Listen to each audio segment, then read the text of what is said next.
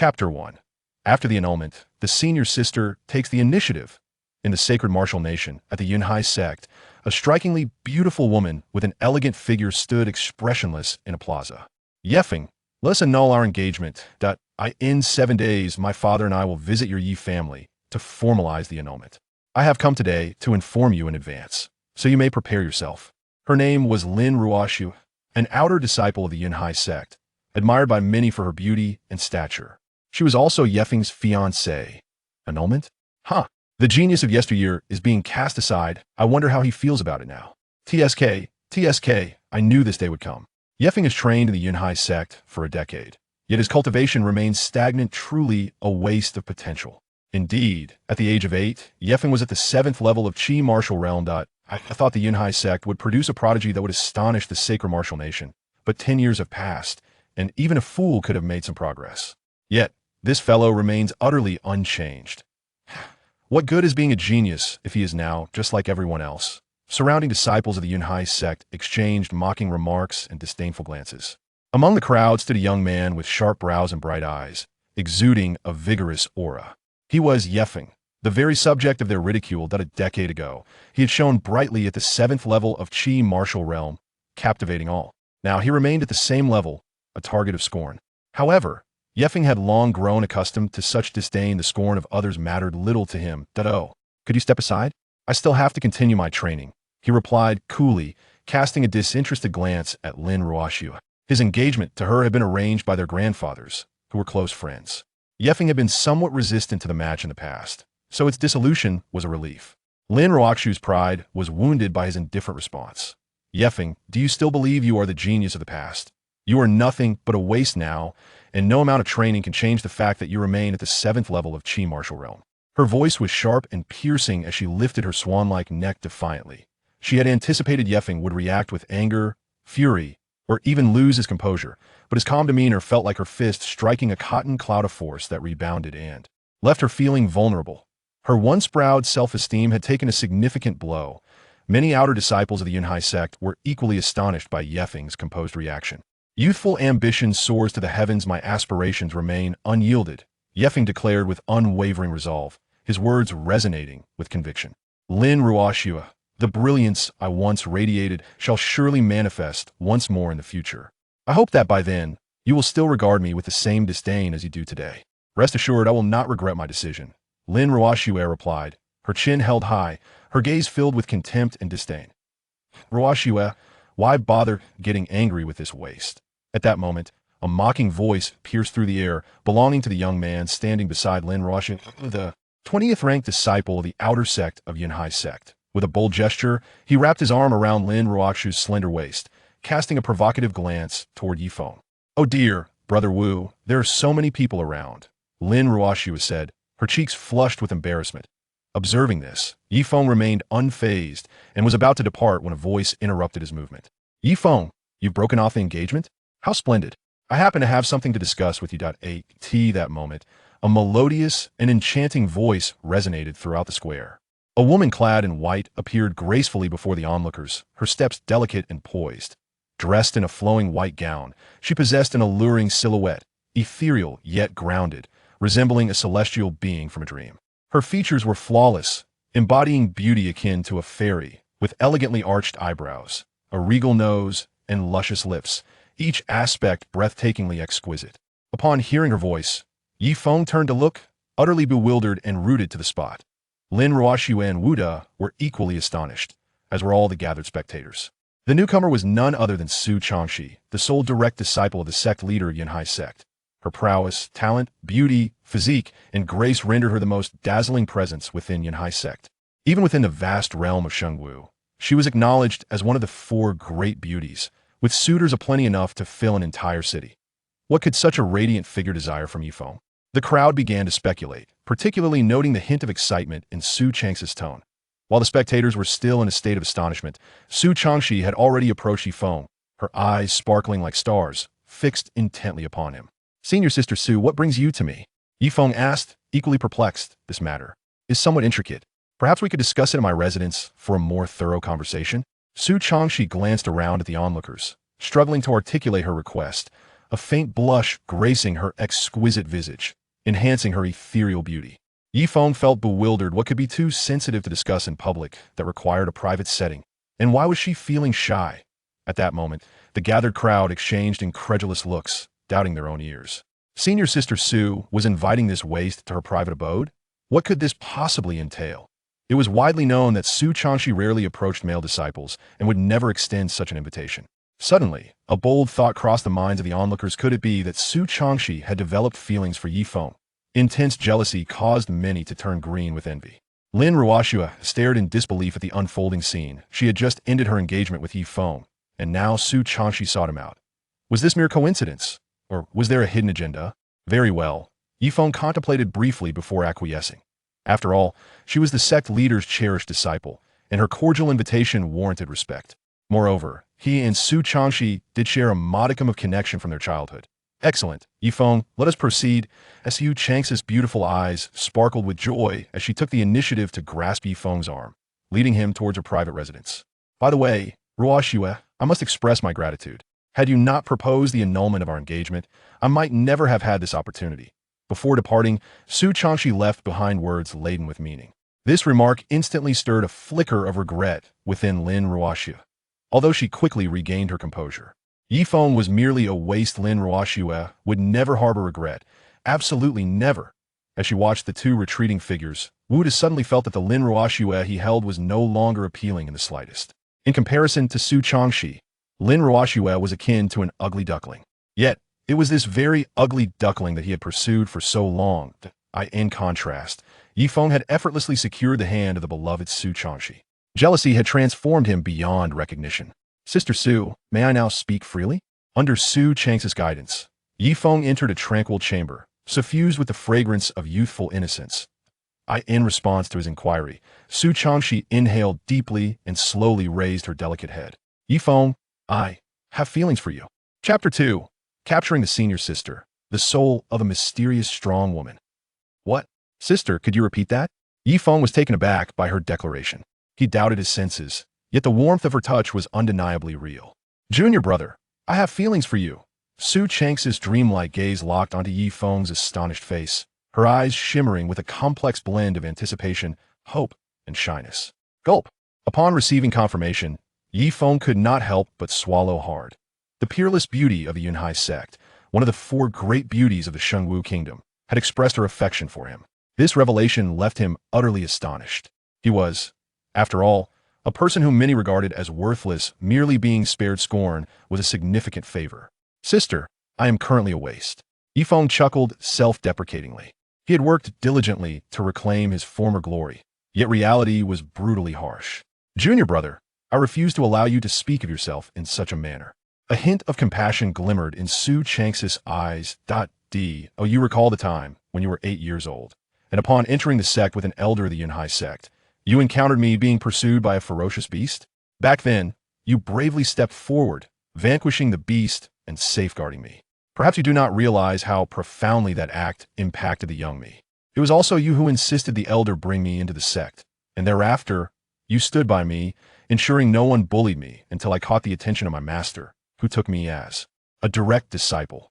Without your actions back then, there would be no present version of me. Su Chang's eyes glimmered with nostalgia. The young man before her was a beacon of hope during her most helpless moments, etched deeply in her heart. Ah, so you remember all of this, but over the years you. Indeed, Ye Feng had protected Su Changshi during his most illustrious days.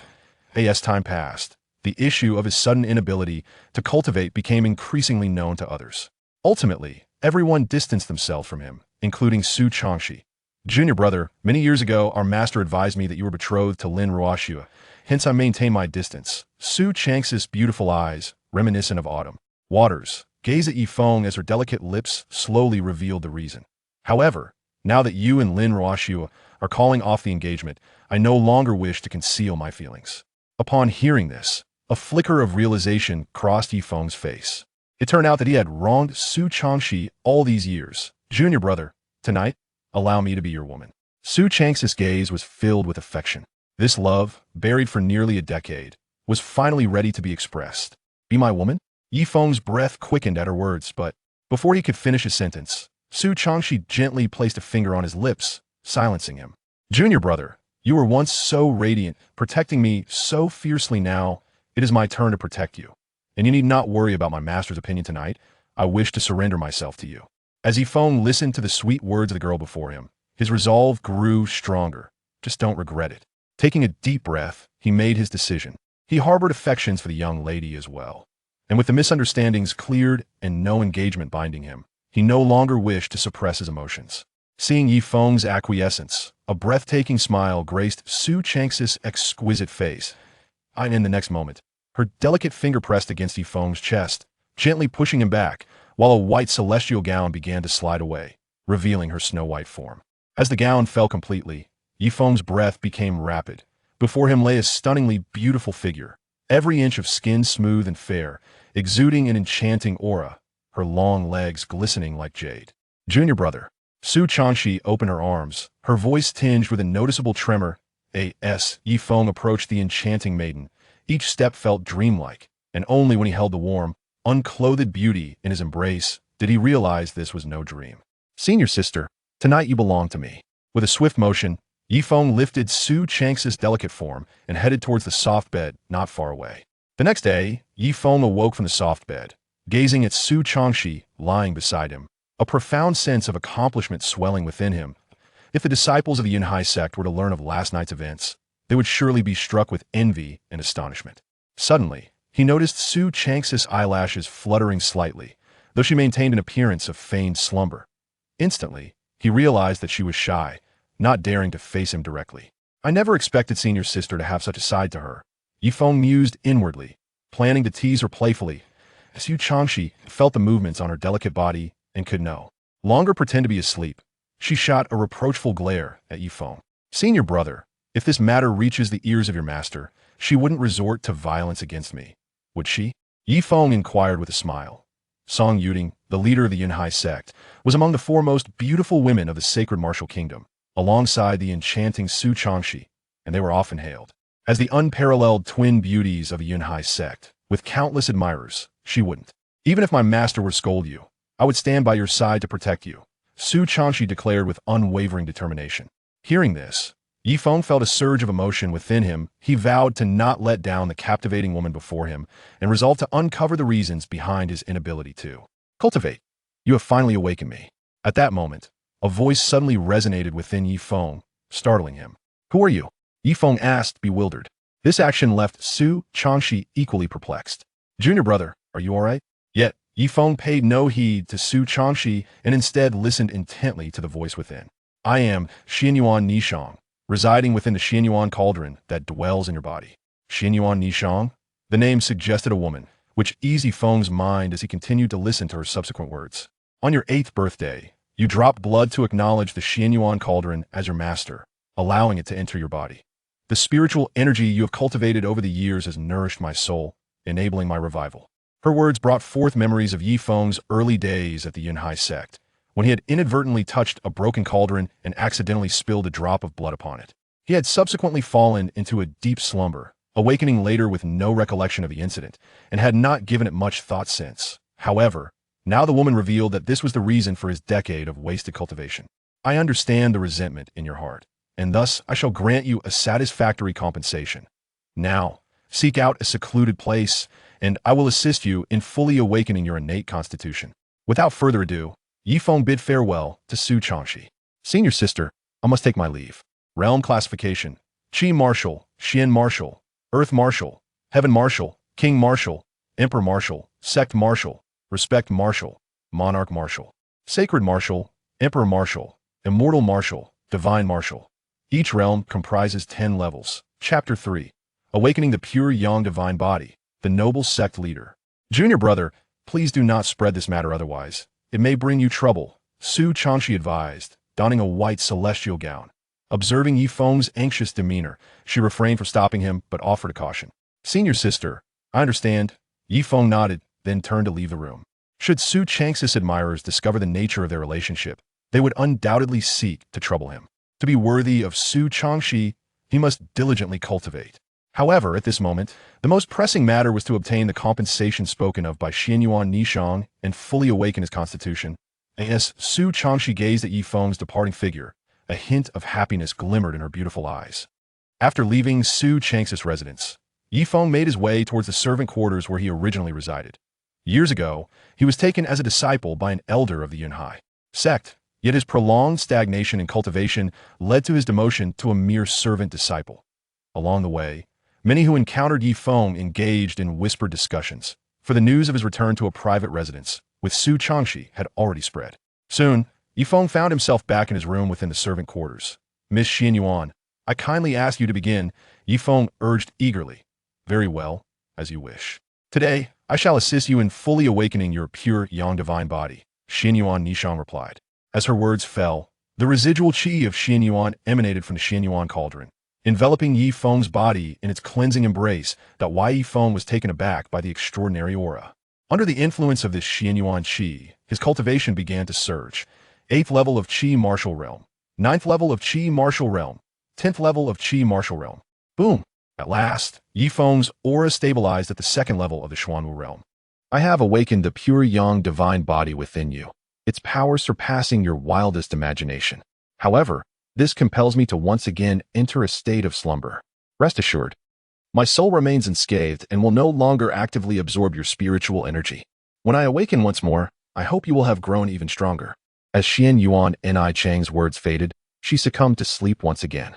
Ye Feng felt the formidable power within him, a look of excitement gracing his features. At last, he could cultivate normally, and the speed at which he absorbed spiritual energy was significantly swifter than in his earlier days. "Ah, Ye Feng, you rascal, you finally returned. You kept us waiting all night. You've certainly grown in capability," came a voice as the door to Ye Feng's room was suddenly kicked open. The speaker was a tall young man clad in blue, Tang Xiu. Like Ye Feng, Tang Xiu was also a servant disciple of the Yuhai sect. Within the Yuhai sect, anyone below the Xuanwu realm, with rare exceptions, was classified as a servant disciple. Only those who attained the Xuanwu realm before the age of 20 could become outer disciples.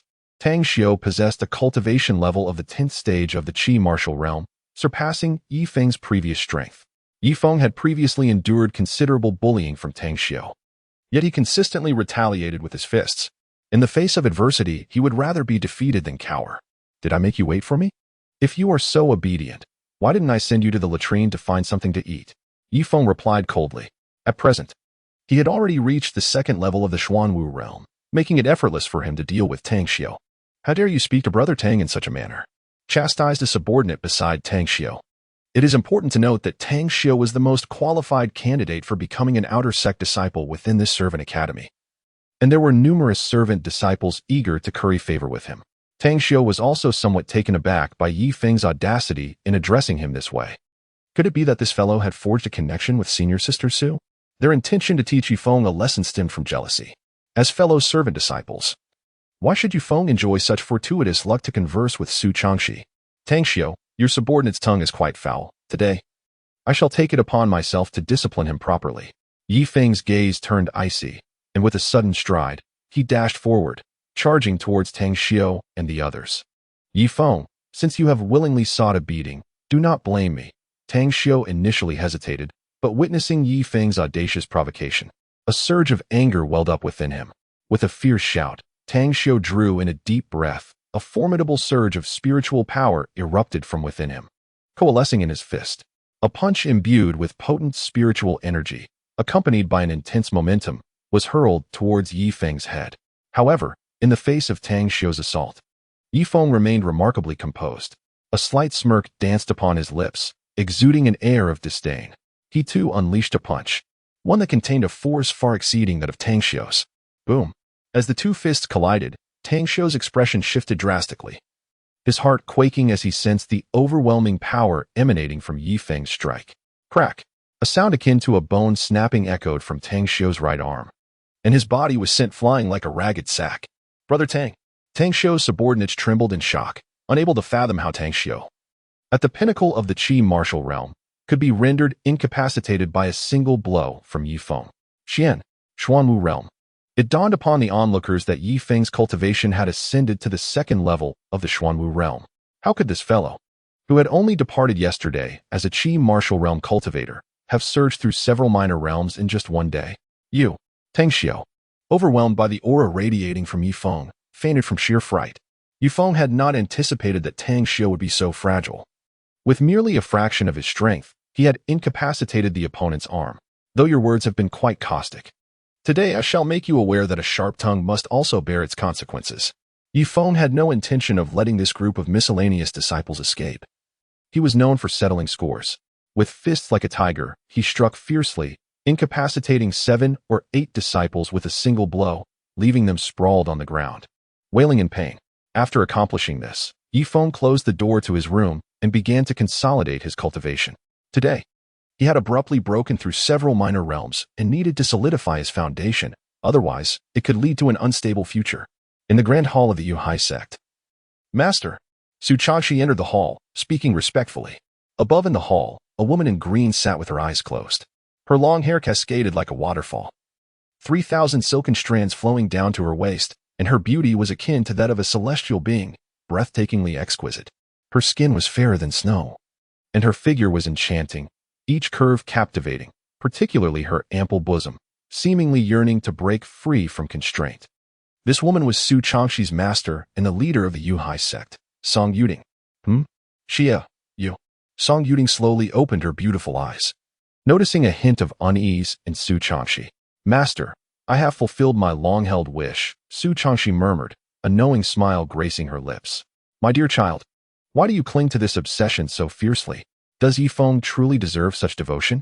Song Yuding sighed softly upon hearing her words. Master, he is worthy. Even if he is unable to cultivate in the future, I will protect him. Moreover, I believe that with his diligence, he will surely shine brightly once more. Chapter 4. Mountain and Sea Fist, Wind God Steps. The following day, morning, after a night of diligent cultivation, Ye Feng has successfully solidified his prowess. He has now attained the 2nd level of the Xuanwu realm, qualifying him to become an outer disciple of the Yuhai sect. As an outer disciple, he is entitled to receive 500 spirit stones each month, along with 10 gathering spirit pills. Most importantly, outer disciples are granted access to the martial arts pavilion, where they may select 2 martial techniques for their training. After Ye Feng departed from the courtyard, he proceeded to the registration hall of the outer gate, bearing the token of miscellaneous duties. Upon demonstrating his cultivation level, he effortlessly acquired the token of an outer gate disciple and was granted the associated benefits. Subsequently, he hastened towards the martial arts pavilion. The pavilion is comprised of 3 levels, with outer gate disciples permitted access solely to the 1st level. The 2nd and 3rd levels are reserved for inner gate and core disciples, respectively. Ye Feng arrived at the martial arts pavilion and, after presenting his token, smoothly entered. The 1st level of the pavilion was replete with a multitude of martial techniques, and Ye Feng began to browse through them. At this moment, he sought a technique focused on agility and another that embodied raw power and dominance. Ah, the Diamond Fist? Ye Feng suddenly came across a martial technique that piqued his interest. The Diamond Fist, a superior martial skill of the human rank, possessed the might and dominance akin to that of a diamond. Martial skills are categorized into various ranks: human, earth, heaven, royal, sacred, imperial, and divine. He decided to refrain from haste and continued to explore other options. Ye Feng pondered to himself, recognizing that the Diamond Fist indeed suited him well. However, he still needed to seek out a suitable technique for movement, allowing him to observe further. Soon, a martial art known as the Mountain and Sea Fist captured his attention. The Mountain and Sea Fist, a top-tier technique of the human rank, possessed the power to shatter mountains and rivers. Just as Ye Feng hesitated over which technique would be more fitting for him, a derisive voice drifted from his side. Ye Feng, you possess quite the audacity to venture into the martial technique pavilion, declared a handsome youth resembling Lin Ruoxue in some aspects. He was Lin Tiancheng, the younger brother of Lin Ruoxue, an outer disciple of the Yuhai sect, with a cultivation level of the 3rd tier of the Xuanwu realm. Upon hearing this voice, Ye Feng turned around and replied coolly, Do you suppose that the elder overseeing the martial technique pavilion is as blind as you? Lin Tiancheng was incensed by Ye Feng's humiliation, his anger surging fiercely within him. Fortunately, he quickly recognized that this was the martial technique pavilion, where violence was forbidden. Otherwise, he would have relished the opportunity to teach Ye Feng a lesson. What astonished him, however, was how Ye Feng had managed to break through to the Xuanwu realm. Could it be that senior sister Su Changxi had bestowed some extraordinary treasure upon him? The mere thought ignited a wave of jealousy within Lin Tiancheng. For Su Changxi was the goddess of his secret affections. Why was she so benevolent towards Ye Feng? Ye Feng, he sneered. Even if you fortuitously advance to the Xuanwu realm, you remain no match for me. If you have the guts, let us settle this outside. An overwhelming jealousy consumed Lin Tianqing, and he was determined to leave Ye Feng with nothing but regrets today. If you dare, make your move right here. If not, then scurry outside and wait. Ye Feng spoke coldly, then chose to disregard the other person. Very well, I shall wait for you outside. Do not end up like a timid tortoise. Lin Tianqing lacked the courage to act within the martial arts pavilion, thus he could only utter fierce words while waiting outside. Ye Feng leisurely continued his search for suitable martial skills within the martial arts pavilion. Since Lin Tianqing was willing to wait, he saw no reason to rush. Ultimately, Ye Feng discovered a superior-grade agility technique, the Wind God Step, characterized by its swift movements akin to a raging tempest, unpredictable and elusive. He then chose the Mountain and Sea Fist over the Diamond Fist, as the former comprised 9 distinct techniques, each punch building upon the last, culminating in a force that surpassed that of the Diamond Fist. After selecting his martial skills, Ye Feng did not hasten to exit. Instead, he immersed himself in comprehending the profundities of the Mountain and Sea Fist and the Wind God Step within the pavilion. This would also serve as an excellent opportunity to test his skills against Lin Tianqing later. Although Lin Tianqing was at the 3rd level of the Xuanwu realm, a minor tier above him, Ye Feng felt little trepidation. In his days as a 7th-level Qi martial practitioner, he had encountered individuals at the 8th and 9th levels within the servant hall, none of whom posed a challenge to him. Were it not for the numerical superiority of his opponents in the presence of Tang Xiu, a 10th-level Qi martial practitioner, he would not have suffered setbacks in the servant hall.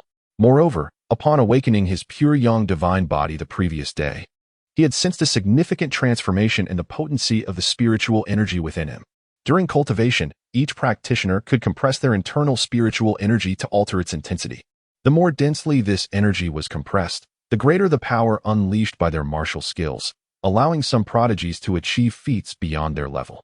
However, this method was exceedingly time-consuming and could considerably impede the speed of cultivation.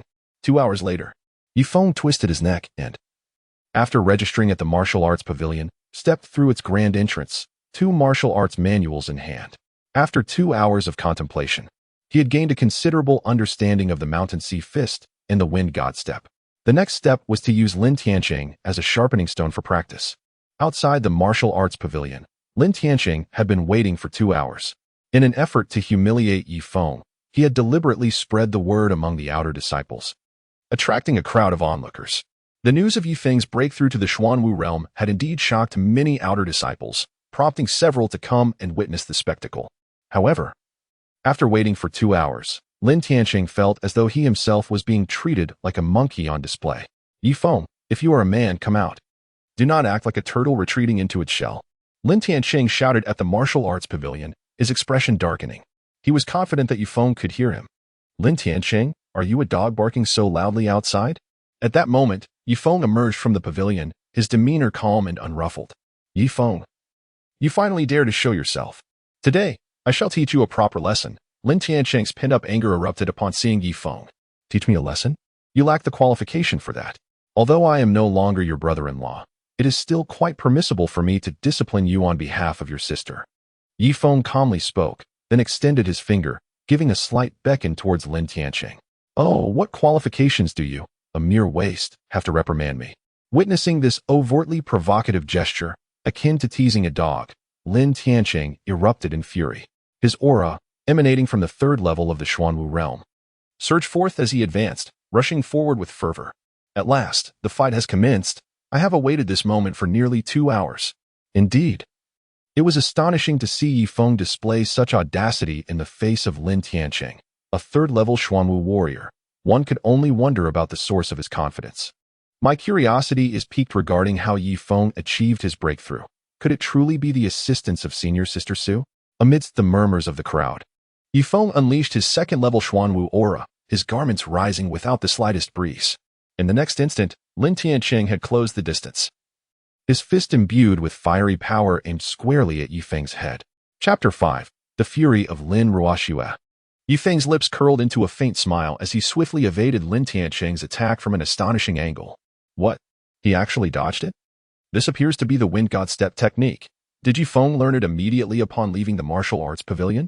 My goodness, this seems utterly implausible.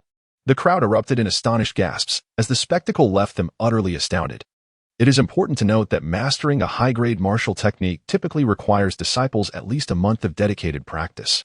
Yet, Ye Feng had only just emerged from the martial arts pavilion, and the time elapsed was scarcely half a day before he applied it in actual combat against an opponent of a higher realm, Lin Tianqing.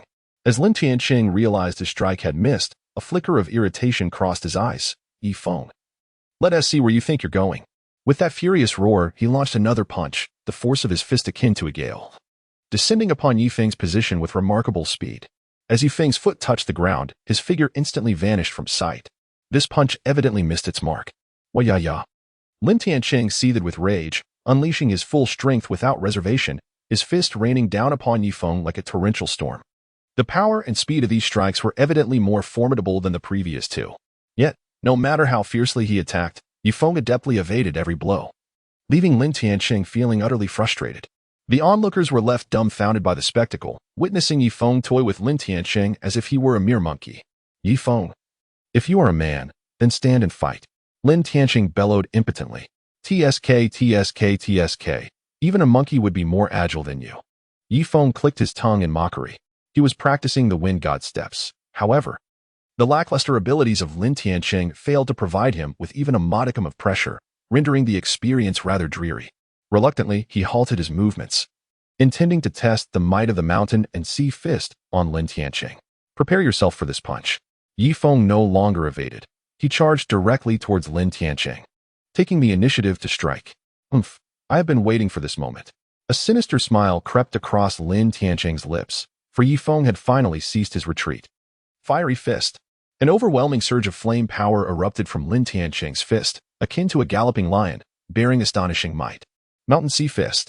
Ye Feng's long hair danced wildly, exuding an aura akin to a raging tempest, with his fist harboring the formidable power of a cataclysmic upheaval. With a resounding clash, the two titanic forces collided, unleashing a terrifying shockwave. In the blink of an eye, Lin Tianqing's pupils constricted sharply as an overwhelming force surged from his arm, reverberating throughout his entire being. Under the astonished gazes of the onlookers, Lin Tianqing's body was propelled like a cannonball, crashing heavily to the ground. At that moment, silence enveloped the arena.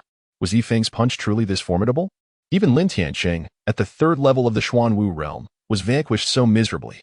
A sharp intake of breath echoed as some outer disciples observed Lin Tianqing's injuries. Their eyes regarded Ye Feng as if he were a monster.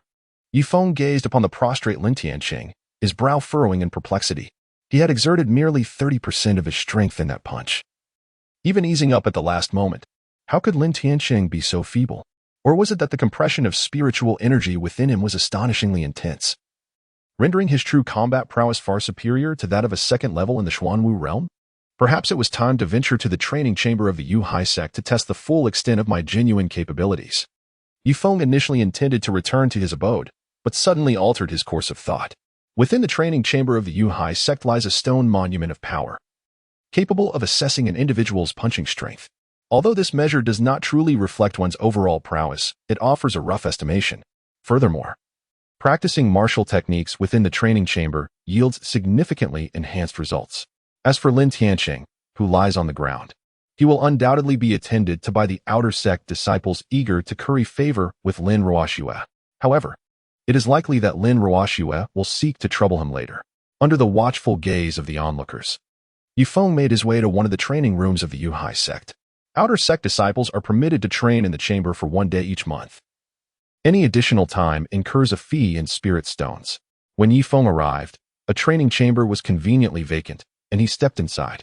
Upon entering the chamber, his gaze was drawn to a formidable stone tablet of power situated within. He inhaled deeply, and with a surge of spiritual energy, he unleashed a resounding roar as his fist struck forcefully against the stone tablet. Bang!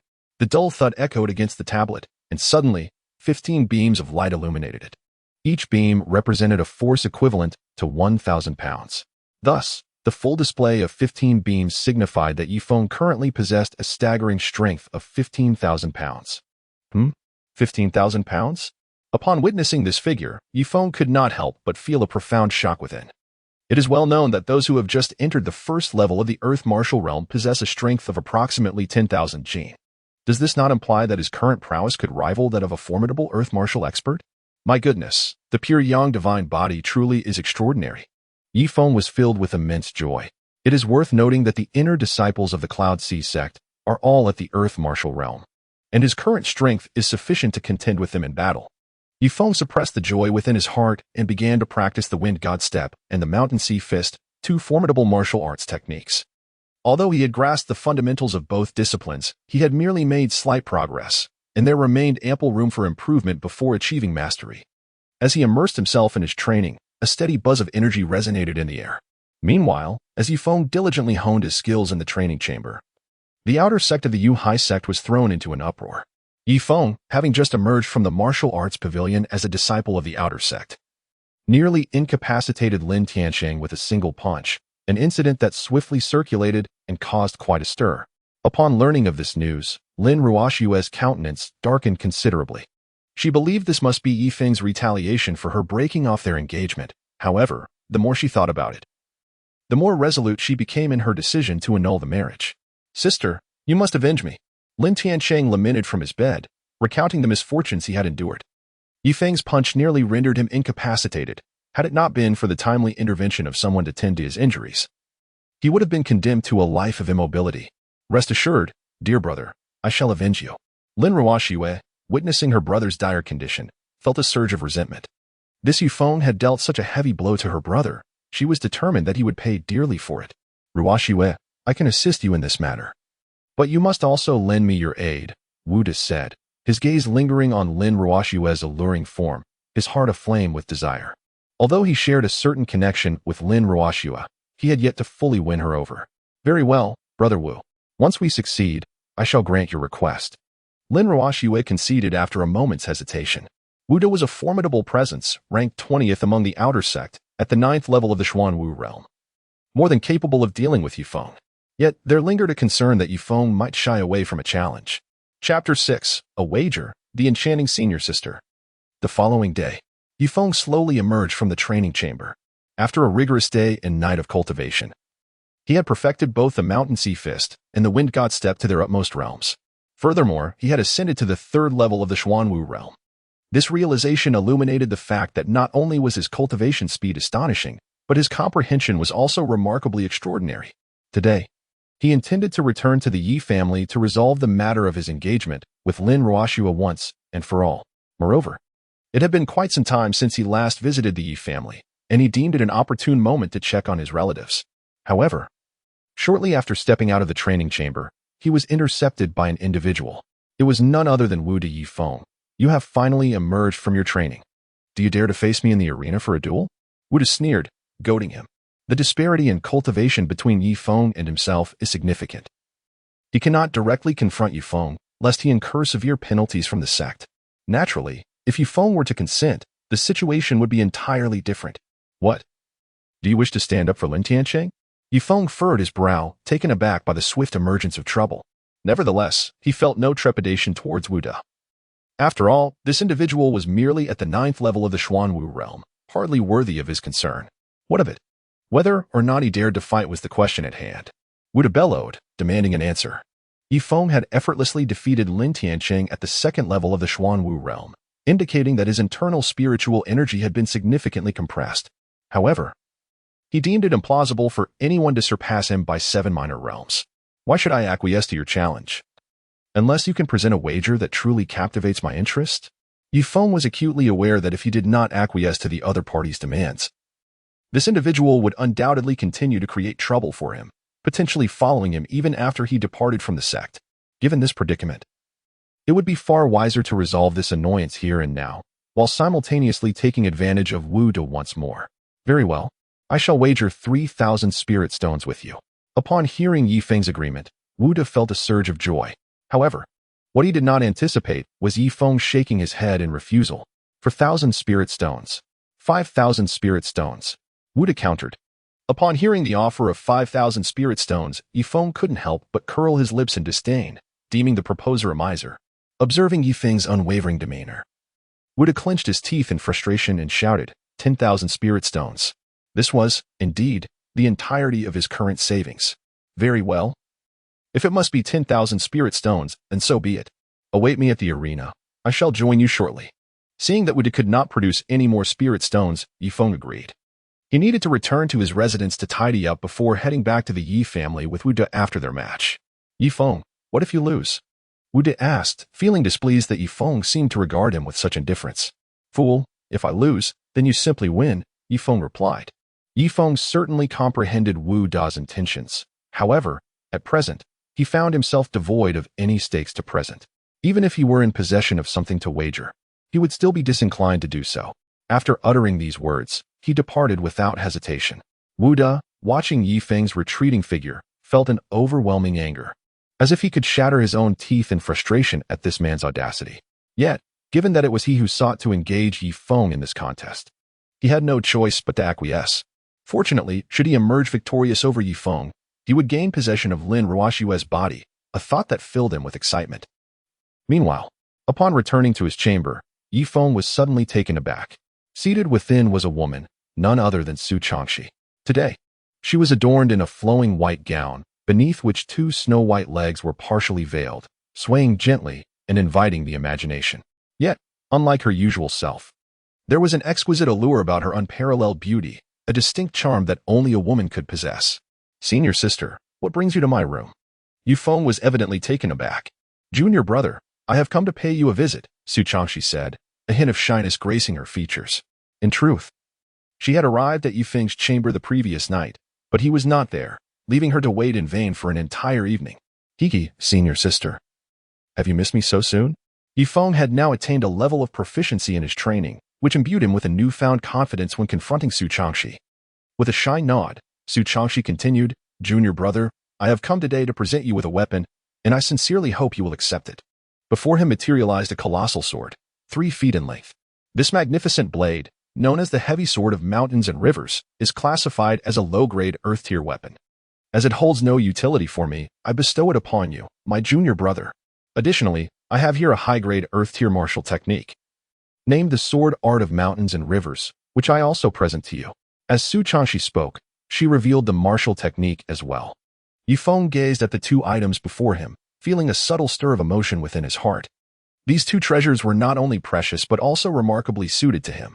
He would never consider this a mere coincidence, though both were women. The attitudes of Su Changxi and Lin Ruoxue towards him were indeed worlds apart. Sheer, then I shall gratefully accept them. Ye Feng did not hesitate. After accepting these 2 items, he realized that they would significantly enhance his combat prowess. He understood the urgency of growing stronger to better protect the woman he cherished. I am glad you could accept them, Su Changxi remarked with a slight smile, her expression radiating an irresistible charm. She had been concerned that Ye Feng's pride might prevent him from accepting her gifts. Hiki, senior sister, I have missed you as well. Ye Feng gazed at Su Changxi, who was half reclining on the bed, and a sense of understanding washed over him. Since entering the room, he had been enveloped by a fragrant aroma, indicating that she had evidently spent a considerable amount of time there, most likely arriving the night before. He recognized that his senior sister was not merely delivering equipment and martial arts techniques, she was also there to offer him warmth. Chapter 7, The Pursuer of Su Changxi. 2 hours later.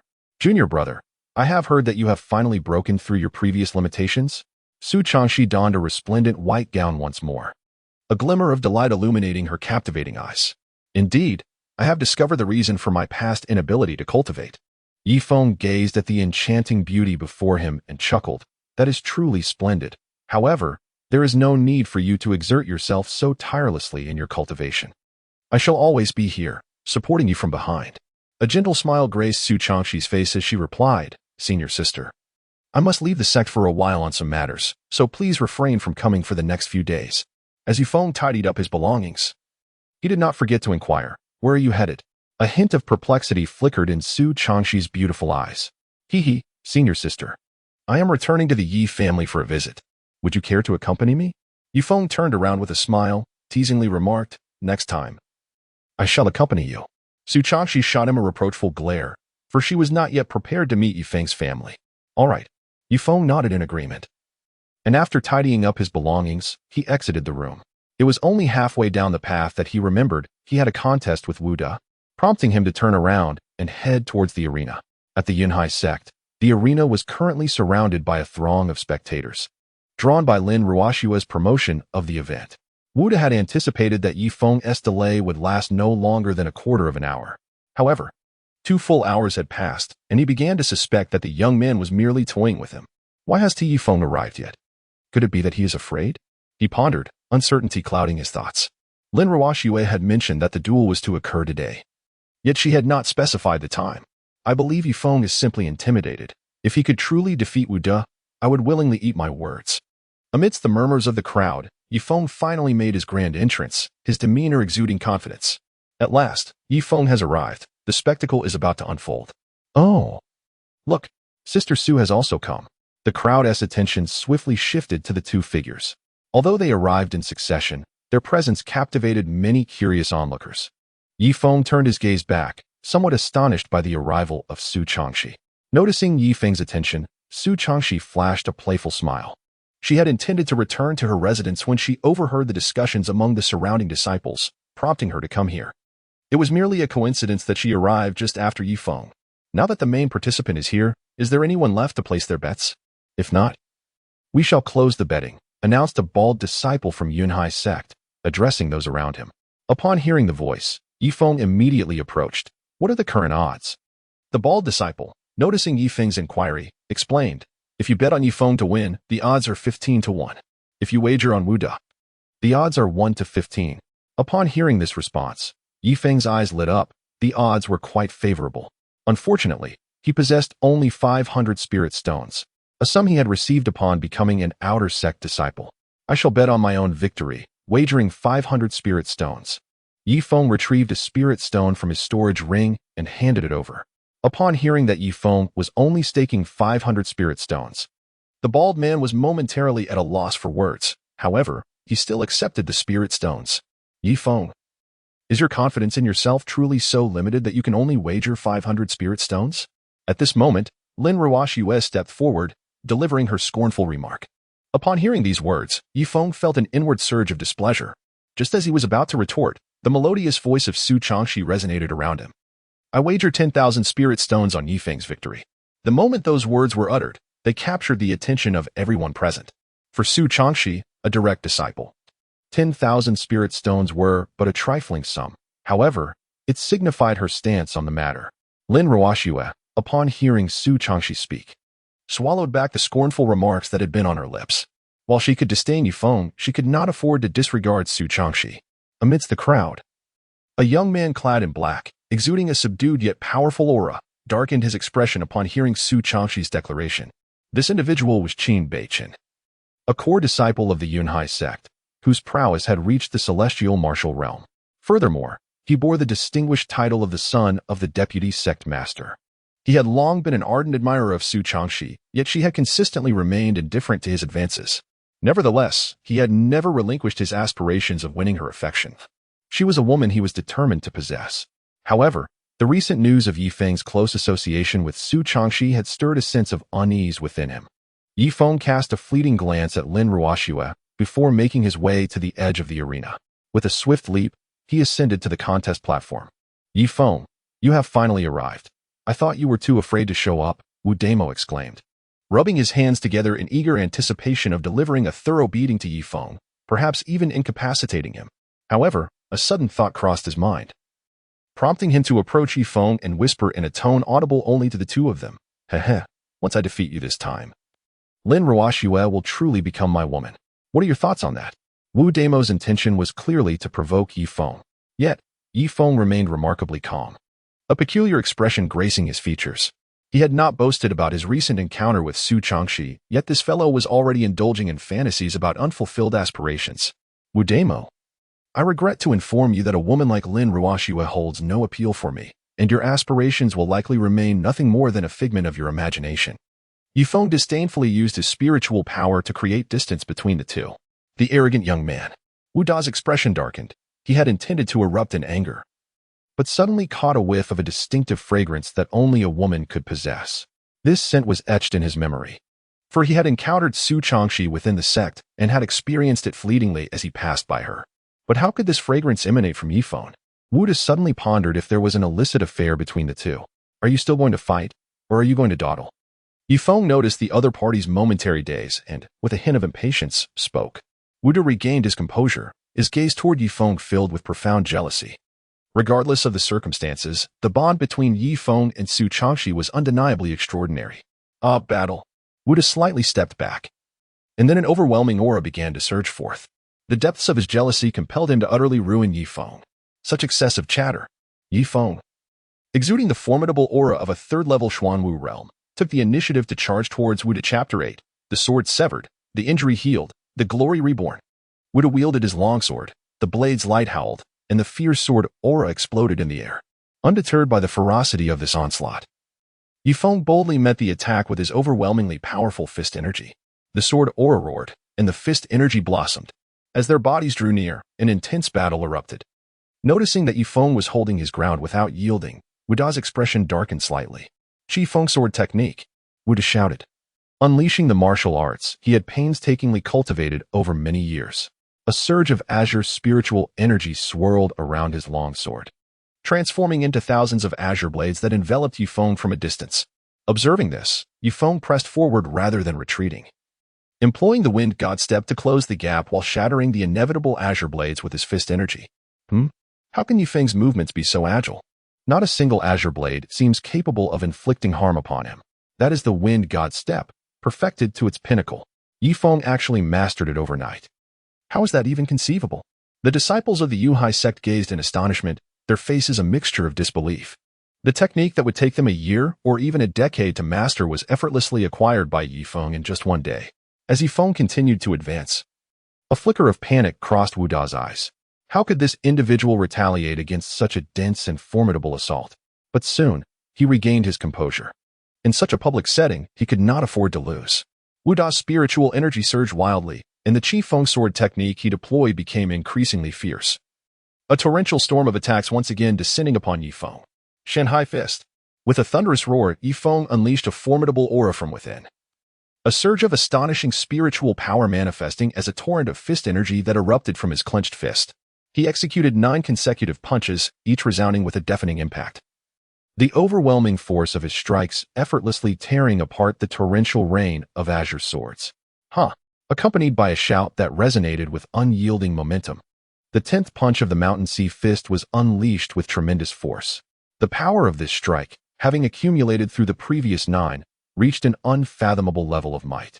The fist energy, imbued with the strength of mountains and seas, surged forth like a fierce tiger descending from the mountains, annihilating all in its path. Faced with this earth-shattering blow, Wu Da's countenance shifted dramatically. The weight of the punch bore an intensity reminiscent of confronting a master of the earth martial realm. With no avenue of escape, he could only raise his sword in defense, yet soon he bore witness to a scene that would haunt him for eternity. Clang! The long sword in his grasp emitted a clear, crisp note before shattering into countless fragments, scattering like fallen leaves. In the next instant, a fist imbued with the power of mountains and seas was thrust into his vision, forcefully sending him plummeting from the arena. At that moment, silence, a stillness akin to death, enveloped the surroundings. Not only had Wu De been defeated, but his sword had been utterly obliterated. It is crucial to note that this was a weapon of the human tier, renowned for its hardness. To shatter it required an immense force. Even an average master of the earth martial realm would find such a feat daunting. Yet Ye Feng, this extraordinary individual, accomplished it with the sheer might of the Mountain Sea Fist. Good for nothing.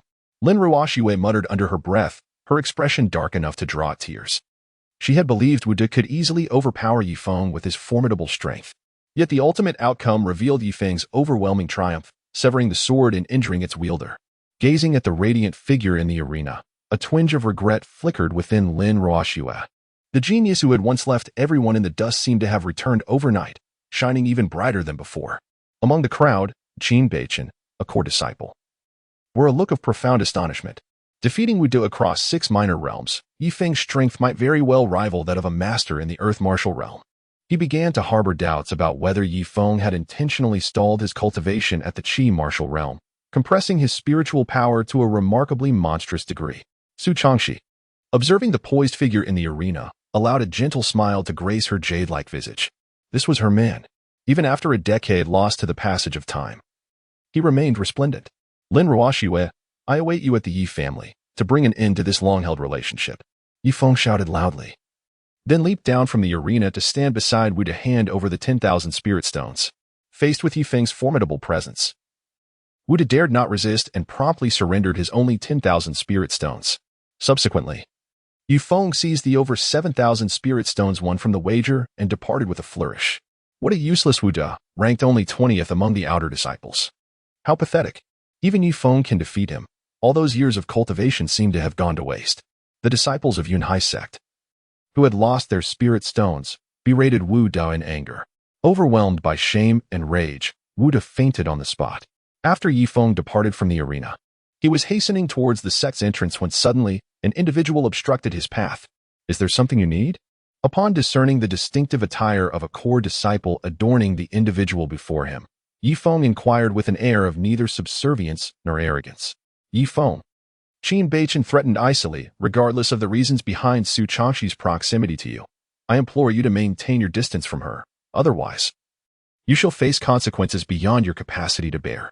This Su Changshi was a woman he cherished deeply, and he would not allow anyone to encroach upon her. Upon hearing this threat, Ye Feng chose to disregard the individual entirely. This person was truly unhinged, resorting to intimidation from the outset. Moreover, Su Changshi was currently his partner. Should this man become aware of that, he would surely be infuriated to the point of explosion. Ye Feng believed that he need not be dictated to in his endeavors. Ye Feng coldly responded. Now that he had regained his cultivation speed, it would take him only a matter of time to defeat this core disciple. Certainly not more than a few months. Do not presume that a modicum of talent and cultivation grants you the luxury of arrogance. Some individuals are not to be trifled with. Qin Beichen narrowed his eyes, a subtle killing intent surging within him. After all, he was a core disciple of the Yunhai sect, with the backing of a vice sect leader as his father. How dare this young man disregard him so openly? Such insolence was tantamount to courting death. In the face of this threat, Ye Feng chose to ignore him, walking past without a word. He did not seek trouble. Yet he was unafraid of it. This young man. Qin Beichen gazed at Ye Feng's departing figure, a cruel glint flickering in his eyes. Beside him, Su Changshi sensed the tension from their earlier exchange. Qin Beichen had been pursuing her, and it was likely that he had become aware of her growing closeness to Ye Feng. It seemed prudent for her to maintain some distance from Ye Feng in public. Otherwise, he might find himself in peril. Chapter 9. Wuqianer. Upon departing from the Cloud Sea sect, Ye Feng diligently observed his surroundings. It was only after he ascertained that no one was trailing him that he truly felt at ease. After several hours of relentless travel, Ye Feng paused to rest beneath a verdant shade by the roadside. Seizing this moment of respite, he withdrew the mountain and river sword technique bestowed upon him by Su Changshi for further examination. Although the mountain and river sword technique is a superior martial art of the earth rank, it comprises merely 3 forms. The first form, shattering the mountains and rivers. The second form, severing the rivers and seas. And the third form, rending the heavens and earth. As Ye Feng meditated by the roadside, he unknowingly entered a transcendent state. It felt as if he were enveloped in an expansive realm, where a formidable figure wielding a heavy sword exuded an overwhelming aura of menace, dominating all adversaries in existence. Whether human, beast, deity, or demon, none could withstand the might of this man's 3 strikes. His towering silhouette, erect posture, and unparalleled presence resonated deeply within Ye Feng's soul. Wuqianer, I wonder where you think you can escape to? At that moment, Ye Feng observed a group of men, brimming with malevolent energy, pursuing a woman clad in red. Wuqianer glanced back, her heart racing as she realized that over a dozen ominous figures were closing in on her. A sense of urgency gripped her. If these men caught her, not only would her purity be tarnished, but her very life would be at stake. Suddenly, a jolt of alarm surged through her as she sensed a dangerous presence looming behind. She swiftly sidestepped, narrowly evading a colossal hand imbued with dark energy. Be careful. Wuqianer turned just in time to notice a figure seated not far from the roadside, oblivious to the impending threat as the dark hand hurtled towards him. Boom. The ominous hand struck fortuitously against the ancient tree behind Ye Feng, causing it to splinter and explode under the force of its sinister power. Startling Ye Feng from his moment of enlightenment, Ye Feng's dual eyes suddenly opened wide, a glimmer of brilliance flickering within. He gazed intently towards the direction from whence the ominous giant palm had descended, a surge of fury rising from the depths of his heart. He had been on the cusp of a profound epiphany, only to be so rudely interrupted by another. Ye Feng observed the attire of the group of sinister men and immediately discerned their affiliation. They belonged to the Yinsha sect. All of these over 10 men were members of the Yinsha sect. The woman being pursued, judging by her garments, appeared to be from the Huayun sect. Both the Yinsha sect and the Huayun sect are prestigious sects within the Xingwu kingdom, rivaling his own Yunhai sect. However, the Yinsha sect and the Huayun sect harbored profound animosities towards each other, and it was not uncommon for them to resort to lethal measures in secrecy. To his astonishment, he had encountered such a situation today.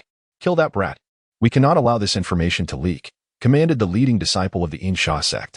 This individual, named Luo Chuan, was an inner disciple of the Yinsha sect, possessing a cultivation level of 3rd rank within the earth martial realm. As he spoke, his palm once again gathered the sinister power, hurling it towards the direction of Huiqianer. With a thud, although Huiqianer managed to fend off the attack in time, the force behind it surpassed her expectations, inflicting her with considerable injury. Huiqianer, surrender your resistance," Luo Chuan taunted, licking his lips as he advanced step by step towards the wounded Huiqianer. It is worth noting that this woman was widely recognized as one of the 4 great beauties of the Xingwu kingdom, her figure undeniably alluring. On the other side, Ye Feng gazed intently at the 2 disciples of the Yinsha sect advancing towards him with murderous intent. He had not yet sought trouble with them, yet they came to take his life. Thus, he resolved to unleash a torrent of vengeance this day. Boom! The mountain and river heavy sword clanged resoundingly as it struck the ground, stirring up a cloud of dust. Ye Feng unsheathed his sword and ascended, wielding the colossal blade with such ferocity that it cleaved through the air, unleashing a formidable sword aura reminiscent of a rampaging beast. This sword aura pierced through the bodies of 2 disciples of the Yinsha sect with ease. What? The remaining disciples of the Yinsha sect were struck with astonishment at this scene. It must be noted that just moments before, these 2 individuals had reached the 10th level of the Xuanwu realm. Yet they were dispatched in an instant by a mere youth at the 3rd level of the same realm?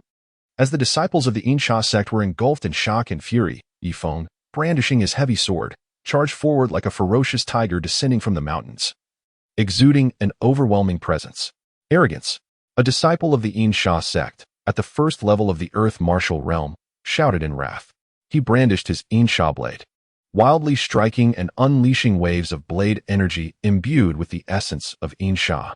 Ye Feng, with his raven locks cascading down, wielded his heavy sword with grace, shattering the oncoming blades of light. In the next instant, their bodies drew perilously close. Ye Feng raised his colossal sword high, unleashing a formidable force akin to the might of mountains and rivers, as he brought the massive blade crashing down upon the disciple of the Yinsha sect. The disciple's countenance twisted with malice as he attempted to parry with his own blade. A thunderous sound of metal colliding resonated, causing his arms to go numb, and the Yinsha sword slipped from his grasp. No! A desperate scream echoed as the disciple, at the 1st level of the earth martial realm, was mercilessly torn apart by the weighty sword. Yet, the battle raged on. Ye Feng's gaze was frigid, a menacing light flickering in his eyes as he wielded the formidable mountain and river-heavy sword with relentless ferocity. The weighty blade gleamed with a chilling radiance, embodying an insatiable bloodlust. The sword moved like a rampaging dragon, wreaking havoc among the crowd.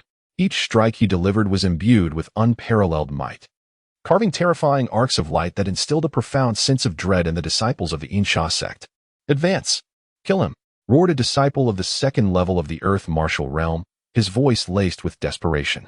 Yet, in that moment, none dared to step forward, not even he, who found himself retreating in fear. He had witnessed a fellow disciple, equal in strength, perish beneath Ye Feng's blade. Huiqianer, observing Ye Feng's fierce display, felt a flicker of hope ignite within her. "A pack of inept fools," Luo Chuan spat, glaring at the remaining 4 disciples of the Yinsha sect. The sight of over a dozen of their sect being reduced to this plight by a mere youth at the 3rd level of the Xuanwu realm was utterly humiliating. Despite his contempt, a palpable apprehension flickered in his eyes. This individual was likely no weaker than himself. Under ordinary circumstances, he would avoid confrontation, but today, the pursuit of Huiqianer could not be allowed to leak out. Otherwise, as long as he remained within the confines of the Xingwu kingdom, his demise would be inevitable. Disregarding the 4 remaining disciples, Luo Chuan swiftly bound Huiqianer to prevent her escape. Upon completing this task, he turned to find that the 4 disciples had met a gruesome end at the hands of Ye Feng. "My friend," he began, his voice dripping with feigned cordiality as he addressed the approaching Ye Feng, "this is all a misunderstanding. As a token of my apology, How about I offer you this woman as a gift? His smile, however, bore an insidious undertone, barely concealed beneath the surface. At this moment, Ye Feng carefully scrutinized the woman clad in red. Her hair was a vibrant and striking shade of crimson, her features exquisite beyond compare, and her skin as fair as freshly fallen snow. Her cherry-like red lips were luscious and inviting, exuding an irresistible allure. Moreover, her figure was tantalizingly seductive. Her delicate form undulated gracefully, while the smooth, jade-like legs beneath her fiery gown tempted one to reach out and touch. Chapter 10. A sword that shatters mountains and rivers. Take the woman home. Ye Feng could not help but acknowledge that this woman possessed an extraordinary beauty, rivaling that of Su Changxi, stirring a flicker of emotion within him. However, he was not the sort to be easily distracted by the presence of a woman. Moreover, it seemed that this disciple of the Insha sect intended to divert his attention, seeking an opportunity to launch a surprise attack. Very well, your suggestion is quite commendable. Ye Feng feigned a heart stirred, greedily surveying the alluring figure of Hua Qian'er, with fervent light gleaming in his eyes. You two scoundrels, beasts. My grandfather will not spare you, Hua Qian'er scolded fiercely, her gaze fixed upon the two ill-intentioned men. At that moment, she regretted her decision to venture out alone. Silence. Luo Chuan snapped, turning his head to admonish her. Just then, Ye Feng suddenly erupted with fury, sprinting forward, his mighty sword, the mountain and river-heavy sword, poised to strike as he approached Luo Chuan, descending like a meteor, shaking the earth. Fortunately, Luo Chuan was alert and reacted swiftly, retreating just in time to widen the distance as the heavy sword crashed down. Your suggestion is intriguing, but first, I must eliminate you. Ye Feng, witnessing his strike miss its target, wielded his heavy sword with renewed ferocity, launching a relentless assault. Did he truly believe that I would cower before him? Luo Chuan's heart surged with fury. Ever since he had ascended to the ranks of the inner disciples of the Insha sect, he had never been so openly disregarded by someone of the Xuanwu realm. The formidable aura of the third level of the earth martial realm erupted from within him, and a terrifying blade energy ravaged the space around him. He stepped forward, delivering a powerful slash that met the oncoming weighty sword head-on. Clang! The clash of blade against blade sent sparks flying as the fierce glares of the two opponents intertwined. Ye Feng gathered his strength, exerting force through his arms as his right foot forcefully struck the ground, sending a sword strike that repelled Luo Chuan. Seizing the moment, he relentlessly pursued, denying Luo Chuan any respite. The vast power of the mountains and rivers surged forth from the blade as he wielded his sword in a frenzied dance. The sword energy howling like a raging beast, wild and terrifying. Despite the onslaught, Luo Chuan remained composed, desperately parrying with his broadsword.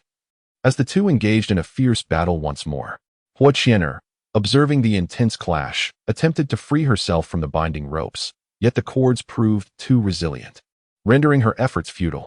In her desperation, she could only hope for the two to inflict mutual destruction upon each other, thus granting her a sliver of hope for survival. After several exchanges, Luo Chuan felt a surge of alarm. This young man was an extraordinary adversary, relentlessly suppressing him, with a resolute glint in his eyes. Luo Chuan understood that there were no alternatives left. He had to unleash this inferior earth-grade martial technique if he were to have any chance of defeating his opponent. Although he had only cultivated it to a minor success, he believed it sufficient to contend with this Xuanwu realm youth before him.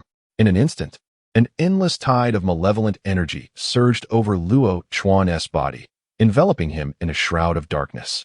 This sinister energy rapidly coalesced and transformed, ultimately manifesting into a series of grotesque and terrifying ghostly claws.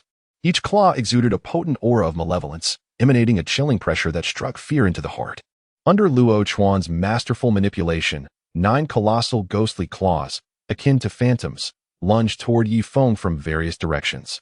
They traversed the sky with astonishing speed, stirring up howling winds that sent shivers down the spine. Ye Feng's eyes fluttered shut as he reflected on the moment of enlightenment regarding the mountain and river sword technique. In the next instant, his eyes flew open, and a tremendous force, embodying the essence of mountains and rivers, surged skyward. With a single stroke, he shattered the very fabric of the world. With a resounding cry, Ye Feng Bao unleashed a terrifying aura of sword energy that intertwined above the formidable mountain and river. The vast power of the landscape coalesced, and as the heavy sword pivoted, it struck down with unstoppable force, unleashing a torrent of sword energy that erupted in the void. The sword energy roared like a tiger and sang like a dragon, advancing relentlessly and tearing apart all in its path. What? Luo Chuan's pupils dilated in horror as his 9 sinister, ethereal claws were utterly shattered by the overwhelming sword energy. No. As he beheld the oncoming sword energy, Luo Chuan let out a desperate, anguished scream. With a swift thrust, the sword energy pierced through Luo Chuan's chest, extinguishing his life. Ye Feng stood resolutely with his sword in hand, gazing at the lifeless form of Luo Chuan, his heart still tinged with a sense of unresolved indignation. Had it not been for the intrusion of this rabble, he might have grasped the second and third forms of the mountain river sword technique. However, with these individuals now vanquished, he found himself devoid of an outlet for his frustrations and could only scavenge through their storage rings for any remnants of value.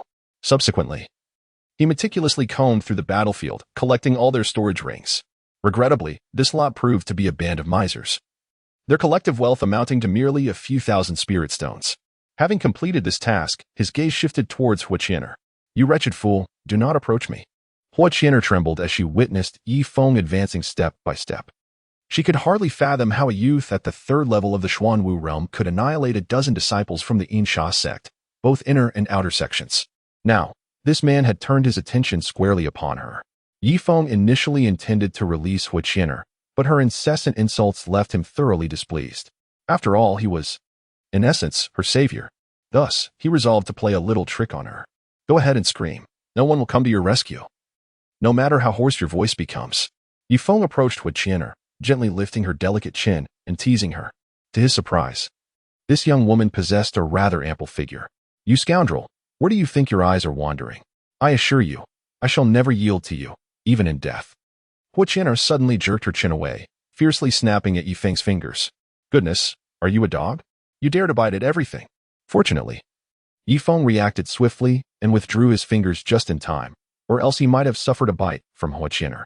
"If you dare to touch me, I shall bite you," she declared, revealing her adorable canine teeth and feigning ferocity. Ye Feng did not anticipate that this woman possessed such a fiery spirit, which promptly extinguished his desire to tease her. After all, he could not overstep his bounds, and he sensed that her identity was likely quite extraordinary. "Consider yourself fortunate today for encountering me. Had you crossed paths with another, you would surely be in tears." Ye Feng untied the ropes that bound Hua Qian'er, then turned to leave. Hua Qian'er, initially prepared to fight to the bitter end, was taken aback to find that the scoundrel had indeed released her and was walking away. "Hey, where do you think you're going?" she asked, disbelief evident in her voice. Confident in her beauty and figure, she was accustomed to the admiration of many around her.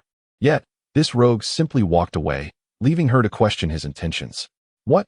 Do you expect me to escort you back to the Firecloud sect?" Ye Feng furrowed his brow. Surely this woman did not expect him to escort her back, for he had no time for such frivolities. After swallowing a healing elixir, Hua Qian'er turned her sparkling eyes towards him, refraining from a direct response and instead countering with a question. "Where are you going?" "Home." "Then shall I accompany you home?" Chapter 11. Ye Feng's new fiancée. "Accompany me home?" Ye Feng was utterly taken aback by Hua Qian'er's words. Was this woman out of her mind? They had only met once, and yet she was so bold as to suggest returning to his home. How audacious! Why not? Hua Qian'er blinked, responding with unwavering confidence. At that moment, she realized that Ye Feng had merely been teasing her earlier, thus her sense of danger was unwarranted. Furthermore, she was intrigued by how Ye Feng, despite his modest cultivation level, possessed such formidable strength. More importantly, Ye Feng had saved her life, and she felt an obligation to repay this debt of gratitude. "Do as you wish," she conceded. Ye Feng assumed the other party was jesting and did not take it to heart, continuing his journey toward the direction of the Ye family. "Hey, wait a moment. My injury is yet to heal," Hua Qian'er exclaimed, stamping her feet in frustration. When did she become so lacking in allure that this scoundrel would not even deign to wait for her? "I have a name. I am Ye Feng." Ye Feng harbored no particular thoughts about Hua Qian'er at present. His affections were still inclined towards the gentle and obedient Su Changxi. "Ye Feng? You are the Ye Feng of Ye sect?" Upon hearing this name, Hua Qian'er immediately became intrigued and hastened her pace to keep up with Ye Feng. Indeed, Ye Feng nodded slightly, responding with a chilled demeanor. In his youth, he had been quite renowned, having been exceptionally accepted as a direct disciple by an elder of the Ye sect at the tender age of 8. "I heard from others that you have remained stagnant at the Qi martial realm and have been unable to break through," said Hua Qian'er. Her curious gaze fixed upon Ye Feng's countenance, suddenly realizing that she found him rather handsome. However, she quickly snapped back to reality, pondering what thoughts had crossed her mind.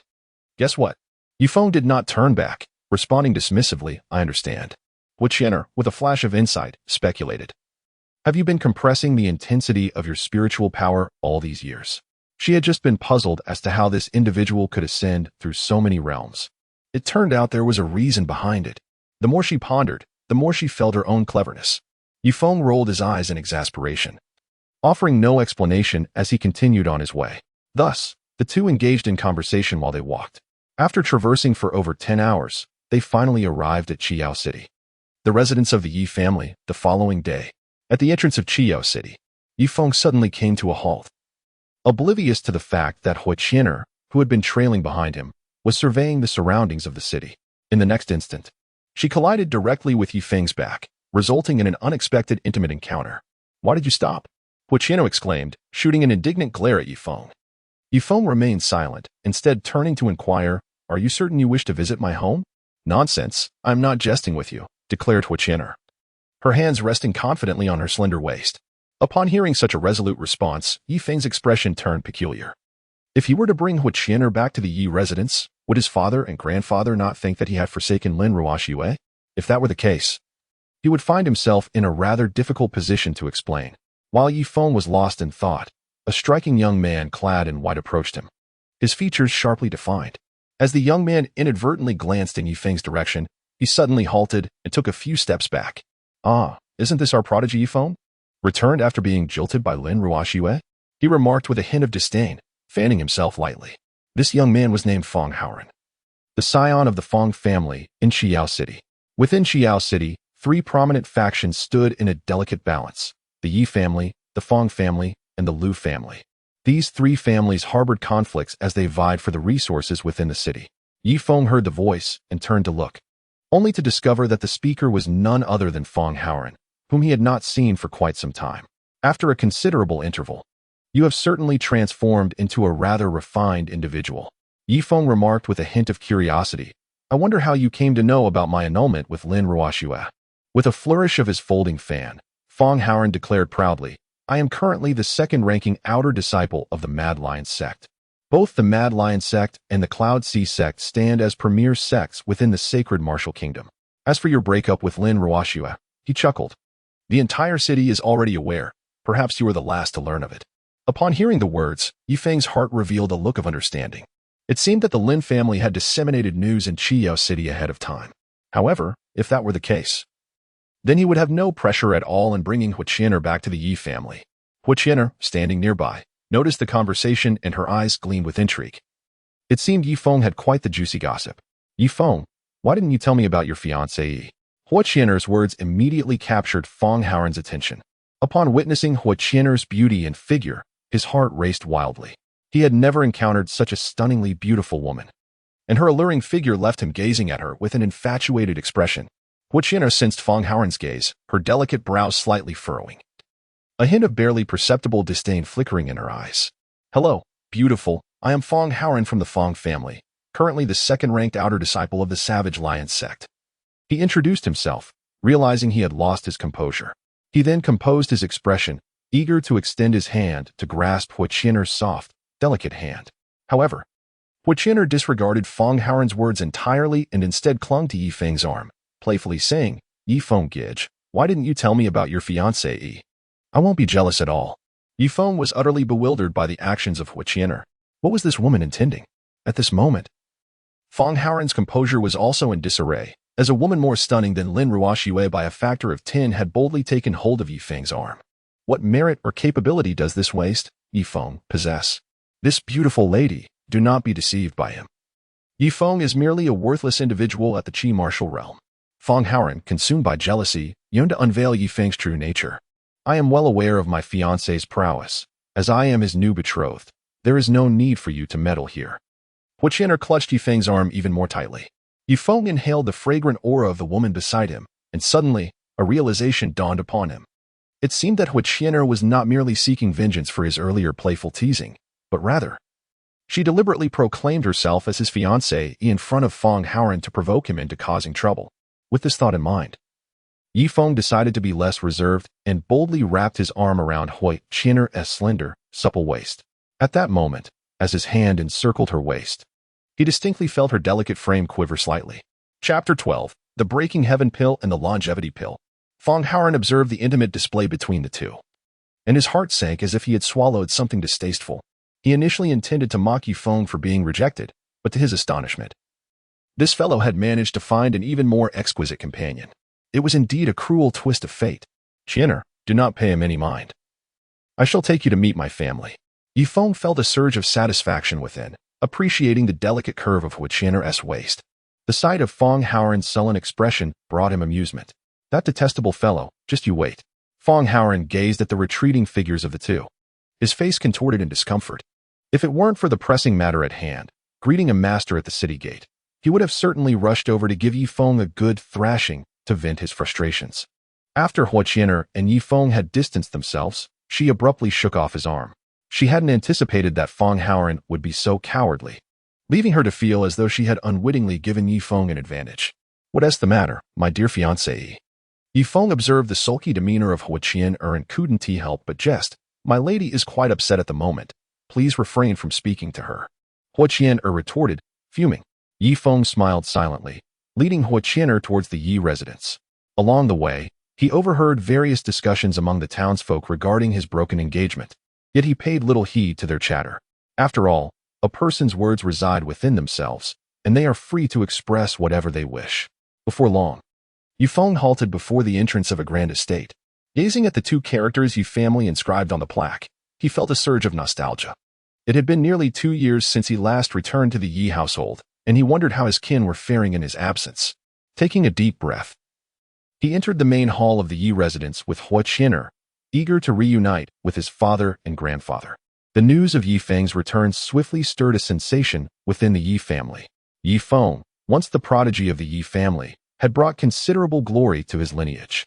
Although he has since fallen from grace, he continues to receive the attention and care of many within the family. Recently, the news of Lin Ruoxue's intention to annul their engagement has stirred profound dissatisfaction among the members of the Yi family. The grand hall of the Yi family. Father, grandfather. Ye Feng called out to a middle-aged man and an elderly gentleman with somewhat graying hair within the grand hall. The middle-aged man, known as Ye Yang, is Ye Feng's father. The elderly man, referred to as Ye Tsong, is Ye Feng's grandfather. Haha, my dear Fenger, you have finally returned. Your grandfather has truly missed you. Ye Tsong laughed heartily, clearly delighted to see his grandson. Fenger, are you aware that Lin Ruoxue wishes to annul your engagement? What are your thoughts on this matter? Ye Yang suddenly remarked, yet as he spoke, it was evident that he was met with a piercing glare from Ye Tsong. Father, if we must retreat, then so be it. I have never held any fondness for Lin Ruoxue. Ye Feng replied truthfully. Indeed, I, Ye Tsong's grandson, possess great ambition. It was my folly in the past that led me to forge a brotherhood with that old scoundrel, Lin Zhengnan. Ye Tsong expressed evident indignation when mentioning Lin Zhengnan. As the grandfather of Lin Ruoxue, it is certain that he tacitly approved of her decision to break off the engagement. And it is even plausible that he might have suggested it himself. By the way, Fenger, who is the woman behind you? Ye Tsong had long been aware of Hui Qian, yet he refrained from inquiring immediately. Ye Yang's curiosity was piqued. This woman was truly beautiful. How wonderful it would be if she could become his daughter-in-law. Upon being asked this question, Ye Feng found himself at a loss for words. In contrast, Hui Qian confidently interjected, Uncle, Grandpa, you may simply call me Qian. I am a friend of Ye Feng. A friend? Ye Yang and Ye Tsong exchanged a glance, a hint of amusement flickering in their eyes. This friend is delightful. Having been brought home, perhaps they are not far from welcoming a child of their own. Ye Feng immediately discerned the peculiar expressions on his father's and grandfather's faces. He understood that the two of them had undoubtedly misconstrued the situation. Yet he refrained from providing an explanation, as doing so would only exacerbate the misunderstanding. Uncle, grandfather, Ye Feng has been of immense assistance to me. Today marks my inaugural visit, and I humbly request that you accept this gift. Hui Qian stepped forward, subsequently retrieving 2 jade boxes from her storage ring and presenting them. Ye Yang and Ye Tsong exchanged glances with Ye Feng before graciously accepting the gift. To them, it was merely a token from a daughter-in-law or granddaughter-in-law, and thus, its acceptance posed no issue. However, upon unveiling the jade box, they were utterly astounded. Inside lay 2 elixirs, their aromatic essence exquisite and potent, likely of the 4th tier. Uncle, what you hold is a 4th tier breaking heaven pill, which can significantly enhance your chances of transcending to the celestial martial realm. Grandfather, what you possess is a 4th tier longevity pill, capable of extending your lifespan by several years to even decades, explained Hua Qianer with a sweet smile. Listening to her words, Ye Feng felt a surge of astonishment within, having previously witnessed Hua Qianer's act of gifting. He surmised that she wished to repay her debt of gratitude for his life-saving intervention, thus he refrained from dissuading his father and grandfather from accepting the presents. Nevertheless, the value of these 2 4th-tier elixirs was undeniably remarkable, particularly precious to the Ye family. Indeed, how splendid is this marriage proposal from Lin Ruoxue? Yang laughed heartily, graciously accepting the gift from his daughter-in-law. His cultivation had been stagnant at the 10th level of Earth martial realm for quite some time. However, should he consume this heavenly breaking pill, he would possess a considerable chance of advancing to the celestial martial realm. Consequently, the Ye family would boast 2 formidable warriors at the celestial martial level. Even if the Feng and Lu families joined forces, they would find themselves facing a significantly enhanced confidence. Although Yi Tsang accepted the gift, a sense of unease began to stir within him. The ability to present 2 4th-grade elixirs at once undoubtedly hinted at the extraordinary background of Hua Qianer. He feared that her family might oppose their union. Just as Yi Tsang was lost in thought, a servant from the Yi family suddenly arrived with urgent news. Master, a grave situation has arisen.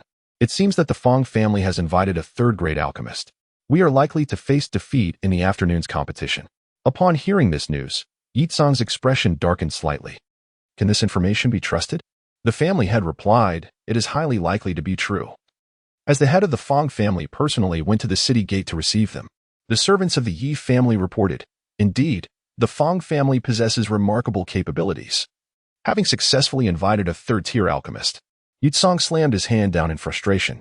Recently, the conflict between the Yi family and the Feng family had intensified, resulting in numerous skirmishes and significant casualties. To prevent the Lu family from reaping the benefits of their discord, the Yi and Feng families had agreed to hold an alchemy competition this afternoon, with the victor claiming ownership of 5 bustling streets in the prosperous city of Qiyao. It is well understood that these 5 vibrant thoroughfares generate substantial annual revenue. Should the Yi family fail, their financial returns would be drastically diminished. Upon hearing his father's explanation, Ye Feng grasped the sequence of events. Within the Yi family, there existed only 1 2nd-grade alchemist, which significantly increased the likelihood of defeat against a 3rd-grade alchemist. Regrettably, he lacked the skills to assist. However, just as the trio found themselves at a loss, Hua Qianer smiled gently and stepped forward. Uncle, Grandpa, I happen to be a 3rd-grade alchemist. Allow me to give it a try. Chapter 13. Hua Qianer takes action.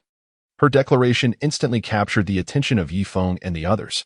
In their small town of Qiyue, alchemists were already a rarity, let alone a 3rd-grade one. The sight of Hua Qianer, appearing no older than 18 or 19, claiming to be a 3rd-grade alchemist was astonishing. Fearing the skepticism of the Yi family, she produced her 3rd-grade alchemist badge. Upon seeing the 3 golden stars emblazoned on the badge, Yi Yang and Yi Tsang were completely convinced. Even Ye Feng felt a touch of surprise at Hua Qianer's esteemed status. Haha, splendid. With Qianer's assistance, our Yi family is certain to triumph. Yi Tsang laughed heartily. The more he gazed at Hua Qianer, the more he found her charming. If only his grandson could regain his former talent for cultivation, they would indeed make a perfect match of beauty and talent. Yi Yang gently took Ye Feng aside and whispered, Fenger, I yearn to embrace our chubby grandson. When do you think we might discuss this with Miss Qianer? Ye Feng listened to his father's words, a peculiar expression gracing his features, perplexed by the harsh rhetoric. In the afternoon, within a grand square of Seven Suns City, a towering platform stood prominently. This was the designated arena for the alchemical competition between the Yi and Feng families. At this moment, the square was teeming with a dense crowd. Many had gathered, eager to witness the duel of alchemists, and some even harbored aspirations of learning from the masters. Look, the Yi family has arrived, someone remarked. I fear today's contest will end in defeat for them. The Feng family has summoned a 3rd-tier alchemist. What can the Yi family possibly offer to compete? Indeed, the Feng family displays remarkable cunning. Procuring a 3rd-tier alchemist is no simple task. Amidst the murmurs of the crowd, Yi Tsang led his family members towards the center of the square, with Ye Feng and Hua Qianer among them. At last, the Yi family has graced us with their presence. Feng Qinhong, the head of the Feng family, sneered at the approaching group. However, I suggest you concede today to avoid further disgrace. He had invested considerable connections and resources to invite a third-tier alchemist, and he was eager to witness how the Ye family would prevail. Standing behind Feng Qinghong were Feng Haoren and a man in his 30s named Qin Yun, whose face bore a subtle air of arrogance, clearly dismissive of the Ye family's second-tier alchemist. Feng Haoren's gaze, however, was fixed intently on Hu Qian'er, his attention unwavering. It is you, the Feng family, who should concede. A third-tier alchemist is not solely within your reach. Yi Song responded coldly. Upon hearing this, Feng Qinghong's gaze darkened slightly as he scrutinized the crowd of the Yi family once more, and then he broke into a smile. Among the Yi family, apart from a young woman he did not recognize, he was intimately familiar with everyone else. In such a gathering, how could there possibly be a third-tier alchemist? Ye Feng, should I emerge victorious in today's competition? How will you repay me? Hu Qian'er raised her swan-like neck slightly, her tone imbued with confidence. Or perhaps, I could offer myself to you? Ye Feng's lips curled into a faint smile as he jested. Initially, he harbored the impression that Hu Qian'er was somewhat headstrong and willful. However, her generous gift of 2 fourth-grade elixirs for his father and grandfather, along with her willingness to represent the Yi family in the alchemical competition, significantly enhanced his admiration for her. How dare you tease me? Hu Qian'er shot a glare at Ye Feng, her irritation palpable. She then raised her exquisite leg and aimed a kick directly at him. Anticipating her move, Ye Feng swiftly sidestepped, narrowly evading her attack. If you kick again, you might expose yourself. Ye Feng, noticing that Hu Qian'er was relentless, couldn't help but offer a reminder. Upon hearing this, Hu Qian'er finally ceased her actions, glaring at Ye Feng with an indignant expression.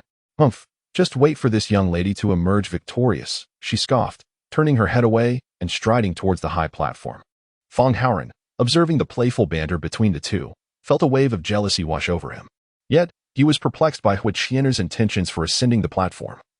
Though he soon discovered the answer. Where are your alchemists from the Feng family? If you wish to compete, do so promptly. This young lady is pressed for time. Hu Qian'er declared, hands on her hips, addressing the members of the Feng family from her elevated position. Little girl, are you the alchemist representing the Yi family? Qin Yun inquired, his expression dark and brooding as he stepped onto the platform. The dispatch of this young girl from the Yi family is nothing short of an affront to him. Indeed, if you lack the courage to confront, then withdraw. Hu Qian'er declared with unwavering confidence. Her grandfather is a 6th-grade alchemist, and she has inherited his true alchemical teachings. How could she possibly fear a 3rd-grade alchemist of the same rank? Very well, you audacious young girl. Today you shall learn that alchemy is not reliant on mere words. Qin Yun nearly laughed in exasperation. If he could not surpass a girl more than a decade his junior, then his years of alchemical practice would have been for naught. As his words fell, both competitors simultaneously produced their alchemical furnaces and prepared their meticulously gathered herbs, igniting the alchemical flames to commence their craft. The competition rules had been previously established by the Yi and Feng families. Victory would be awarded to the one who produced the higher quality elixir. Below the high platform, Feng Qinghong gazed calmly at the contest above. If that girl were truly a 3rd-grade alchemist, he would find it utterly unbelievable. After all, nurturing an alchemist is an endeavor that demands immense resources. If that girl were indeed a prodigious alchemist, how could the Yi family have the means to invite her? Yi Yang and Yi Song, despite maintaining a facade of calm, were inwardly fraught with tension. After all, Fire Qian'er was still quite young and perhaps lacking in experience. Nonetheless, they could only place their hopes in her capabilities. In contrast, Ye Feng remained remarkably composed. Since Fire Qian'er had the audacity to compete, she must possess considerable confidence. Just as in alchemy, where talent reigns supreme amidst abundant resources, the essence of the contest lay in innate ability. Under the watchful gaze of the crowd gathered below the high platform, Fire Qian'er and Qin Yun had already begun to showcase their respective skills. Observing Fire Qian'er's deft movements, Qin Yun's expression gradually darkened. This young girl appeared to be genuinely talented. However, he was resolute in his determination not to lose. Failure was not an option. 15 minutes later, as the alchemical furnace trembled with energy, Fire Qian'er was the first to complete her potion, a confident smile gracing her face. Qin Yun followed suit, successfully concocting his own elixir, and then proclaimed, I have produced a 3rd-grade blood lotus pill, inscribed with 4 patterns. After announcing his achievement, Qin Yun shifted his attention to Fire Qian'er, eager to see what she had created. Chapter 14. Learning Alchemy from Fire Qian'er. Facing Qin Yun's scrutinizing gaze, Fire Qian'er remained unfazed. Potions are not only categorized by grade. Even within the same grade, they are differentiated by the number of inscriptions. Ranging from 1 to 9, a higher number of inscriptions signifies superior efficacy and reduced toxicity. Humph. I shall ensure you concede wholeheartedly, Fire Chiener declared with a haughty snort as she retrieved her completed potion from the furnace. Before the crowd's eyes, a nearly identical blood lotus pill emerged, yet the sole distinction was that her version bore 6 inscriptions. In light of this comparison, the superiority was unmistakable. Gasps of astonishment rippled through the audience as they registered the sight. The expressions of Feng Qinghong and his grandson Feng Haoran darkened significantly. The third-grade alchemist they had invested considerable connections and resources to hire had, astonishingly, lost. Ha ha ha, Chiener is truly remarkable, Ye Feng exclaimed, reveling in the discomfort of Feng Qinghong. Impossible. Who are you? Qin Yun could scarcely accept that he had been bested by a girl not yet 20 years old. Humph. I'm Fire Chiener from the Fire Cloud sect, she declared, hands on her hips and a defiant huff accompanying her words. You are Fire Chiener? Upon hearing that name, Qin Yun's pupils widened in astonishment. As a third-tier alchemist, he was undoubtedly well acquainted with several prominent figures within the alchemical community. Hui Chiener, after all, was the granddaughter of the sect leader of the Hui Yun sect, a prodigious young alchemist of remarkable talent.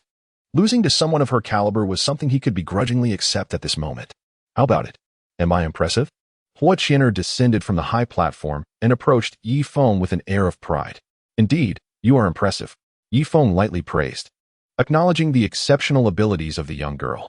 Upon hearing Ye Feng's compliment, the smile on Hui Chiener's face grew even brighter. Although her cultivation did not match that of Ye Feng, alchemy was indeed her forte. Haha, old ghost Feng. We of the Ye family have taken possession of those 5 grand avenues. Ye Feng let out a hearty laugh before slowly departing with the members of the Ye family. As Feng Qinghong watched their retreating figures, a profound sense of frustration welled up within him. Haoran, in the martial arts competition among the 3 great families in 3 days, you must secure the first place, he commanded. The Feng family could not afford another defeat. Their honor was at stake. Rest assured, grandfather, I shall undoubtedly claim the top position and trample all members of the Ye family underfoot, Feng Haoran replied, his gaze fierce and somewhat menacing. What he yearned for most was to crush the worthless Ye Feng before Hui Chiener. Alas, Ye Feng was so inept that he did not even qualify to participate in the martial arts competition among the 3 families. Night fell. In a chamber of the Ye family, Hui Chiener lay languidly on the grand bed, idly swinging her delicate feet. Unbidden, the image of Ye Feng surfaced in her mind. This rascal, why do I keep thinking of him? Hui Chiener bit her rosy lip in vexation. Suddenly, there came a series of knocks at the door. Chiener, I wish to discuss something with you, came Ye Feng's voice from outside. Upon hearing that voice, Hui Chiener perked up, her bare feet gliding to the door as she opened it wide. You dare to come to my chamber in the dead of night. Surely you do not harbor ill intentions? Hui Chiener blinked her doe-like eyes, feigning vigilance as she scrutinized Ye Feng. Upon hearing this, Ye Feng slightly curled his lips. If he harbored any ulterior motives, he would have already engaged with Hui Chiener on the way. His late arrival today was primarily due to careful consideration. He wished to accompany Hui Chiener to learn the art of alchemy. Miss Chiener, I perceive that your alchemical skills are extraordinary, and I too desire to acquire this craft. Ye Feng candidly expressed his intentions. Do you aspire to become an alchemist? A flicker of surprise danced in Hui Chiener's beautiful eyes. It is essential to recognize that not everyone can attain the status of an alchemist. To embark on this path, one must first fulfill 2 prerequisites. The first is an extraordinary level of mental acuity, and the second is the ability to conjure alchemical fire through one's own essence. Only upon satisfying these 2 conditions can one hope to become an alchemist of the most rudimentary rank. As for the possibility of advancing to a higher echelon of alchemy, it ultimately hinges on one's comprehension and the wealth that supports their journey. Indeed, Ye Feng nodded slightly. Becoming an alchemist is no trivial matter. I must first assess whether you meet the necessary criteria.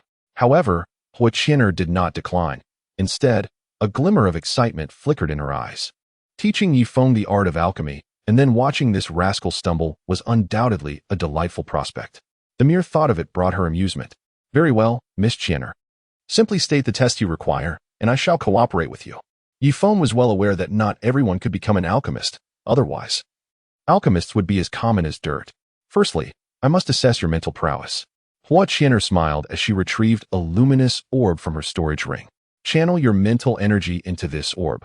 I shall determine whether your mental capacity meets the requisite standards. In accordance with Hua Qian'er's instructions, Ye Feng infused his mental energy into the luminous orb. Soon, 3 pitch-black digits emerged atop the sphere. 100. How much? Hua Qian'er was rendered speechless upon witnessing this figure. Her own mental prowess had been measured at merely 80 among her peers in the holy martial nation. Few possessed a higher mental capacity than hers. Although one could enhance their mental strength through the consumption of rare herbs, such botanical wonders were exceedingly scarce. Quickly retract your mental energy, Hua Qian'er exclaimed anxiously, observing the orb teetering on the brink of explosion. Oh, very well. Ye Feng listened to the other party's words and withdrew his spiritual energy, simultaneously noticing the numbers displayed on the orb of light. He was uncertain whether this 100 met the requirements. Miss Qian'er, surely this 100 of spiritual energy must suffice, right?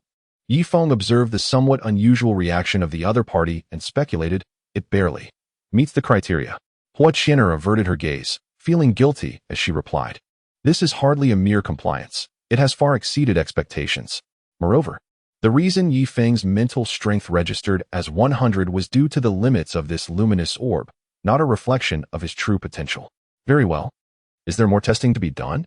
Ye Feng inquired, is there a method to condense the Dan fire? Indeed, here it is.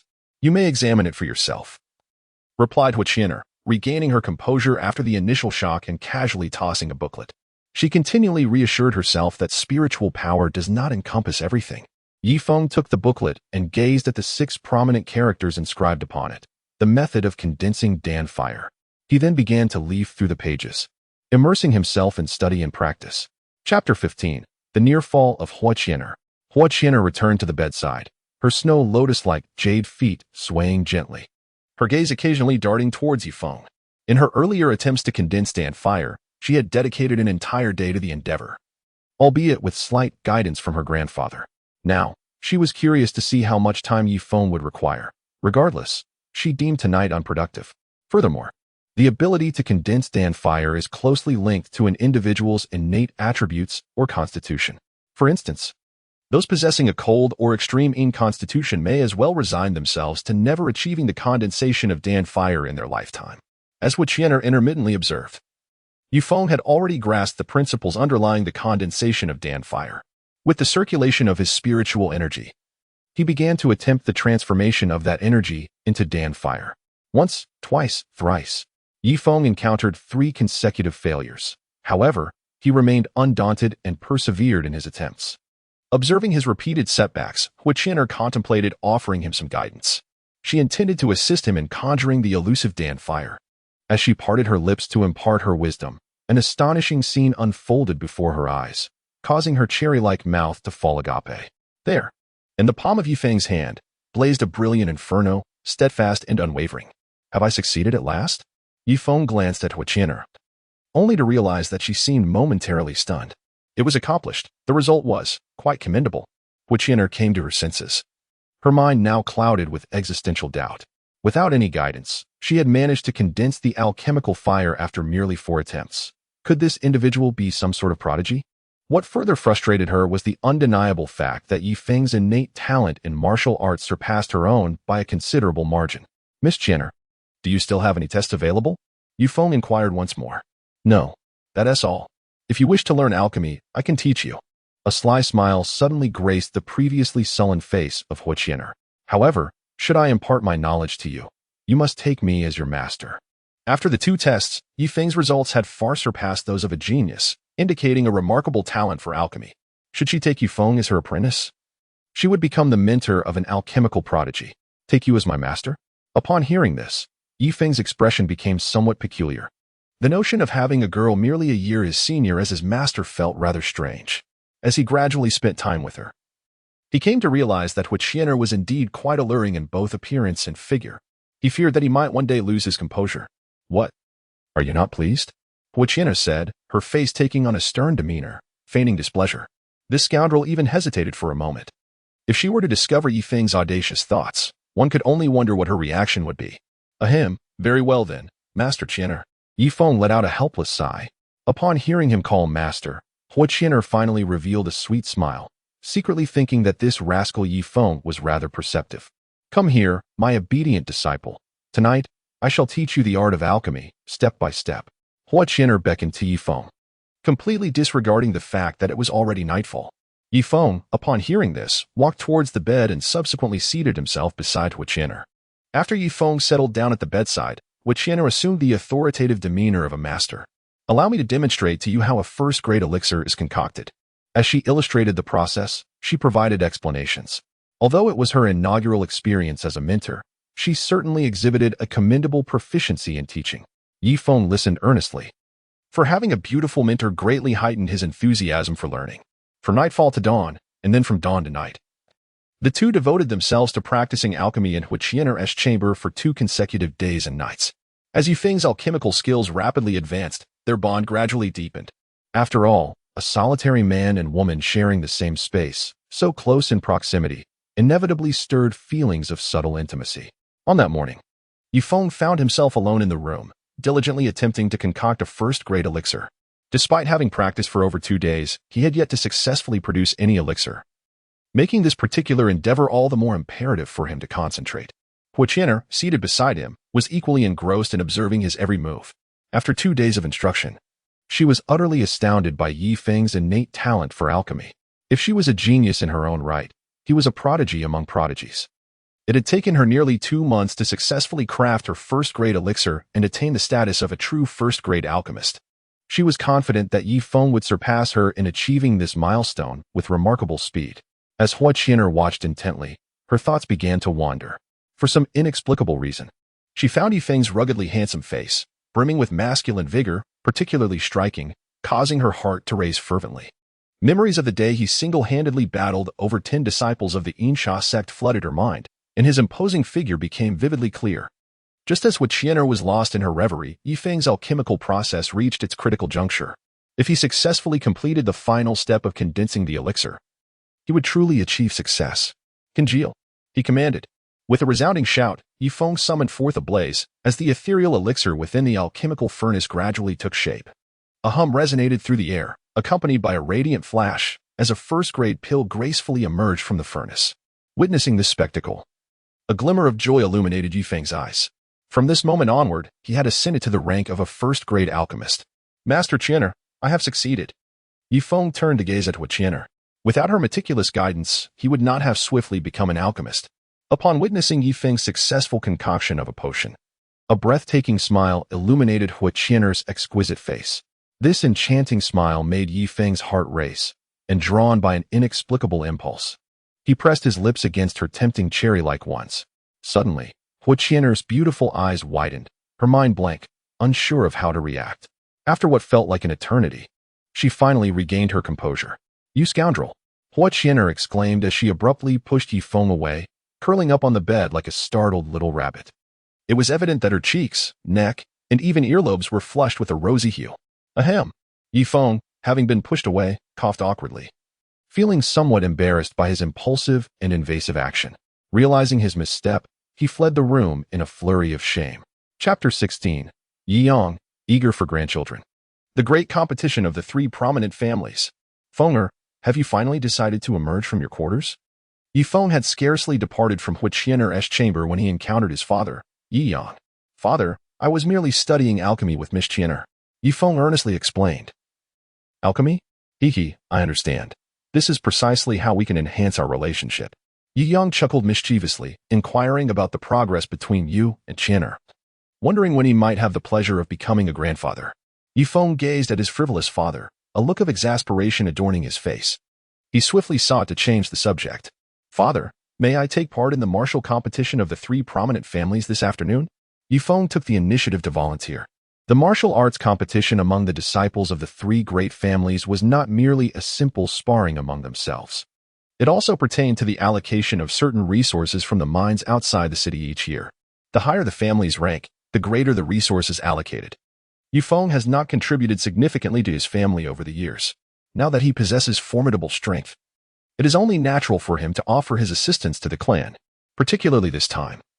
Feng Haoran of the Feng family claims to be the 2nd-ranked disciple of the Wild Lion sect's outer sect, and it is highly probable that his strength reaches the 10th level of the Xuanwu realm. Some of the other outstanding disciples of the Yi family would undoubtedly be no match for him. What about you? Upon hearing this, Ye Yang's face displayed an expression of skepticism. His son was not one to seek out competition. Could it be that his son's innate talent for cultivation had been restored? Father, I am now at the third level of the Xuanwu realm.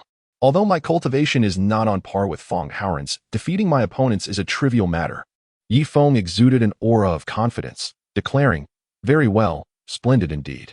Upon hearing this news, Ye Yang's face was alight with ecstatic joy. His son, who had been in a state of dormancy for a decade, could finally resume his cultivation. However, he found it somewhat difficult to believe that such a feat as easily defeating Feng Haoran was indeed possible. Ye Feng offered no further explanation. He simply desired the opportunity to take the field, at which point he would undoubtedly prove his worth. Now, go and share this delightful news with your grandfather. Ye Yang led Ye Feng to the grand hall of the Ye family. In the afternoon, the central square of Seven Sun City was bustling with activity, dominated by a colossal arena constructed specifically for the annual martial arts competition among the three prominent families. At this moment, the vast arena was encircled by a throng of spectators. Look, the Feng family has arrived. It is said that their strongest contender this year is Feng Haoran, a formidable warrior at the 10th level of the Xuanwu realm and a top-ranking disciple of the Fierce Lion sect. The championship is practically destined for the Feng family. One onlooker remarked. The Lu family members had also made their appearance, with Lu Yu as their most powerful representative, boasting an 8th-level prowess in the Xuanwu realm. Although he may not rival Feng Haoran, he is more than capable of handling Ye Chen, the strongest of the Ye family. Indeed, Ye Chen is only at the 7th level of the Xuanwu realm, which suggests that the Ye family may find themselves at the bottom this time. Amidst the murmurs of the crowd, the members of the three families gathered. Feng Qinghong, Yi Song. Shall we adhere to the customary practice of drawing lots to determine which family will send their representative to the stage first? Inquired Lu Xian, the head of the Lu family. Naturally, the family that draws the lot for the first appearance shall take the stage first, came the consensus. Yi Song responded. In the martial arts competition among the three prominent families, each family would dispatch 5 participants. The family that draws the first lot would take the stage initially. Subsequently, the second family would challenge the first, with the defeated being eliminated and the victor remaining to defend their position. Following this, the third family would ascend the platform to challenge the reigning champion, repeating the cycle of elimination and defense. This process would continue until only one family remained standing on the stage, thus claiming the championship. It serves as a rigorous test of the overall strength of each family in a relentless battle. Feng Qinghong naturally had no objections to the words of the two. Soon, the heads of the three families began to draw lots. The final outcome was that the Yi family would be the first to take the stage, the Lu family the second, and the Feng family the third. Yi Chen, you shall be the first to ascend, he declared. Yi Song commanded, yes, master of the house. Yi Chen nodded. Lacking the strength to triumph over Feng Haoran and Lu Yu, he deemed it preferable to be the first to enter the arena, showcasing the might of the Yi family. Yi Chen of the Yi family, I accept the challenge. Yi Chen, wielding a long spear, ascended the arena, his piercing gaze directed towards the Lu clan. Upon witnessing Yi Chen as the first to take the stage, Lu Xian's eyes flickered with surprise. It appeared that the Yi family had resolved to forfeit, sending their strongest fighter, Yi Chen, into the fray first. I shall challenge you. A member of the Lu clan, a 7th-level practitioner of the Xuanwu realm, stepped onto the platform. He was the second strongest among the Lu descendants, surpassed only by Lu Yu. Let the battle commence. Both combatants shouted in unison, and a formidable aura emanated from their beings. With fervent resolve igniting their spirits, they charged at one another, engaging in a fiercely balanced confrontation. Ultimately, it was Yi Chen, through his overwhelming prowess, who emerged victorious, albeit with considerable injuries to himself. Heh, Yi Chen, watch as I defeat you. A 6th-level practitioner of the Xuanwu realm from the Feng clan entered the arena. Yi Chen is currently injured, and with his spiritual energy significantly depleted, he still possesses a considerable chance of triumph. As anticipated, he was ultimately defeated by a member of the Feng family and reluctantly stepped down from the arena. Subsequently, a 6th-level practitioner from the Yi family took to the stage, swiftly defeating one opponent from both the Feng and Lu families. When the Feng family re-entered the fray, they sent forth a 7th-level practitioner who decisively overwhelmed 3 members of the Yi family and 2 from the Lu family, only to be vanquished by Lu Yu, the strongest of the Lu family. At this moment, only Ye Feng remains from the Yi family, while the Lu family has only Lu Yu on the platform. In contrast, the Feng family still boasts 3 members, including the widely recognized strongest among them, Feng Haoran, who has yet to make his move. Feng, do you possess the confidence to defeat Lu Yu? Yi Tsang inquired with a hint of concern. Although Ye Feng has now attained the 3rd level of the Xuanwu realm, Lu Yu stands at the formidable 8th level. The challenge of battling across 5 minor realms is indeed formidable. Grandfather, rest assured, I will manage it. Ye Feng confidently strode towards the arena. He had previously vanquished individuals at the 3rd level of the Earth Martial Realm, so defeating Lu Yu would be akin to slaughtering chickens. As Ye Feng approached the stage, spectators began to murmur among themselves, sensing that the contest among the 3 prominent families harbored no suspense.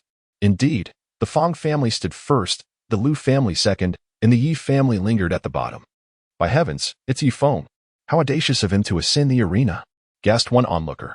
I can't believe it's truly him. Where does he find such courage as a mere Qi martial realm practitioner? The crowd erupted in astonishment and uproar as they beheld Ye Feng's appearance on stage. Feng Haoran observed Ye Feng's ascent with a tinge of regret, noting that his opponent was not himself. And he felt a slight disappointment upon failing to spot Hu Qianer among the Yi family's ranks. Ye Feng, how dare you come up here? Lu Yu sneered, a flicker of disdain dancing in his eyes.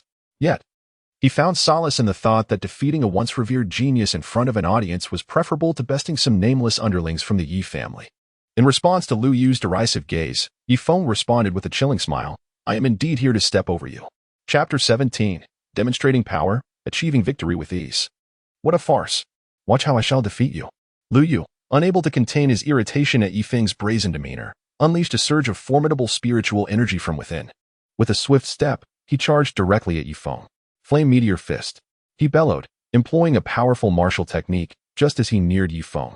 A blazing fist, radiating light and wielding tremendous force, descended upon Ye Feng's position. Observing Ye Feng remain utterly still, Lu Yu's lips curled into a cold smile, thinking, has he been rendered speechless? However, that smirk quickly froze. Ye Feng extended a single hand, effortlessly blocking Lu Yu's attack without even shifting his stance. Is this truly your strength?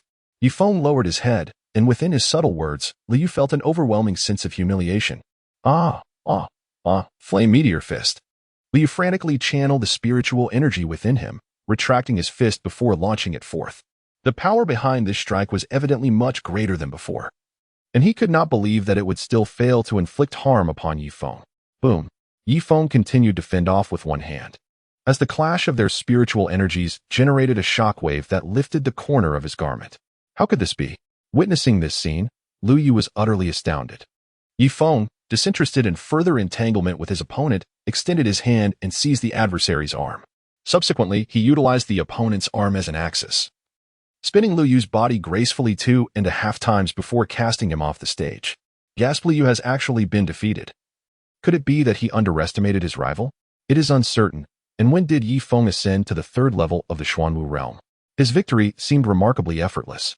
The crowd erupted in exclamations and gasps, the outcome of this battle far exceeding their expectations. Haha, truly, he is my splendid grandson. Yi Tsang laughed heartily. Initially, he harbored some disbelief in Ye Feng's words, but it now appeared that his grandson was indeed modest. Yi Chen and the members of the Yi family gazed with admiration and astonishment.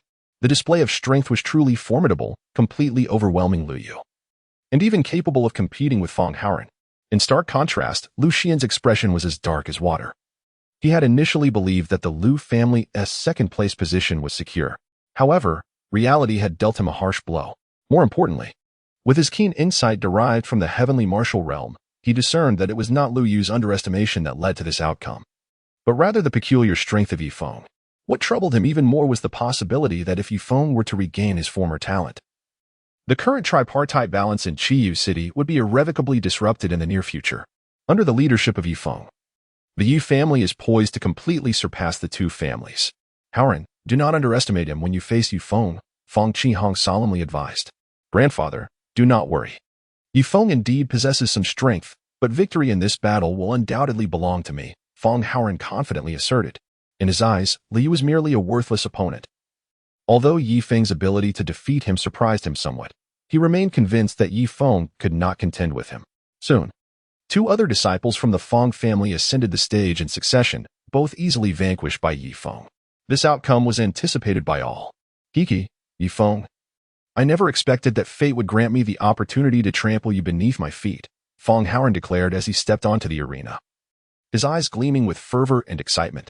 As he spoke, he cast a glance over the crowd of the Ye family. Yet he still did not see the figure of Huaqianer, which left him feeling somewhat disappointed. Trample me beneath your feet? You have yet to earn that privilege. A subtle smile curved at the corners of Ye Feng's mouth. Initially, he harbored merely a sense of annoyance towards Feng Haoren. But the recollection of the latter's persistent infatuation with Huaqianer ignited a fierce desire within him to deliver a thorough beating. Ye Feng, you are exceedingly arrogant. Let us see how long you can maintain such audacity. The formidable aura of Feng Haoren, emanating from his 10th level of the Xuanwu realm, enveloped Ye Feng with an overwhelming pressure. As this potent energy surged forth, a glimmer of malevolence flickered in Feng Haoren's eyes. He was intent on utterly incapacitating Ye Feng. In a flash, Feng Haoren propelled himself forward, his fist, imbued with astonishing spiritual power, hurtling towards Ye Feng's form. Observing the oncoming strike, Ye Feng deftly employed the wind god steps, effortlessly evading the attack. In a swift counter, he retaliated with a backhanded slap that landed squarely on Feng Haoren's face. The resounding smack echoed as a vivid red handprint materialized on Feng Haoren's cheek. In that moment, he was left utterly dazed. Ye Feng gazed at his opponent, who seemed momentarily stunned, and with a swift motion, delivered another resounding slap. The sheer force of the blow sent a bloody tooth flying from Feng Haoren's mouth. His body spun through the air like a top before crashing heavily onto the arena floor. The spectators below were left in a state of stunned silence, their expressions reflecting disbelief. Ye Feng's agility was astonishing. Not only did he deftly evade Feng Haoren's attack, but he also launched a remarkably humiliating counterstrike. Ye Feng, I shall ruin you, Feng Haoren bellowed, rising to his feet, his eyes wild with fury. Before such a vast audience, he had been struck twice by Ye Feng, a humiliation of monumental proportions for him. Haoren creation palm. With a fierce shout, a glint of malevolence flashed in Feng Haoren's eyes. He took a deep breath, and his aura surged powerfully, gathering like a tidal wave. This aura coalesced into an enormous hand of formidable might. With a vigorous sweep of his arm, the colossal hand descended with unparalleled momentum towards Ye Feng's position. Had he not been so careless moments ago, he would never have been struck by Ye Feng. Now, he resolved to employ his most potent martial technique to utterly vanquish Ye Feng. Mountain Sea Fist. Within Ye Feng's body, the spiritual energy surged, and as he took a step forward, a force reminiscent of mountains and seas erupted, roaring forth with the might of his fist. Boom! The fist, imbued with the power of the mountains and seas, collided with the colossal hand of righteousness. To the astonishment of many onlookers, the great hand crumbled as if made of paper, offering no resistance whatsoever. Undeterred, the might of the Mountain Sea Fist continued its relentless advance toward Feng Haoren. Upon witnessing his once proud martial skill so effortlessly shattered, Feng Haoren's expression morphed into one of disbelief. Before he could fully comprehend the situation, the Mountain Sea Fist was already upon him. Thud! The fist struck heavily against Feng Haoren's chest, leaving him sprawled on the ground like a lifeless dog. Ye Feng strode forward, and with a motion akin to discarding refuse, he sent Feng Haoren's body tumbling off the stage. He had distinctly witnessed Feng Haoren's malevolent gaze moments prior. Thus he held nothing back. This single blow had effectively incapacitated Feng Haoren entirely. Chapter 18. The marriage cannot be retreated? Then I shall take the initiative to divorce. Haoren. Feng Qinghong's expression shifted dramatically as he hurried to Feng Haoren's side to assess his internal injuries. Soon, his countenance darkened profoundly. His grandson had been utterly ruined. With his organs nearly displaced and half of his spiritual meridians almost severed, he could scarcely believe the devastating power behind Ye Feng's strike. Ye Feng, how ruthless you are to have rendered my grandson powerless. I shall make you pay dearly for this. Feng Qinghong's aura, imbued with the might of the celestial martial realm, surged forth as he charged toward Ye Feng on the stage. You old fool, who gave you the audacity to lay hands upon my grandson? Ye Song's figure suddenly materialized before Feng Qinghong, obstructing his path. Ye Song, get out of my way. The matter of Ye Feng incapacitating my grandson must be addressed by the Feng family. Feng Qinghong's eyes blazed with fury. Address? I shall address your ancestors. Your grandson is such a worthless wretch, yet you, an old scoundrel, dare to bully the weak? Ye Song sarcastically remarked, to bully anyone from the Ye family, one must first obtain my consent. Moreover, this individual is his own grandson. Ye Song, do you truly wish to provoke a conflict with the Feng family? Feng Qinghong. Witnessing Yi Song's unwavering stance, bellowed in fury. "Come on then. If you seek war, I shall gladly engage you in battle." Ye Feng charged directly towards Feng Qihong without a moment's hesitation. Since this old man, Feng Qihong, was so eager to engage in battle, Ye Feng would gladly oblige. Boom. Boom. Boom. The two formidable warriors of the celestial martial realm, Ye Feng and Feng Qihong, instantly engaged in a fierce battle. Lu Xian observed their clash, a faint smile gracing his lips. Let them fight. Ideally, they would mutually inflict grievous injuries upon each other, igniting a conflict between the Feng and Du clans, thus allowing him to reap the benefits from the chaos. Just as he reveled in his inner triumph, a sudden surge of celestial martial realm energy altered his expression. Ye Yang unexpectedly struck, delivering a powerful blow to Feng Qihong's back. With a grunt, Feng Qihong spat blood, his body reeling as if struck by lightning. Ye Yang, you have actually broken through to the celestial martial realm. Feng Qihong's gaze fixed intently on Ye Yang, his eyes betraying a glimmer of resentment. He realized that he could no longer trouble Ye Feng in any manner today. It was merely a stroke of luck to achieve this breakthrough in recent days.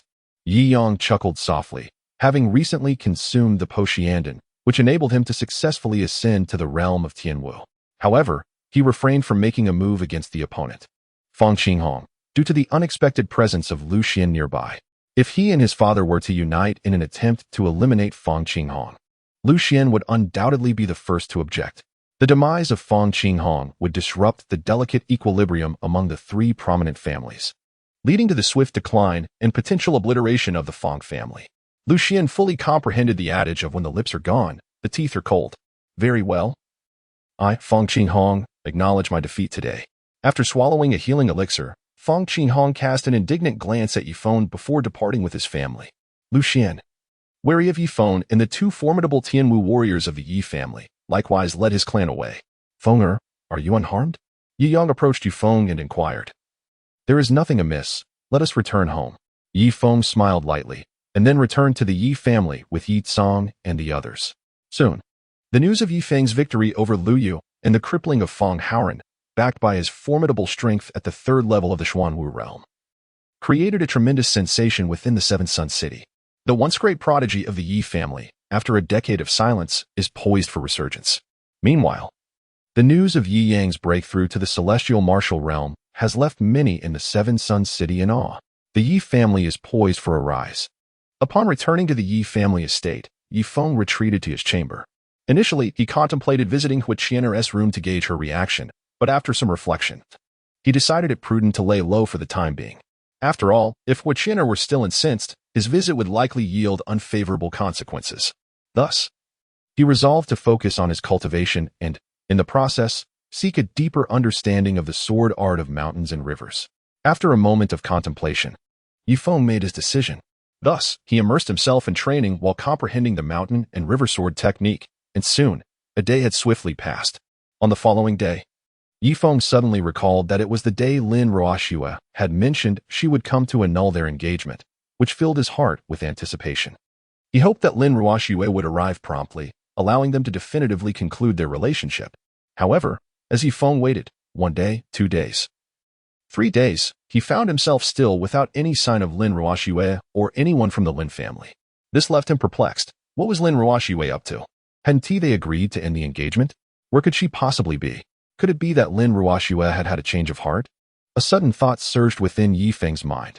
No, if Lin Ruoxue does not take the initiative to annul the marriage, then I shall be compelled to take the initiative to seek a divorce.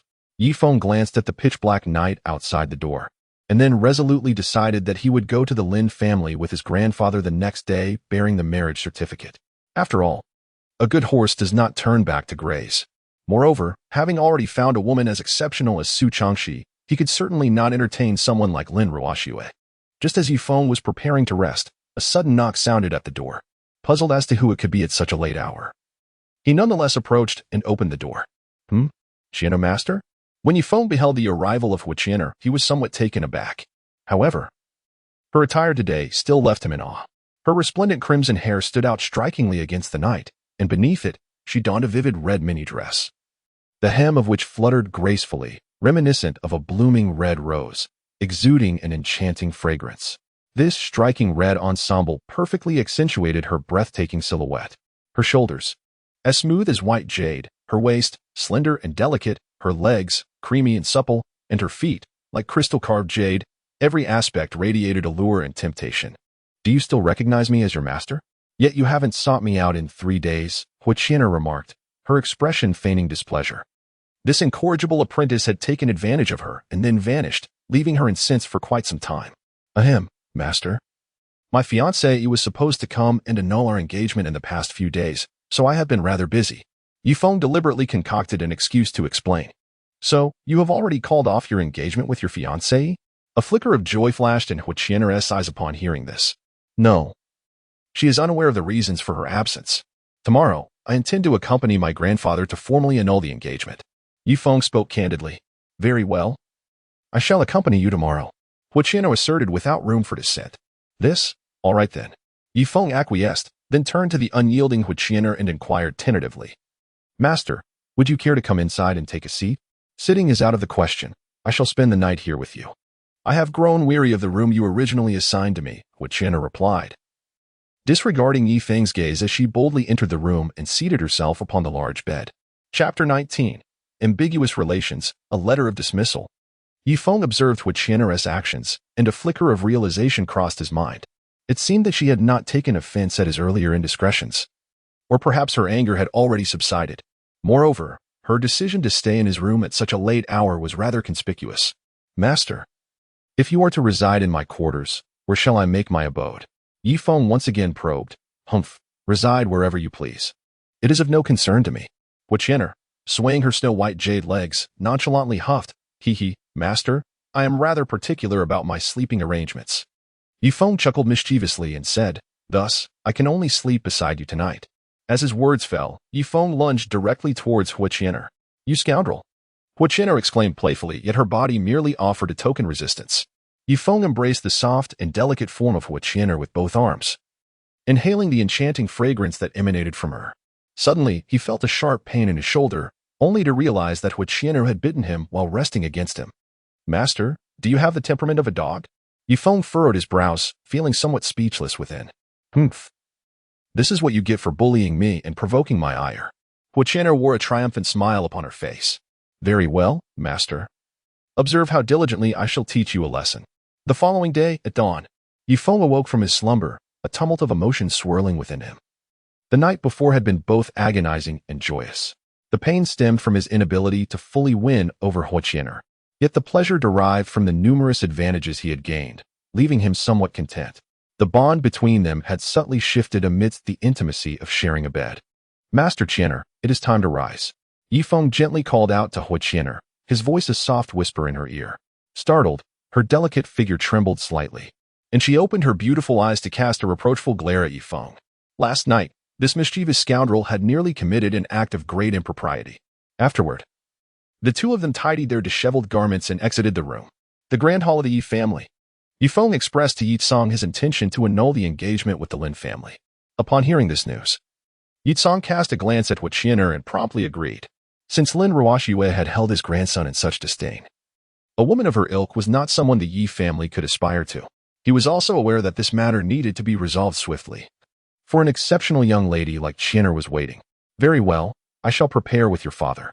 And then we will proceed to the Lin family to annul the engagement with you and Qian. Yi Tsong decisively made a decision. The city where the Lin family resided was named Songyan City, located at a considerable distance from their own Chiyo city. Thus, prior to their departure, there were several matters that necessitated their attention. Given the recent discord between the Yi family and the Feng family, it was plausible that the latter might engage in some underhanded tactics while they were away. However, as long as he and Yi Yang remained alive, the Feng family would dare not overstep their bounds, for they could not underestimate the prowess of the two formidable heavenly martial warriors from the Yi family. Half an hour later, after conveying his instructions, Yi Tsong set forth with Yi Yang, Ye Feng, and Huiqian, leaving the Yi family behind as they journeyed towards Songyan City. After 4 long hours of travel, Ye Feng and the others finally arrived in Songyan City, a place they had not visited in many years. Yi Tsong gazed at the plaque of the Lin family, a flicker of emotion passing through his eyes. In those days, he and Lin Zhengnan were as close as brothers, and he had saved the latter's life on 2 occasions. Yet, in the end, what he received in return was Lin Ruoxue's desire to annul their engagement. It was truly a moment of blindness on his part.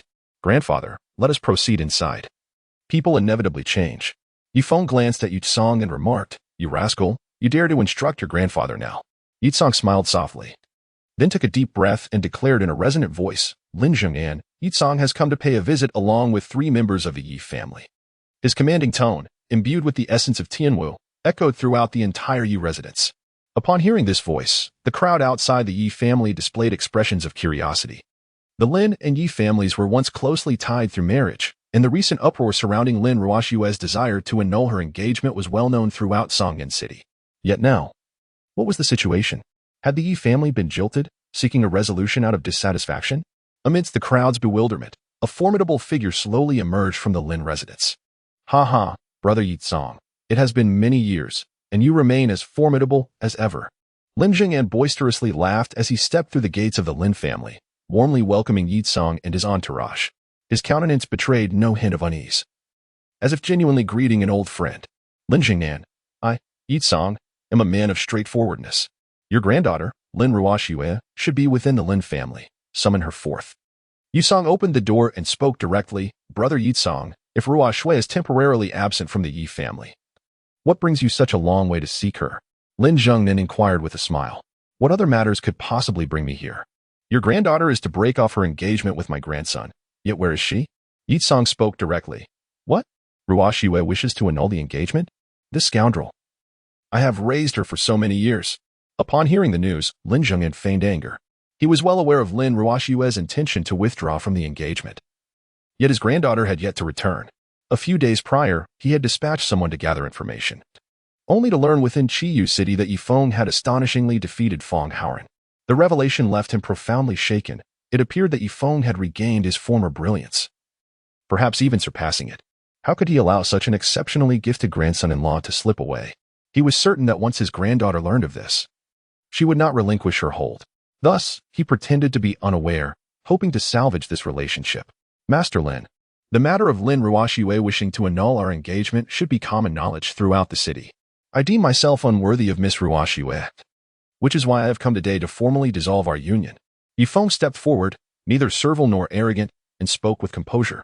"Since Lin Ruoshue is absent, let me accept this divorce decree on her behalf." As Lin Feng's words faded, a marriage certificate bearing the character for divorce soared from his hand, drifting towards Lin Jing'an across the way. Lin Jing'an neither reached out to receive it nor dared to take it, allowing the document to descend and land upon the ground. At that moment, Lin Ruoshue arrived at the gates of the Lin residence, accompanied by 3 men of varying ages, and beheld this scene. A divorce? Ye Feng has divorced Lin Jia? Chapter 20. The Engagement Cancellation Turmoil. Outside the Lin residence, numerous onlookers displayed expressions of intrigue. Wasn't it Lin Ruoshue who went to the Ye family to call off the engagement? How has it turned into Ye Feng's divorce instead? Oh, perhaps you have not heard, but Ye Feng of the Ye family has now resumed his cultivation. Moreover, just a few days ago, during the grand competition among the 3 prominent families in Qiyu City, he effortlessly defeated Feng Haoran of the Feng family, who was at the 10th level of the Xuanwu realm, despite being 7 minor realms below him. I dare say Lin Jing'an must be regretting this revelation. One individual in the crowd discreetly elucidated. Upon hearing this, the crowd's expressions transformed to one of realization. It turns out Lin Jing'an, upon learning of Ye Feng's extraordinary talent, wished to avoid the engagement cancellation, only to find the Ye family coming to annul the marriage instead. This situation indeed possesses a certain absurdity. Ye Feng, do you truly intend to humiliate my Lin family in such a public manner? Lin Ruoshue's eyes were filled with immense fury. The reason for her tardiness was, as Ye Feng had surmised, rooted in her regret. The brilliance exhibited by Ye Feng ignited within her a desire for reconciliation. Humiliation?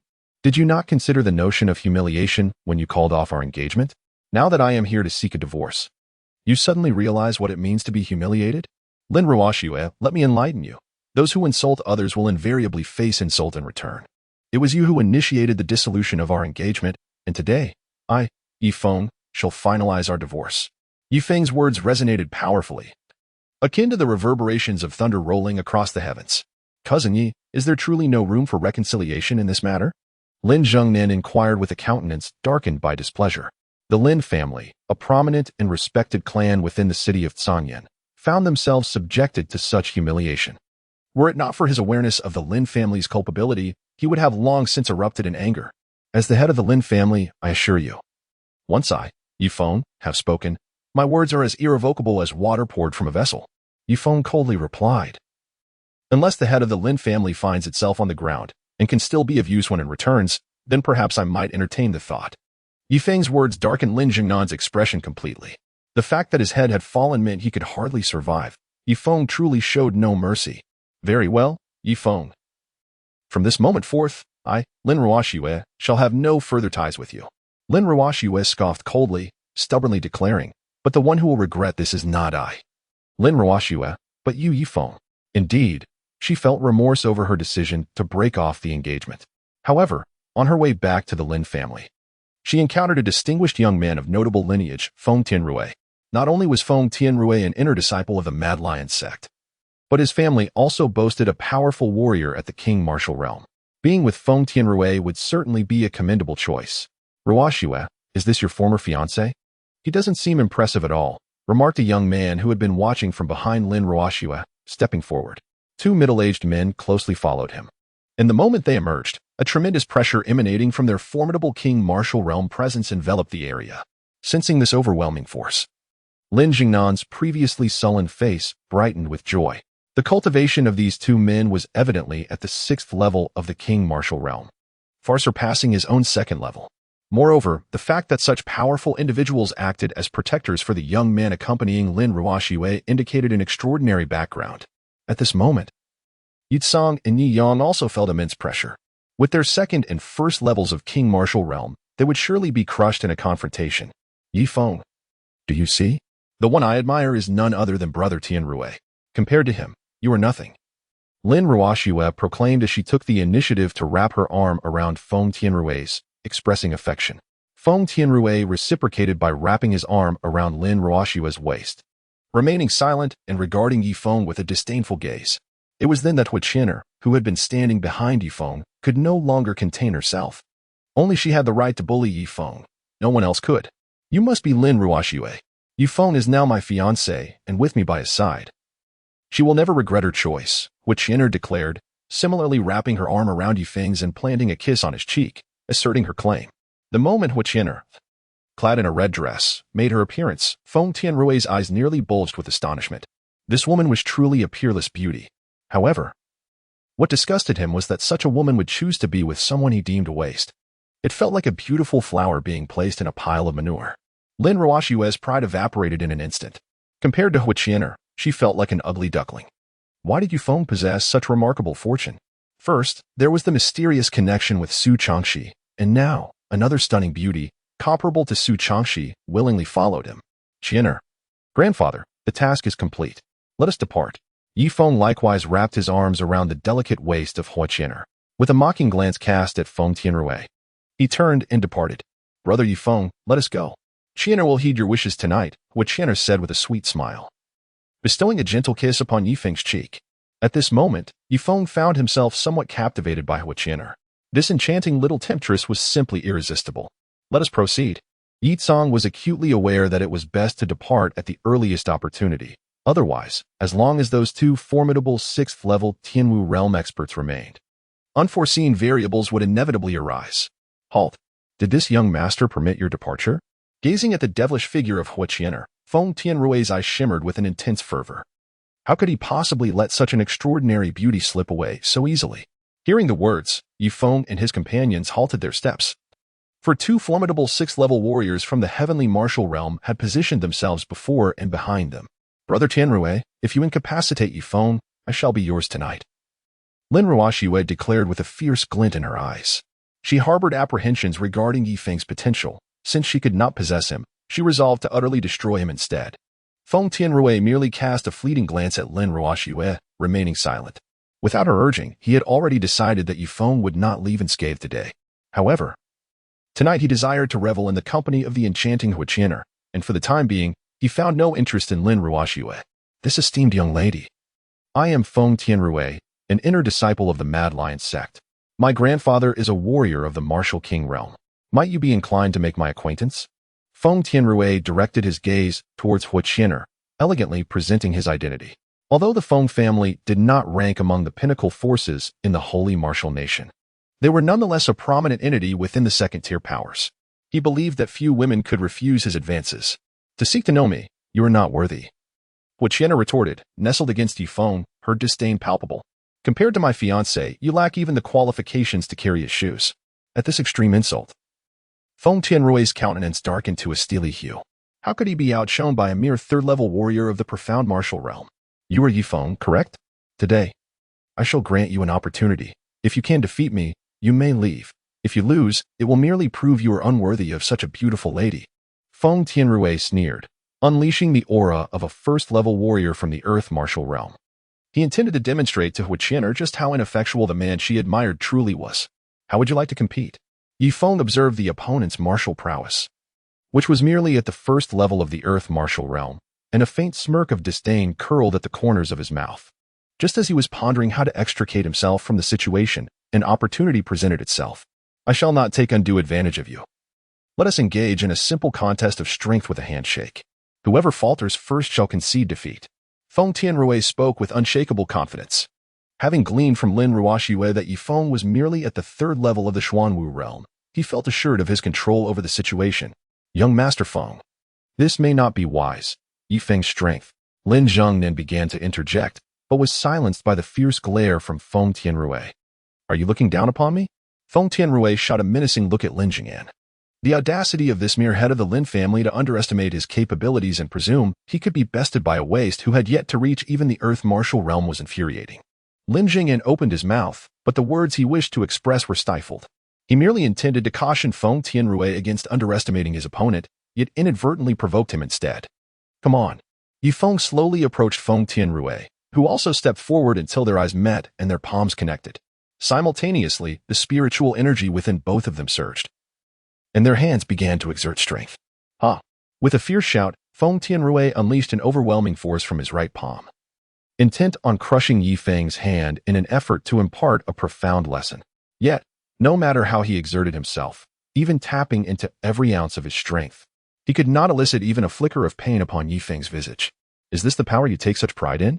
Perhaps you should consider reincarnation and indulge in more maternal nourishment. As the cutting sarcasm echoed, Ye Feng suddenly intensified his grip, feeling the immense force transmitted through his hand.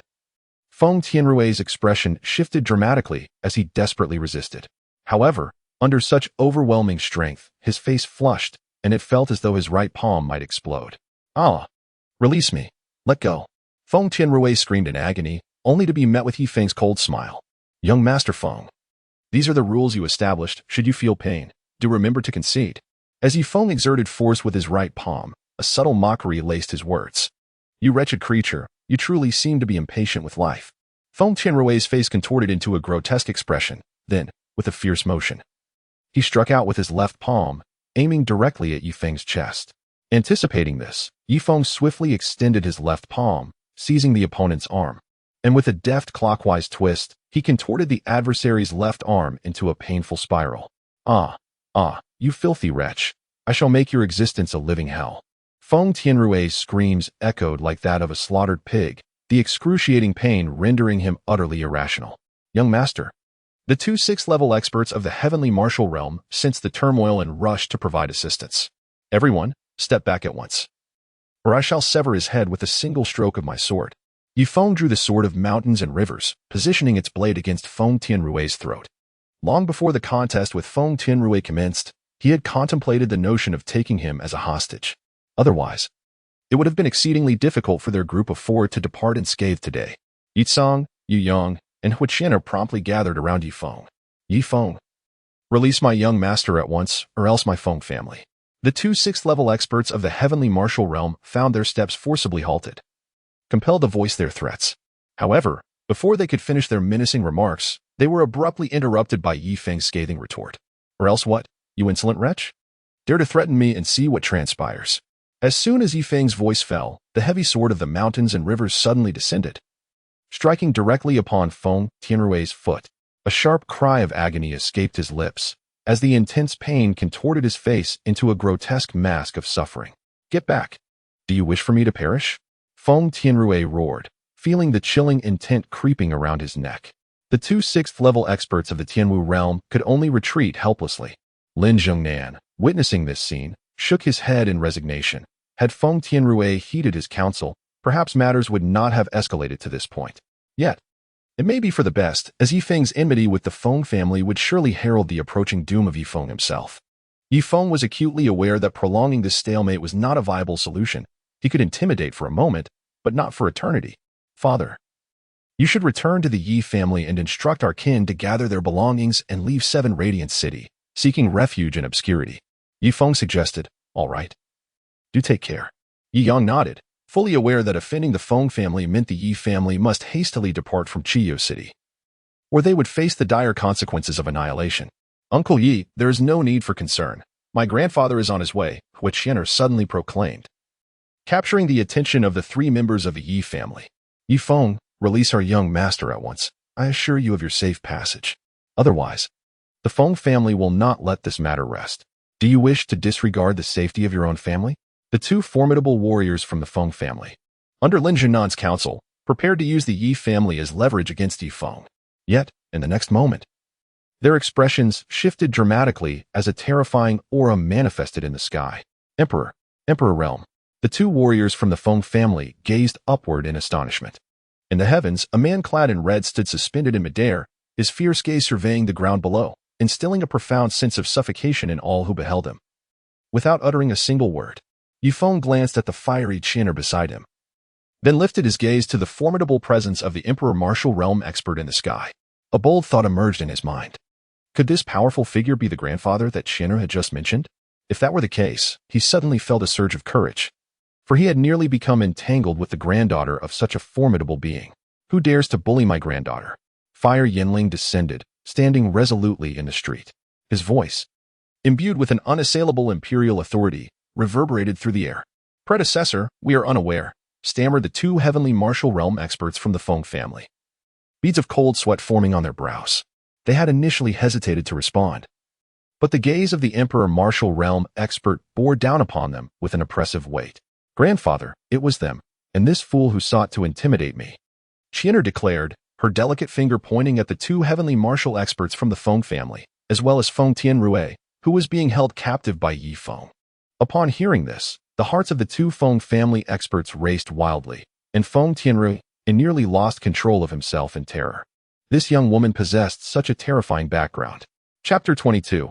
A single finger to annihilate the heavenly marshal. Come forth and state your names, summon all those you can, for I shall ensure that you all meet your end in a single stroke, Fire Yanling proclaimed, his hands clasped behind his back. An aura of boundless imperial might enveloping him. His granddaughter was his Achilles heel. He would not permit anyone to bully her. Predecessor, this is all a misunderstanding. One of the sixth-level heavenly martial experts forced himself to explain, no longer daring to utter the name of the Feng family. He feared that this Emperor martial realm expert, in a fit of rage, might obliterate his entire clan. He was acutely aware of the capabilities and means possessed by such a powerful being. Grandfather. They claimed to be from the Feng family, Xian'er said, a radiant smile gracing her lips as she gracefully sprinted towards Fire Yanling. You impudent girl. You always cause me worry. Fire Yanling's initially imposing demeanor vanished in an instant, replaced by a tender smile. Just a few days prior, he had received a distress signal from his granddaughter via a long-distance communication talisman. Yet, upon arriving at the designated location, he found no trace of her. He had suspected that she might have been rescued by someone. Sure enough, he later received news of her safety. He understood her playful nature, knowing she often wandered about nearby cities, and today he had received another message from the talisman. At that moment, Xian'er whispered something into Fire Yanling's ear. After hearing her words, his gaze once again fell upon the two sixth-level heavenly martial experts from the Feng family. You too perish, Fire Yanling declared, pointing a finger. A surge of fiery light erupted from his fingertip, piercing through the bodies of the two sixth-level heavenly martial experts, incinerating them utterly. Gulp. Feng Tianrui beheld the lifeless bodies of two guards from his family, his pupils constricting in terror. His features and body trembled uncontrollably. The presence of the crimson-robed man instilled a profound sense of dread in all who were present, as they witnessed his terrifying prowess. A formidable sixth-level Tianwu realm cultivator had been extinguished with but a single gesture, without even a cry of despair escaping his lips. The might of a Huangwu realm expert was indeed fearsome. I have slain them to serve as a warning to your Feng family, the old man declared. I have spared you to ensure you return and relay this message. Hui Yanling's piercing gaze fixed upon Feng Tianrui, exuding an overwhelming authority. I shall protect the Ye family. Should I discover that even a single soul from the Ye family has been harmed, I will personally visit your Feng family to eradicate every last one of you. His voice resonated with the weight of celestial authority, each word reverberating ominously, leaving Feng Tianrui breathless with fear. He recognized that he had encountered an insurmountable force, and even the thought of vengeance was now a distant dream. Otherwise, both he and his Feng family would face total annihilation. Begone! Ye Feng kicked Feng Tianrui away. With the words of Fire Qian'er's grandfather, the Ye family was assured of their safety.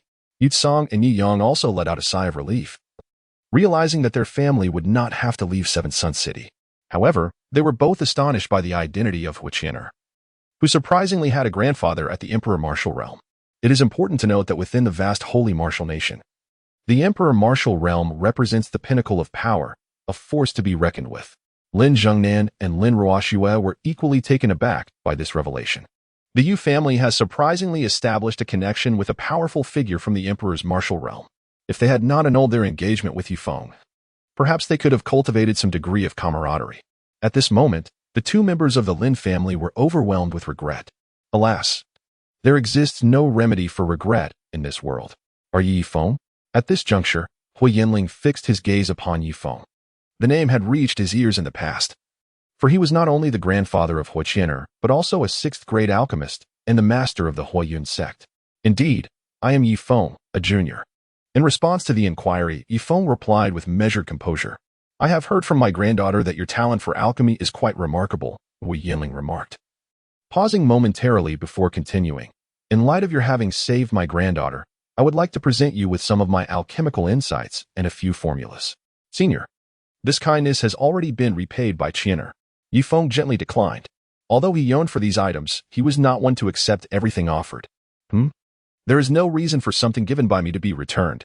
Hui Yanling's voice grew slightly stern. These were the fruits of his labor over many years.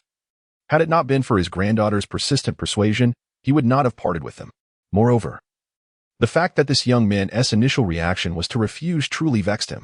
Thank you, esteemed senior. Under the silent cue of Hui Qian'er's gaze, Ye Feng ultimately acquiesced. Given that she had expressed herself so clearly, to decline would have been an act of ingratitude. There's no need for hasty thanks. This is merely a token of gratitude for saving my granddaughter. However, should you wish to pursue her, you must first gain my approval, Hui Yanling stated. He discerned that Ye Feng's relationship with his granddaughter was rather exceptional. While he would not oppose their union, he would not readily grant his consent either. Grandfather. Hui Qian'er stamped her foot, then scampered to Ye Feng's side, whispering, You need not heed my grandfather's words. If you find yourself free, feel welcome to visit me at the Huiyun sect. I shall also find time to sneak away and seek you out. As soon as Hui Qian'er finished speaking, she boldly placed a kiss on Ye Feng's cheek before returning to Hui Yanling's side. Observing this spectacle, Hui Yanling's face darkened. He had initially believed Ye Feng to be the one pursuing his granddaughter, yet it appeared she was the more audacious of the two. Moreover, the intimate exchange between them had not escaped his keen ears, attuned as they were to the subtleties of sound, leaving him with an unsettling sense of vulnerability. At this moment, Ye Feng awkwardly touched his nose, uncertain of what to say. He sensed that Hui Qian'er's recent actions were deliberate, intended solely for Hui Yanling's gaze. Qian'er, let us depart. Hui Yanling huffed irately, then took Hui Qian'er away. As he watched Hui Qian'er's receding figure, a fervent desire for power ignited once more in Ye Feng's eyes. Brother Yitsong, although the engagement between Ruoxue and my esteemed nephew Ye Feng has been dissolved, we remain good brothers, do we not? Lin Zhengnan stepped forward to establish a connection. Lin Zhengnan, your schemes are well calculated. But let me make it clear, from this day forth, I, Yitsong, shall sever all ties with you. Yitsong let out a cold laugh, leaving behind a remark before departing with Yu Yang and Ye Feng. It's your fault. Go and confine yourself for 3 days, Lin Zhengnan thundered at Lin Ruoxue. His expression darkened. If only his granddaughter possessed a broader vision, she would not have caused him to lose such a talented grandson-in-law. As she listened to her grandfather's reproach and observed the mocking gazes of those around her, Lin Ruoxue's eyes glistened with tears of regret. Yet, after this moment of regret, a profound sense of apprehension and resentment surged within her. She was determined to make Ye Feng pay a price. Chapter 23. Taking a step closer to the senior sister. After departing from Song'an City, Ye Feng bid farewell to Yitsong and Yi Yang. His return to the Ye family was primarily to address the matter of his annulment. And now that the issue has been resolved, it is imperative for him to return to Yunheizong and diligently pursue his cultivation. A day later, Ye Feng returned to Yuhai sect smoothly. He made his way directly to the cultivation chamber, although training there required the expenditure of spirit stones. The acceleration in his cultivation speed was undeniably significant. Ye Feng currently possesses tens of thousands of spirit stones obtained from the storage ring of a disciple of the Insha sect. Additionally, during his farewell with the members of the Ye family, his grandfather generously bestowed upon him a significant number of spirit stones. Thus, his supply of spirit stones remains quite abundant. Upon entering the cultivation chamber, Ye Feng settled into a meditative position, simultaneously practicing and comprehending the second and third forms of the mountain and river sword technique. As time swiftly passed, a month slipped by in the blink of an eye. Suddenly, Ye Feng opened his eyes within the cultivation chamber, and an aura emanating from the 5th level of the Xuanwu realm radiated from him. After a month of rigorous training, he had successfully advanced 2 minor realms, and he had fully grasped the mountain and river sword technique. However, his stock of spirit stones was nearly depleted. He lamented his lack of wealth, wishing he had a few more spirit stones at his disposal. Ye Feng furrowed his brows and murmured to himself. If only he possessed sufficient spirit stones, his pace of advancement could be hastened further. Alas, he resolved to let things unfold naturally. First, he would seek out senior sister Su, and then devise a plan to acquire some spirit stones. Ye Feng had not seen Su Changxi for quite some time, and he found himself missing her a little. Before long, Ye Feng arrived at Su Changxi's residence. "Senior sister, are you there?" Ye Feng stood at the door, inquiring with anticipation. Suddenly, the grand door of the room swung open. To his astonishment, it was not Su Changxi who appeared, but rather an individual whom Ye Feng had never expected. A lady clad in a cerulean cheaphouse stood at the entrance. Her long hair cascading like a waterfall, 3,000 strands gracefully draping over her rounded shoulders, exuding a faint fragrance. Beneath those flowing tresses lay an unparalleled beauty, a figure so striking that it nearly captivated Ye Feng's gaze, particularly her magnificent, voluptuous curves. "Master." Ye Feng gazed at the woman before him and spoke with utmost respect. "Ye Feng, what brings you here?" A flicker of surprise danced in Song Yuding's aquamarine eyes. "Master, I have come in search of Sister Su." Ye Feng, startled yet composed, reflected on the situation. Had he been aware of the sect leader's presence, he would have arrived later. After all, the matter concerning his relationship with Su Changxi was certainly known to Song Yuding. Upon hearing this, Song Yuding suddenly fell silent, casting a perplexed glance towards the room where Su Changxi resided. With a gentle sigh, she gracefully departed. Ye Feng breathed a sigh of relief as he watched Song Yuding depart. It was his first time witnessing the sovereign up close, and indeed, she was even more enchanting than from a distance. Yet, he pondered to whom such a celestial beauty would ultimately belong. "Junior brother, you have returned from the Ye family." As Ye Feng remained lost in thought, Su Changxi emerged from the room. "Senior sister, it has been nearly a month since your return, and you have been diligently cultivating within the training chamber." Ye Feng scratched his head and spoke. After hearing this, Su Changxi remained silent. Instead, she peeked around to ensure no one was watching before pulling Ye Feng into the room. With a resounding thud, the door shut behind them. And without the need for further words, they embraced one another. Having not seen Ye Feng for over a month, Su Changxi felt an overwhelming longing in her heart for him. Ye Feng felt similarly, although he had been accompanied by Hua Qianer during these days. The depths of his heart were persistently longing for Su Changxi. After the passage of an hour, he inquired, "Senior sister, did the sect master come to seek you for a particular matter?" Ye Feng suddenly inquired. His question intended as a subtle probe into Song Yuding's perspective on the relationship between himself and Su Changxi. "My master informed me that she had been occupied with matters alongside the deputy sect leader and advised me to wait for her return to discuss any issues." Su Changxi leaned against Ye Feng's shoulder, savoring the masculine aura of the man, and spoke candidly. After hearing this, Ye Feng fell into deep contemplation. In addition to Song Yuding, the Cloud Sea sect has 2 vice sect masters, both of whom possess the formidable strength of the 10th level of the Wangwu realm. The ability to mobilize both the sect master and the vice sect masters simultaneously indicates that a significant matter is at hand.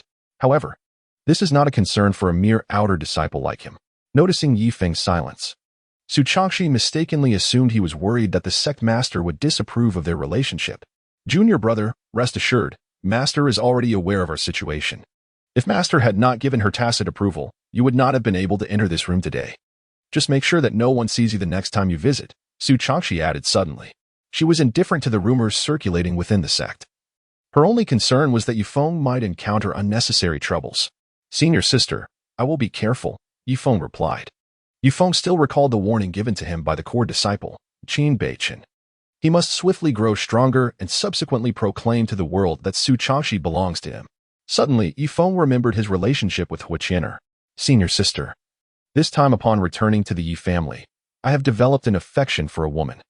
Ye Feng decided to speak the truth and recounted the events that transpired upon his return to the Ye family. After listening, Su Changxi fell into a deep silence. And then with a gentle voice, she spoke, Junior brother, I am already yours. Regardless of whom you may come to cherish in the future, please never forget me. As long as you do not forsake me, I shall forever remain yours. Upon hearing these words, Ye Feng was taken aback, for he had already steeled himself for the possibility of his senior sister's anger. Senior sister, in this lifetime, I shall never let you down. Junior brother. Then what about now? Su Changxi gazed once more at Ye Feng's resolute visage, her cheeks flushed with shyness. Hiki, senior sister. Your request is one I cannot refuse. Ye Feng inhaled the fragrant aroma emanating from Su Changxi, then lifted her delicate, exquisite figure, akin to jade. Chapter 24. The third-rank alchemist, trouble approaches. For 3 consecutive days, Ye Feng remained enraptured in a tender reverie, only emerging from Su Changxi's chamber on the 4th day. His spirit renewed and radiant. His foremost objective now was to accumulate more spirit stones. For it is only through the aid of resources that the velocity of his cultivation could be significantly enhanced. After a moment of contemplation, Ye Feng resolved to engage in the art of alchemy for profit. Although currently merely a first-grade alchemist, even such rudimentary elixirs were highly sought after among the disciples of the Yunhai sect. With his decision made, Ye Feng proceeded to the medicinal herb pavilion of the Yunhai sect, where he utilized the remaining spirit stones to procure a substantial amount of herbs. Subsequently, he returned to his quarters, retrieved a cauldron gifted by Hu Qianer, and commenced the intricate process of concocting potions. Although Ye Feng has only recently embarked on the journey of alchemy, his remarkable intuition and formidable mental prowess have rendered his movements exceedingly proficient. Many first-tier elixirs pose little challenge for him. In the blink of an eye, 5 days have elapsed. During this period, Ye Feng's alchemical skills have experienced tremendous advancement, largely owing to the insights gleaned from Huiyan Ling's alchemical treatise. After all, the latter is a 6th-tier alchemist, and the knowledge contained within has undoubtedly spared him from numerous missteps. With the medicinal materials now refined, he is prepared to venture forth and sell his elixirs. Ye Feng exhaled a breath of impure air, speaking softly. He then took the substantial quantity of elixirs he had refined and made his way to the largest trading market within the Yunhai sect. Numerous disciples of the Yunhai sect often engaged in clandestine transactions here. Ye Feng entered the bustling trading market, seeking a relatively quiet spot to set up his stall. Supreme Spirit Recovery Pill swiftly replenishes spiritual energy, priced at 30 spirit stones each. Supreme Healing Pill rapidly mends injuries, also priced at 30 spirit stones each. Supreme Spirit Gathering Pill, which enhances internal spiritual energy upon consumption, is available for 50 spirit stones each.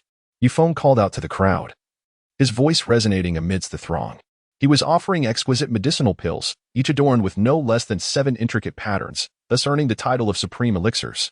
Before long, his enthusiastic proclamations captivated the attention of many. Incredible, the Supreme Gathering Spirit Pill is only 50 spiritual stones apiece. Is that for real? A voice chimed in, wait, isn't that Ye Feng? He can refine pills too?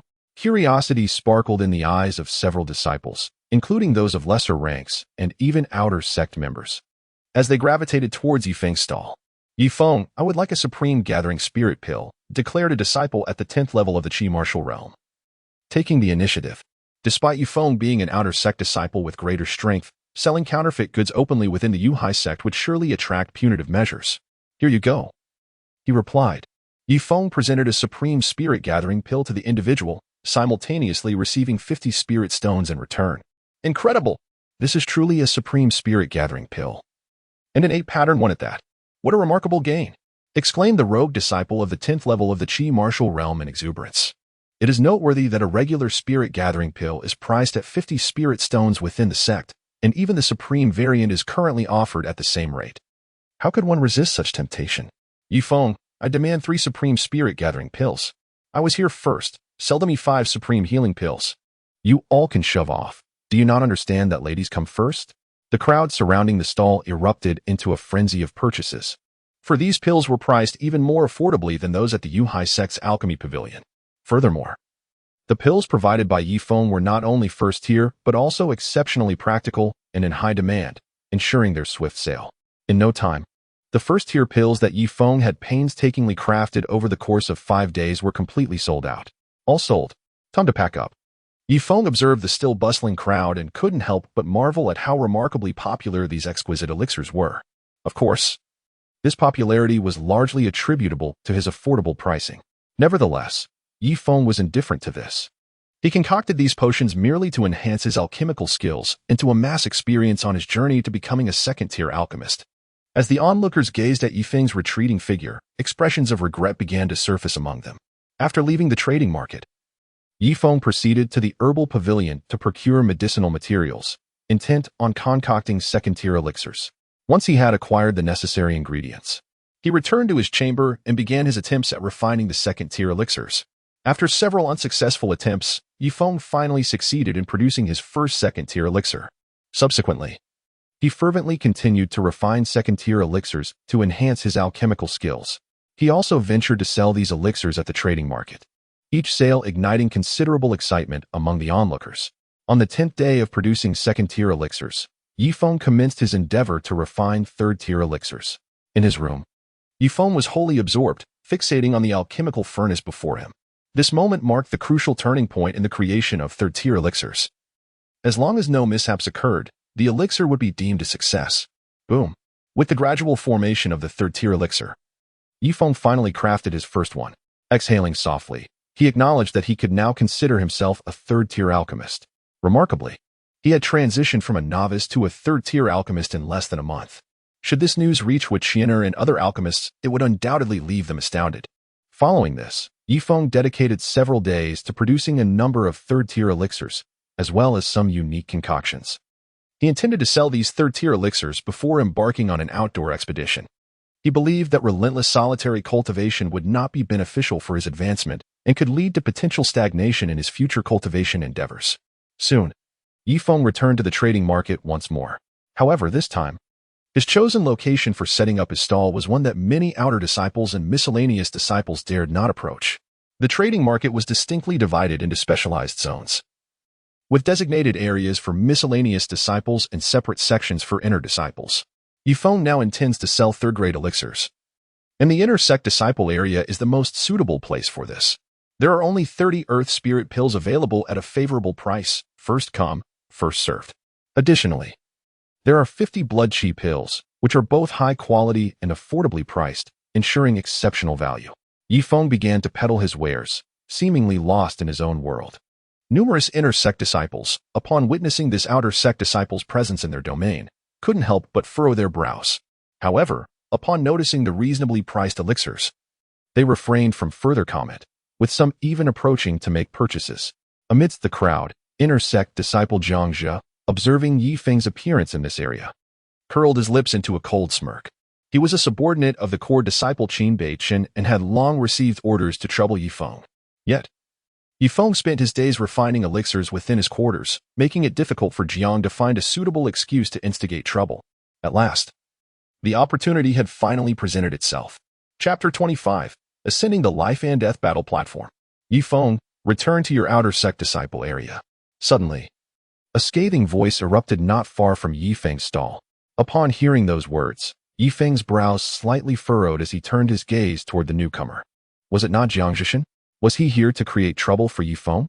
It certainly appeared that way, and one could only wonder how Ye Feng would respond. The surrounding inner disciples parted to form a path, their expressions betraying a sense of anticipation for the unfolding drama. Although Jiang Zhishan possessed merely the cultivation of a third-tier earth martial realm, he was backed by a core disciple. As the saying goes, even when striking a dog, one must consider its master. Thus, many inner disciples were reluctant to provoke him. Was there not a regulation within the sect prohibiting entry into this area? Ye Feng narrowed his eyes, a glimmer of cold light flickering within them. The rules of the Unhai sect do not explicitly prohibit outer disciples from venturing into the domain of inner disciples. However, due to the relatively weaker prowess of outer disciples, They are often reluctant to draw attention by entering the inner disciple's territory, lest they provoke the dissatisfaction of their more formidable counterparts. Over time, this has evolved into an unwritten convention established by the inner disciples themselves. While the sect imposes no formal restrictions, it is a self-imposed regulation by the inner disciples. Jiang Zhishan let out a chilling laugh, saying, "Do you truly believe that you, an outer disciple like Ye Feng, can afford to offend all of us inner disciples?" Jiang Zhishan intentionally ignited discord between Ye Feng and the entire inner disciples faction. The inner disciples enjoy the privilege of freely traversing this area, a privilege that stems from their esteemed status, which signifies their formidable strength. Although Ye Feng possesses a certain degree of strength among the outer disciples, he remains insignificant in the eyes of the inner disciples. I must extend my heartfelt congratulations to you in advance, future sect master Jiang. Your rules undoubtedly surpass even those of the sect itself, Ye Feng remarked with a hint of sarcasm. And the mere mention of the title Master Jiang caused Jiang Zhi's complexion to change dramatically. Ye Feng's abrupt remark struck like a heavy blow, leaving one at a loss as to how to respond. Ye Feng, cease your reckless words. If this matter reaches the ears of the elders and the sect leader, neither of us will emerge unscathed. Jiang Zhi's previously resolute tone had noticeably softened. It seemed that Ye Feng was intent on leading him to ruin. Am I truly speaking in folly? The sect leader has yet to establish any rules, yet you have taken it upon yourself to impose them. Is your authority not already considerable enough? Ye Feng wore a mocking expression. This Jiang Zhishan intended to pressure him by rallying all the inner disciples. Thus, he decided to bestow upon Jiang a far greater accusation. You. At this moment, Jiang Zhishan found himself at a loss for words, or rather, he lacked the courage to retort.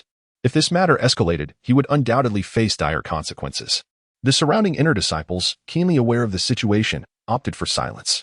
To involve oneself in such affairs was tantamount to foolishness. This useless fool. Among the crowd, Qin Beichen berated the inept Jiang Zhishan. After all this time he had spent issuing commands, this man had yet to accomplish anything, and had even been thwarted by Ye Feng's invocation of the sect rules. In his exasperation, he resorted to sending a mental message to Jiang Zhishan. Suddenly receiving Qin Beichen's transmission, Jiang Zhishan's eyes brightened, and he felt a renewed sense of confidence. He had just learned from Qin Beichen that both the sect leader and the deputy leader had been absent from the sect for several days and had yet to return. Presently, various affairs of the Yuhai sect were being managed by another deputy leader, Qin Beichen's father. He chuckled. Ye Feng, I seem to have neglected to inform you that deputy leader Qin has recently established a new sect rule. Outer disciples are prohibited from entering the areas designated for inner disciples within the trading market. With a smirk, Jiang Zhishan added, therefore, you may now return to the realm of outer disciples. Many inner disciples, upon hearing Jiang Zhishan's words, displayed expressions of astonishment and disbelief. This Jiang Zhishan possessed considerable audacity, daring to falsely convey the deputy leader's orders. However, a few inner disciples noticed Qin Beichen amidst the crowd, their expressions turning contemplative. Upon hearing Jiang Zhishan's words, Ye Feng's gaze darkened slightly. The rules recently established by the vice sect master Qin? It appears that this Jiang Zhishan has come specifically under the orders of Qin Beichen to provoke him. Moreover, he has conveniently chosen a moment when both the sect master and one vice sect master are absent from the sect. However, since the other party is so aggressively confrontational, he shall not be blamed for his ruthless actions. Outer disciples, you are mistaken. I shall soon ascend to the ranks of the inner disciples. Ye Feng suddenly drew the mighty sword of mountains and rivers, plunging it into the ground beneath his feet. This inexplicable proclamation and abrupt action left many in a state of confusion. However, Ye Feng's subsequent words clarified his intentions. I, Ye Feng, an outer sect disciple, hereby challenge Jiang Zhi, an inner sect disciple. This battle, regardless of victory or defeat, shall be a matter of life and death. Are you bold enough to accept this challenge? Ye Feng's voice resonated like thunder, reverberating in the ears of all present. The fifth level of the Xuanwu realm, Ye Feng, audaciously sought to challenge Jiang Zhishan, who stood at the third level of the Earth Martial realm, and what was more, it was a battle to the death. Such hubris was astonishing, verging on madness. It is vital to recognize that as one's cultivation level ascends, the challenges of confronting opponents of higher realms become increasingly formidable. This brazen and domineering declaration caused Jiang Zhishan's countenance to darken. Were it merely an ordinary contest, he would have accepted without hesitation. However, the gravity of a life-and-death struggle sowed seeds of doubt within him, primarily due to the overwhelming presence exuded by Ye Feng. Very well, Ye Feng. I accept this life and death duel. Jiang Zhishan inhaled deeply, acquiescing to the challenge. Before the multitude of inner disciples and under the scrutiny of Qin Beichen, he found himself with no alternative. He must accept this fight. For how could he hold his head high before others in the future otherwise? Excellent. I shall claim your life.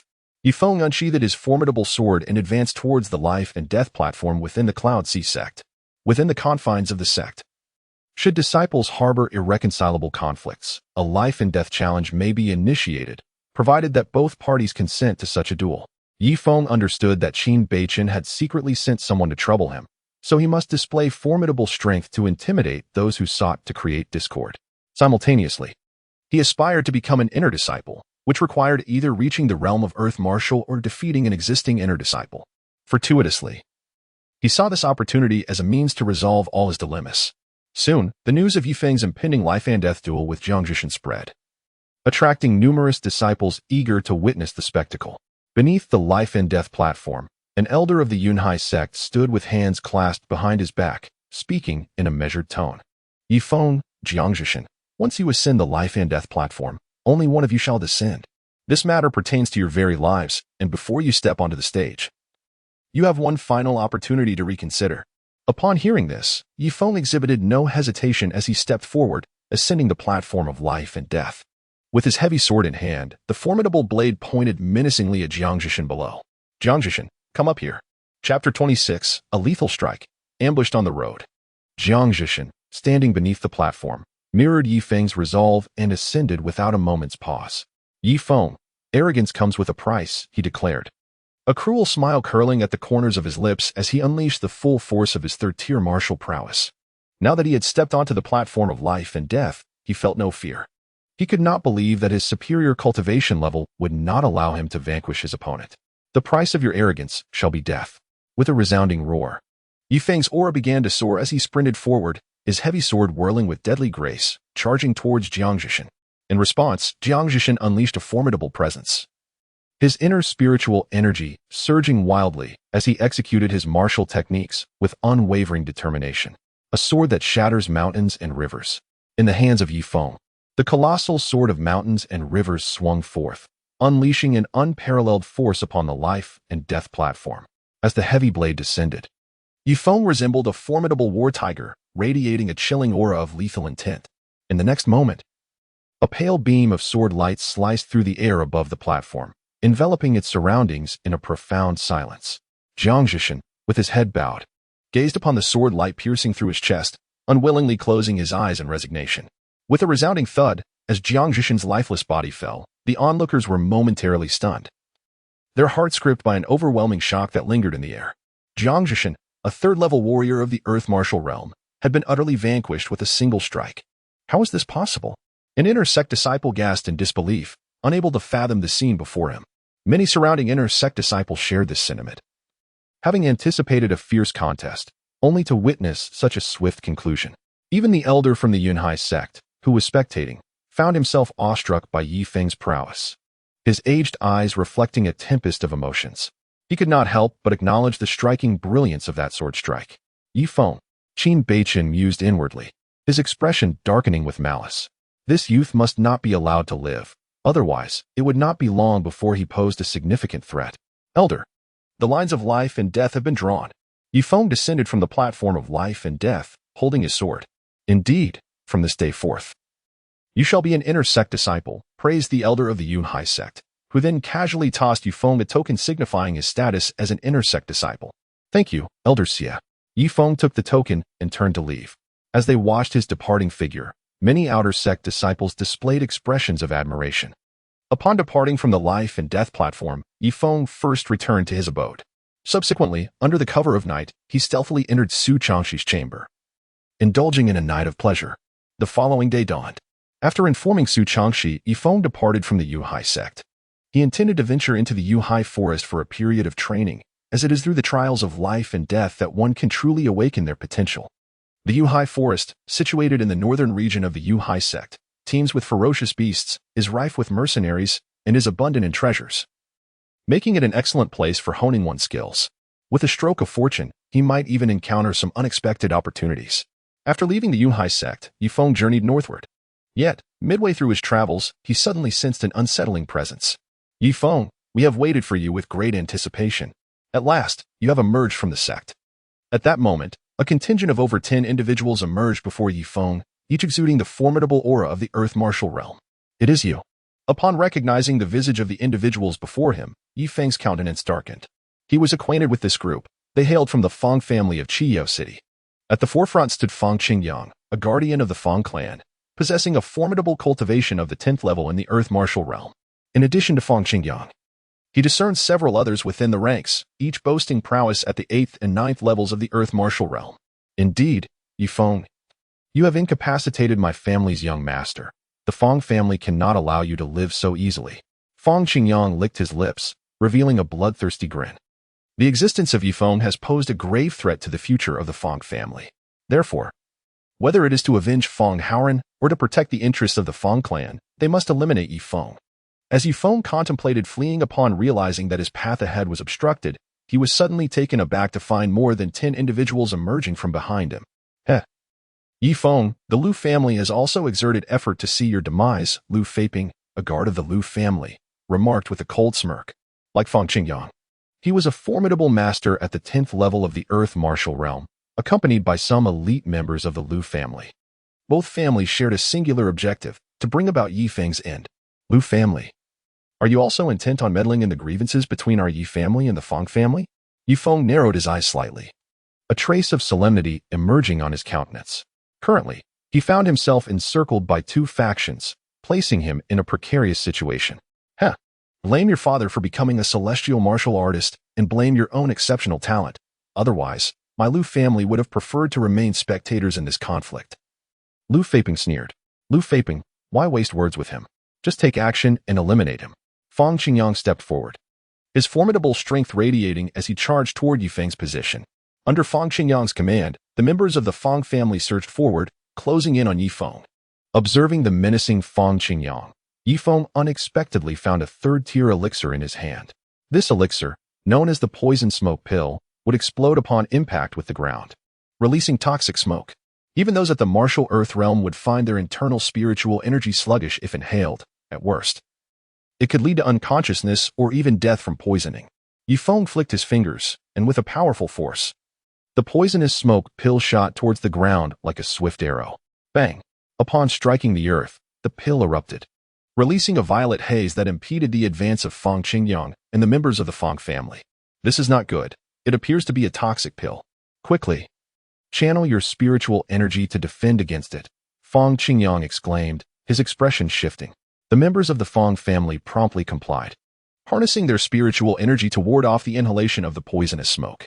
Taking advantage of this opportunity, Ye Feng made his escape from the side. Quick, pursue him. Do not let him get away, Lu Feiping shouted urgently. He had initially believed that the Feng family members were more than capable of handling the situation, but he did not anticipate that Ye Feng possessed such a remarkable skill. Ye Feng glanced back at the relentless pursuers from the Lu family, once again hurling a toxic smoke pill. Bang! The pill struck the ground, erupting into a cloud of purple poison that impeded the Lu family's advance. Follow his trail and scent. This lad is slower than us. He cannot escape. Feng Qingyang roared as he broke through the purple haze, his gaze fixed on Ye Feng's fleeing figure. They had dispatched nearly 30 men, each possessing greater strength than Ye Feng, yet they still allowed him to slip away. This was an utter disgrace. Chapter 27, Jungle Pursuit, Luring Disaster Eastward. These tenacious specters refused to relent. Ye Feng gazed back at the pursuing members of the Feng and Lu families, his expression darkening. Fortunately, he could rely on the poisonous smoke pills to hinder their advance. Otherwise, he would truly find himself ensnared by this group. After a relentless pursuit lasting half a day, Ye Feng resolutely plunged into the depths of the Cloud Sea Forest. Damn it, that brat actually ventured into the Cloud Sea Forest. Feng Qingyang seethed. Should we continue the chase? Lu Feiping inquired, having just arrived. It was well known that the forest teemed with ferocious beasts, including those of the earth, heaven, and king ranks. And one could even encounter emperor-level beasts if fortune did not favor them. The dangers within were palpable, especially as they entered as a group. A single misstep could lead to their demise among the trees. Chase him. If we do not eliminate Ye Feng this time, he will be prepared for our next encounter. and we may never have another opportunity. Moreover, if the Yu family learns of this, given Yi Cong's fiery temperament, what good fortune could we expect? Feng Qingyang declared coldly. With his words hanging in the air, he was the first to charge into the Cloud Sea Forest, followed closely by the members of the Feng family. Lu Feiping took a deep breath, hesitated for a moment, and then led his family into the forest as well. Within the Cloud Sea Forest, ancient trees towered, casting shadows that obscured the sun. The trunks were robust and lofty, their canopies spreading like vast umbrellas, with branches and leaves lush and dense, resembling a verdant ocean. Upon entering the Cloud Sea Forest, Ye Feng noticeably slowed his pace.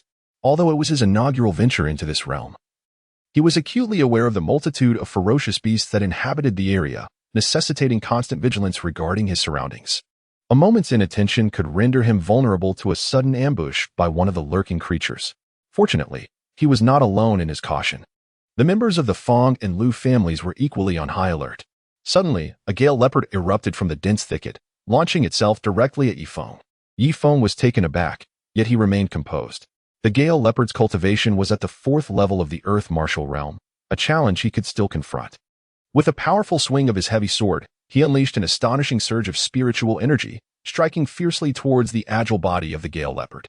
The collision of the heavy sword against the leopard's formidable claws resonated with a sound reminiscent of metal clashing. Under the tremendous force of his strike, the gale leopard was forcibly pushed back.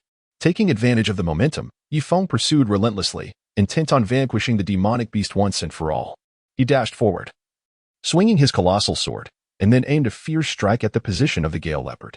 However, the agility of the gale leopard exceeded Ye Feng's expectations. Just as his sword was about to descend, the leopard propelled itself away with astonishing leaping prowess, evading the formidable blow. With a resounding crash, the heavy sword struck the ground, creating a vast and deep crater. Ye Feng observed the remarkably agile gale leopard and promptly resolved to disengage from combat. Although he possessed the ability to pursue the creature using the wind god's steps and ultimately slay it, such an endeavor would require considerable time. Presently, with pursuers hot on his heels, it was evidently unwise to linger. Ye Feng was reluctant to engage in battle, yet the gale leopard had no intention of letting him escape. The gale leopard dashed through the jungle in relentless pursuit, refraining from launching a direct attack.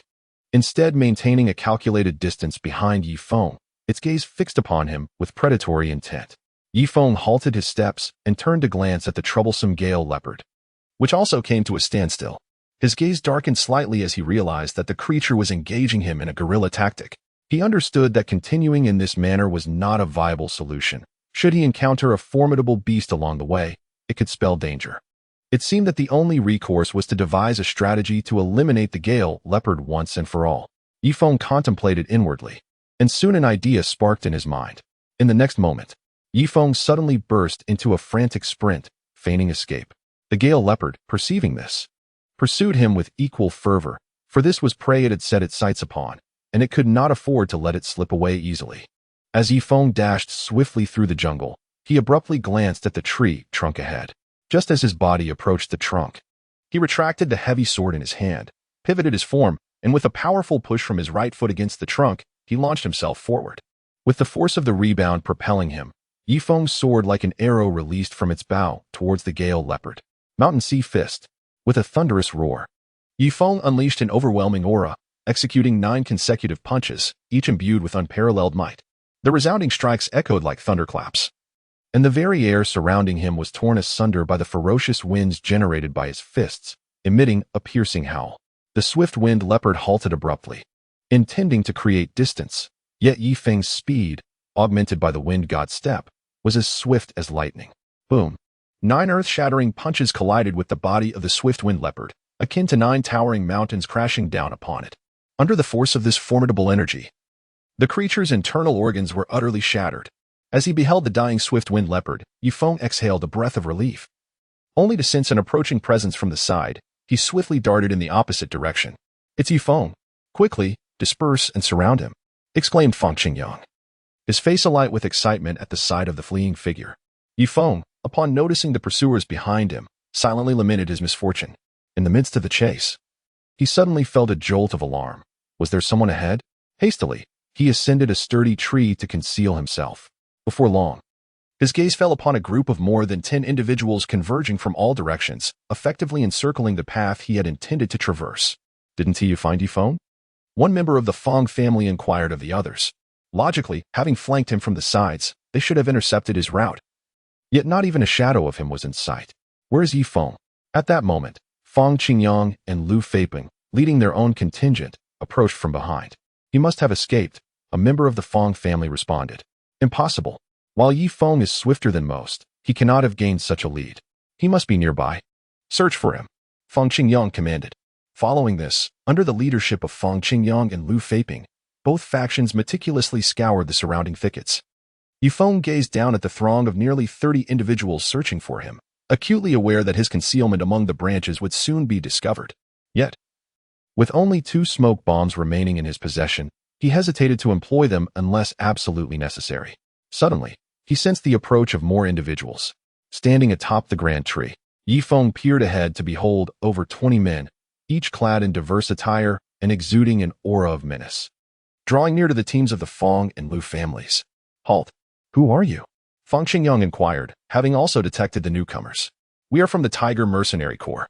Pray tell, what faction do you belong to? The leader of the Tiger Mercenary Corps, a man marked by a scar, regarded the assembled forces of the Feng and Lu families with trepidation. He too was of the 10th level of the Earth Martial Realm. Yet the presence of 2 individuals of similar prowess on the opposing side rendered their overall strength somewhat superior to that of his mercenary squad. Should a conflict arise, they would find themselves at a disadvantage. Nevertheless, as merely a small squad within the Tiger Mercenary Corps, they could signal for reinforcements if a confrontation ensued. Observing the mercenaries' arrival from his perch, Ye Feng was struck by a sudden inspiration. With a deft flick of his fingers, he launched his final 2 smoke bombs towards the opposing factions, one after the other.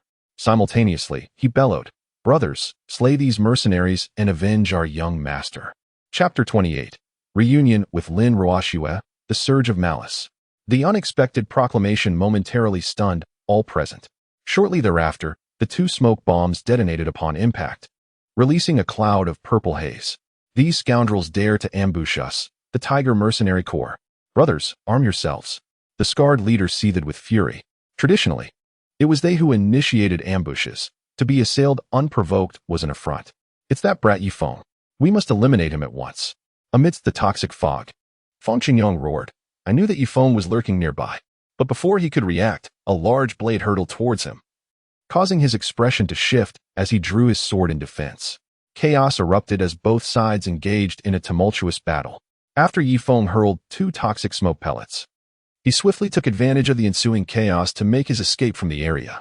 What followed was a fierce battle between the 2 factions, akin to dogs fighting among themselves, which he chose not to witness.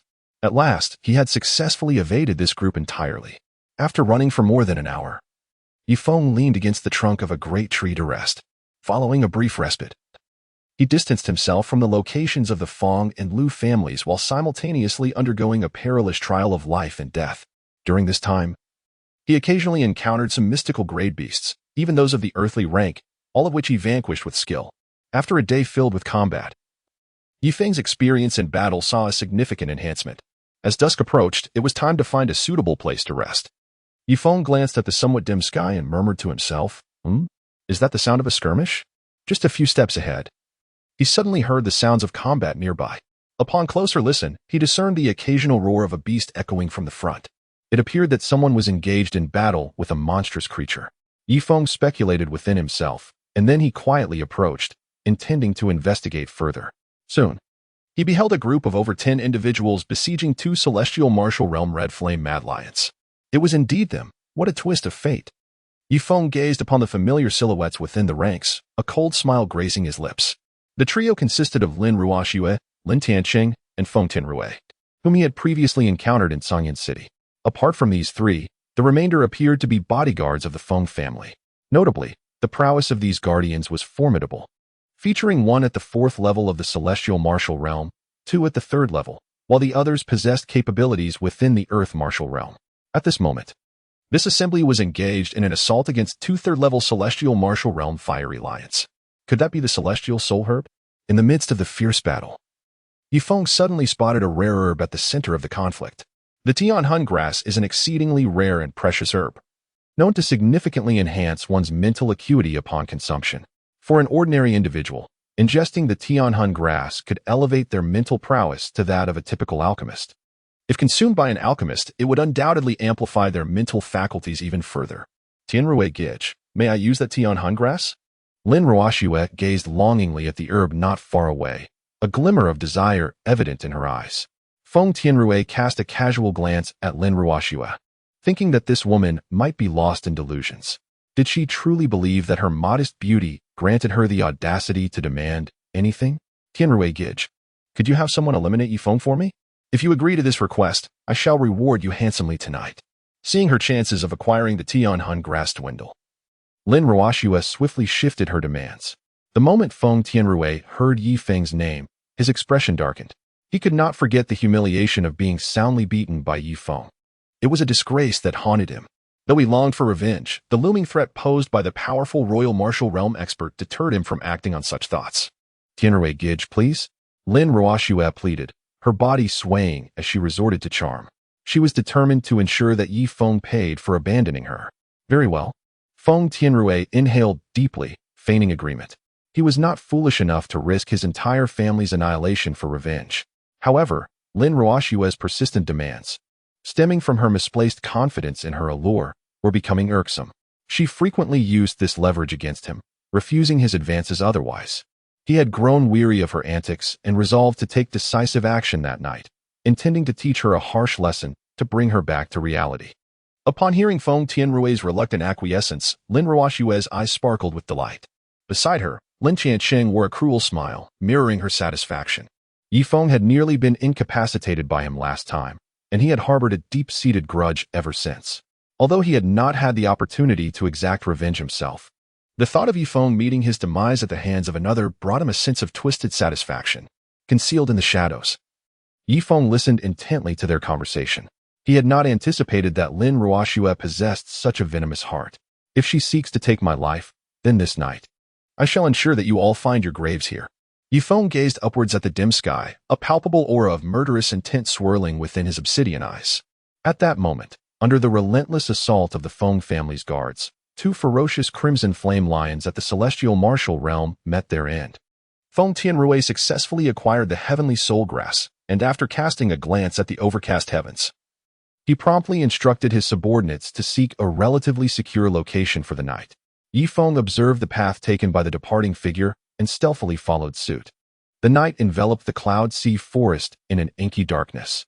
Within a campsite, a bonfire blazed, casting flickering shadows as more than 10 individuals rested while savoring roasted meat. This group was none other than the team, led by Feng Tianrui and Lin Ruoxue. Ye Feng concealed himself within a thicket outside the camp, patiently awaiting the arrival of the midnight hour. Although his strength was insufficient to vanquish this team, he could employ cunning tactics to orchestrate their downfall. The Yuhai forest was replete with formidable beasts, and he possessed a rare beast-attracting incense. Once ignited near the encampment, it would not take long for a multitude of powerful creatures to be drawn forth. In such a scenario, even the Wind family's formidable team would find themselves ensnared amidst a terrifying throng of beasts. He was also indebted to the medicinal formulas provided by Qian Er's grandfather. Without them, he feared he would have long since succumbed to the forces of the Feng and Lu families. Ye Feng let out a gentle sigh. The previous poison smoke pill and the current beast-attracting incense were both meticulously crafted from the formula provided by Hui Yanling. The intention behind this was to equip himself with additional means of survival during his training in the Yuhai forest. As time slipped away unnoticed, the members of the Feng family, save for a few guards monitoring the perimeter of the camp, had retreated into their tents to rest. Ye Feng, sensing that the time was ripe, quietly ignited the beast-attracting incense. Fearing that the dosage might be insufficient, he deliberately lit several more sticks near the campsite. Having completed this task, Ye Feng stealthily departed from the perimeter of the camp, concealing himself in the shadows of a large tree at a considerable distance. Chapter 29. The bewildered Lin Ruoxue within one of the tents in the camp. Feng Tianrui gazed upon Lin Ruoxue's figure, his eyes betraying an unabashed lust. Brother Tianrui, your gaze frightens me. Lin Ruoxue feigned shyness, her voice delicate. Frightened? What awaits you will be far more daunting. Today, I shall have my way with you. Feng Tianrui smirked coldly, lunging towards Lin Ruoxue. Ah, Brother Tianrui, what are you doing? Lin Ruoxue suddenly startled, realizing that the situation had taken a turn for the worse. She did not mind yielding to Feng Tianrui, but she wished to maintain some leverage. If she relinquished her physical allure, he might not assist her in eliminating Ye Feng. Seeing Lin Ruoxue's vigorous resistance, a flicker of impatience crossed Feng Tianrui's eyes. He swiftly struck her cheek with a resounding slap. The sharp crack of the slap left Lin Ruoxue momentarily stunned. He actually hit her? You wretched woman, do you truly consider yourself a princess? With your modest beauty? I barely found you appealing. Should you continue to be so ungrateful, know that my family has many guards eager to line up for a chance. Feng Tianrui scolded impatiently. The harshness of his words plunged Lin Ruoxue into deep humiliation. She realized that in Feng Tianrui's eyes, she was merely an inconsequential woman. Now, crawl over to me. If you serve me well tonight, perhaps I shall show you a gentler side in the future, Feng Tianrui declared, his demeanor now devoid of any pretense of tenderness. With the fade torn away, he saw no reason to continue pretending. It was better to conquer Lin Ruoxue through forceful means. Should Lin Ruoxue be wise enough to comply, he would not mind indulging in her further. But if this insufferable woman proved obstinate, he would dispose of her after their encounter. Filled with humiliation, Lin Ruoxue could only crawl toward Feng Tianrui, though a subtle glint of resentment flickered in the depths of her eyes. Observing her compliance, a satisfied expression crept onto Feng Tianrui's face. Just as he prepared to remove his trousers, a series of roars from the beasts outside the camp suddenly echoed, shaking the very ground. The resonant growls, laden with menace, startled everyone within the camp. Feng Tianrui, losing interest, hastily exited the tent to assess the situation. Surrounding them, shrouded in darkness, pairs of crimson, emerald, and obsidian eyes fixated upon them, slowly encroaching. A horde of beasts. Feng Tianrui gazed upon the bloodthirsty eyes surrounding him, his body trembling uncontrollably. This shivering was not his alone. It resonated throughout all present. Over 100 beasts, each exuding a distinct aura, encircled them. The terrifying scene sent chills down their spines, leaving them paralyzed with fear. Young master, we will cover your escape, declared a solemn guardian from the Feng family. A warrior of the 4th level of the heavenly martial realm. Yes, yes. Feng Tianrui nodded, his body shaking. Suddenly, a cacophony erupted as the beasts roared in unison, surging toward the camp like a relentless tide. The Feng family's guardians fought valiantly, striving to break free from the encirclement. Yet, the sheer number of beasts, including several formidable heavenly-level creatures, proved overwhelming. 3 of the less powerful guardians were torn to shreds upon mere contact with the horde. Fortunately, 3 mighty warriors of the heavenly martial realm emerged, battling fiercely to carve a bloody path through the throng. Young master, hurry, we will hold them off, they urged, initially intending to flee, but finding themselves ensnared by heavenly-level beasts. In their desperation, they resolved to fight to the death, buying time for Feng Tianrui's escape. At that moment, Feng Tianrui was paralyzed by terror, abandoning all concern for others as he sprinted away. Lin Ruoxue and another guardian from the Feng family also broke free from the encirclement, fleeing without a backward glance. Just as Lin Tiansheng escaped the circle, he suddenly slipped, crashing heavily to the ground. Sister, save me, he cried out in despair, only to be met with the onslaught of a beast. A chilling scream pierced the night, causing Lin Ruoxue's heart to tremble. It was her brother's voice. Not far from the camp, beneath a large tree, Ye Feng quietly observed the carnage unfolding before him, witnessing the tragic demise of Lin Tiansheng. Ye Feng gazed in the direction where Lin Ruoxue and Feng Tianrui had fled, a cold smile curling at the corners of his mouth. You two shall not escape. After what felt like an eternity of fleeing, Feng Tianrui finally came to a halt, panting heavily, his face a mask of lingering fear. Were it not for the desperate struggle of the 3 formidable warriors from the Feng family, he would have found it exceedingly difficult to evade capture. Tianrui Gij. Wait for me. Lin Ruoxue, trailing closely behind him, called out. Being merely at the Xuanwu realm, her safe passage out of the Yunhai forest necessitated the protection of another. Beside her stood a Feng family guard, a level 7 warrior of the Earth martial realm. He was the only guard to have escaped the encirclement unscathed by the pursuing beasts, albeit severely injured yet still clinging to life. Feng Tianrui cast a glance back at Lin Ruoxue, a flicker of misfortune crossing his mind. Ever since he had crossed paths with this woman, his streak of bad luck had been relentless. He resolved to vent his frustrations on Lin Ruoxue before burying the matter right then and there. Come here. Feng Tianrui bellowed at Lin Ruoxue. Upon hearing this, she dared not utter a word of protest, and walked straight towards him. "Curse it, it's all because of you. This ill-fated woman. Today, I shall deal with you right here." Feng Tianrui seethed, gripping Lin Ruoshue's hair in anger, completely disregarding the presence of the Feng family guard nearby. Just as he was about to take action, an unexpected turn of events transpired. A heavy sword imbued with the power of mountains and rivers sliced through the inky night sky, descending towards the location of the Feng family guard. The level 7 Earth Martial Guard felt a jolt of alarm, summoning the scant amount of spiritual energy he possessed to defend himself. Boom. The mighty sword struck his injured body with tremendous force. Under the weight of such overwhelming power, his form was sent careening like a cannonball into a nearby tree. Ye Feng pressed onward, his footsteps resolute as he relentlessly pursued his target. An astonishing sword aura surged wildly around the blade, gathering in intensity. Subsequently, he unleashed a downward strike, the terrifying radiance of his sword cleaving through the darkness like a sharp blade, severing the body of the Feng family guard along with the sturdy tree beside him. Boom. As the tree crashed to the ground, the startled Feng Tianrui and Lin Ruoshue, illuminated by the moonlight, discerned the face of the assailant. "It is you, Ye Feng." Their pupils constricted in unison as they exclaimed in shock. Ye Feng gazed at the two individuals, his pitch-black eyes emanating an unmistakable aura of menace.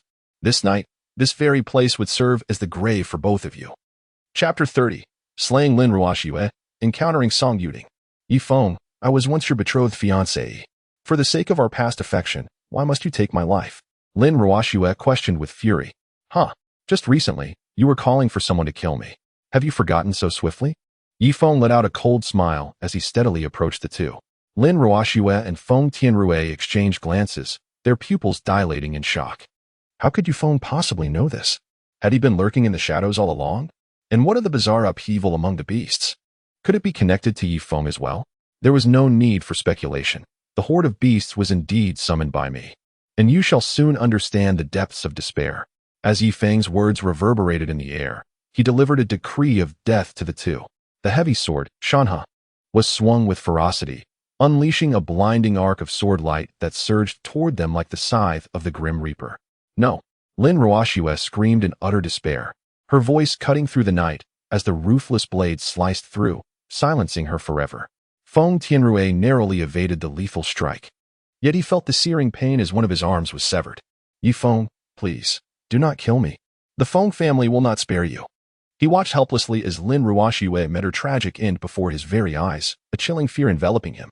For the first time, he truly grasped the essence of death. "Who would ever know that it was I who brought about your demise?" As the last words left his lips, Ye Feng swung his sword once more, driving it like a colossal arrow through Feng Tianrui's body, pinning him to a great tree. Ye Feng strode forward leisurely, unsheathing the heavy sword, and then swiftly seized the storage ring from the lifeless body. The heavenly soul grass remains intact. As Ye Feng examined the storage ring, he stumbled upon an unexpected delight. He was uncertain whether Feng Tianrui intended to return for its use or to sell it. In any case, it had fortuitously become his gain. Subsequently, he rummaged through the corpses of Lin Ruoshue and the Feng family guards, uncovering a modest collection of spirit stones and elixirs. After clearing the battlefield, Ye Feng found himself engulfed in hesitation.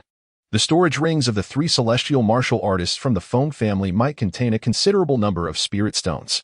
However, he could not ascertain whether these three had fallen victim to the onslaught of beast hordes. After a moment of contemplation, his rationality triumphed over greed. He resolved against venturing back to that previous area. Even if those three celestial martial artists had perished, that region might still harbor formidable earth-grade beasts, or even heavenly-grade creatures. For him, preserving his life held paramount importance. With this decision made, Ye Feng turned in the opposite direction, seeking a relatively safe place to rest. After several hours of searching, he discovered a concealed cave. He cautiously surveyed his surroundings, and upon determining that the area appeared secure, he carefully made his way into the cave. The interior was somewhat dim, prompting Ye Feng to conjure a flicker of alchemical fire to illuminate the obscurity. The cave was relatively spacious, and after meticulously inspecting his surroundings for hazards, he finally settled down near the entrance. While training in the forest, his senses were perpetually on high alert, especially when alone. Fortunately, he had now found a cave, requiring only a modicum of attention to the entrance. After a brief period of recuperation, Ye Feng took a deep breath and swallowed the Tianhun grass. Soon, a refreshing sensation enveloped his mind, significantly alleviating his previous fatigue. Ye Feng settled his mind, quietly absorbing the potent effects of the heavenly soul grass. As he engaged in this endeavor, the night in the cloud sea forest gradually receded, and light was poised to once again envelop the earth. In a certain location within the cloud sea forest, a man and a woman sat cross-legged. The woman, clad in emerald attire, possessed an ethereal beauty, a graceful figure, and an air of noble elegance that rendered her untouchable. Had Ye Feng been present, he would undoubtedly have recognized her as Song Yuding, the esteemed leader of the Cloud Sea sect. Not far from Song Yuding sat a man in dark clothing. His aura formidable and his countenance strikingly stern, with piercing hawk-like eyes. This man was Lung Wuxia, the vice leader of the Cloud Sea sect, a formidable warrior at the 10th level of the Martial King realm. The duo had departed from the Cloud Sea sect nearly a month ago. Their mission to hunt a royal grade beast and seize its core, to serve as material for a 6th grade elixir. Last night, they finally encountered a relatively weaker royal grade beast. Yet alas, their attempt at subjugation was unsuccessful. Instead, both sustained injuries of varying degrees, particularly Song Yuding, who had engaged in an intense battle with the beast and suffered significant wounds. Lang Wuxie gazed at Song Yuding's exquisite form, a rare spark of fervor glimmering in his keen eyes. For nearly 30 years, he had harbored feelings for her. From the moment she joined the Cloud Sea sect to her ascendance as its revered leader, his affection had not waned with the passage of time. Rather, it had intensified to a point bordering on obsession. Now, he found himself presented with an extraordinary opportunity to possess Song Yuding. As he sensed the moment was ripe, he turned his gaze toward her enchanting visage and spoke softly. "Tinger, I have loved you for nearly 30 years. Let us be together." Song Yuding's beautiful eyes widened in surprise, and she replied coldly, "Vice Leader Long, I implore you to maintain your dignity." She was aware of his feelings but harbored no romantic inclination toward him. Her singular focus was on strengthening the Cloud Sea sect and fulfilling the mission entrusted to her by her predecessor. "Tinger, it has been nearly 30 years. Do you not comprehend the depth of my infatuation?" After being rebuffed, a hint of obsessive madness flickered in Lung Wuxia's eyes. "Vice Leader Long, I made it abundantly clear many years ago that I do not harbor romantic feelings for you." Before Song Yuding could finish her statement, her expression shifted, indicating that she had sensed an unusual disturbance within her body. "Tinger, since you refuse to comply, I shall resort to more forceful measures. This love-inducing powder was specially prepared for you." Lung Wuxia licked his lips, his gaze filled with fervent excitement as he beheld Song Yuding's alluring form. The woman he had longed for nearly 30 years was finally within his reach. "Lang Wuxia, you despicable!" Song Yuding let out a delicate cry, a peculiar flush blossoming upon her exquisite visage, her skin radiating an intense heat. "Tinger, this is all you're doing. You forced me." Cold Wuxia bellowed in a frenzied rage. He could already sense the effects of the aphrodisiac powder taking hold within Song Yuding. It is known that even a formidable warrior of the royal martial realm would succumb to its allure. Should she refrain from intimate relations with a man for an extended period, it would lead to her untimely demise. To preserve her life, Song Yuding had no choice but to engage in a fleeting moment of ecstasy with him. Chapter 31. Capturing the noble sect leader. "Even if I perish, I shall not be sullied by you." Song Yuding clenched her delicate hand, summoning a 3-foot green sword into her grasp. With a slight tremor of her blade, a cascade of azure sword light erupted into the air, abruptly piercing towards Cold Wuxia, who stood not far away. Cold Wuxia, having anticipated her move, countered with a palm strike, shattering each beam of azure light with ease. Although his cultivation was inferior to that of Song Yuding, who was at the 1st level of the royal martial realm, her severe injuries, compounded by the effects of the aphrodisiac, rendered her incapable of unleashing her full potential against him. "Tinger, abandon your resistance and become my woman." Cold Wuxia laughed maniacally. "In your dreams," Song Yuding retorted, launching another assault. Boom, boom, boom. The two ascended into the air, unleashing a cataclysmic battle that shook the heavens. The clash between a royal martial realm expert and a peak king martial realm warrior was nothing short of terrifying, the shockwaves sending nearby beasts fleeing in terror. However, as time progressed, Song Yuding's onslaught grew increasingly feeble, while Cold Wuxia, who remained on the defensive, became ever more exhilarated.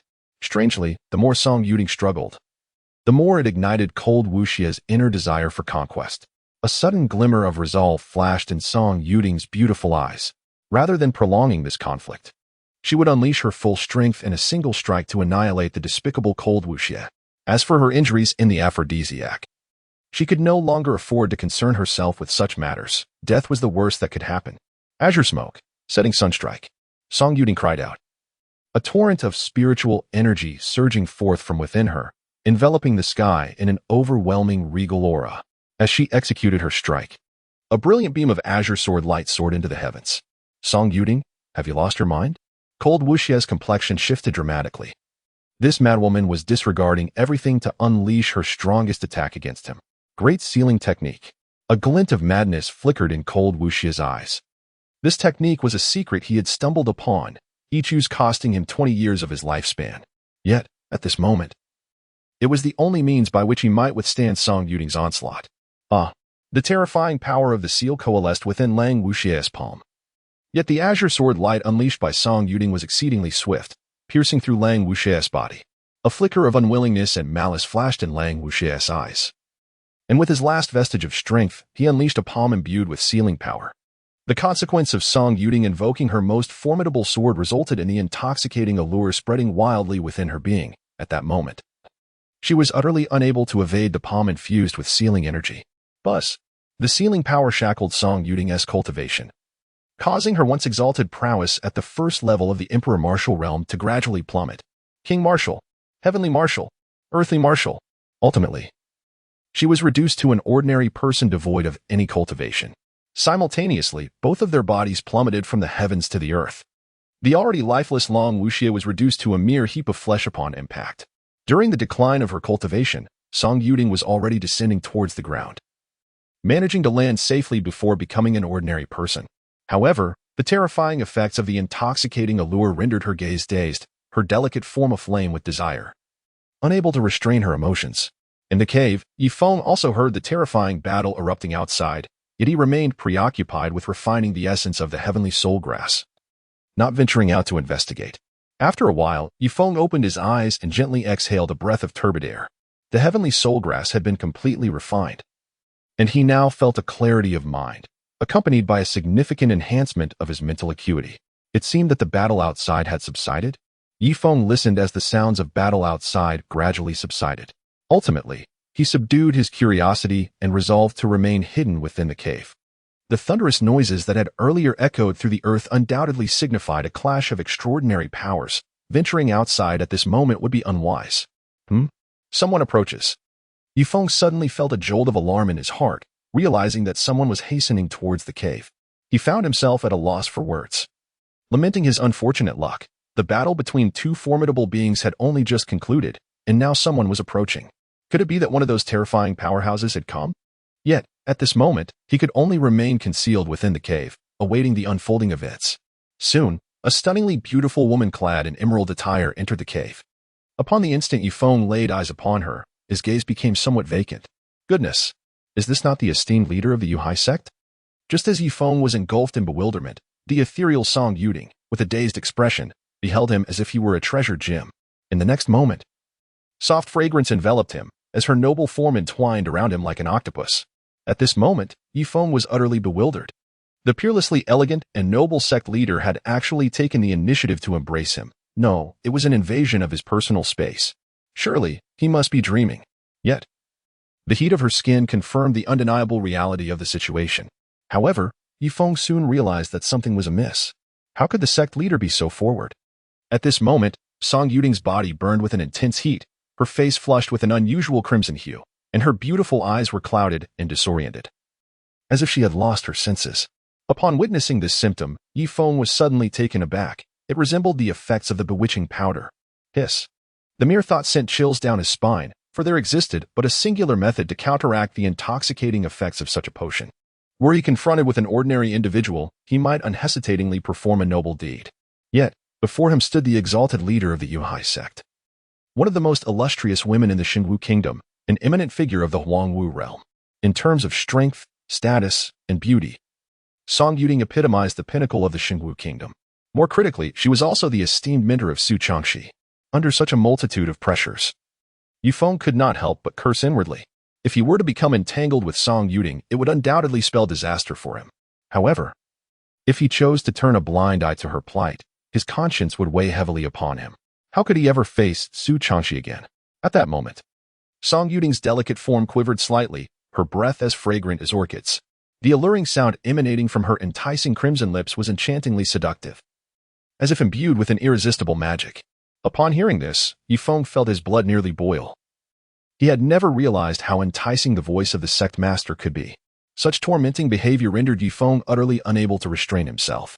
A wild and audacious thought began to take shape in his mind, growing increasingly vivid.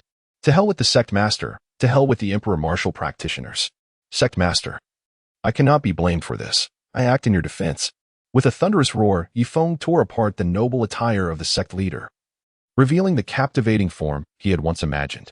Chapter 32. Frenzy within the cave. 1 hour. 2 hours. Time slipped away, and at last, Ye Feng fully dispelled the effects of the enchantment from Song Yuding. Gazing at the disheveled hair and closed, beautiful eyes of the enchanting woman, Ye Feng found himself at a loss. If the sect leader were to awaken, would she not seek to end his life? A flicker of trepidation stirred within his heart. Ye Feng approached the entrance of the cave, his heart once again engulfed in uncertainty. This was undoubtedly the best opportunity to depart, yet he pondered the consequences of leaving. What if, upon awakening, Song Yuding were to act recklessly? After all, he could escape now, but such an action might implicate the Ye family. After a moment's hesitation, Ye Feng inhaled deeply, his gaze reflecting newfound resolve. Having made his choice, there was nothing left to fear. A true man stands by his decisions. He was not one to shy away from responsibility. Once Song Yuding awakened, whatever fate awaited him, be it punishment or reprisal, he would accept without complaint. With his mind made up, Ye Feng turned his attention once more to the distant figure of Song Yuding, awaiting her awakening. In her slumber, the once regal and commanding Song Yuding now appeared as an ordinary woman, evoking a sense of tenderness and compassion. Ye Feng found himself captivated, thinking that having such a woman by his side would render his life worthwhile. As he gazed at her enchanting profile and the disheveled strands of her hair, he was inexplicably drawn to her, gently smoothing the unruly tresses with his hand. Suddenly, Song Yuding opened her misty eyes, startling Ye Feng. Master, Ye Feng gently called out. Gazing into the enchanting eyes of Song Yuding, feeling an inexplicable shiver running through him. You scoundrel! Song Yuding exclaimed with indignation, rising to her feet and gripping Ye Feng's neck. The purity she had maintained over the years was now utterly tarnished by this young man, igniting her fury. Gulp. Despite the grip around his throat, Ye Feng felt no fear. Instead, he involuntarily swallowed. He realized that the strength in Song Yuding's hand was pitifully weak, posing no threat to him whatsoever. However, what truly unsettled him was her sudden movement, causing the garments draped over her delicate form to slip away.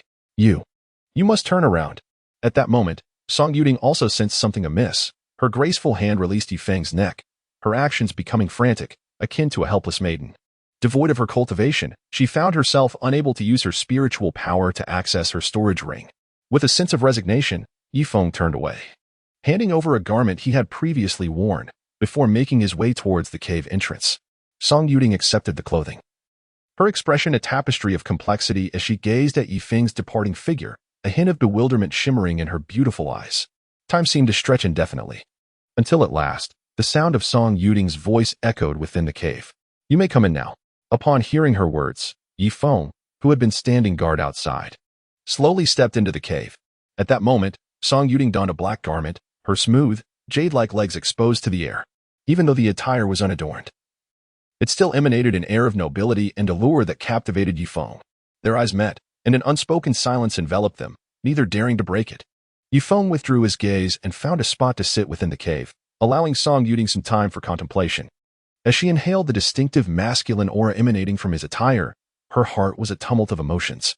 However, she had regained her composure from the throes of anger, understanding that she could not lay blame upon Ye Feng. It was she who had willingly entered the cave and embraced him in an act of seduction. She was acutely aware of the allure her beauty and figure held over men. No young man brimming with vitality could resist such temptation. Otherwise, Long Wuxie would not have been so utterly captivated by her charms. Conversely, Ye Feng had effectively saved her life, rendering him her savior. Song Yuding was not one to be unreasonable or ungrateful. Her previous actions were merely the irrational responses of someone stripped of their innocence. Alas, why did it have to be Ye Feng? She sighed softly to herself. Ye Feng is not merely a disciple within her sect. He shares a profound bond with her apprentice, Su Changxi. Now that such an absurd incident has transpired between her and Ye Feng, how shall she face her disciple in the future? Where on earth are you going? Song Yuding exclaimed in irritation as Ye Feng abruptly exited the cave. Sect Master.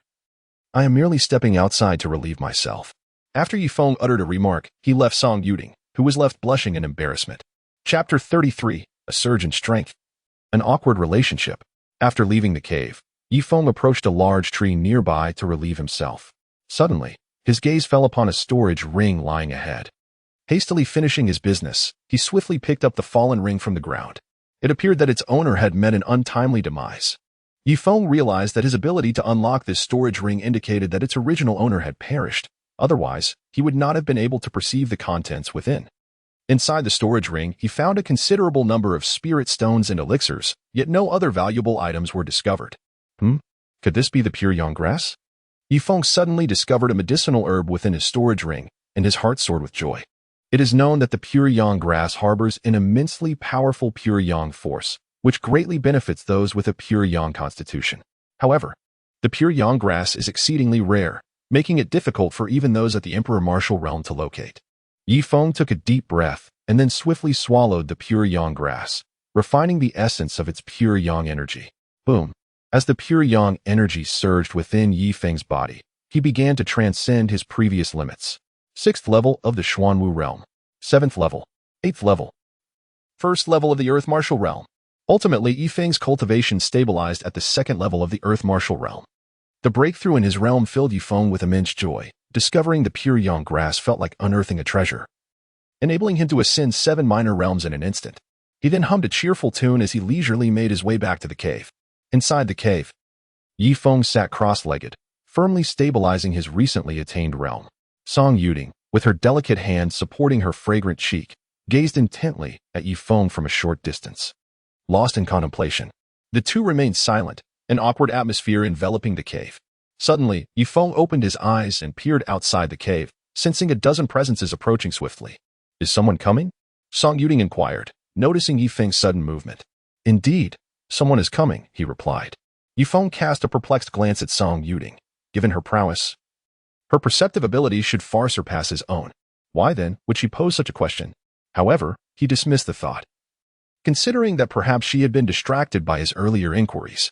My strength is currently inaccessible, so I may have to rely on you, Song Yuding said softly.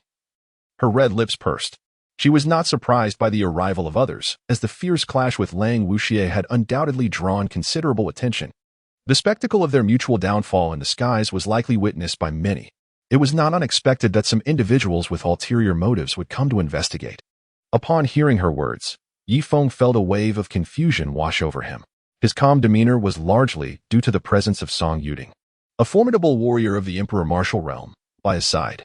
Yet now, her admission of being unable to utilize her strength left him questioning whether she was being intentionally misleading. Leave me a sword if you encounter an insurmountable foe. Flee at once, Song Yuding declared, a glimmer of resoluteness flashing in her beautiful eyes. She was acutely aware of the allure her appearance held for men, particularly for mercenaries who thrived on bloodshed. Now bereft of her power, she would merely become a plaything in the hands of such brigands. In such circumstances, she would rather meet her demise than endure the indignity of being defiled. At this moment, Ye Feng's expression began to grow serious. Song Yuding's words did not seem to be a jest. Moreover, he suddenly recalled that in a previous fit of rage, the power wielded by Song Yuding was alarmingly feeble. This situation was undoubtedly abnormal. Ye Feng remained silent as he walked towards the cave's entrance. Regardless of what he said, he could not abandon Song Yuding, for their connection was undeniable. Moreover, he might be able to contend with those who awaited him outside. Beyond the cave, over a dozen formidable men were scouring the area. If Ye Feng were present, he would undoubtedly recognize them. They were the very individuals from the Fong and Lu families who had relentlessly pursued him before entering the Yunhai forest. Previously, Ye Feng had orchestrated a scheme that led these two families into a fierce clash with the Fierce Tiger mercenary group, resulting in significant losses for them. Fang Xingyang, why are we searching for Ye Feng here? Lu Feiping questioned, perplexed. If it weren't for Fang Xingyang's insistence on venturing into the Yunhai forest, his men wouldn't have suffered such heavy casualties.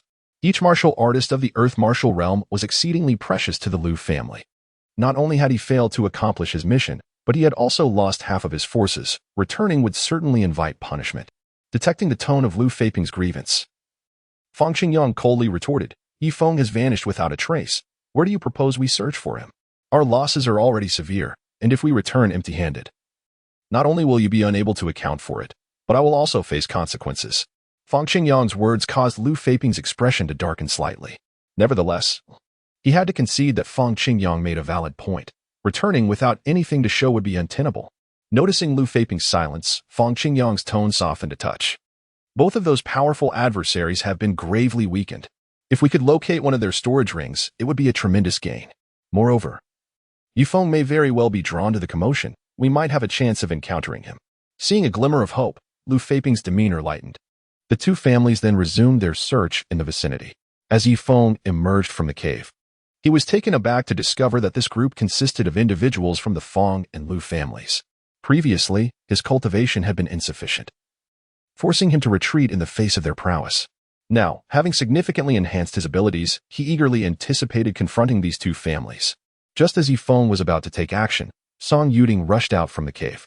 "You must leave quickly," she urged, her gentle voice flowing like a melodious stream. "Although this cave is concealed, the blood I shed earlier will undoubtedly lead them here. If I depart, what will become of you?" Ye Feng was not in a hurry to take action. He was quite taken aback by Song Yuding's words. "You saved me once, and I shall repay you. I can help you draw their attention, but you must provide me with a sword. I cannot allow them to tarnish my honor." Song Yuding's voice was resolute, her gaze unwavering. "I am sorry, but they are my adversaries, and I cannot agree." Ye Feng smiled as he gently declined. "With so many at the Earth Martial Realm, including 2 at the pinnacle of the 10th level, how could you possibly stand a chance?"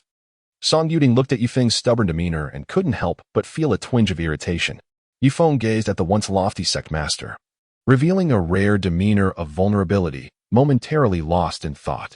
"Trust me, they are not my adversaries." Ye Feng instinctively brushed his fingers against Song Yuding's delicate nose before dashing out. As she felt the lingering masculine energy on her nostrils, Song Yuding was momentarily taken aback. Indeed, someone was there. Ah, it is Ye Feng. Feng Qingyang suddenly sensed the aura emanating from ahead and alerted the others. He soon discerned the features of the figure, realizing it was the very Ye Feng they had been desperately seeking. "Aha! Ye Feng, you have come willingly to us. Thus, you cannot blame me." Lu Feiping exclaimed with a hearty laugh, his inner delight unmistakable at that moment. "You should not feel fortunate, but rather despair." Ye Feng let out a cold laugh, wielding the grand sword of mountains and rivers with a fervor akin to a wild dragon emerging from the sea. The astonishing sword aura coalesced around him, forming a surging wave of sword energy. Like a leopard on the prowl, he lunged forward, the immense sword descending with unparalleled might upon a guard of the Feng family. With a thunderous roar, the colossal sword struck, and under the terrifying force of this singular blow, the 7th-level Earth Martial Realm Guard of the Feng family was obliterated. "What?" Lu Feiping and Feng Qingyang both trembled in shock, their eyes nearly bulging from their sockets. How could Ye Feng's prowess be so formidable, effortlessly vanquishing a martial artist at the 7th level of the Earth Martial Realm with a single stroke? Generally, to attain such strength, one must reach at least the 9th level of the Earth Martial Realm. When did you ascend to such heights? Feng Qingyang suddenly realized that Ye Feng's cultivation had surged dramatically. It is worth noting that when they initially pursued Ye Feng, he was merely at the 5th level of the Xuanwu realm. In just a matter of days, how could Ye Feng's rate of advancement be so astonishing? Ye Feng remained silent, yet his swordsmanship flowed like water, ruthlessly slaying the members of both families. Chapter 34, Cohabitation in the Cave. He must be eliminated. Feng Qingyang, witnessing Ye Feng's audacity, was consumed by an overwhelming fury. He could not believe that with his formidable strength, he could not subdue Ye Feng. Lu Feiping's expression was equally grim, as Ye Feng had already killed 3 members of the Lu family.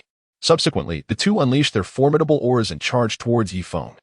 They flanked him, one on the left and the other on the right, launching a powerful assault. Ye Feng effortlessly parried Feng Qingyang's sword strike.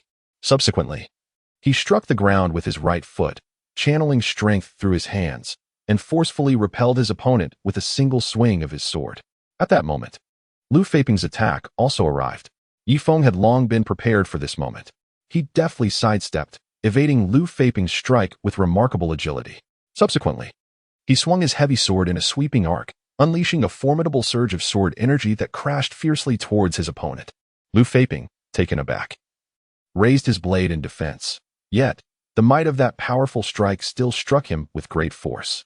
Although the large knife in his grasp absorbed some of the impact, His body was nonetheless sent hurtling through the air by the weight of the heavy sword. Prepare to meet your end. Ye Feng sprinted relentlessly, pursuing Lu Faping with ferocity. Feng Qingyang, save me. Lu Faping coughed up blood, his gaze filled with despair as he looked towards the approaching Ye Feng. Hearing this, Feng Qingyang rushed to assist. But alas, he was a moment too late. He witnessed, with his own eyes, Ye Feng's colossal sword severing Lu Faping's head, which tumbled to rest at his feet. A sense of dread washed over Feng Qingyang as he realized that with Lu Faping's demise, Ye Feng's attention would inevitably shift to him. Just as this thought crossed his mind, Ye Feng was already charging towards him. The howling greatsword resembled a roaring beast. Each strike from Ye Feng carried astonishing force, sending waves of pain through Feng Qingyang's hands.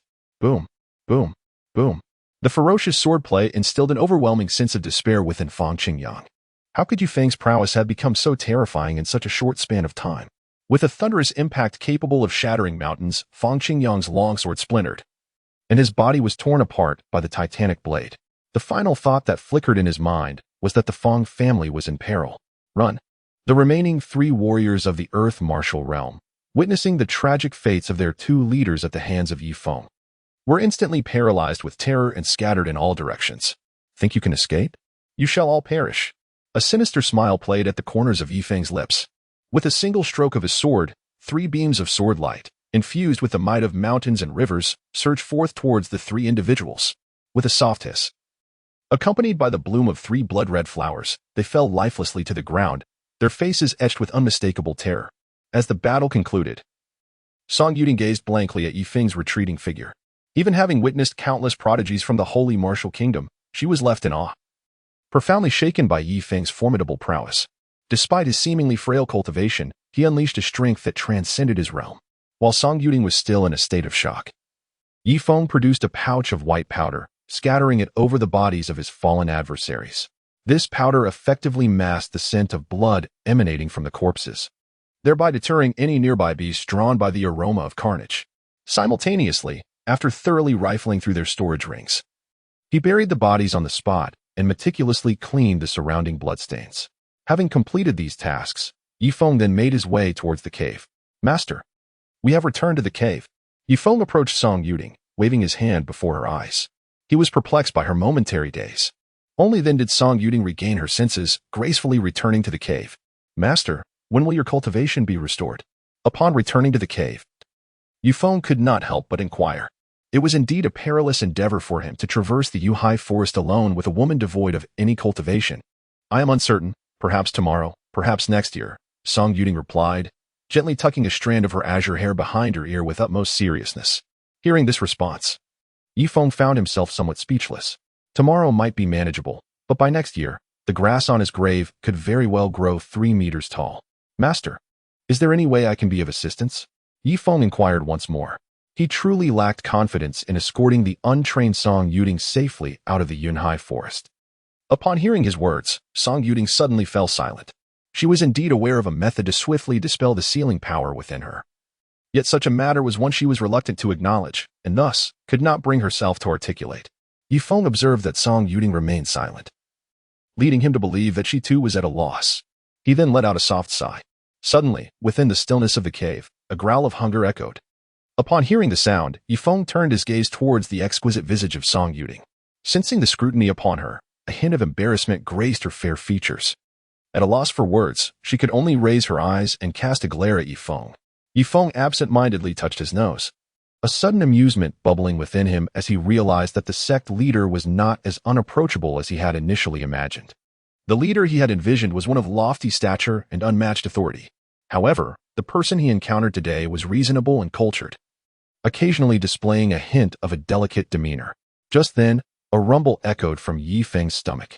Upon hearing the sound, Song Yuding paused momentarily, a faint smile gracing her lips. Now it was Ye Feng's turn to feel embarrassed. He cleared his throat and retrieved a piece of prepared beast meat from his storage ring. With a hum, spiritual energy transformed into flames, and the alchemical fire coalesced.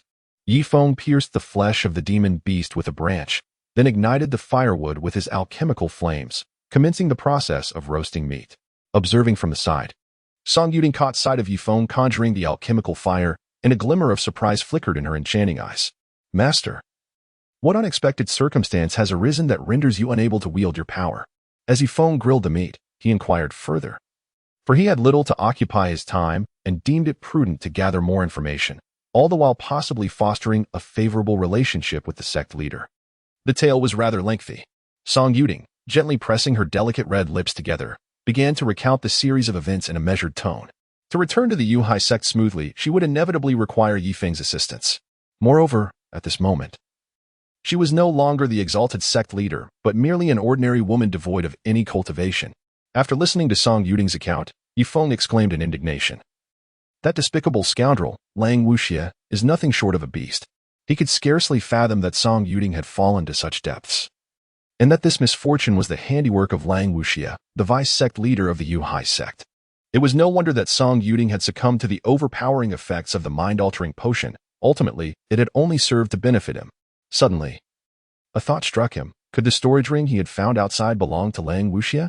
Chapter 35. A sword against mercenaries, a hand to protect the fair one. Ye Feng chatted leisurely while roasting the meat. Soon, the cave was filled with a delightful aroma of grilled meat. Master, the meat is ready. Ye Feng gazed at the delectable roasted meat before him and made a reminder. Subsequently, he transformed his spiritual energy into a blade, effortlessly cleaving the skewered meat in two. At that moment, Song Yuding was seated gracefully upon a smooth stone, her long and curvaceous legs elegantly crossed, stirring the imagination.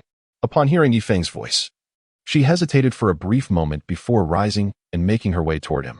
As she glided forward, a fragrant breeze followed in her wake, and soon enough, she settled beside Ye Feng. Master, Ye Feng called out, casually extending half of the roasted meat in his hand. Thank you. Song Yuding gracefully accepted the meat with her jade-like hand and began to eat with elegance. Ye Feng busied himself with his meal, hunger gnawing at him fiercely. However, his peripheral vision inadvertently caught sight of the alluring figure of the sect leader. What are you staring at? Song Yuding seemed to sense Ye Feng's gaze, admonishing him lightly. This little rascal, so young yet so mischievous. Ye Feng, caught in the act, quickly retorted, I feared that you might not have enough roasted meat. Shall I fetch some more? No need. Very well. Following this brief exchange, a profound silence enveloped the cave. Ye Feng suppressed the tumultuous emotions within and continued his cultivation beside the cave, steadfast in his foundation. Song Yuding contemplated alternative methods, attempting to break the seal within her. Thus, the two resided in the cave for several days. During this time, Ye Feng would occasionally venture outside to hunt a few magical beasts for sustenance. Though he refrained from straying too far, for Song Yuding was currently devoid of any cultivation, and he could not bear to leave her unprotected. One day, upon returning from a hunt, just as he was nearing the cave, he heard the sound of lewd laughter ahead. His expression changed, and he dashed into the cave in a frenzy. How fortunate to encounter such exquisite beauty here. Today, I shall soar, exclaimed Hong Feng, the captain of the fierce tiger mercenary corps, with a lascivious grin. Captain, you go ahead. Let us partake in the spoils as well. The other mercenaries jeered. Inside the cave, Song Yuding gazed at the mercenaries drawing closer, a flicker of despair illuminating her beautiful eyes. She was unarmed, unable even to take her own life. At that moment, a singular thought consumed her mind. Ye Feng, please return quickly. Fear not. Everyone will have their turn. Hong Feng licked his lips, his gaze roving over Song Yuding's delicate and enchanting figure, his eyes ablaze with desire. Ah, beauty, I am coming. As his words fell, he lunged toward her. Just then, a voice filled with murderous intent resonated in everyone's ears. You all shall perish. In Ye Feng's pitch-black eyes, a murderous intent permeated. His long hair danced wildly as he brandished the colossal sword of mountains and rivers, charging into the throng of mercenaries with an aura of death. The heavy blade whirled fiercely in his grasp, unleashing streaks of obsidian sword light, akin to a roaring beast, mercilessly slaughtering the mercenaries within the cavern. This sudden upheaval halted Hong Feng in his tracks. Who are you, boy? Hong Feng turned, his expression dark as he gazed at Ye Feng. I am your ancestor. Ye Feng, filled with fury and an overwhelming aura, struck fiercely at Hong Feng, who was at the second level of the Tianwu realm. Hong Feng's expression shifted dramatically as he swiftly drew his blade, bracing himself to confront Ye Feng's assault. Boom! The violent sword energy reverberated throughout the cavern, forcing Hong Feng back as Ye Feng advanced to stand beside Song Yuding. Are you unharmed? Ye Feng gazed at the impeccably attired Song Yuding, a subtle sigh of relief escaping his lips. Had she fallen victim to the other's vile intentions, He could scarcely fathom the extent of his ensuing madness. "I am unharmed," Song Yuding replied, her heart stirring at the sight of Ye Feng, who appeared both anxious and divine, as if descending from the heavens. "Hold me tightly. I shall lead you to safety." Ye Feng stood resolutely before Song Yuding, his gaze unwavering, a fierce aura surging around him. Gazing at the imposing figure ahead, Song Yuding felt a momentary daze in her eyes. Upon hearing his unequivocal tone, she wrapped her arms around Ye Feng's neck, her voluptuous form leaning against his sturdy back, her slender legs entwining around his waist. Despite the enchanting presence at his back, Ye Feng harbored no romantic inclinations. His fierce eyes were fixed menacingly on the dozen mercenaries ahead. "Quickly, send up the signal flare." Hong Feng's gaze was wary as he scrutinized Ye Feng. From their brief skirmish moments ago, he had sensed the young man's terrifying strength. At that moment, one of the mercenaries departed the cave to release a signal flare. Just then, Ye Feng advanced, his form exploding into motion as he charged toward the mercenary squad. A tumultuous energy surged forth, a terrifying sword aura enveloping the cave as Ye Feng swung his heavy sword, slicing through the air to unleash a pitch-black sword beam. This beam resembled a roaring black dragon, imbued with astonishing power, racing toward Hong Feng. Sky Tiger Annihilation Slash. Hong Feng's expression sharpened as he wielded his tiger blade, executing a fierce and domineering blade strike. The blade's energy surged forward, akin to a colossal war tiger trampling all in its path, annihilating everything before it. Boom. The sword beam collided with the blade strike, the black dragon intertwining with the giant tiger.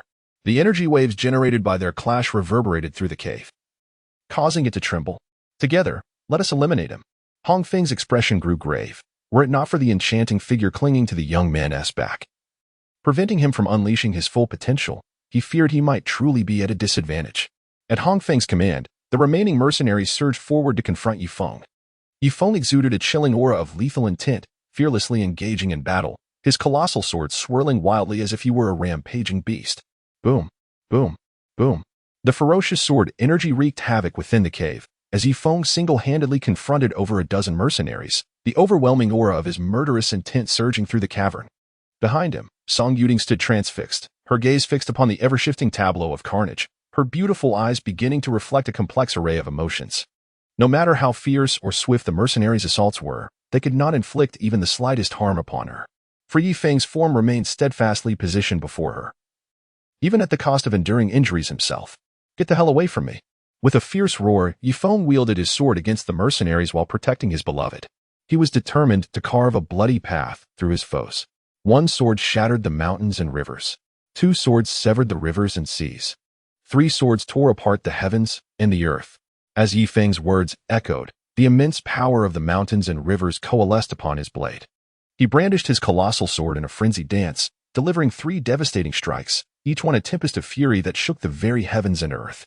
Chapter 36. 1,000 Miles of Relentless Pursuit. The Sect Master Weeps. Ye Feng's ebony hair cascaded around him, his eyes shimmering with a chilling light, exuding an overwhelming aura. The mountain river sword technique he unleashed with all his might shook the very earth, reverberating throughout the cavern. Heavenly Tiger Annihilation. Hong Feng's expression turned grave as he wielded the tiger's blade, unleashing a formidable arc of light to counter the terrifying sword beam. Boom. The clash of blade and sword intertwined, yet in but an instant, the sword beam tore through all, obliterating the blade's radiance and piercing into Hong Feng's gaze. Alarm surged within Hong Feng's heart as he retreated, but alas, it was too late. The fearsome sword light howled past, penetrating his throat, rendering his body rigid in place. Ugh. Hong Feng's eyes grew vacant as he collapsed weakly to the ground. "Captain." Witnessing this scene, the remaining mercenaries were struck with horror, instinctively retreating in sheer panic. Ye Feng brandished his sword and emerged from the cave, having dispatched 3 mercenaries with swift strikes. He leapt out, disregarding the remaining foes within. For his foremost priority was to escape this place, as their location had been irrevocably compromised. With the signal flares from the mercenaries illuminating the situation, it was likely that more would soon arrive. Remaining in the cave would only lead to certain demise. However, no sooner had he burst forth than he found himself confronted by a fresh contingent of mercenaries. "There, pursue him," commanded the captain of the Tiger Mercenary Corps with a sweeping gesture. Upon witnessing the mercenaries' emergence, Ye Feng silently cursed his misfortune. He swiftly turned his back to Song Yuding and fled in the opposite direction. "Loose arrows. Strike him down." The mercenaries pursued relentlessly, launching arrows imbued with spiritual energy to impede Ye Feng's progress. The air buzzed with the sound of arrows slicing through it. Ye Feng's gaze darkened as he suddenly pivoted, drawing his sword to sever 3 arrows mid-flight. Observing the mercenaries' unwavering pursuit and the increasing barrage of arrows, he recognized that this course of action was unsustainable. While he could evade a multitude of arrows using the wind god steps, and even withstand a few with his physical form, he was acutely aware that Song Yuding, untrained in any martial arts, would not survive even a single strike.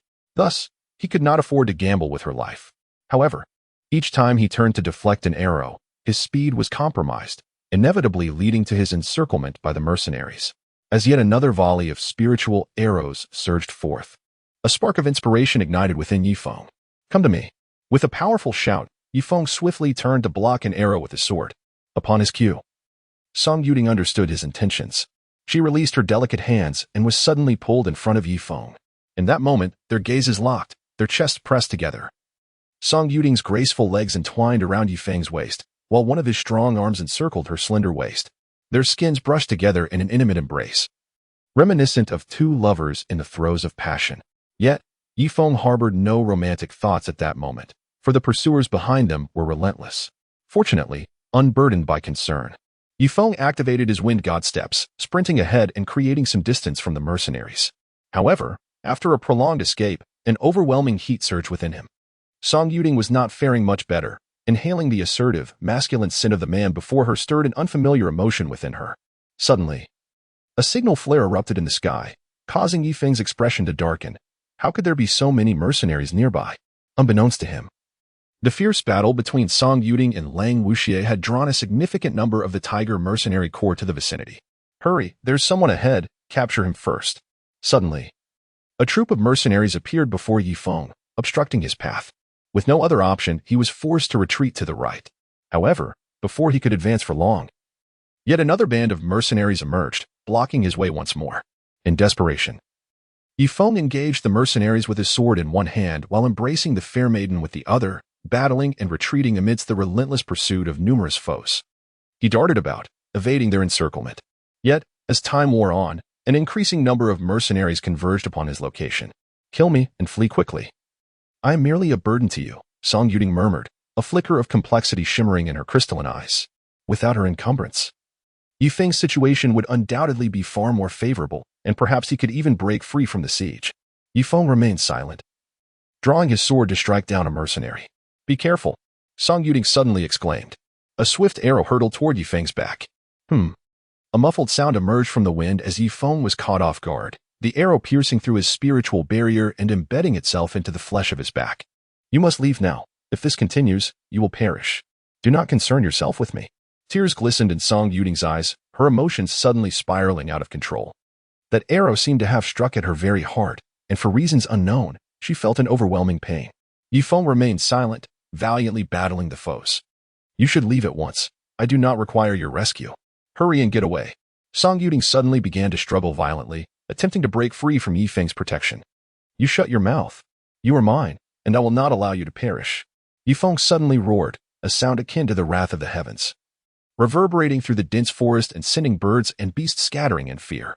In an instant, a glimmer of madness flashed in his eyes as he swallowed a crimson elixir known as the blood chi pill, which, when consumed, could temporarily augment the user's strength through their vital energy. However, the subsequent side effects were exceedingly severe, ranging from diminished vitality to the perilous depletion of life force leading to death. With the potency of the blood chi pill coursing through him, Ye Feng's power surged to the 3rd level of the earth martial realm. "Die!" he bellowed, his newfound might transforming his gaze into one of ferocity. His disheveled black hair dancing wildly, and an overwhelming aura of murderous intent enveloping him. The colossal sword he wielded whistled through the forest, the earth trembling beneath its might.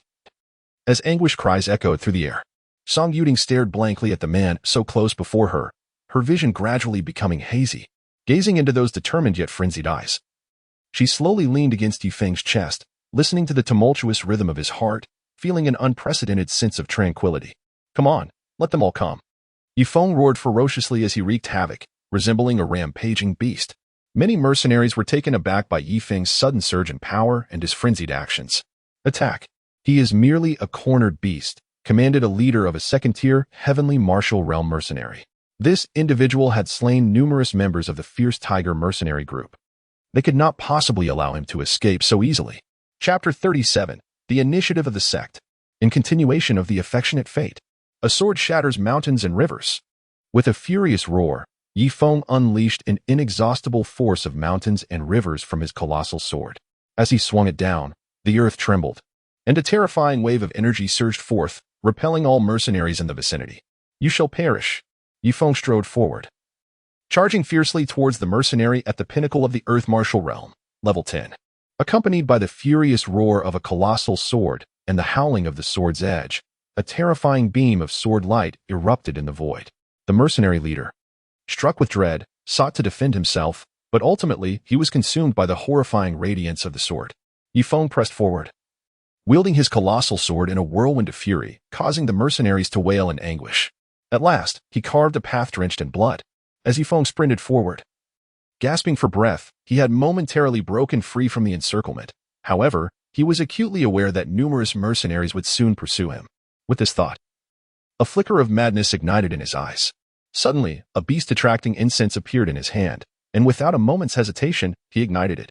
Having completed this act, he stepped away, moving to another location to ignite another stick of incense. If this band of mercenaries wished to chase him, so be it. He was eager to witness who could endure amidst the terrifying throng of ferocious beasts.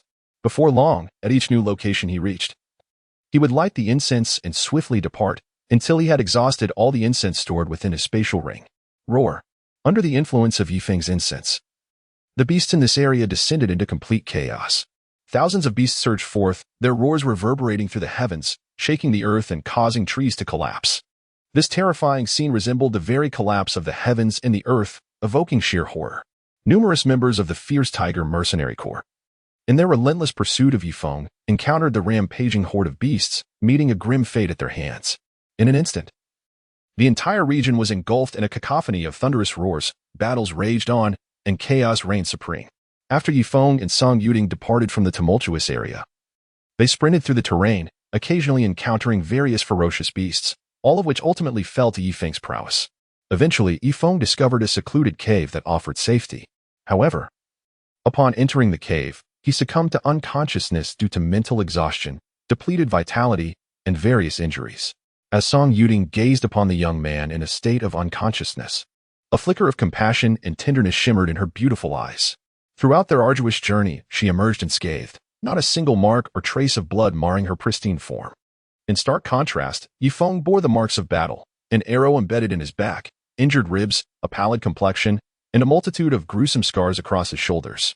She had witnessed firsthand as Ye Feng fought his way through a relentless onslaught of mercenaries and beasts, always shielding her with one hand amidst the perilous encounters, ensuring her safety. This unwavering dedication stirred emotions within her that she had never experienced before. Such a tender youth had safeguarded her, who was so fragile and defenseless. Throughout their journey, you protect me through the journey, and I shall guard you for a lifetime. Song Yuding gently caressed Ye Feng's resolute visage, her enchanting eyes brimming with affection. In that moment, nothing in the world could compare to him in her sight. Observing the injured and unconscious Ye Feng, she resolved to take action. Approaching the formidable sword known as the Mountain River Heavy Sword, she traced her jade hand along its weighty blade, blood staining the giant sword. The pain from her wounded arm did not elicit a single sound from her lips. With determination, she allowed her blood to drip into Ye Feng's mouth. Recognizing his dire need for vitality to stave off severe repercussions, despite her own lack of cultivation. As each drop of blood fell, Song Yuding's rosy complexion began to pale, yet she remained undeterred, continuing to feed him her essence. After what felt like an eternity, Ye Feng's pallor began to improve, prompting her to cease her efforts. She then gently extracted the arrow from his back, meticulously cleaning the blood from his wounds and finally binding them with her clothing. Though her movements were clumsy, they were imbued with a profound seriousness. Only upon completing this task did she hold Ye Feng close, patiently awaiting his awakening. At that moment, a flicker of joy ignited within Song Yuding's eyes. The seal within her began to loosen. Boom! The power of the second rank of the Emperor Martial Realm surged forth from her. This long-lost strength, Song Yuding murmured, Her journey to the Cloud Sea Forest had been to procure the core of a royal-grade beast to seek someone capable of crafting a pill to facilitate her breakthrough. Unexpectedly, fate had bestowed upon her an unforeseen delight. As time passed, Ye Feng finally regained consciousness. What the hell? Is he nestled in the arms of the master? No, no. No, he must be dreaming. Have you awakened? Song Yuding, sensing the movement in her embrace, spoke gently. Ahem, master, I did not intend for this to happen. Ye Feng hurriedly took a step back, expressing his apologies. If you wish to gaze, then do so boldly, Song Yuding spoke softly, her tone devoid of any reproach. Instead brimming with allure. Having already affirmed her feelings for Ye Feng, she wholly belonged to him. Ye Feng suddenly slapped himself. Ouch. That hurts. Is he not dreaming? Witnessing this peculiar action, Song Yuding found it rather amusing. Ye Feng, am I beautiful? She asked, her eyes narrowing into a playful smile. Then, she abruptly stood up. Her smooth, jade-like legs swaying gracefully as she advanced towards Ye Feng step by step. Beautiful. Ye Feng instinctively nodded, somewhat perplexed by the intentions of the sect leader. Does he desire to possess me? Song Yuding's crimson lips parted, her alluring gaze weaving a thread of temptation. Ye Feng instinctively nodded, but soon realized his folly and shook his head frantically. Oh no, will the sect leader strike me down with a single blow? Coward. Song Yuding's lips curled into a captivating smile, and she then removed the soul garment from her upper body. In that instant, an exquisite figure, unparalleled in beauty, was revealed to the air, illuminating the dim cave. Gulp. Ye Feng's gaze was vacant, as if turned to stone. In that moment of daze, a fragrant breeze wafted in, and Song Yuding enveloped herself in Ye Feng's embrace, shedding his garments. You timid soul, what are you doing? She purred, her eyes glimmering with seduction, as her rose-petal lips emitted an enchanting melody that captivated the heart and soul. With a resounding bang, Ye Feng's mind plunged into madness, his blood boiling throughout his body as he bellowed, You are the coward. I am the audacious one. Roar. Chapter 38, Taking You to Kill. Within the dimly lit cave, Song Yuding cast a reproachful glance at Ye Feng, her eyes narrowing slightly. With a graceful flick of her delicate hand, a striking azure chi pao materialized before her, which she donned with elegance. In an instant, Song Yuding regained her noble composure. Though her demeanor remained unchanged, her heart had already found its anchor. At that moment, Ye Feng also opened his eyes, only to discover Song Yuding fixedly gazing at him. Ye Feng found himself unable to decipher the meaning behind Song Yuding's gaze. All he comprehended was that he had conquered her while the revered leader was in a state of consciousness. The exalted leader appeared as fragile as a delicate maiden. The mere thought of this flooded his heart with an overwhelming sense of accomplishment and pride. Ye Feng, come and tend to my hair, Song Yuding suddenly spoke, her gentle voice imbued with an undeniable authority. Yes, my leader. Ye Feng, somewhat perplexed, obediently approached Song Yuding and extended his hand to smooth her flowing tresses. In this intimate proximity, he could not help but marvel at her regal allure. She seemed a different person entirely from before. Ye Feng, remember, do not disclose this matter to Xiu, or else. Her melodious voice suddenly resonated in his ears. Understood, esteemed leader. Ye Feng hurriedly acquiesced. He was reluctant for Su Changshi to learn of this matter, as he truly did not know how to face her. Song Yuding, upon witnessing Ye Feng's prompt agreement, felt a flash of irritation in her beautiful eyes. This coward. Had Ye Feng delayed his response even slightly, she would have been at a loss for how to punish him. Nonetheless, the two of them had indeed taken advantage of this young man. Come. I shall take you to kill, she declared, producing a 3-foot-long azure sword and grasping Ye Feng's hand. Their figures shimmered like flowing light as they surged out of the cave, soaring into the heavens. As the howling winds rushed past his ears, Ye Feng felt a surge of exhilaration. It was his first experience soaring through the sky. One must possess the strength of the King Martial realm to be granted the privilege of flight. Soon, they landed in the vicinity where they had previously fled, and the nearby demonic beasts, sensing Song Yuding's terrifying aura, scattered in panic. She paid no heed to the beasts. Her sole purpose was to eliminate every member of the nearby Tiger Mercenary Corps. This was both to vent her own frustrations and to avenge Ye Feng. Swiftly navigating through the thickets, they soon encountered a squad from the Tiger Mercenary Corps. Emperor Martial Realm. The mercenary leader was struck with terror upon seeing the woman's formidable cultivation. He recalled that they had previously pursued her. Oh no, she has come for revenge, he shouted, before turning tail and fleeing. Song Yuding's eyes glinted with cold light as she swung her sword, an imperial might enveloping the air, instantly slaying more than a dozen mercenaries. At this moment, Ye Feng could not help but marvel at the formidable strength of this woman, who had effortlessly dispatched all the mercenaries with a single stroke. Master, we can deploy a signal flare to lure this band of mercenaries towards us. After Ye Feng rummaged through the mercenaries' belongings, he proposed, "All right, you may proceed." Song Yuding nodded, restraining her aura. Allowing the group of mercenaries to approach on their own was indeed convenient. Upon receiving her consent, Ye Feng retrieved all the signal flares from the mercenaries and began launching them into the sky. Bang! One by one, the signal flares ascended, bursting into brilliant displays against the heavens. What Ye Feng remained oblivious to was that the greater the number of signal flares launched, the more significant the situation at hand. The members of the nearby Fierce Tiger Mercenary Corps were taken aback by the sheer density of the flares, wondering what calamity had transpired.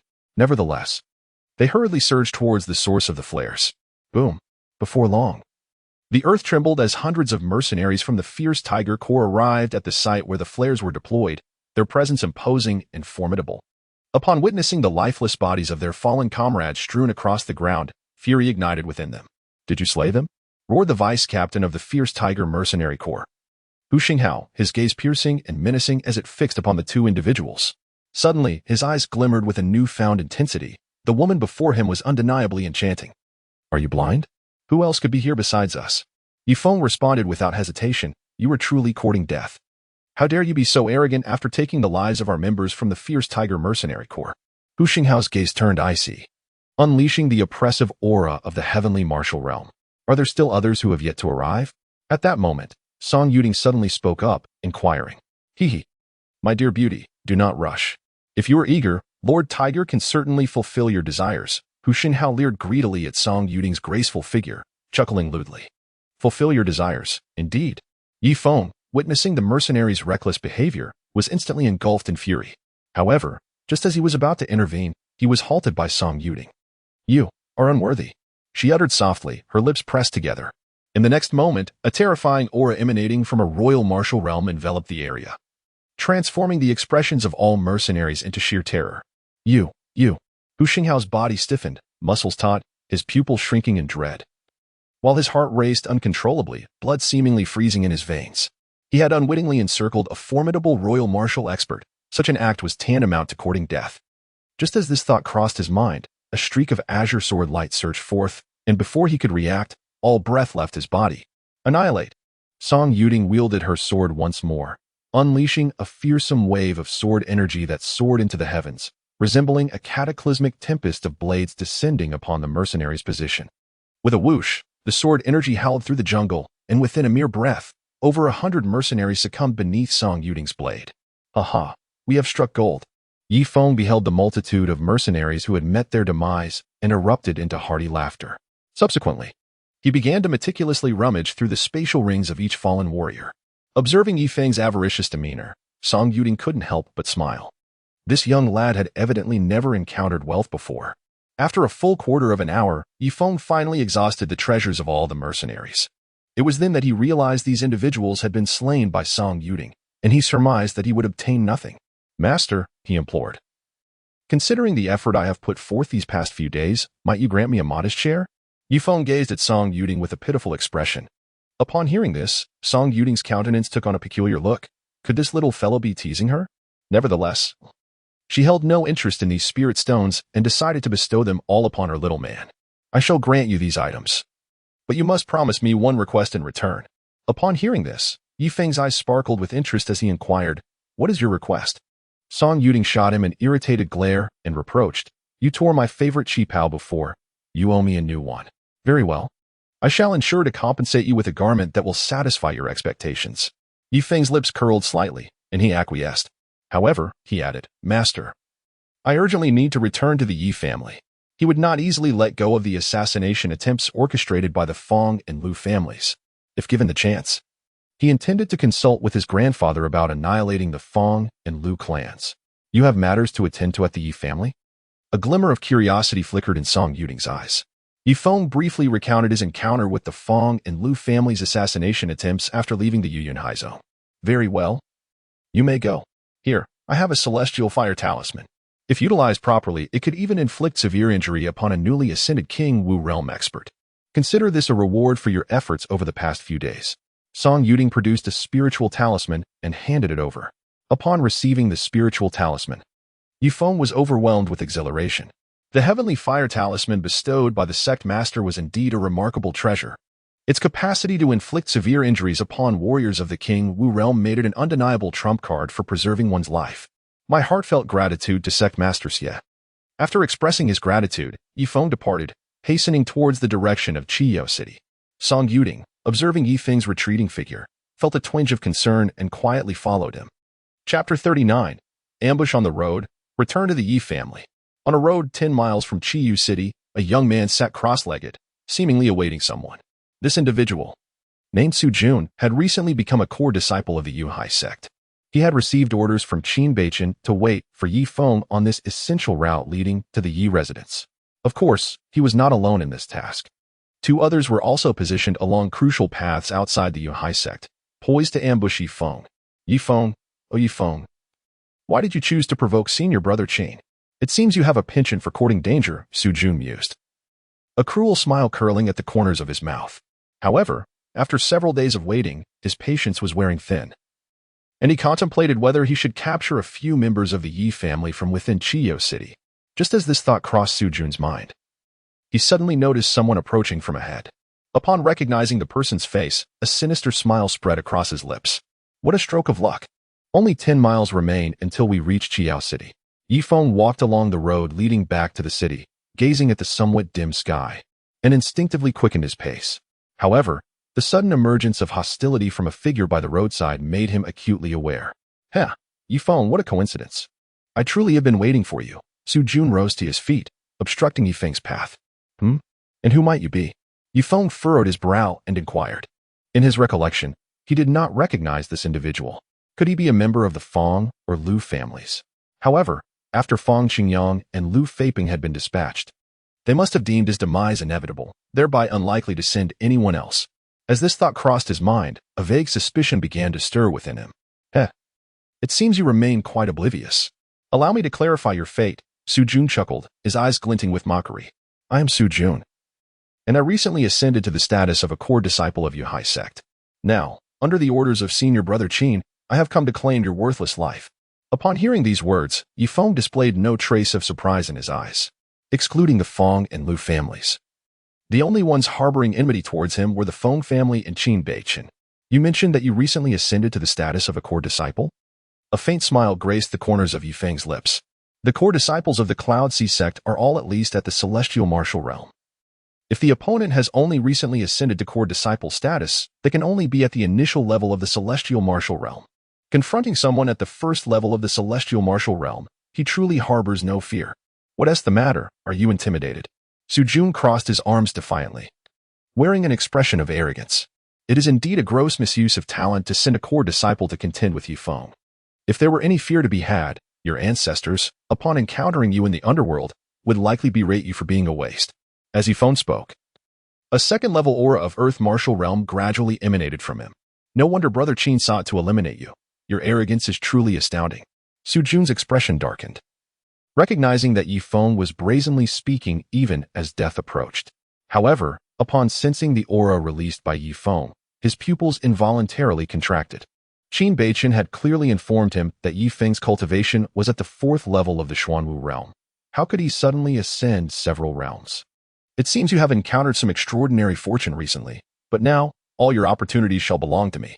A glimmer of greed flickered in Su Jun's eyes, and he then unleashed his own cultivation of the heaven martial realm, charging towards Ye Feng.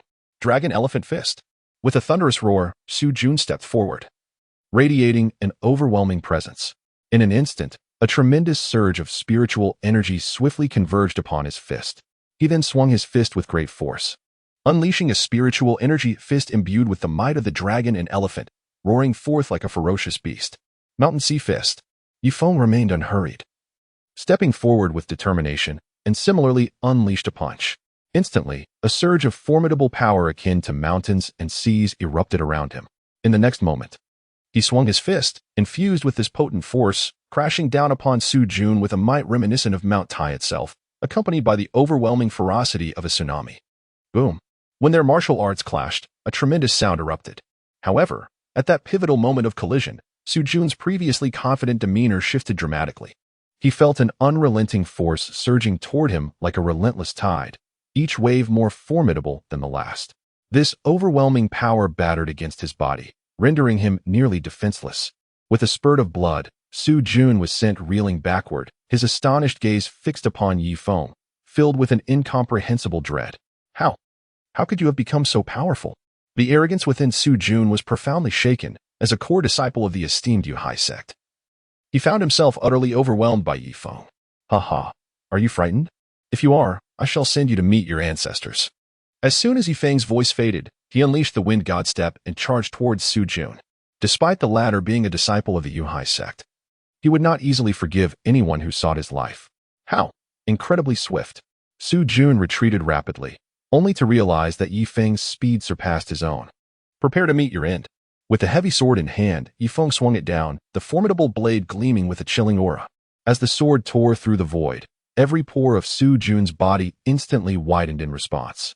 A resounding boom echoed as the sword struck the ground, crushing Su Jun under the weight of its violent force.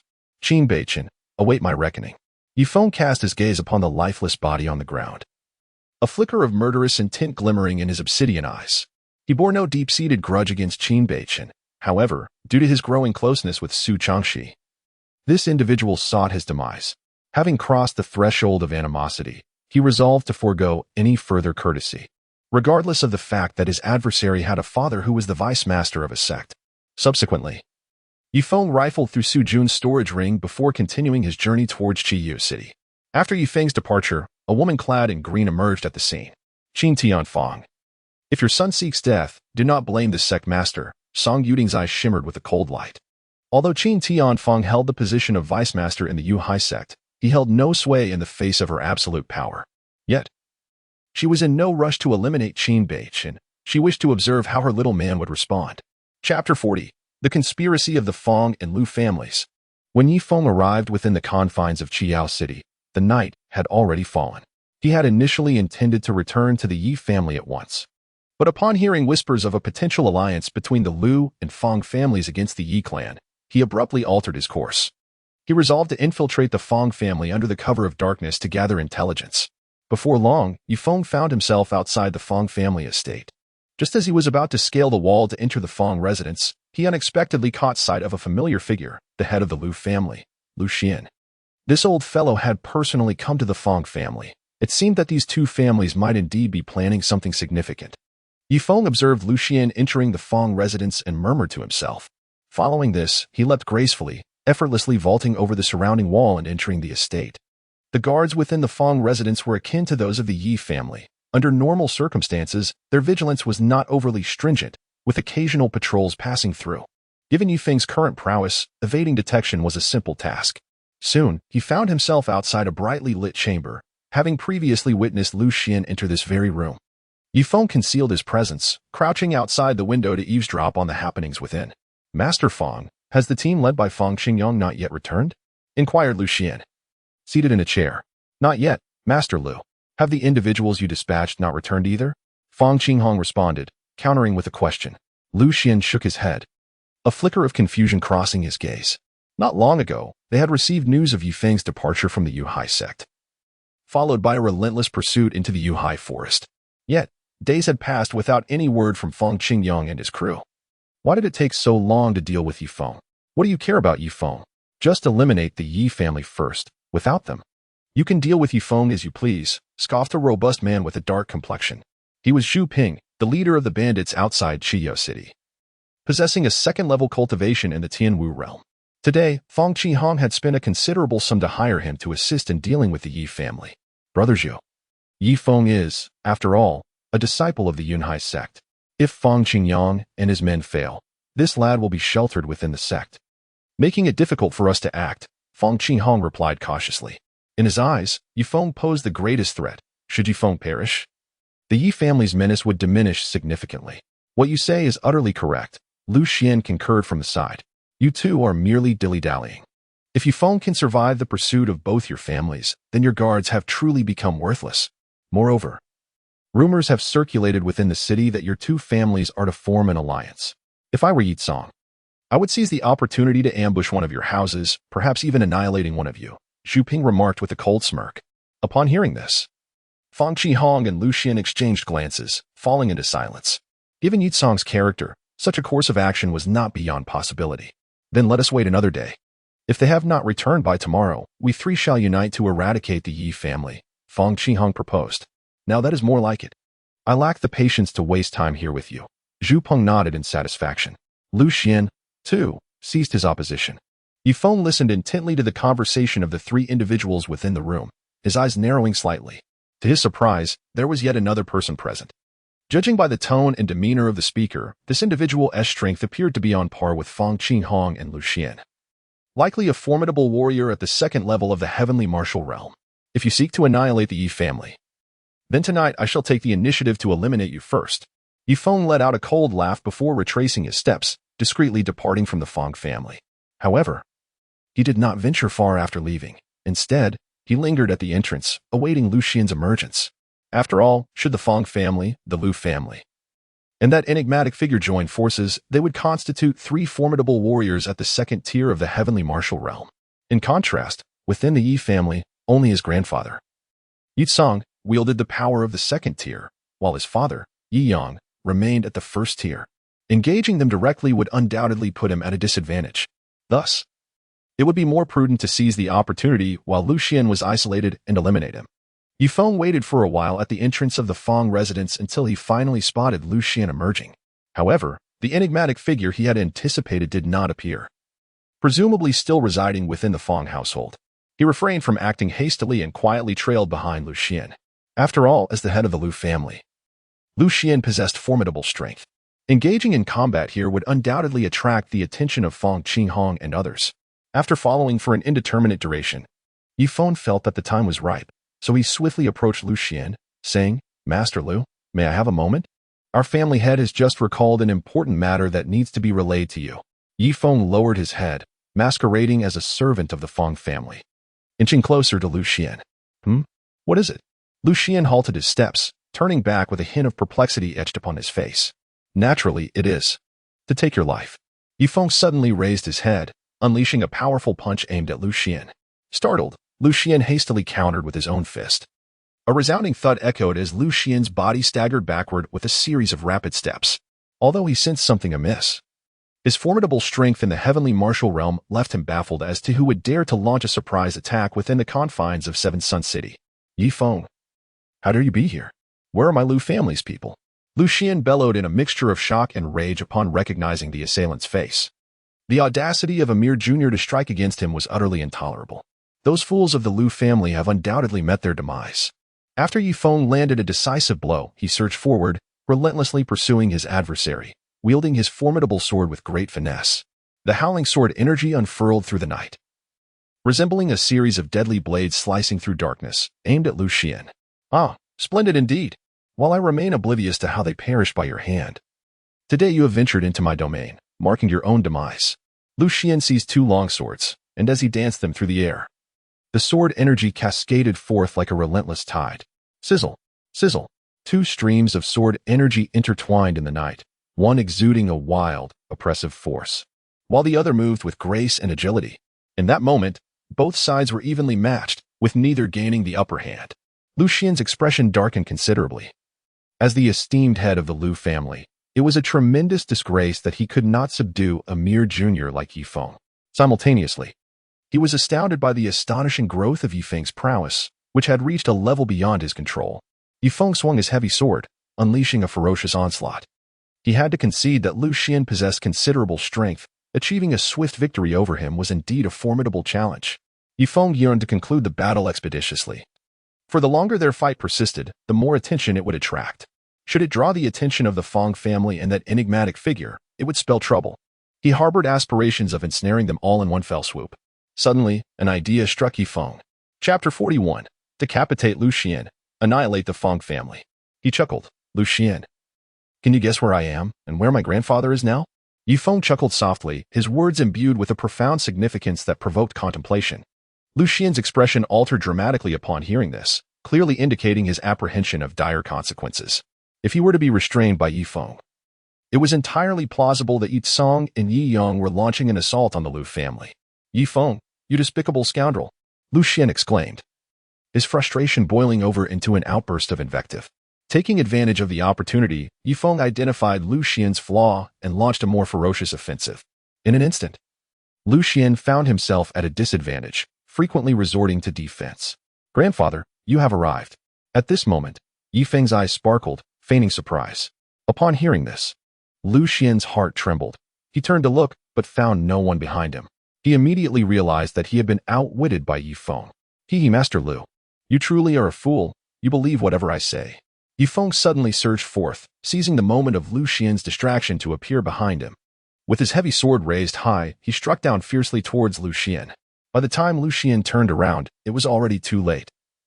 A sword infused with the might of 100,000 pounds was crashing towards him. Boom! With a resounding explosion, Lu Xian was hurled away, crashing heavily to the ground, producing a muffled thud. Coughing, he knelt on one knee, blood spilling from his lips. His twin swords plunged into the earth, anchoring his balance. "Ye Feng, you wretched cur. You truly overstep your bounds." Lu Xian roared in fury, his eyes bloodshot. The audacity of being toyed with by a mere youth was infuriating enough to drive him to the brink of explosion. "What if I oppress you? Today, I shall still have your life." Ye Feng once again launched his offensive, his colossal sword swirling violently in midair, each strike imbued with ferocious might. In the blink of an eye, a terrifying tempest of sword energy descended upon Lu Xian. Lu Xian howled towards the heavens, his eyes wild with madness, desperately resisting the onslaught of the deadly sword storm. Yet, already gravely wounded, he was no match for Ye Feng. "Ye Feng, I shall haunt you even in death." Lu Xian uttered a final, despairing scream before being utterly obliterated by the sword tempest. Witnessing Lu Xian's demise, Ye Feng severed his adversary's head with a single strike, then conjured fire from his elixir to incinerate the corpse before departing in triumph. Before long, Ye Feng returned to the Yi family, head in hand. However, upon entering the household, he sensed something amiss. The Yi family seemed remarkably diminished in numbers. After a series of inquiries, he discovered that his grandfather had taken the family's elite members away. "Young master, the patriarch has returned and is currently in the main hall," a servant of the Yi family reported. Upon hearing this, Ye Feng hurriedly made his way to the grand hall of the Yi family. "Grandfather, father, what is the matter with you?" Ye Feng entered the grand hall and beheld the two individuals clad in blood-stained garments. He inquired, "Haha, my dear Feng, this is of no consequence. The blood belongs to the Lu family." Ye Song let out a hearty laugh, exuding a profound sense of satisfaction. After inquiring, Ye Feng discovered that his grandfather was aware of the impending alliance between the Feng and Lu families. Thus, he took the initiative to launch a surprise attack on the Lu clan. To Ye Song's astonishment, the old man Lu Xian was inexplicably absent from the Lu household. This unexpected turn of events facilitated their assault, resulting in the demise of numerous formidable warriors from the Lu family. "Grandfather, you have instructed our elite forces of the Yi family to rest briefly. We shall annihilate the Feng family tonight." Ye Feng remarked astoundingly, "The wind carries whispers, Lu Xian. That old fellow is likely not at the Lu residence, but instead at the Feng family. If we proceed there, we may very well suffer a setback."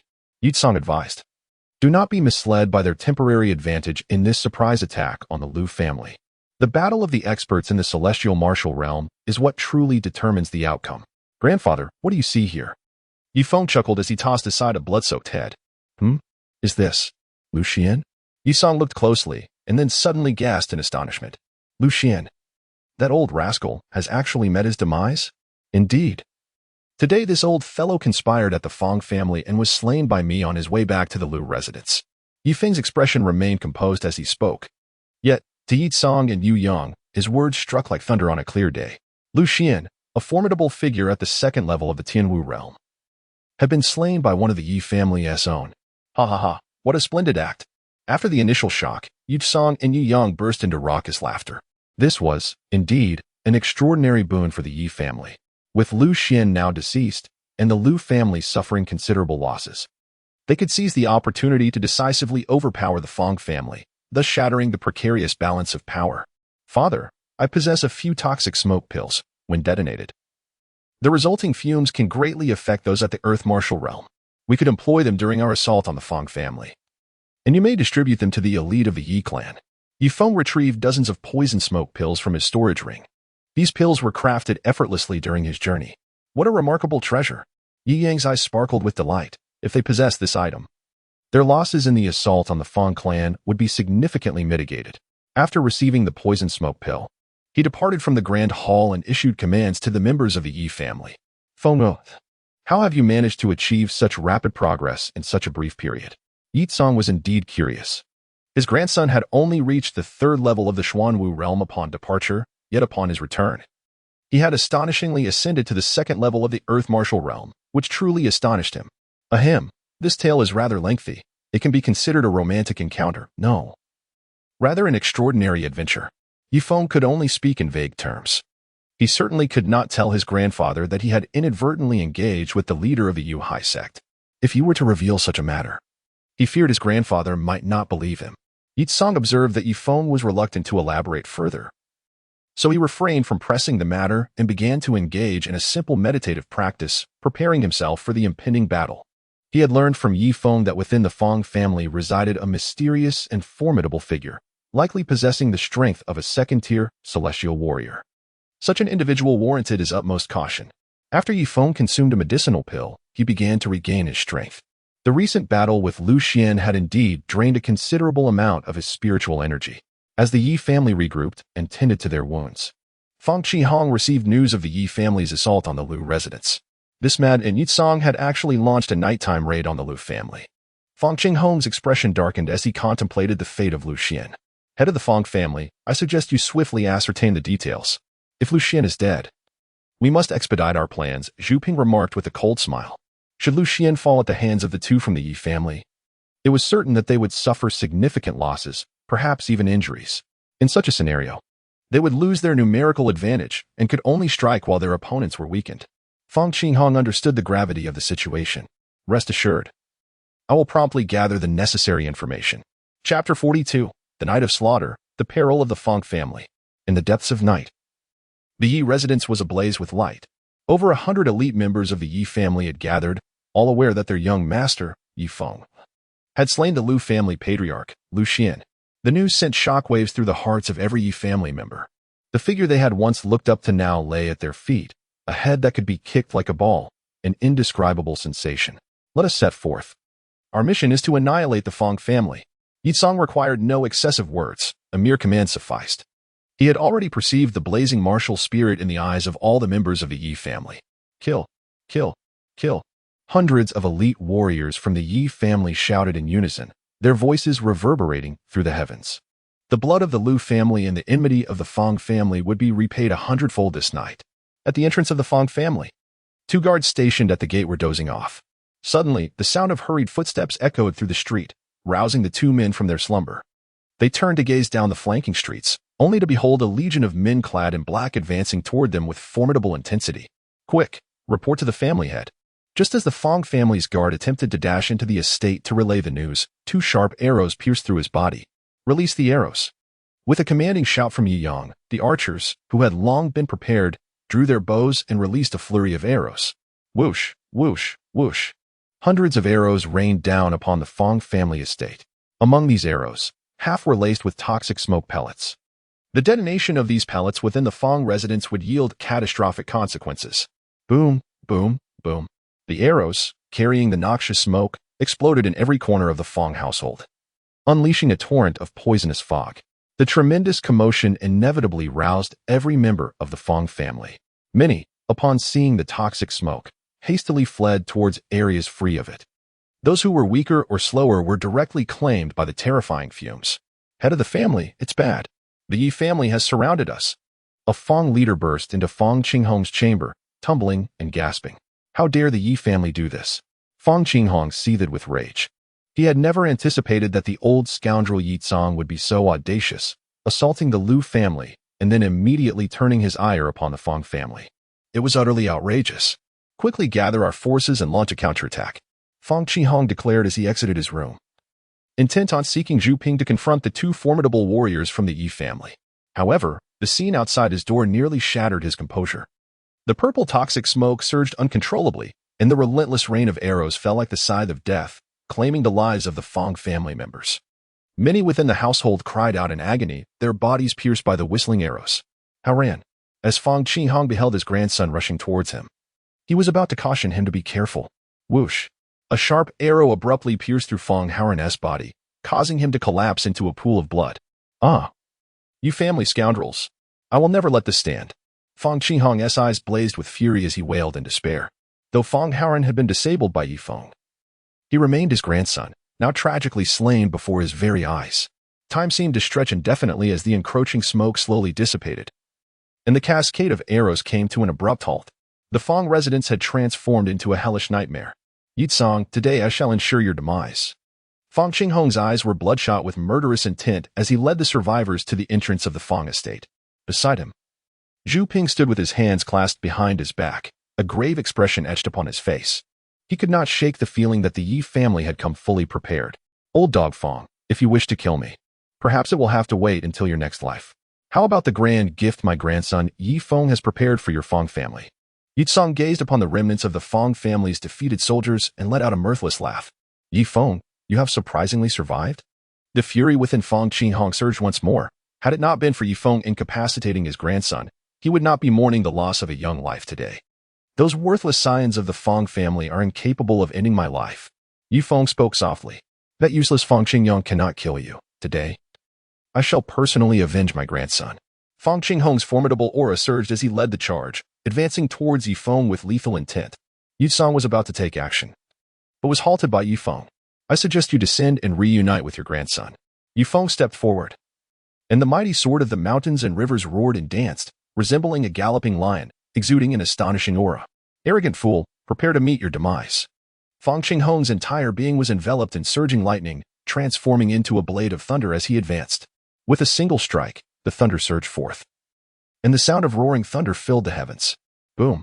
The thunderous blade clashed with the heavy sword of the mountains and rivers, unleashing a ferocious and terrifying force at the heart of their battle. Undeterred, they continued their fierce combat. Meanwhile, Zhu Ping observed the evenly matched confrontation with a sharp gaze. How could this Ye Feng possibly possess such strength? Just as he was lost in thought, Ye Feng's figure had already lunged forward.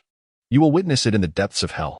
Ye Feng struck with a palm aimed directly at Zhu Ping's forehead. Fortunately, Zhu Ping reacted swiftly, countering with a palm of his own, barely absorbing the impact. Fiery palm. At this moment, Ye Yang joined the fray, collaborating with Ye Feng to besiege Zhu Ping. Boom! Boom! Boom! The trio engaged in a ferocious battle of unparalleled intensity. Zhu Ping, in the depths of his heart, was cursing vehemently, lamenting why he was being targeted by two adversaries instead of confronting that despicable Feng Qinghong. While the formidable warriors of the heavenly martial realm clashed, over 100 elite members of the Ye family launched their assault against the remnants of the Feng clan's defeated forces. The members of the Ye family exuded vitality and an indomitable fighting spirit.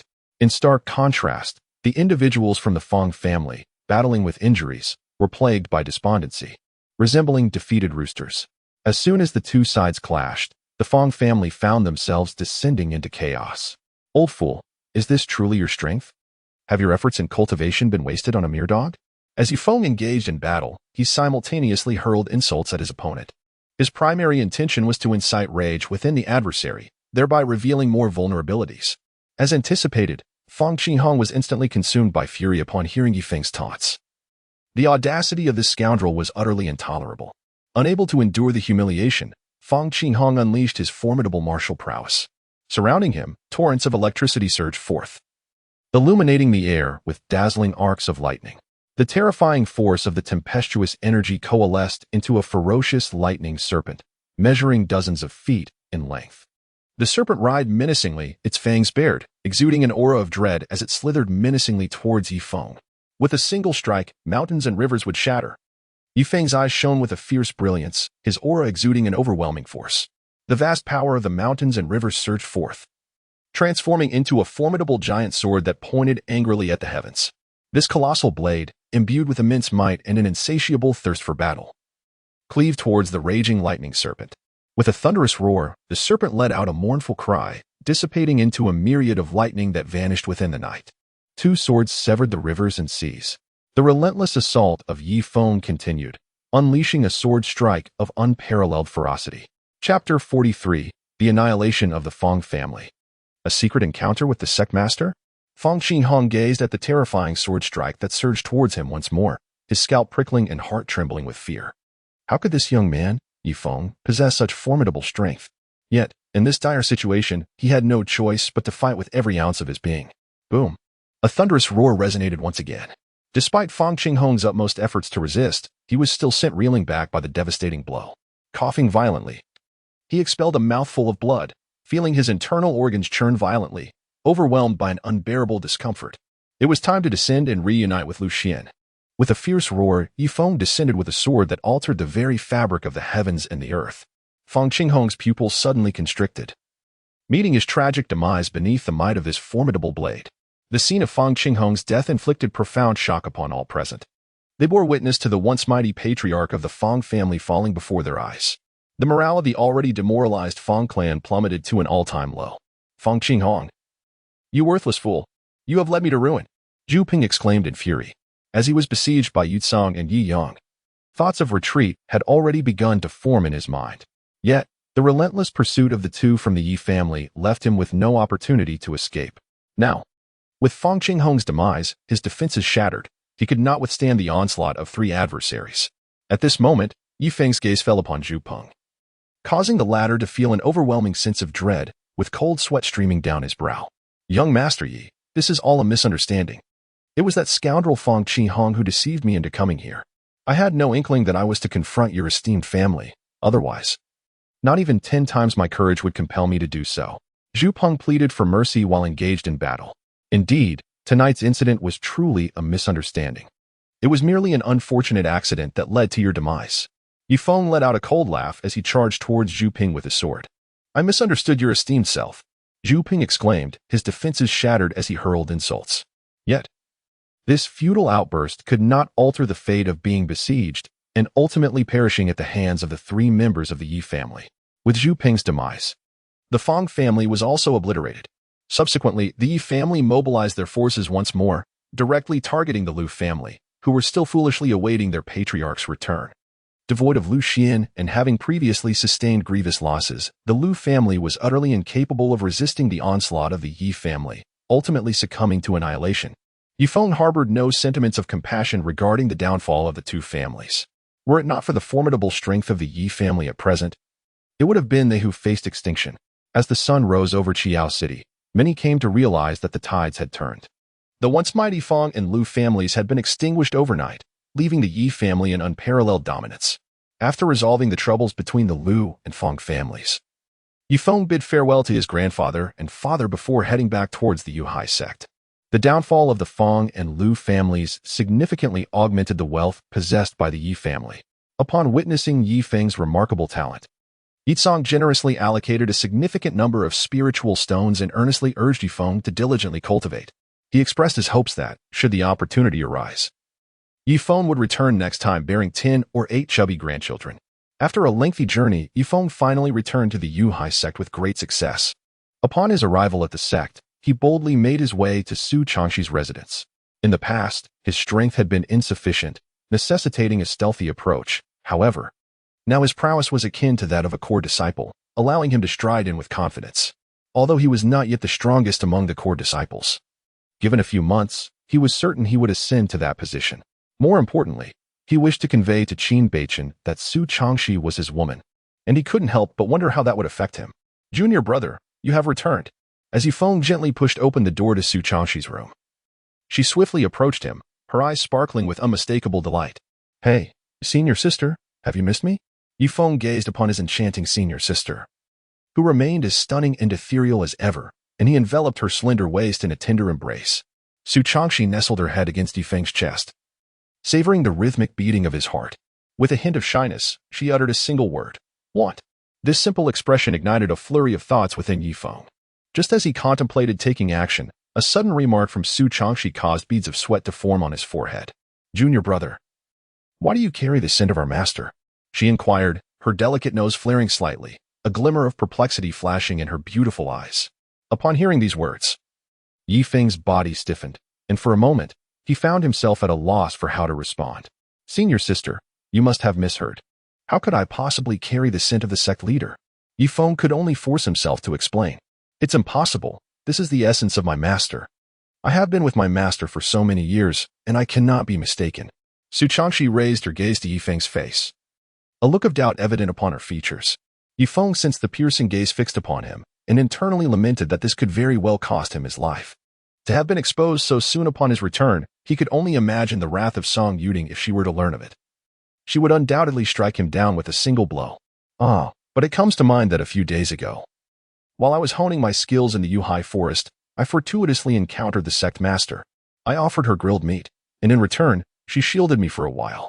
Ye Feng's eyes flickered as he spoke in a half-hearted manner. Have you encountered my master? How is she?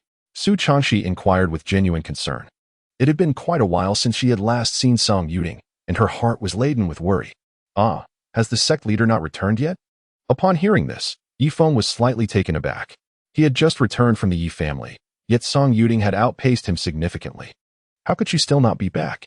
Could it be that she had sought trouble with the royal great demon beast once more? Unbeknownst to him, Song Yuding had quietly protected him throughout his journey. Not yet. I only visited my master's residence yesterday and found that she had not yet returned. Su Changxi suddenly grew a bit anxious. There is no need to worry. The sect master should be returning shortly. Ye Feng could only offer words of comfort. Master. You have returned. Su Changxi exclaimed in delight upon suddenly seeing the figure in azure at the door. Then, as a thought struck her, she gently extricated herself from Ye Feng's embrace. Ye Feng was taken aback, turning around to find Song Yuding quietly standing at the door. A wave of embarrassment washed over him, reminiscent of being caught in the act by a rightful spouse. However, a bold thought suddenly emerged in his mind. The master and disciple. Ye Feng could no longer bear to imagine what lay ahead. Please step outside for a moment. I need to discuss something with Ye Feng. Song Yuding observed the two, who had just embraced, and a flicker of jealousy crossed her eyes. Yes, master. Su Changxi cast a concerned glance at Ye Feng before slowly making her way towards the door. Suddenly, as she passed by Song Yuding, her footsteps faltered, and she looked at her in astonishment. Master, why do you smell like Ye Feng? Song Yuding's delicate features shifted slightly before returning to their usual composure. You must be mistaken. How could I possibly carry Ye Feng's scent? Chapter 44, Celestial Level Martial Arts, Pure Yang Shattering Heaven Finger. This identical response caused Ye Feng's lips to twitch slightly. That's it. If the sect master answers like that, Su Changxi will surely grow suspicious. As expected, a flicker of confusion appeared in Su Changxi's eyes upon hearing the response. Why does this answer mirror Ye Feng's exactly? Nevertheless, being the respectful disciple she was, she obediently exited the room. With the door closing behind her, the two within exchanged glances, yet neither spoke a word. Sect master. What is it that you wish to discuss with me? Ye Feng withdrew his gaze, taking the initiative to shatter the tranquility of the room. If she were to discover the nature of my relationship with you, what do you suppose we should do? Song Yuding elegantly seated herself in the chair, her lips parting to release a melodious and enchanting voice. A moment ago, Su Changxi's inadvertent remarks had struck her with the sudden realization that the nature of her bond with Ye Feng could not remain concealed for much longer. She sought to glean Ye Feng's innermost thoughts through this conversation. Master, have we truly engaged in anything of significance between us? Ye Feng feigned ignorance, believing that Song Yuding was undoubtedly testing him, urging him to keep the secret. After all, the incident had long passed, and Su Changxi could not possibly encounter him and Song Yuding in a compromising situation again. He could not naively assume that after a few intimate encounters with Song Yuding, the esteemed sect leader would develop feelings for him. What's this? Have you so easily forgotten the disgrace you brought upon our sect? Song Yuding's delicate features darkened slightly, her voice tinged with dissatisfaction. How dare the scoundrel attempt to erase the evidence? Did she truly seem so inconsequential? Leader, is this not what you instructed? To refrain from informing senior sister? I have been as discreet as a sealed vessel. Ye Feng, slightly perplexed, inquired. Was his response truly inadequate to the extent of inciting the sect leader's ire? You may express such sentiments before Sierra, but how shall you address me?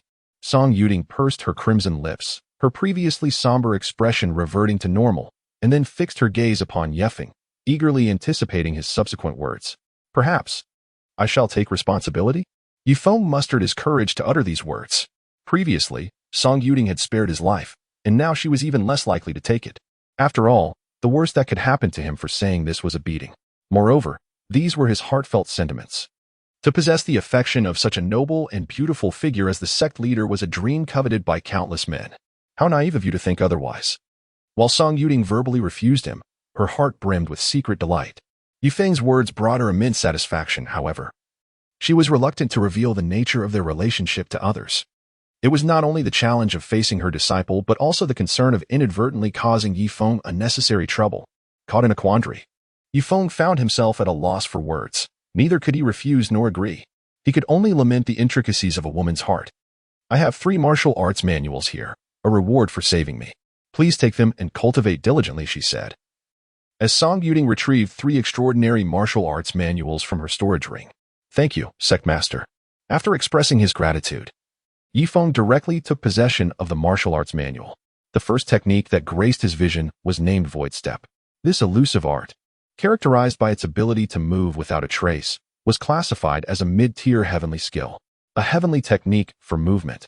Upon discerning the rank of the martial skill, Ye Feng cast a glance at Song Yuding. His heart stirred with astonishment.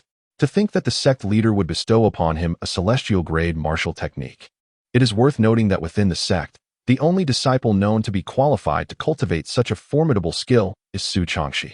Besides the disciples, only the sect leader and the 2 vice leaders possess the privilege to practice celestial-grade martial arts. Even the elders are deemed unworthy.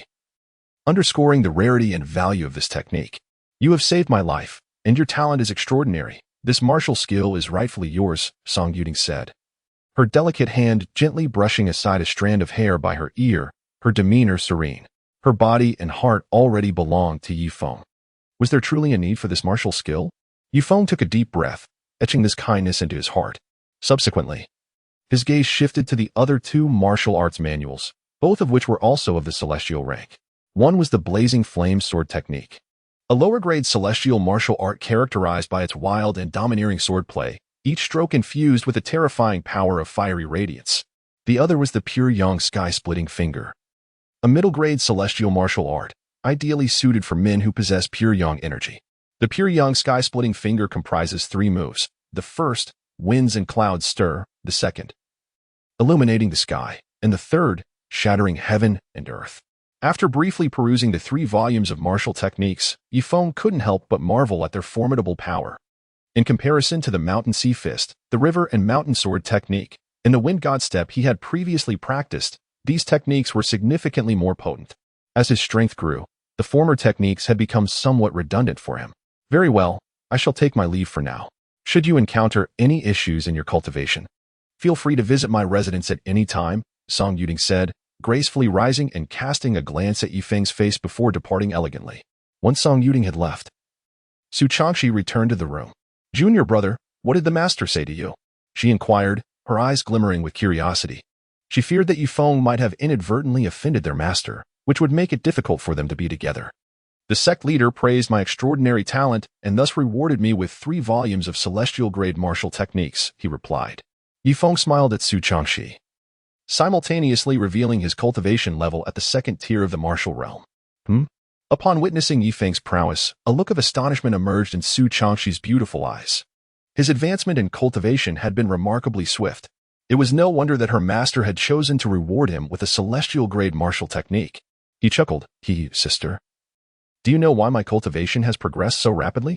Ye Feng gazed at Su Changxi's delicate and enchanting figure, chuckling in a playful manner. Upon hearing this, Su Changxi instinctively nodded. Indeed, this is a testament to my extraordinary talent. With a mischievous grin, Ye Feng lunged towards Su Changxi. Junior brother, do not act this way. In the residence of the core disciples of Yunhai sect, while Ye Feng and Su Changxi were reveling in their joy, Qin Beichen had already received word of Ye Feng's return to the sect. You 2 useless fools, neither of you managed to intercept Ye Feng? Qin Beichen berated the 2 inner disciples. These 2 inner disciples, named Sun Kai and Sun Ping, were brothers, both at the pinnacle of the Earth martial realm, level 10. Qin Beichen had stationed them along various routes back to Yunhai sect to await Ye Feng's arrival. Senior brother Qin, there are numerous paths leading to Yunhai sect, and we dared not venture too close, given the throngs of people, Sun Kai and Sun Ping explained. Do I desire explanations? What I seek is results. Qin Beichen roared at them. He had learned from others that Ye Feng had boldly entered Su Changxi's quarters today, utterly disregarding his warnings. Sun Kai and Sun Ping lowered their heads, silently enduring Qin Beichen's wrath. What are you still doing standing here? Go and devise a plan. Yes. Chapter 45. Acknowledging the relationship, the furious Qin Beichen. The following morning, at dawn, Ye Feng stepped out of Su Changshi's room, feeling refreshed and invigorated. With 3 volumes of celestial martial arts at his disposal, he was determined to dedicate time to thoroughly comprehend their intricacies. Moreover, possessing a substantial amount of spirit stones, he resolved to head to the cultivation chamber of the Yuhai sect for his training. However, shortly after departing from Su Changshi's quarters, he sensed that he was being followed. Upon glancing back, he spotted 2 furtive disciples of the inner sect of Yunhai, their eyes glinting with mischief, trailing behind him. Ye Feng let out a cold laugh, dismissing the other party with indifference as he continued towards the training chamber. In no time, he arrived at the entrance of the training room, just as he was about to step inside when a stern voice rang out behind him. Ye Feng, halt. Ye Feng turned around and discovered that the individuals who had called out to him were the same 2 who had been following him closely. Is there something you need? Ye Feng coldly inquired. This training room is for my use. You may vacate to another location. Sun Kai raised his head defiantly and retorted vehemently. His intention was to provoke Ye Feng, ideally inciting him to act, thus providing them the opportunity to retaliate. Otherwise, they lacked the audacity to confront Ye Feng directly within the confines of the sect. After all, should the sect master discover their bullying of a weaker disciple, the consequences would be dire. You expect me to leave? Ye Feng let out a light laugh, then slowly approached Sun Kai. Under the penetrating gaze of Ye Feng's obsidian eyes, an inexplicable wave of fear surged within Sun Kai. Upon regaining his composure, he felt an even greater anger. How could he be intimidated by Ye Feng? It's you. What? Are you unwilling to accept it? Sun Kai asserted his authority, unleashing the oppressive force of his earth martial realm, level 10. Yet, Ye Feng remained unfazed by this pressure. Suddenly, he raised his hand and struck Sun Kai across the face with a resounding slap. The crisp sound echoed around them, leaving the onlookers momentarily stunned. Sun Kai's body was sent flying, crashing heavily against the wall outside the training room. Dazed from the blow, he realized Ye Feng truly dared to strike. Ye Feng, you seek death. Seeing his brother being attacked, Sun Ping immediately lunged at Ye Feng. However, Ye Feng was quicker, delivering a powerful kick to Sun Ping's chest, sending him hurtling away. The 2 brothers, Sun Ping and Sun Kai, tumbled together in a most undignified manner. Just as they attempted to rise, Ye Feng released the pressure of his earth martial realm, level 2, descending upon them. This terrifying aura caused the Sun brothers' legs to buckle and their faces to pale.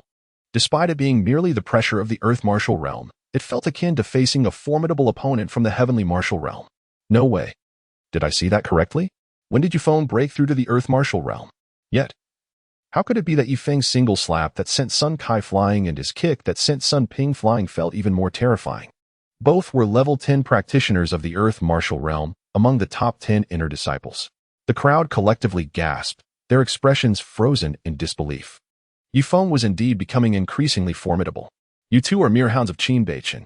Go back and inform him that Sister Su is my woman. He has no right to covet her.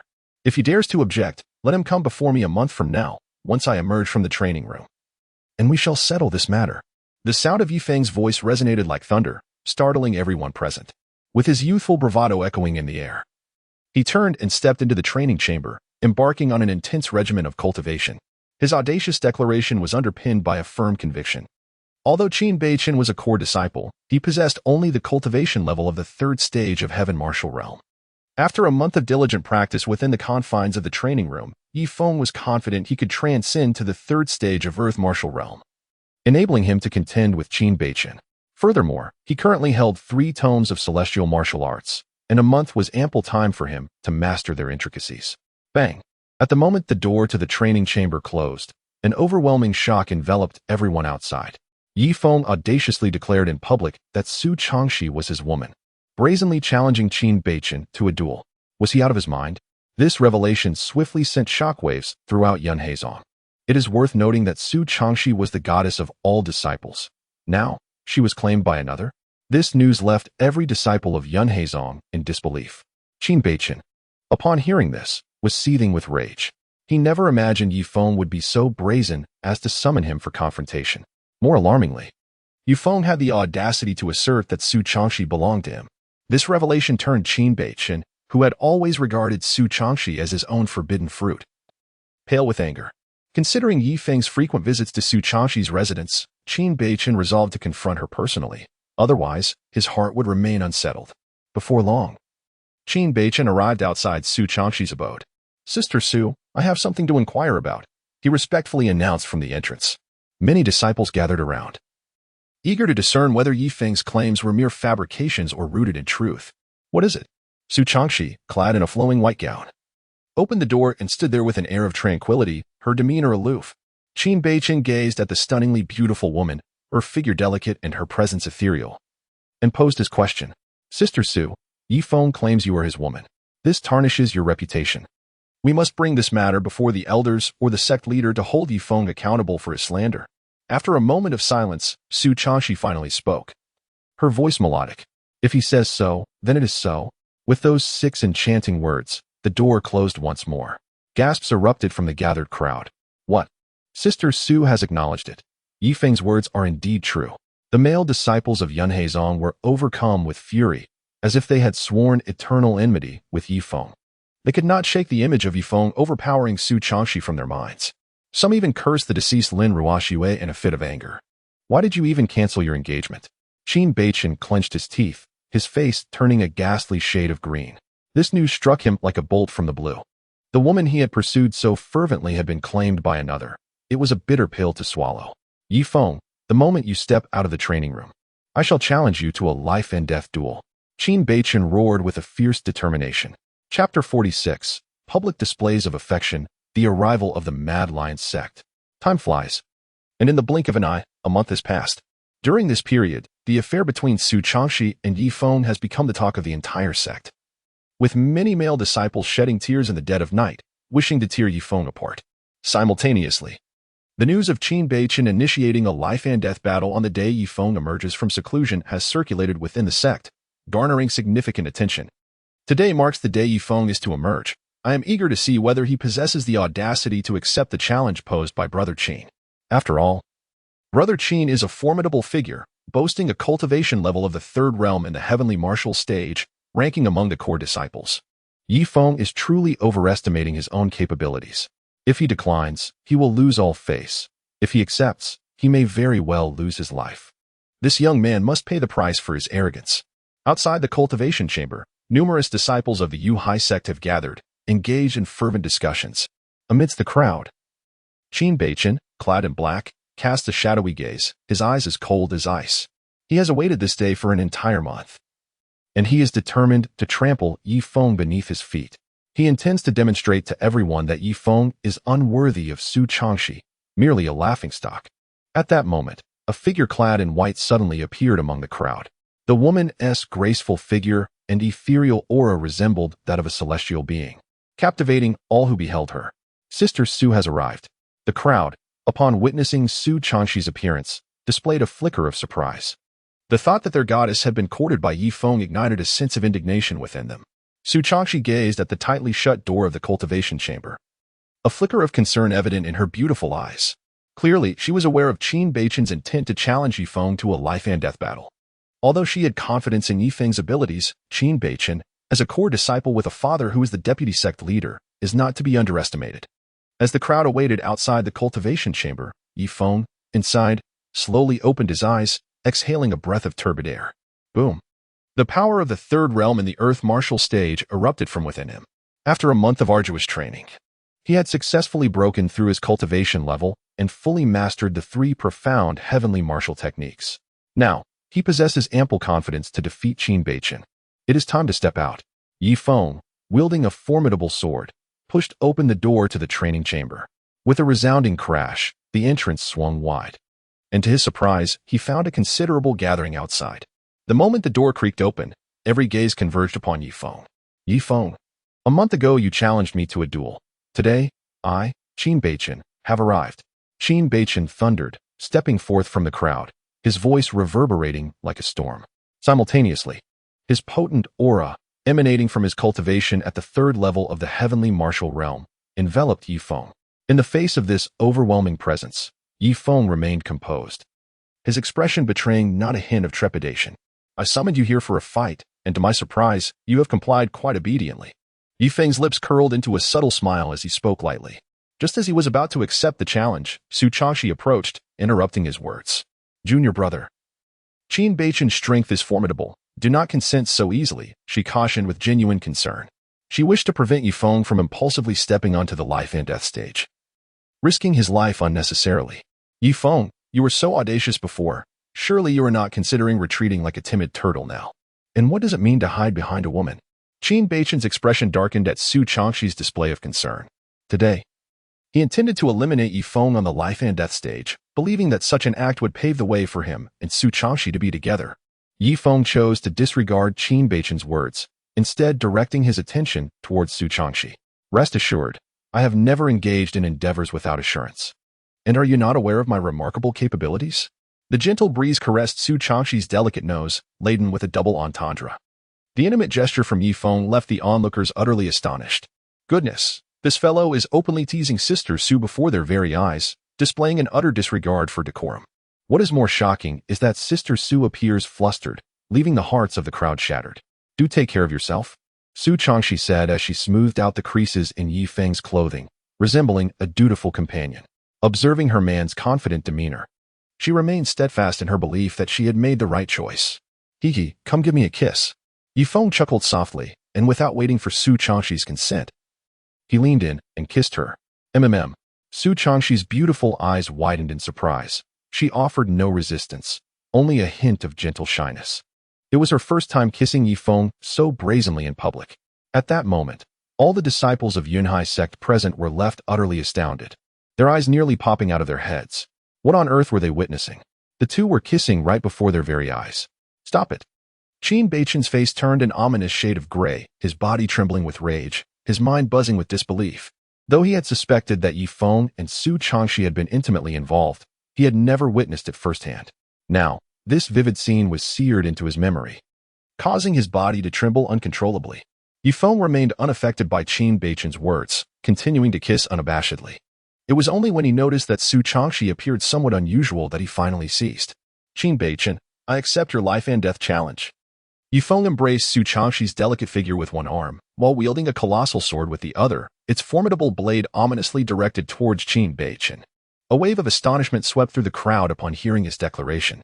Indeed, Ye Feng dared to accept the challenge. Very well. It shall be that only one of us survives this day.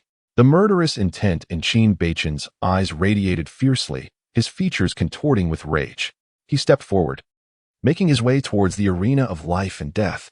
Ye Feng embraced Su Changxi, closely following behind. Today, he intended to vanquish Qin Beichen, to publicly declare that Su Changxi was his beloved, impervious to any other's advances. Come, let us hasten to the deathmatch arena. This battle is one not to be missed. The disciples of Yunhai sect followed suit, one after another. At the base of the deathmatch arena, an elder of Yunhai sect had been waiting for quite some time. He glanced at Qin Beichen, then at Ye Feng, and sighed deeply. Both of these young men were paragons of his sect. Yet they were now fated to confront each other in a life and death struggle, a grave misfortune for Yunhai sect. Ye Feng, Qin Beichen, are you both resolute in your decision to ascend the deathmatch arena? The elder inquired. Qin Beichen remained silent, stepping forward and leaping onto the arena. Ye Feng, come forth. Today, I shall surely slay you. The voice, brimming with seething fury, echoed across the arena. Ye Feng, undaunted and fearless, was poised to ascend the stage of life and death when a boisterous voice, imbued with imperial authority, reverberated outside the gates of the Yunhai sect. Aha! The prodigies of the Yunhai sect, I, the leader of the Mad Lion sect, have come to challenge you. Chapter 47. Qin Beichen, come forth for a duel. The mention of the Mad Lion sect momentarily stunned all present at the Yunhai sect. The sect leader had arrived with disciples in tow for a contest of skill. Although the relationship between the Yunhai sect and the Mad Lion sect was not as antagonistic as that between the Fire Cloud sect and the Insha sect, it was far from amicable.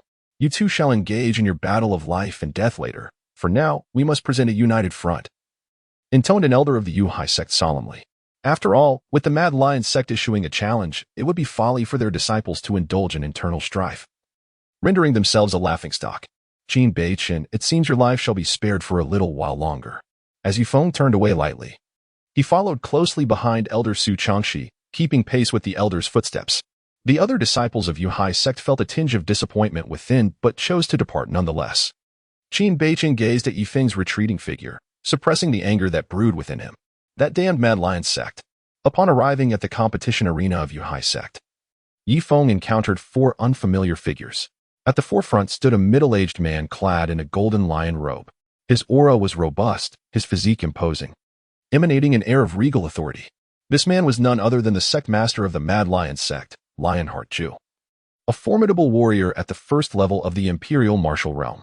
Behind Lionheart Jew were two men and one woman, all exuding an air of arrogance and possessing extraordinary presence.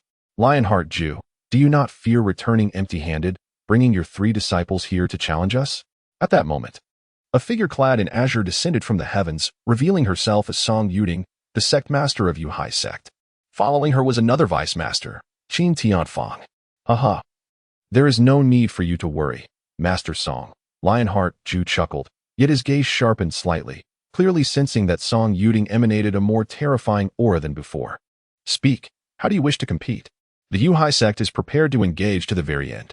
Song Yuding's eyes remained calm, her voice delicate yet imbued with an irresistible authority. The Mad Lion sect had challenged them before, but their victories were few and far between.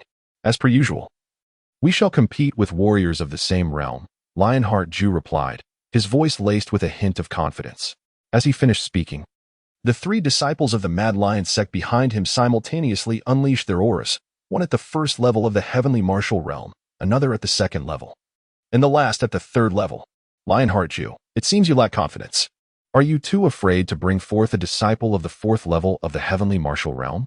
Song Yuding said with a soft smile, a trace of sarcasm evident in her tone. It is merely that my disciples are occupied with important matters and could not be present, Lionheart Jew retorted coldly, his expression darkening. He was well aware of Song Yuding's insinuation, for Su Changshi was indeed at the fourth level of the heavenly martial realm. In their previous encounters, they had never managed to defeat Su Changshi even once. Thus, this time he had wisely chosen not to bring a disciple of that level. Rest assured, my daughter is now at the sixth level of the heavenly martial realm. When we next challenge you, we shall bring our disciples who dare not come, Song Yuding remarked, her eyes glimmering as she smiled. Upon hearing these words, Lionheart's expression changed abruptly as his gaze shifted towards Su Changshi. It is essential to note that, at not yet 20 years of age, Su Changshi had already reached the formidable fourth level of the heavenly martial realm, instilling considerable apprehension within him. Now, the fact that she had silently ascended to the sixth level of the heavenly martial realm was nothing short of astonishing. Su Changshi remained silent, merely standing beside Ye Feng, emanating the aura of the sixth level. Many disciples of the Cloud Sea sect, including Qin Beichin, displayed expressions of shock. At such a tender age and with such prowess, it seemed that no peer within the holy martial kingdom could rival her. The sect master Song truly has an exceptional disciple, Lionheart thought enviously. Subsequently, he signaled discreetly to a disciple behind him, a disciple from the Mad Lion sect, at the first level of the heavenly martial realm. Promptly understood the cue and strode confidently onto the arena. Guoting from the Mad Lion sect challenges, Guoting declared, surveying all the disciples of the Cloud Sea sect below with an air of confidence. I shall be your opponent. A core disciple from the Cloud Sea sect, also at the first level of the heavenly martial realm, ascended to the arena. The two engaged in a fierce battle, their gazes clashing before they launched into combat.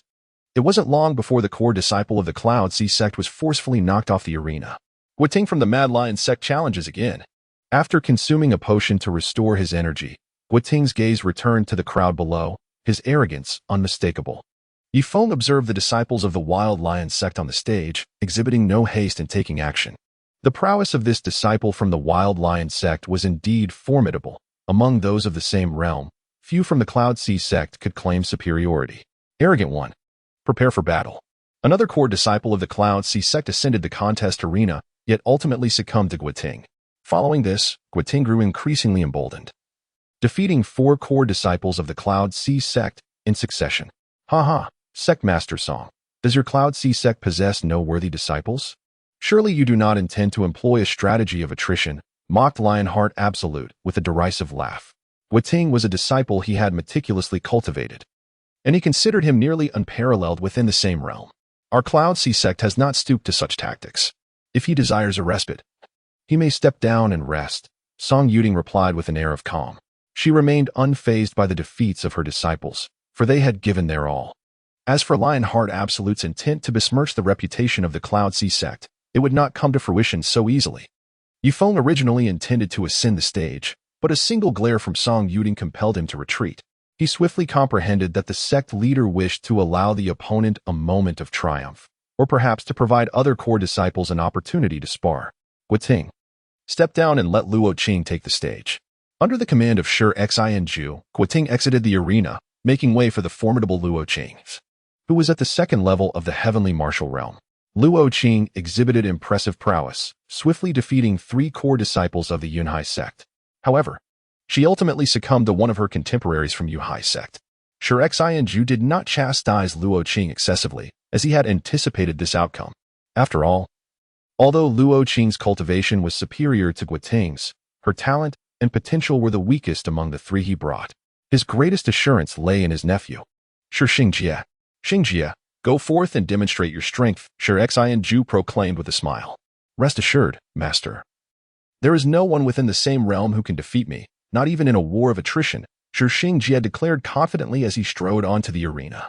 He had little interest in battling the weak, so prior to arriving at Yunhai sect, he had familiarized himself with the renowned core disciples within. To his knowledge, the strongest individual at the 3rd level of the heavenly martial realm in Yunhai sect was Qin Beichen. Qin Beichen, come forth and face me, Shi Xingjie bellowed, his arrogance echoing through the air.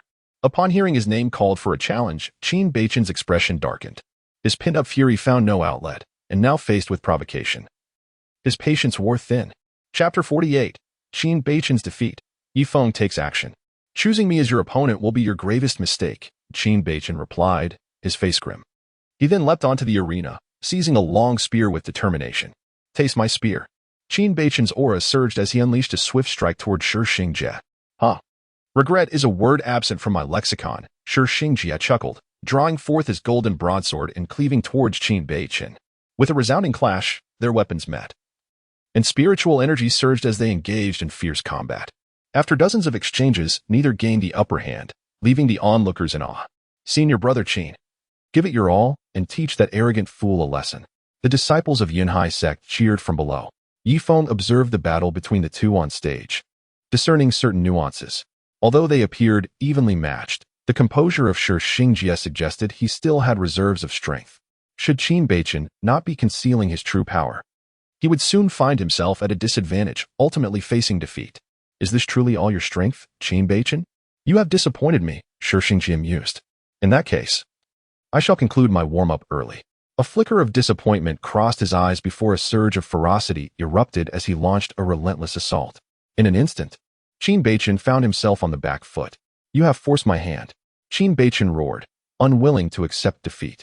9 dragons ascending to the heavens. With his declaration, the spear in his hand danced through the air, summoning tempestuous winds as 9 dragons soared, their roars echoing through the heavens. Oh, a celestial tier martial technique, intriguing, Shi Xingjie remarked, now fully serious, as he unleashed his own martial prowess. Lion quaking the earth. Before the spectators' eyes, a magnificent golden lion gradually materialized on the arena, accompanied by a roar that resonated through the cosmos. The majestic golden lion charged into the sky, confronting the 9 divine dragons. Boom, boom, boom, with each resounding crash. The golden lion, fierce and domineering, tore through the 9 dragons, staining the earth with blood and leaving the audience in shock. With a spurt of blood, Qin Beichen was violently cast off the stage by Shi Xingjie's strike. The name of Beichen is but a shadow of its former glory. Such celestial tier martial techniques in your hands are a mere waste, Shi Xingjie scoffed, his gaze filled with disdain. Confronted with such humiliation, Qin Beichen felt a surge of rage and nearly lost consciousness. He had lost, even after employing a celestial tier technique. At that moment, Qin Tian's expression was equally grim, as his son's defeat was quite the disgrace. Alas, even with a celestial tier technique, brother Qin has fallen. Is Shi Xingjie truly that formidable? The disciples of Yunhai sect lamented, their faces devoid of hope. It was worth noting that Shi Xingjie had not even utilized a celestial tier technique and still emerged victorious. Shi Xingjie of the Mad Lion sect challenges you. If you wish for a wheel battle, I am ready, he declared arrogantly, standing proudly on the arena. Yet, none of the core disciples of Yunhai sect dared to respond. Qin Beichen was already the strongest among them at the 3rd level of the celestial martial realm. And if he had been defeated, there was little hope for the others.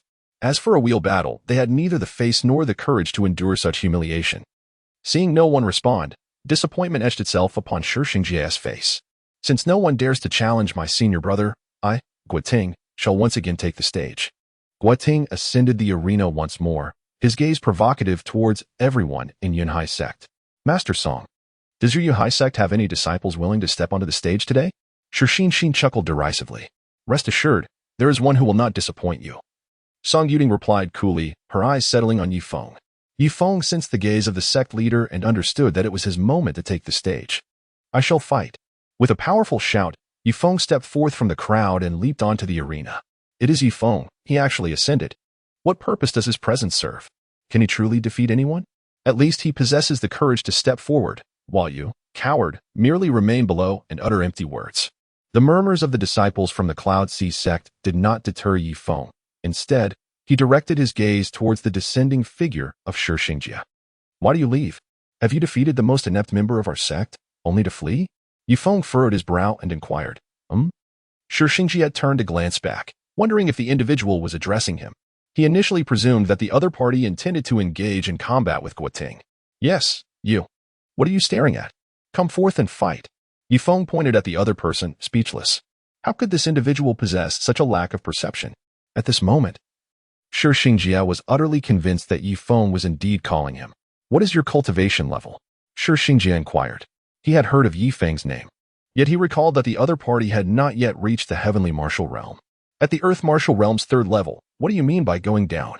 Ye Feng spoke while pointing at Guoting. And you, what's your name? Luo Qing, is it? Come up as well. After this, I still have to engage in a life and death battle with that worthless fool who just lost. Ye Feng's words left everyone in a state of bewilderment. Goodness. This young man dares to take on 3 opponents. How utterly audacious. The expressions on the faces of Shi Xingjie, Guoting, and Luo Qing darkened. They had never encountered such arrogance before, being challenged by a mere earth martial realm practitioner, and yet he dared to take on 3 at once. This was arrogance taken to an entirely new level. Master Song, your disciple truly possesses remarkable courage, Shi Xingjie remarked, his tone seemingly complimentary, yet laden with sarcasm. It was evident that he was mocking Ye Feng, implying that his boldness was foolishness. His courage is minuscule. Perhaps one day I shall extract your lion's heart to bolster his spirit. Song Yuding narrowed her beautiful eyes slightly, infuriated by this old man's disdain for her beloved. Shi Xingjie's expression shifted ever so slightly. What madness was this woman exhibiting? When had she become so protective, even to the point of openly threatening him? Amidst the heated exchange between the 2 Emperor martial realm experts, the atmosphere in the arena was charged with tension. Are you 3 prepared? Once you are ready, I shall make my move. Ye Feng observed that the 3 individuals had nearly finished their rest and spoke up. Young man, I originally had no intention of taking action against you, but your arrogance has compelled me to teach you a lesson today. Guoting let out a cold laugh. And then, with a sudden burst of energy, charged towards Ye Feng. Bring it on. Ye Feng's eyes sparkled with intensity as he unleashed his formidable aura and charged forward. With the heavy sword of mountains and rivers gripped firmly in his hands, he executed a wild and graceful dance, summoning forth an astonishing force that echoed the might of the earth itself. Guoting, enveloped in a radiant glow of lightning, condensed a deep violet sphere of electricity in his palm and hurled it towards Ye Feng. Boom! The clash of their powers elicited gasps from the onlookers. In an instant, the sphere of lightning in Guoting's palm exploded, sent crashing out of the arena by a single strike of Ye Feng's sword. He glanced nervously at his right hand, acutely aware that had he not reacted swiftly, he might have lost it. The fierce light in his eyes trembled, leaving him momentarily speechless. The sheer force with which Ye Feng had sent Guoting flying cast a shadow of doubt over his very existence. You 2 can come at me together. I am pressed for time, he declared. Ye Feng, wielding his colossal sword, pointed menacingly at the 2. Chapter 49, An Overwhelming Victory. Ye Feng is accused. A flicker of astonishment crossed the faces of Shi Xingjie and Luo Qing. Indeed, Ye Feng possessed remarkable strength, as evidenced by his ability to send Guoting flying with a single strike, a testament to his extraordinary prowess. You go first. I do not wish to triumph through unfair means, Shi Xingjie declared, his eyes ablaze with fierce determination. Luo Qing nodded, advancing towards Ye Feng, recognizing that the strength he had demonstrated warranted her utmost effort. As Ye Feng observed a solitary opponent advancing towards him, he dispensed with any unnecessary dialogue and unleashed a torrent of ferocious strikes, executing 3 consecutive slashes. Boom, boom, boom. The resounding clash of the three swords reverberated throughout the arena, propelling Luo Qing's form out of the ring. "This is splendid," Lion Star Jie exclaimed, a glimmer of exhilaration flashing in his eyes as he witnessed Ye Feng's assault. He then brandished his golden blade, a chilling aura of sword energy emanating from it, before delivering a decisive strike that sent a radiant arc of golden light bursting forth into the void. As the wind of battle intensified, the massive sword suddenly became enveloped in searing flames. The fire roared, transforming into soaring firebirds that consumed the golden blade's radiance. In that moment, the two figures drew near. The formidable great sword clashed against the golden saber, igniting a shower of sparks. Boom, boom. The resounding clash of their weapons echoed like the roar of beasts, reverberating throughout the arena. It was a collision of power, captivating the onlookers, their blood surging with excitement. However, as time progressed, Lion Star Jie sensed an unsettling change. The flames scattered across the arena were multiplying. Just as he pondered this anomaly, Ye Feng ignited in flames, the great sword pointing towards the heavens. And the fire that had previously dotted the corners of the arena erupted into a terrifying sea of flames. Within this inferno, Lion Star Jie wore a grave expression. He wielded his golden saber in a flurry, slashing through the fiery serpent's onslaught. Yet, the flames seemed inexhaustible, multiplying with each strike, their assault growing increasingly ferocious. He knew that continuing in this manner was futile. He must break through the sea of fire, with a thunderous roar that shook the earth. Lion Star Jie's eyes blazed with golden light, vast spiritual energy converging around him, transforming into a golden lion that roared against the heavens. The roar scattered the flames, and the fearsome golden energy surged forth like a tidal wave, countering the raging inferno. With a thunderous roar, Ye Feng summoned the scattered flames, which coalesced into a massive fire serpent, locking eyes with the golden lion above. As their gazes collided, the golden lion trampled through the void, charging forth with an unstoppable momentum. The fire serpent writhed and coiled, exhaling torrents of flames that illuminated the heavens. A fierce battle ensued between the golden lion and the fire serpent, erupting with resounding clashes. Ultimately, the fire serpent engulfed the golden lion in a single bite, vanishing into the ether. Boom. Shixingjia clutched his chest, retreating in shock, his face etched with an unprecedented gravity. The might of Ye Feng was astonishingly formidable. The spectators below were equally stunned by Ye Feng's prowess. Previously, Qin Beichen had fallen victim to Shixingjia's terrifying martial technique, yet now Ye Feng had decisively shattered it. "Ye Feng, I must concede, your strength is unparalleled among those of the same realm." Shixingjia began, but abruptly fell silent, suddenly recalling that Ye Feng's cultivation was merely at the third level of Earth martial realm. Yet, it was this very individual who had forced him to such extremes. He could not afford to be defeated by Ye Feng. He unleashed his heavenly grade martial technique, the golden lion shattering heaven slash. Shixingjia's golden hair danced wildly as his aura surged forth, the golden blade in his hand radiating a resplendent light. With a full-force downward strike, an unparalleled golden lion descended upon the world. The mountains and rivers trembled under the onslaught of the flame slash. With a piercing roar, Ye Feng channeled the formidable forces of the mountains and rivers, merging them with the blazing power of flames upon the weighty sword. This technique was an unintentional creation born from his comprehension of the flame sword art, when he endeavored to harmonize it with the mountain river sword art. The prowess of this move surpassed any strike from the flame sword art. Boom! A resounding explosion echoed through the sky, unleashing a terrifying wave of energy that rippled across the arena. Under the watchful gaze of the crowd, the golden lion was cleaved asunder by a single sword strike, and the body of Shixingjia was sent flying off the stage. At that moment, only one figure stood proudly amidst the chaos. Hiss! Ye Feng had indeed triumphed. The might of his final strike was nothing short of terrifying. Indeed, even the celestial martial arts displayed by Shixingjia had been utterly vanquished. It turned out that the fool was none other than myself. Senior Sister Su's insight was exceptionally astute. The majority of disciples from the Yuhai sect had been utterly captivated by the overwhelming power exhibited by Ye Feng. Their prior jealousy stemmed from their belief that he lacked sufficient strength. Yet now, amidst the core disciples, how many could truly claim to defeat Ye Feng? More importantly, at under 19 years of age, he was even slightly younger than Su Changshi, heralding limitless potential for the future. How about the Lionheart Absolute? What of our Yuhai sect's disciples? Song Yuding inquired softly, her eyes shimmering with astonishment, having been awed by the talent of the young man she had inadvertently fallen for. She realized that Ye Feng's final move was not merely the flame sword art, but rather a unique technique that seemed to amalgamate various martial arts into one. Shi Xinjin snorted lightly, offering no words, and directly led his companions away from the Yunhai sect. This challenge had resulted in a disgrace that he would not soon forget. As Ye Feng observed the departure of the members of the Mad Lion sect, his gaze once again fixated upon Qin Beichen. Qin Beichen, come forth. Though this is not a battleground of life and death, our contest here shall solely concern life and death. The sound of Ye Feng's voice resonated like thunder, exuding an overwhelming presence. Below the stage, Qin Beichen wore an expression as inscrutable as water. If, prior to the arrival of the Wild Lion sect, he had harbored unwavering confidence in his ability to triumph over Ye Feng, now he found himself devoid of any fighting spirit. Even the formidable lion star Jia, who had once bested him, stood no chance against Ye Feng. Thus, he would be an even more inconsequential opponent. What is this? Have you turned coward? Are you retreating like a turtle? Do you recall the words you spoke earlier? Does it sting your pride? If you remain hesitant, shall I lend you a hand? Ye Feng unleashed a barrage of verbal humiliation. The enmity between him and Qin Beichen had already been established. He felt compelled to eliminate his rival, for otherwise, this man might strike him down with a lethal blow from the shadows. Yet, no matter how much Ye Feng mocked him, Qin Beichen still dared not step onto the stage. What a coward, too afraid to engage in battle.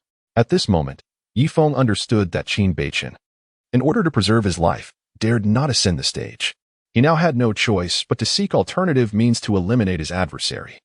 The members of Yunhai sect expressed their lament, their gazes towards Qin Beichen tinged with a hint of disdain. Although Ye Feng is wild and arrogant, he possesses the strength to back it up. In contrast, Qin Beichen, at a critical moment, has resorted to cowardice, earning the derision of those around him. Noticing the disdainful gazes directed at him, Qin Beichen's expression darkened to a terrifying degree. He has lost his reputation, lost his woman, and ultimately, everything has been bestowed upon Ye Feng. He is unwilling to accept this fate. He is filled with resentment. Master, Ye Feng's cultivation breakthrough defies logic. I suspect he has practiced some form of nefarious technique. Such a morally corrupt individual should have his powers abolished and be expelled from the sect. Qin Beichen declared with righteous indignation, turning his gaze towards Song Yuding. Chapter 50. The Master's authority, I shall bestow a reward upon you. At these words, everyone present was taken aback. Has Qin Beichen, who dared not engage in battle, resorted to slander instead? However, the speed of Ye Feng's cultivation breakthrough indeed revealed an element of the uncanny. From the 7th level of the Qi martial realm to the 3rd level of the Earth martial realm in less than 3 months is an astonishing rate of advancement, suggesting the possibility of practicing forbidden arts. At this moment, Ye Feng couldn't help but chuckle. Who are you to falsely accuse me of cultivating malevolent practices? Insisting on reporting to the sect leader? Surely, the sect leader is well aware of how I achieved my breakthrough. Qin Beichen, since you allege that I engage in such nefarious training, do you possess any evidence? Ye Feng stroked his chin, a hint of mockery playing upon his lips. You, yourself, stand as the most compelling evidence. Your rapid breakthrough in cultivation, surely, it cannot be attributed to anything other than the practice of sinister techniques? Qin Beichen asserted with unwavering conviction, a look of smug satisfaction gracing his features. Though he had shown signs of cowardice, he still possessed numerous ways to eliminate Ye Feng. After all, his father held the esteemed position of vice sect master, second only to one, yet above countless others. Should he succeed in expelling Ye Feng from the Yunhai sect, he would relish witnessing how this fellow would manage to survive. Is a swift breakthrough indicative of practicing malevolent arts? Must I not be gifted? Must my fortuitous encounters be dismissed? Furthermore, by your logic, I could just as easily suspect you of being a spy for the Quancher sect. After all, if you cannot even contend with Shixingji, are you not merely bringing disgrace upon the Yunhai sect? Ye Feng replied with an air of nonchalance. You are talking nonsense. What evidence do you possess? Qin Beichen erupted in anger. Your defeat is the most compelling evidence. You are a core disciple, the esteemed son of the vice sect master, endowed with abundant resources and trained in heavenly tier martial arts. Under such circumstances, if you still find yourself vanquished, how could you not be deemed a traitor? Or are you simply inept? Ye Feng's barrage of words left Qin Beichen's expression exceedingly grim.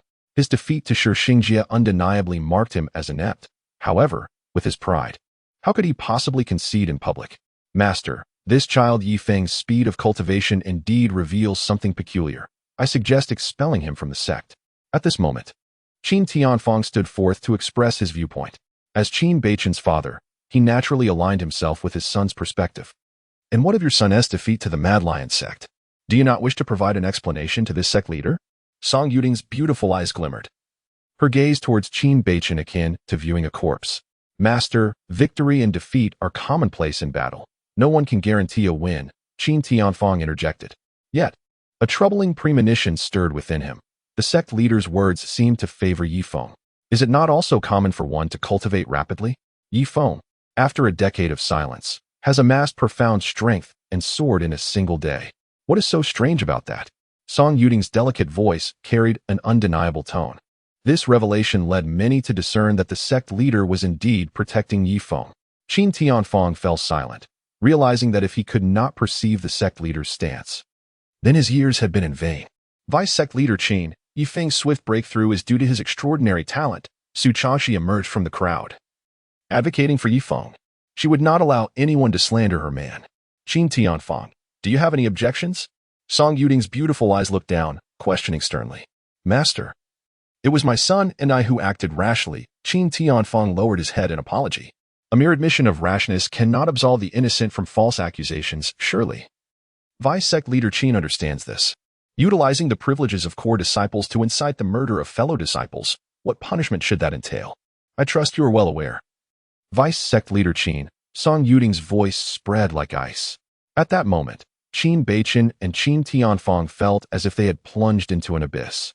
Master, we acknowledge the first charge, but what of the second? Qin Tianfang questioned, cold sweat beading on his forehead. That inquiry should be directed at your esteemed son. Song Yuding replied with a chilling laugh. Master, this is an injustice. Such a thing has never occurred. Qin Beichen trembled internally, fearing the revelation of his plot against Ye Feng. I witnessed with my own eyes your command to Su Jun to ambush Ye Feng. Are you implying that I am wrongfully accusing you? Song Yuding's gaze remained indifferent, her voice as frigid as steel. Thud. Qin Beichen collapsed to the ground in terror. Master, spare me. I was merely confused in the moment. I never truly intended to kill Ye Feng. He pleaded, desperately begging for mercy. In that instant, true fear gripped his heart. At this moment, Ye Feng was filled with bewilderment. How could the sect leader possibly know that Su Jun had ambushed him along the way? Could it be that the sect leader had tracked him throughout his journey? Attempting to harm a fellow disciple was a grave offense that warranted execution according to the sect's rules. Song Yuding had delivered the decree of death. Sect leader, for the sake of my years of service to the Yuhai sect, I implore you to spare my son's life. Qin Tianfang felt compelled to step forward once more, unwilling to witness his son's demise. The sect's regulations were absolute. Should you obstruct me today, I shall strike you down as well. Song Yuding's long hair billowed in the wind, her regal presence enveloping the entire Yunhai sect. The unassailable authority in her voice and the overwhelming pressure of her royal aura caused Qin Tianfang's expression to shift drastically. Song Yuding had actually ascended to the second level of the royal martial realm. This utterly extinguished any thoughts he harbored of risking his life to flee with his son from the Yunhai sect. No, no, father, save me. Feeling the suffocating aura of death, Qin Beichen's face turned as pale as a sheet, his features and fingers twitching uncontrollably. The pride he once held had vanished. At this moment, he was as wretched as a stray dog, begging for mercy on the ground. Those who violate the sect rules shall perish. Song Yuding gracefully lifted her hand, pointing forth, a streak of azure light blossoming in the void. No. Accompanied by Qin Beichen's desperate scream, his body was utterly pierced, leaving no trace behind. Qin Tianfang stood frozen, staring at his son's tragic fate before him, a tumult of anger and helplessness swirling within him. He could only stoop his body and slowly depart from the scene. From this day forth, Ye Feng shall be my direct disciple. To see him is to see me, Song Yuding declared publicly. Yes, sect leader, the disciples of the Yuhai sect responded in unison.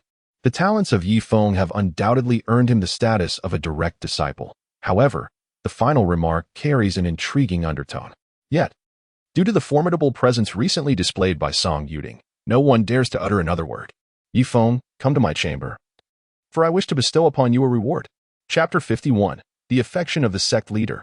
Yuhai Sect, the residence of Song Yuding. Ye Feng stood in a room suffused with the delicate fragrance of femininity, utterly bewildered. He had not anticipated that Song Yuding would exhibit such formidable decisiveness. executing Qin Beichen right before Qin Tianfang. He sensed that the sect leader was acting on his behalf. Yet, what was his purpose for being summoned here? Observing Ye Feng's somewhat dazed expression, a flicker of melancholy crossed Song Yuting's eyes. This little man of hers was so oblivious to the nuances of romance, after all. This was her private sanctuary, who could just waltz in uninvited. Darling, do you find me beautiful? As she glided gracefully towards him, Song Yuting gently lifted her hand to caress Ye Feng's rugged visage. Feeling the warmth of her delicate hand brush against his face, Ye Feng nodded emphatically. His breath quickened, and he gazed at Song Yuting with an air of incredulity. What was his newly recognized master doing? With such beauty, have I not stirred your heart? Song Yuting's enchanting gaze shimmered with captivating allure. I dare not, replied the disciple, overwhelmed. Ye Feng bowed his head, unable to bear the sight of Song Yuting's captivatingly beautiful, yet dangerously enchanting visage. Otherwise, he would undoubtedly succumb to actions driven by sheer irrationality. Yet, he could not fathom why the sect leader, no, his revered master, would engage in such playful teasing. Suddenly, he recalled certain gestures from Song Yuting that exhibited an unusual concern for him. Could it be that the sect leader has genuinely developed feelings for him? Giggle. Are you unwilling or merely afraid, my little man? Song Yuting's luscious lips curved into an alluring smile, her voice soft and enticing. The term little man sent a rush of blood to Ye Feng's head, his eyes becoming suffused with crimson. In the face of such unabashed seduction, he found himself, almost against his will, encircling the delicate, voluptuous waist of the enchanting beauty. My little man, it seems you have finally mustered some courage.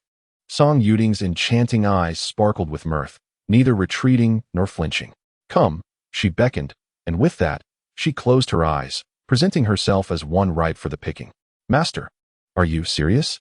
Ye Feng breathed heavily, realizing that Song Yuting was not jesting. During the time in the Cloud Sea Forest, you shielded me, a fragile woman, as we traversed vast distances, never abandoning me, a burden, in the face of ferocious mercenaries and formidable beasts.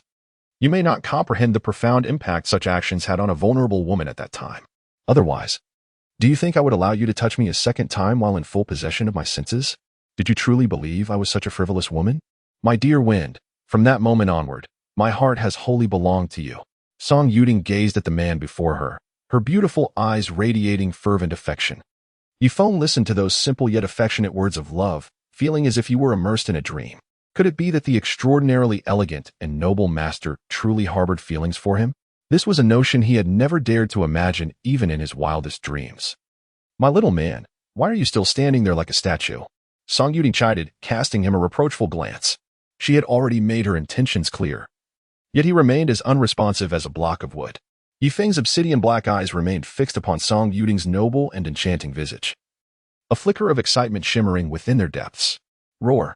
With a resonant roar, Ye Feng violently tore apart the noble attire of the sect leader, lifting the enchanting figure into his arms and rushing towards the soft embrace of the grand bed. The following day, you little rascal, at such a tender age, you should learn to behave, Song Yuting chided as she gazed at the spirited Ye Feng before her. Tinger, you declared last night that you are entirely mine. At this moment, Ye Feng's address became affectionate, for the person before him was not only the sect leader, but also his beloved. I have changed my mind. You must not be excessively indulgent in the future, he said. Song Yuting displayed a charmingly demure demeanor, leaning against Ye Feng's chest. It is too late to reconsider now. My esteemed sect leader.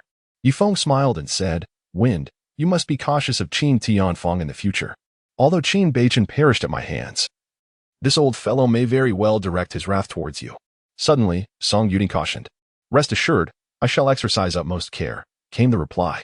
Ye Feng harbored considerable apprehension towards Qin Tian, for the latter was a formidable presence at the 10th level of the Wangwu realm. Why not undertake a sect mission to hone your skills? Song Yuting suddenly conceived an idea. After all, passively awaiting fate was the least favorable course of action. Perhaps they could entice the serpent from its lair. Very well, it is indeed time to venture forth for some experience. Ye Feng also comprehended Song Yuting's intentions. Moreover, he recognized the necessity of enhancing his own strength and could not perpetually rely on Song Yuting for protection. Chapter 52. Capturing the Flower Thief, Re-encountering Huiqianer. After leaving Song Yuting's chamber, Ye Feng arrived at the mission pavilion of Yunhai sect to accept the task to apprehend a flower thief. This mission was issued by the Lord of Xinglua City, situated near Yunhai sect. As no one within the city was capable of fulfilling the task, they sought assistance from Yunhai sect. In order to provide their disciples with more opportunities for experience, Yunhai sect readily agreed to take on the assignment. Upon accepting his mission, Ye Feng made his way towards Xinglua city. After a day and night of travel, he successfully arrived within the city's confines. As he entered, he overheard numerous discussions among the townsfolk regarding a notorious figure known as the flower thief. Ye Feng was already well informed about the details circulating among the citizens. This flower thief, referred to as the butterfly of flowers, was at the third level of the heavenly martial realm. Although his strength was not particularly formidable, his mastery of disguise was remarkable. It could be said that no one had ever witnessed his true visage. Moreover, the butterfly of flowers was adept in the use of various alluring fragrances and poisons. Of greater significance was his peculiar penchant for married women and mature ladies. Upon entering the city, Ye Feng found himself at a loss, yet he remained unfazed. The primary purpose of his excursion was to lure out Qin Tianfang. It would be prudent to first prepare some antidotes and elixirs to ward off confusion. After pondering for a moment, Ye Feng made a decision. He thought it unwise to risk the possibility of failing to catch the flower thief, only to find himself ensnared in a predicament. Thus, he ventured into the city to procure various medicinal herbs from several apothecaries, subsequently making his way to the Alchemist Guild. His purpose for visiting the guild was twofold: to concoct elixirs and to undertake the assessment for alchemist certification. Although he found the creation of third-grade elixirs to be rather effortless, he had yet to obtain formal recognition from the Alchemist Guild. Such certification could help him evade unnecessary complications and grant him certain privileges in various circumstances. Before long, Ye Feng arrived at the Alchemist Guild in Xinglua City. As he stepped through the grand entrance, he unexpectedly encountered a familiar face. Master Qianer. Ye Feng gazed at Hui Qianer, who was adorned in a crimson dress, a flicker of surprise passing through his eyes. Yet, upon observing her dejected demeanor, it was evident that she was somewhat disheartened. As Ye Feng's name escaped her lips, one she had long yearned to utter, Hui Qianer abruptly lifted her head, her eyes brimming with delight and excitement. In the next moment, her fair, delicate legs moved, and she leapt into Ye Feng's embrace. The sight of the enchanting maiden in his arms stirred a hint of embarrassment on Ye Feng's face. While he harbored a genuine desire to hold her close, he remained uncertain whether Song Yuding was lurking in the shadows, observing. Ye Feng, you never come to the Fire Cloud sect to see me, Hui Qianer said, her misty eyes gazing at him, as if conveying a sense of grievance. I've been preoccupied with my cultivation lately, and simply forgot. As Ye Feng spoke, he revealed his cultivation at the third level of the Earth Martial Realm for Hui Qianer to see. You have advanced so quickly? Hui Qianer exclaimed, her eyes betraying a clear sense of astonishment. It had been just over a month since she last saw Ye Feng, and he had unexpectedly broken through a significant realm. While the two were engrossed in their intimate conversation, a man not far away wore an exceptionally grim expression. His name was Yin Yulin, a core disciple of the Fire Cloud sect, a fourth-tier alchemist, and also a suitor of Hui Qianer. He had been tasked by Hui Yinling to protect Hui Qianer during her outing. Naturally, he was quite pleased, as this presented an opportunity for prolonged interaction with Hui Qianer, perhaps even winning her heart. However, in recent days of guarding her, he had found her to be rather indifferent towards him. He had initially thought that his junior sister treated everyone with the same coldness, but the scene before him dispelled that notion. He realized he had been gravely mistaken. He had never seen her so proactive before. Junior sister, who is this person? Yin Yulin took a deep breath and approached the two, inquiring. Ye Feng is my master in alchemy, Hui Qianer replied. Ye Feng introduced himself. Oh, you are the apprentice of my junior sister, the alchemist. Yin Yulin responded indifferently, a sense of superiority swelling within him. Hui Qianer was a third-grade alchemist who had recently failed the assessment for the fourth grade at the Alchemist Association. Given that she was the apprentice of his junior sister, her alchemical skills were surely leagues behind his own. He had initially thought he might encounter a formidable rival, only to find himself face-to-face with a novice. I am a fourth-grade alchemist. On account of my junior sister, feel free to consult me if you have any questions. Yin Yulin remarked with a hint of arrogance. I usually do not engage much in alchemy and rarely encounter any issues, so there is no need for consultation, came the reply. Ye Feng furrowed his brow, sensing the hostility and condescending gaze directed at him. Possessing the alchemical insights bestowed by Hui Yinling, coupled with his exceptional aptitude, he found no necessity to seek counsel from others. While youthful exuberance can be commendable, arrogance is not. Yin Yulin admonished him in a tone reminiscent of a mentor.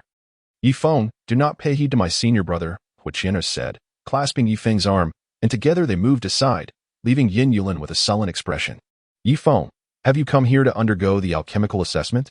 Qian'er inquired, her sparkling eyes fixed upon him, curiosity piqued regarding his current level of alchemical skill.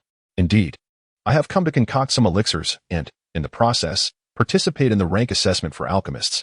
Ye Feng replied truthfully, what is your current level? I just failed the assessment to become a 4th-grade alchemist today, Qian'er lamented, a hint of despondency reflecting in her eyes. It must be similar to your situation. Ye Feng stroked his chin, contemplating. Your skills are on par with mine? Upon hearing this, Qian'er was evidently taken aback. Could it be true? The disciple she had taken under her wing had progressed to her level so swiftly? Ye Feng nodded, a modest expression adorning his face, as he feared that a more candid statement might undermine Qian'er's confidence. Should he devote himself entirely, he might even be capable of refining a 4th-grade elixir. Ye Feng, could you do me a favor and help me rid myself of this bothersome senior brother? Qian'er whispered a few words into Ye Feng's ear, her eyes sparkling with mischief. Upon hearing this, Ye Feng could only nod helplessly in agreement. Junior sister, where are you two headed? Yin Yulin inquired, watching as the pair walked hand in hand towards the Alchemist Guild. However, his query was met with a curt response, mind your own business. Feeling rebuffed, Yin Yulin pressed on, quickening his pace to follow them. The emergence of Ye Feng instilled in him a profound sense of unease. He feared that if he did not keep a watchful eye on his junior sister, there was no telling when the two might cross the boundaries of their mentor-student relationship, leaving him with no recourse for his distress. Chapter 53, 4th Rank Elixir, The Thoughts of Qian'er. After Ye Feng and Qian'er elucidated their intentions to the staff of the Alchemist Guild, they were promptly escorted to a designated alchemical chamber. Upon realizing that the purpose was to undergo an evaluation for alchemist ranking, Yin Yulin promptly lost interest. Nevertheless, upon witnessing Qian'er entering the alchemical chamber, he decided to follow her in, just to be cautious. Ye Feng, what rank of alchemist do you intend to assess? Qian'er inquired knowingly, fully aware that her question was intended to ensnare Yin Yulin. 1st rank, he replied. Ye Feng responded with utmost cooperation. Yin Yulin couldn't hold back his laughter and burst out. He had initially assumed the assessment was for a 2nd-tier alchemist. Yet it turned out that Ye Feng was merely a novice in alchemy. Junior sister, how did you end up with such a fledgling alchemist? Yin Yulin remarked without restraint. He simply could not fathom what aspect of Ye Feng had captured Qian'er's attention. Aside from his handsome appearance, he seemed to possess no other merit. Brother, Ye Feng is a prodigy in alchemy. When I assessed his spiritual power, it was a perfect 100, and he condensed his alchemical flame after only 4 attempts. Qian'er asserted earnestly. The more she spoke the truth, the less her brothers seemed to believe her. Sister, you are undoubtedly being deceived by this fellow. He must have attempted to condense his flame previously, and spiritual power alone does not determine everything in alchemy. Yin Yulin was now convinced that Ye Feng was a fraud. Condensing the alchemical flame in 4 attempts? What a boast. He was determined to unveil Ye Feng's true nature to his sister. The staff of the Alchemist Guild nearby wore expressions of skepticism as well. It was not just improbable to succeed in condensing the flame in 4 attempts. Even succeeding after 4 days would deem one a genius. Let us wager, if Ye Feng manages to successfully refine a 3rd-tier elixir, you must keep your distance from me henceforth. I require no protection from you, Qian'er said, blinking her eyes defiantly. And if you lose, what then? Yin Yulin pondered before asking. If I lose, I lose. What more do you want? If you don't wish to wager, then let it be. Qian'er turned her head away, feigning annoyance. Very well, junior sister, I accept your wager, but this fellow must refine a 3rd-tier elixir of 4 patterns or above. Yin Yulin agreed, though he added a precautionary note. All right, Qian'er replied, her gaze fixed upon the confidently poised Ye Feng. Then please proceed, Master Yi. Yin Yulin coldly taunted. Ye Feng cast a fleeting glance at his companion before immersing himself in the art of alchemy. With a hum. As the flames of the elixir gathered strength, he retrieved various herbs from his storage ring and commenced the refining process. The potion he sought to create was a 2nd-tier anti-dizziness pill, capable of counteracting the effects of most mind-numbing fragrances. As each herb was added to the cauldron, Ye Feng executed his movements with remarkable precision. Yin Yulin observed Ye Feng's adept maneuvers, his gaze sharpening slightly. He mused that this young man possessed a certain level of skill. Then, casting a glance at Qian'er, he wondered if he might be caught in a trap set by the two. Before long, a resounding explosion echoed through the air. Ye Feng had successfully concocted a batch of second-tier anti-dizziness pills. Ye Feng maintained a calm demeanor as he continued the alchemical process. A quarter of an hour later, the third-grade detoxification pill was successfully refined. Yin Yulin's gaze was intensely fixed on the pill, which was on the verge of being completed. Nine patterns? Yin Yulin exclaimed in disbelief, his eyes revealing a hint of incredulity. Even for him, the endeavor to concoct a third-grade pill adorned with 9 patterns was a formidable challenge. To her astonishment, Ye Feng had succeeded on his first attempt. Huiqin's enchanting eyes widened, her lips slightly parted in sheer disbelief. Initially, she had presumed that Ye Feng was boasting. Yet he had proven himself to be remarkably modest. The third-grade 9-pattern pill was beyond her capabilities to concoct. The staff from the Alchemist's Guild, standing nearby, were equally astonished. Their mouths agape in a perfecto. Prior to the assessment, she had diligently recorded and tested Ye Feng's bone age. She vividly recalled that this young man was merely 18 years old. Where had such a prodigious alchemist emerged from? Very well. The next challenge would be the creation of a 4th-grade pill, the bone-enhancing pill. Ye Feng took a deep breath and began to concentrate fully on his alchemical endeavors. The bone-embodying pill he was crafting bore some resemblance to the previous toxic smoke pill, both resulting in an explosion that produced a cloud of dust. However, the bone-embodying pill posed no tangible harm. Once inhaled, it merely infused the marrow within the human body with certain medicinal properties, subsequently emanating a unique fragrance. Ye Feng's endeavor in concocting this elixir was solely aimed at countering the shape-shifting butterfly. Hiss. Crafting a 4th-grade pill? Upon hearing Ye Feng's declaration, Huiqin gasped in astonishment. Yin Yulin and the staff from the Alchemist Guild were equally taken aback. Surely, this lad must be boasting. Yet, as time elapsed, they observed no signs of the furnace erupting, indicating a potential success. Uncertain of how much time had passed, an explosion of fragrance wafted from the alchemical furnace, causing the bodies of the 3 onlookers to tremble in unison. Had he truly succeeded?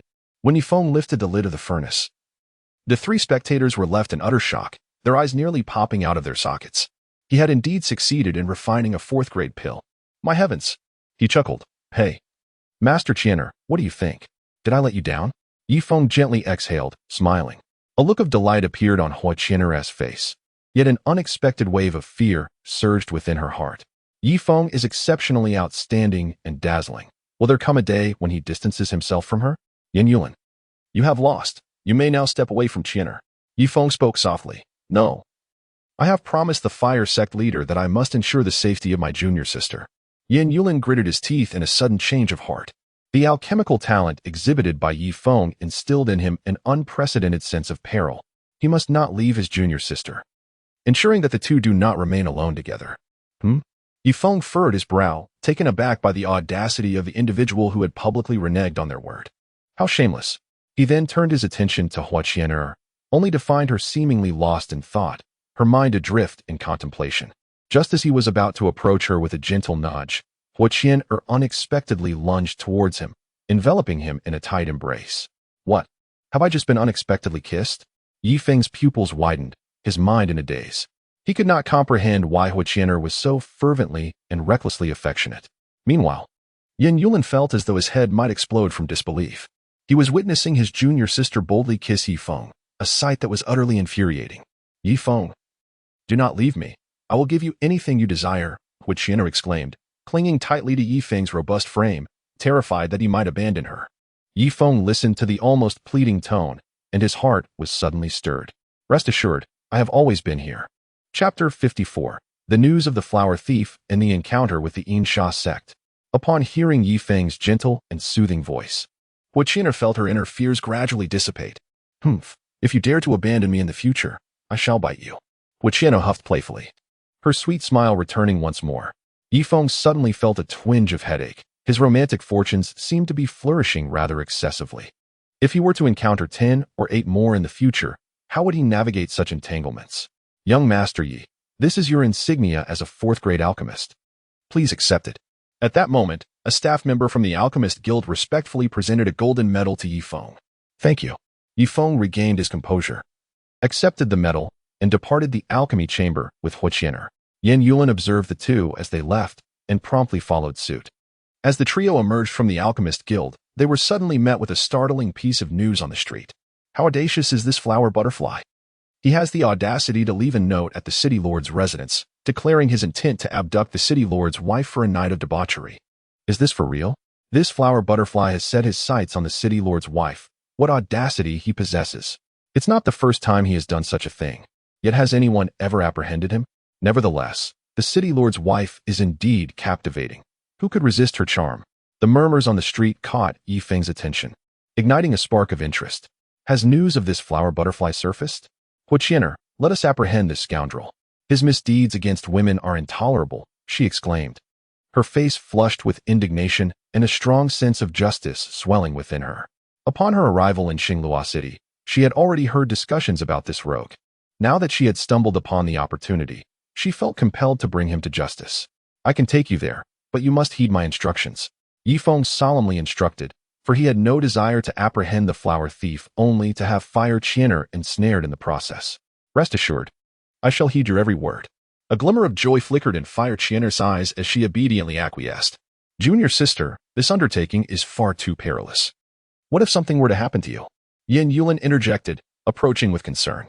Despite hearing that this butterfly of a man held little interest in young maidens, he could not help but be captivated by his enchanting junior sister. I have no wish to see you.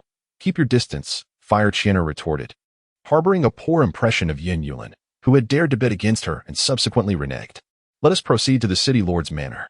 Ye Feng, disinterested in engaging with the other party, took hold of Huiqianer's delicate hand and proceeded toward the lord's mansion.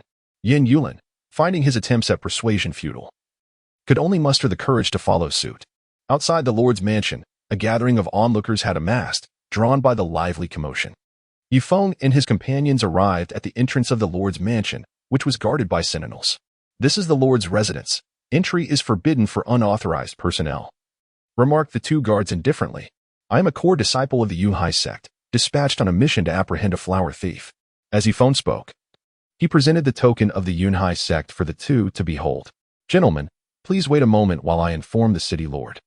Upon seeing the token that Ye Feng held, the tone of the two guards immediately shifted to one of profound respect.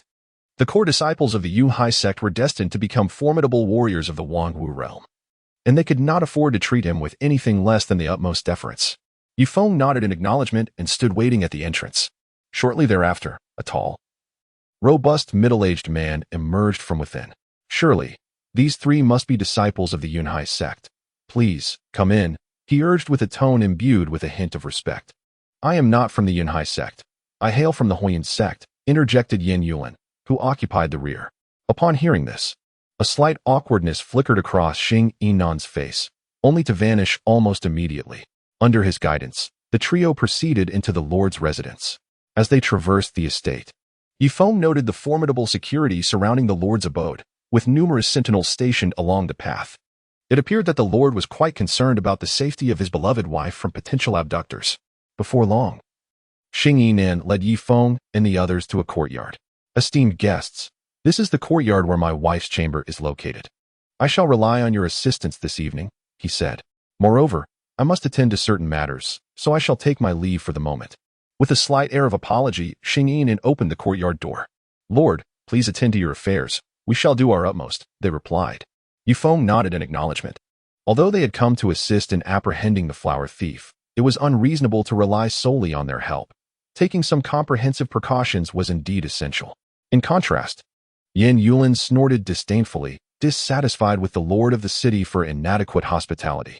However, noticing that Huiqianer remained silent, he refrained from expressing his irritation further. After Xing Yinan departed, Ye Feng and his companions stepped into the courtyard. At that moment, a door within the courtyard suddenly swung open, revealing two remarkable men emerging from within. Members of the Insha sect. Huiqianer's beautiful eyes narrowed slightly, her expression darkening. Yin Yulin behind her mirrored her displeasure. The animosity between their Huiyun sect and the Insha sect ran deep. Well, what a surprise to encounter both of you here, sneered the two core disciples of the Insha sect. One was named Feng Ping, at the 3rd level of the Tianwu realm, while the other, Feng Wu, was at the 4th level. Bah, what a stroke of bad luck. Yin Yulin spat on the ground, his face contorted with disdain. Haha, Yin Yulin. Look at your pathetic self. After so long trying to win over Huiqianer, you are still outshone by a pretty boy, Feng Wu mocked. referring to Ye Feng, who stood beside Huiqian. Do I need your meddling in my affairs? It seems your skin is itching for a beating, Yin Yulin retorted, anger flaring at the insult. You, a mere waste. I shall teach you a lesson before we deal with the flower thief, Feng Wu sneered, his aura flaring as he charged towards Yin Yulin. Bring it on. Yin Yulin unleashed his own fourth-level Tianwu realm energy, rushing to meet Feng Wu. Boom. The two erupted into combat within the courtyard. Pretty boy.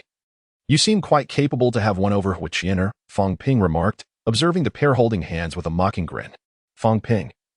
If my grandfather encounters you next time, I will ensure he deals with you harshly, Huiqian exclaimed, hands on her hips, angered by the insult directed at Ye Feng. Qianer, no need to be angry. Watch how I handle this foul-mouthed fellow, Yin Yulin declared. Ye Feng let out a cold smile, releasing an aura of the third level of the Earth Martial Realm. Haha, the Earth Martial Realm, I am so terrified. Feng Ping chuckled upon witnessing Ye Feng's cultivation.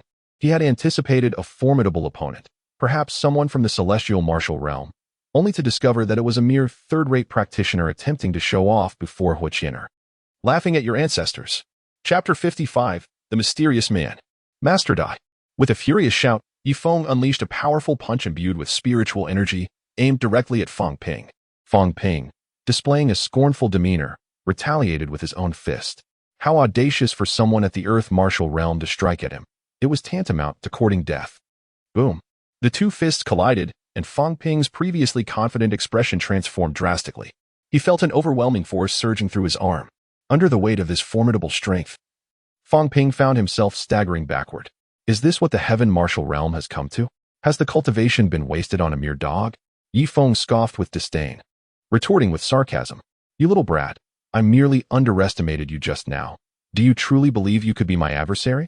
Feng Ping's expression darkened. How could a mere novice in the Earth Martial Realm dare to look down upon him? Today, he was determined to teach this insolent youth a proper lesson. Shadow Palm. Feng Ping shouted fiercely, his aura soaring as the sinister energy enveloped him, coalescing into a powerful strike of Shadow Palm. Pure Yang shattering sky finger. A single gesture stirs the tempest.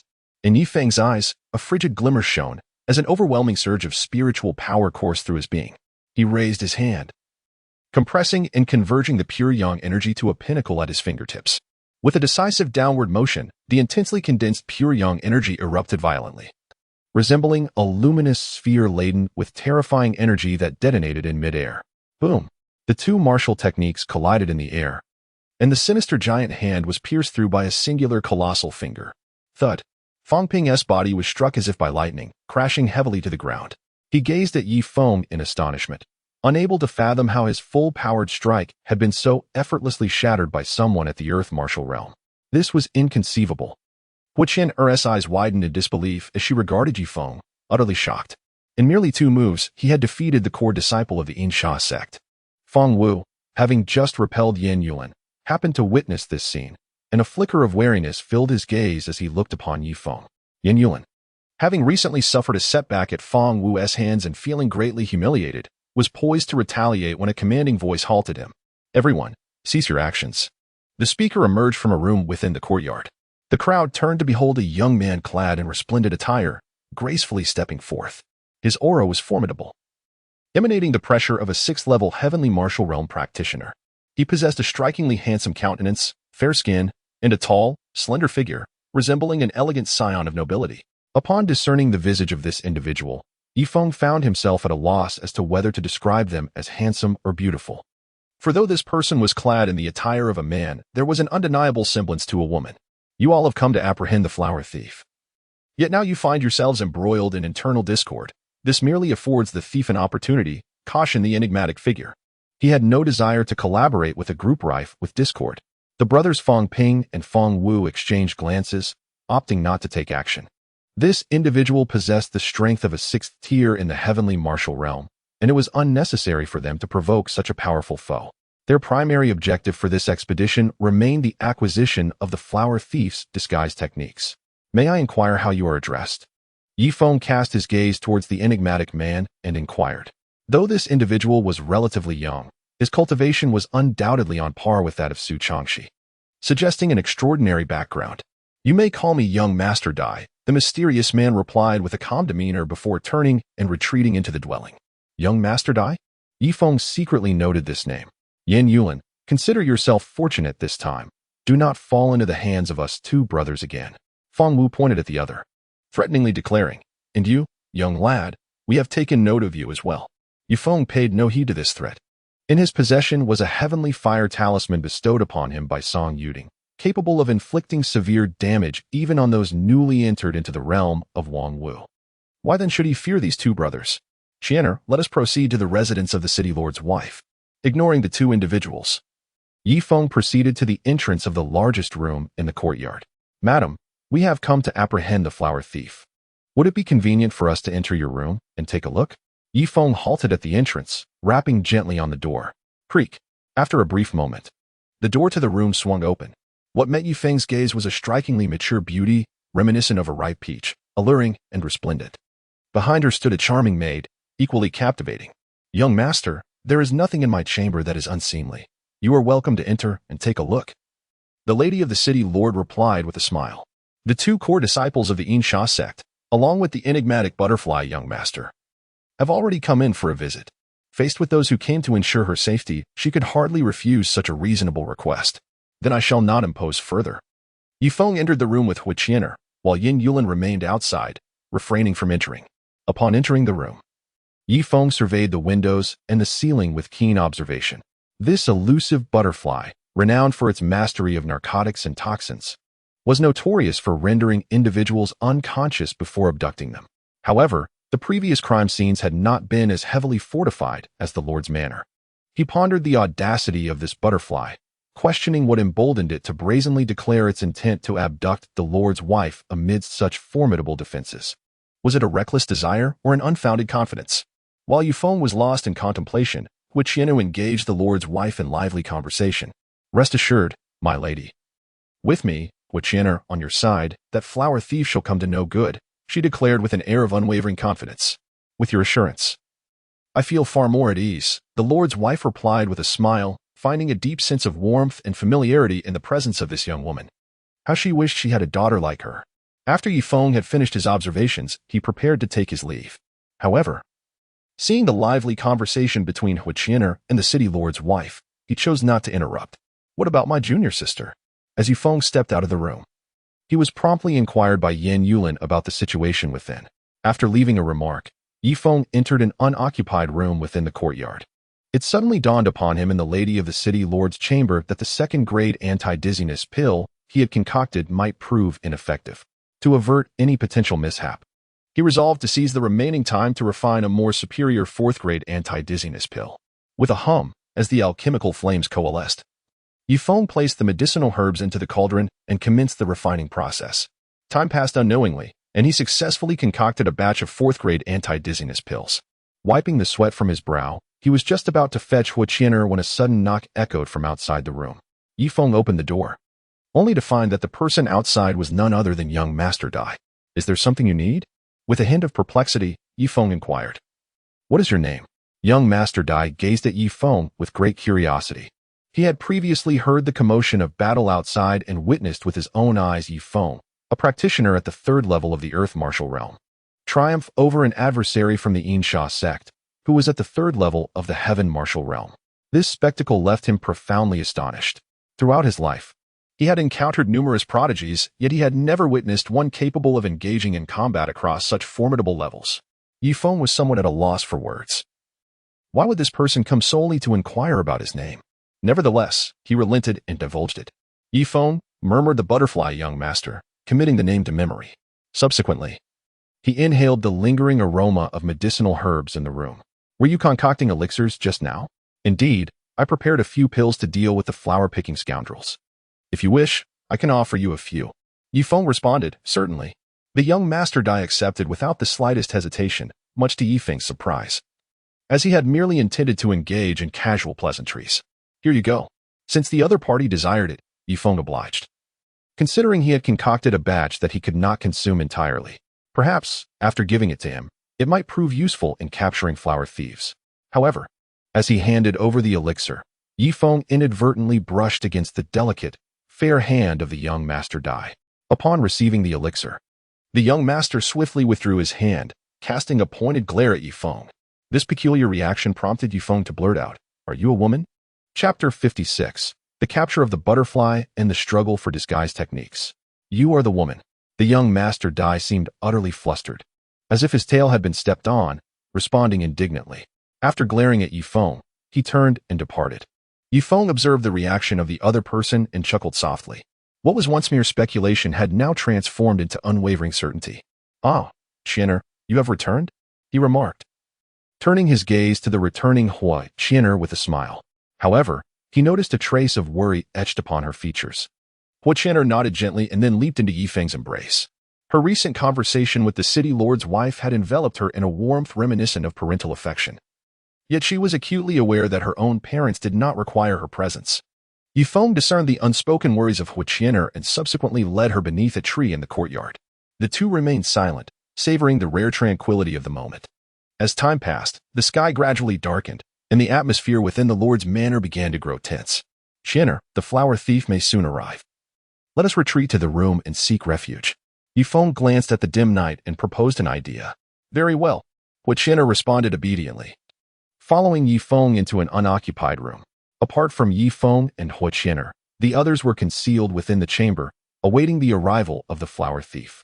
Time passed, though its measure was uncertain. Suddenly, with a creak, the courtyard gate swung open, and all within the room peered through the window, fixated on the figure entering through the doorway. In the next moment, disappointment washed over them, for the newcomer was none other than Lord Xing Nan, the city lord. "My lady, are you unscathed?" Xing Nan inquired as he approached the chamber of the city lord's wife. "I am well, my love," she replied, opening the door upon hearing his voice. "That is a relief. This night, I shall personally stand guard over you. I cannot believe the flower thief would dare to abduct you in my presence." With a disdainful snort, Xing Nan entered the room and closed the door behind him. Ye Feng and his companions continued to wait in the room, yet no one arrived. "Ye Feng, do you think the former city lord might be that notorious flower thief?" "The people in the city say his disguise skills are quite formidable," Fire Chiener suddenly remarked, her eyes glinting with curiosity. Upon hearing the words, Ye Feng suddenly became acutely aware. Indeed, they had been continuously misled by the information suggesting that the flower thief would abduct the city lord's wife. However, what if the flower thief had disseminated false news and had already executed their nefarious plans within the city lord's residence? The mere thought of this sent Ye Feng into a frenzy as he seized Fire Chiener and dashed out of the room, racing towards the chamber where the city lord's wife resided. Lord Butterfly, Feng Wu, and the others were equally taken aback by Ye Feng's sudden actions. What on earth was he doing? If the flower thief happened to arrive, it would certainly alarm the unsuspecting prey. "Madam, are you within the room?" Ye Feng did not recklessly intrude into the room. Instead, he inquired at the threshold. "Is there something amiss?" "My lady has already retired for the night." The voice that responded was that of Xing Nan. "My lord, do you still recall my identity? From the Yunhai sect? What of it? Then do you remember when I arrived?" At this, a profound silence enveloped the room for several breaths. Bang! Ye Feng promptly kicked open the door, only to be met with a cloud of white smoke and a palm imbued with spiritual energy. Ye Feng remained composed amidst the chaos, shielding the delicate Hui Chiener behind him as he deftly evaded the onslaught of white dust. In the same breath, he unleashed a powerful palm strike to counter the adversary's attack. Xing Nan refrained from further aggression, opting instead to flee in a desperate bid to escape the courtyard. However, this sudden turn of events alerted the concealed Prince Dai and his companions, Feng Wu and others, to the ruse at play. The figure of Xing Nan was nothing but a masquerade. With a resounding crash, Prince Dai, Feng Wu, Feng Ping, and Yin Yulin erupted from the confines of the room. "Butterfly flower, I shall see where you attempt to flee." Prince Dai, the swiftest among them, dashed towards the courtyard entrance, effectively obstructing Butterfly Flower's escape route. Feng Wu and Feng Ping flanked the foe, launching simultaneous assaults. Faced with a blockade and the imminent threat of encirclement, Butterfly Flower was left with no choice but to fight with all her might.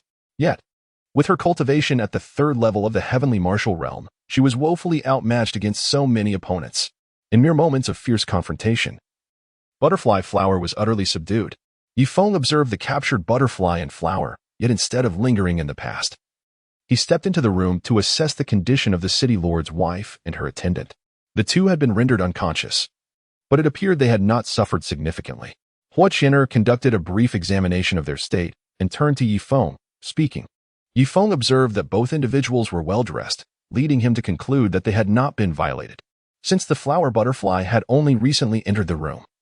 Not much time had elapsed. After all, it requires a certain duration to render someone unconscious. Let us proceed and behold the flower butterfly outside. Ye Feng was equally intrigued by the exquisite art of disguise possessed by the butterfly fairy. Had it not been for the timely reminder from Huoqianer, it is quite possible that the butterfly fairy would have succeeded and slipped away unscathed. This time it is indeed thanks to my reminder. A proud look adorned Huoqianer's face, and her gaze towards Ye Feng seemed to implore him to commend her. Upon witnessing the scene, Ye Feng could only express his admiration repeatedly. As the two conversed, they approached the figure of the butterfly flower, once revealing his true self. He appeared as a slender man with a hint of androgyny gracing his visage. At that moment, Feng Wu and Feng Ping were pressing the butterfly flower for the whereabouts of his disguise technique. Speak quickly, where have you hidden your art of disguise? Feng Wu searched through the butterfly flower's storage ring, but found nothing pertaining to the art of disguise, which stirred a sense of irritation within him. The two brothers had embarked on this journey solely for the sake of the disguise technique. If I divulge the information, will you spare my life? Pleaded the butterfly flower, kneeling in supplication, feeling the cold breath of death from the blade at his throat. Speak at once, or I shall end your life right now, Feng Ping threatened menacingly. All right, I will tell you. I have concealed the technique outside the city. The butterfly flower, cornered by the threat of death, revealed the hiding place of the disguise technique. Let us there at once. Feng Wu and Feng Ping's eyes brightened at the revelation. Have you both forgotten about us? If it weren't for my immediate realization of something amiss, you would still be standing there in bewilderment. Ye Feng let out a cold smile and reminded him, If you have the guts, then follow me. Feng Wu scoffed dismissively. Although Ye Feng possessed some strength, he was far from a match for him in a direct confrontation. Should this fellow dare to approach, he would not hesitate to eliminate him outside the city. Ye Feng paid no heed to the threatening words. It remained uncertain who would dominate outside the city. Feng Wu, have you forgotten about me? Yin Yulin, observing the arrogant Feng Wu, interjected, expressing his intrigue for the art of disguise. As the debate ensued, Xing Yinan learned of the capture of Butterfly Flower and approached with a fierce kick aimed at her. So, you intend to place a green hat upon me, do you? I spit. Let us see if I want to pickle you now.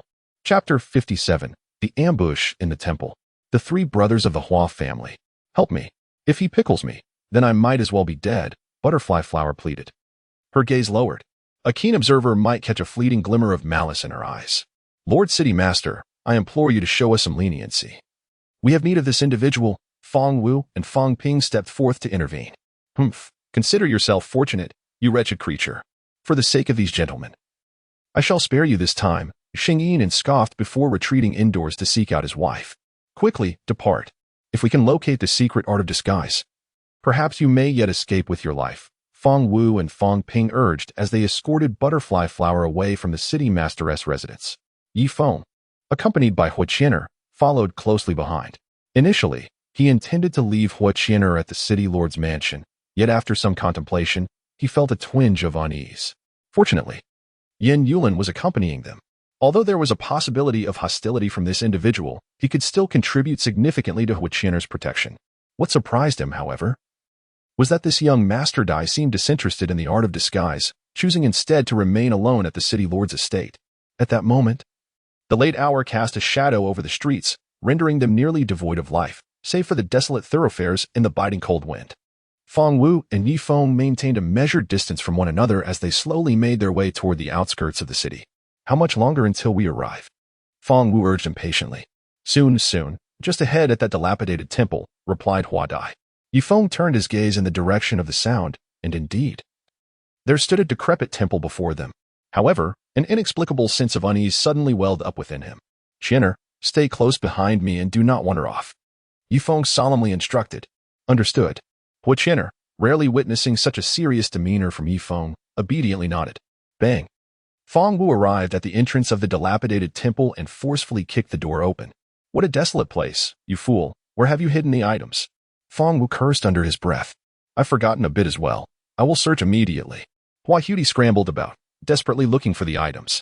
You have but 100 breaths to find it. If you fail, I shall sever your head, Feng Wu threatened bluntly. Yes. While Hua Hudi searched, Ye Feng surveyed the surroundings. Within the crumbling temple stood only a dilapidated Buddha statue, and the rest of the scene was one of desolation. clearly indicating that no one had inhabited this place for a long time. Qianer, be cautious. Ye Feng suddenly sensed a wave of impending danger emanating from the statue. In the blink of an eye, dozens of silver needles shot forth from its side. Fortunately, his reflexes were swift, allowing him to repel 3 of the needles aimed at him with a surge of palm energy. Feng Wu reacted with equal alacrity, drawing a large blade to intercept the incoming projectiles. However, Feng Ping and Yin Yulin were not so fortunate. Both were struck by the needles, their faces momentarily betraying a flash of anger. Poison needles? Their expression shifted as they sensed something amiss, their ire yet to fully ignite. Ah, your responses are rather quick.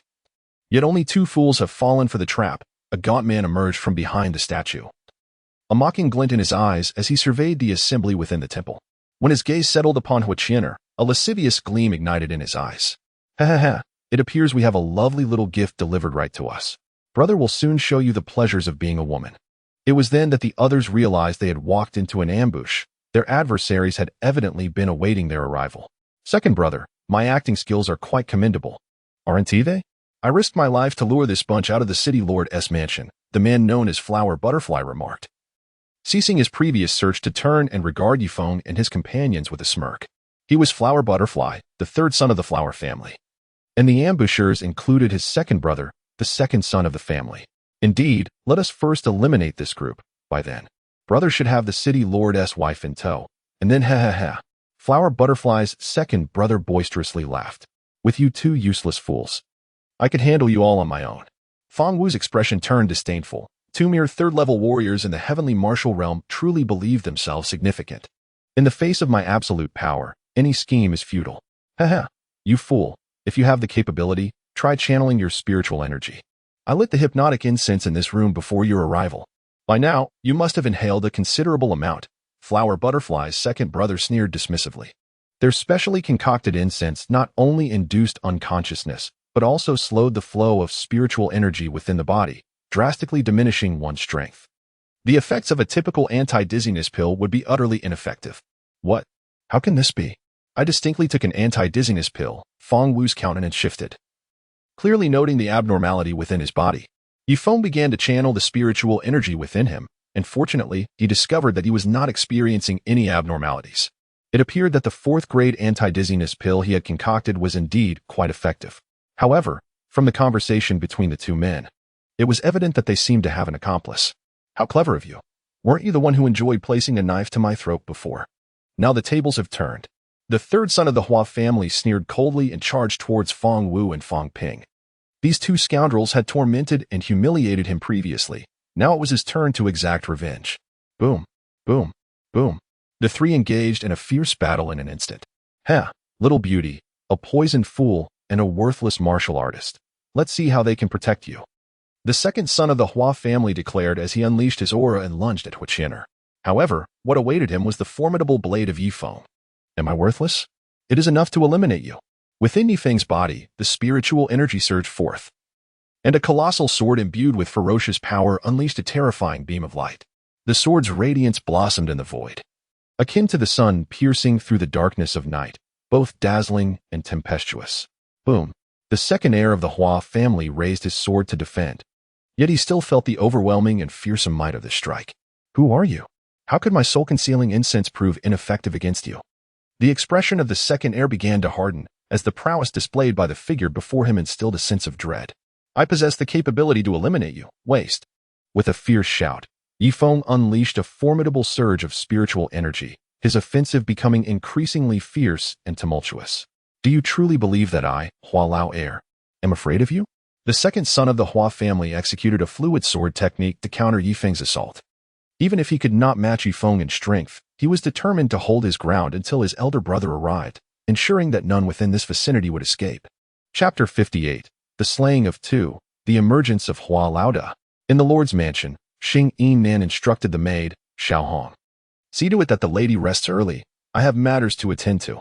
Yes, my lord, replied the maid, as she watched Xing Yin Nan depart the room. A glimmer of cunning sparkled in Xiao Hong's eyes. Once he left, an intoxicating fragrance wafted through the air, once again lulling the lord's wife into a stupor.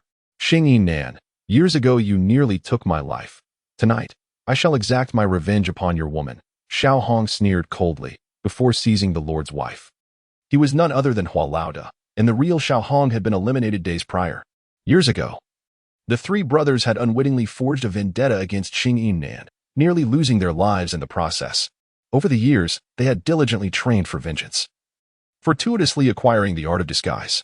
Though his power still fell slightly short of Xing Yinan's, their mastery of disguise allowed them to target the Lord's wife directly.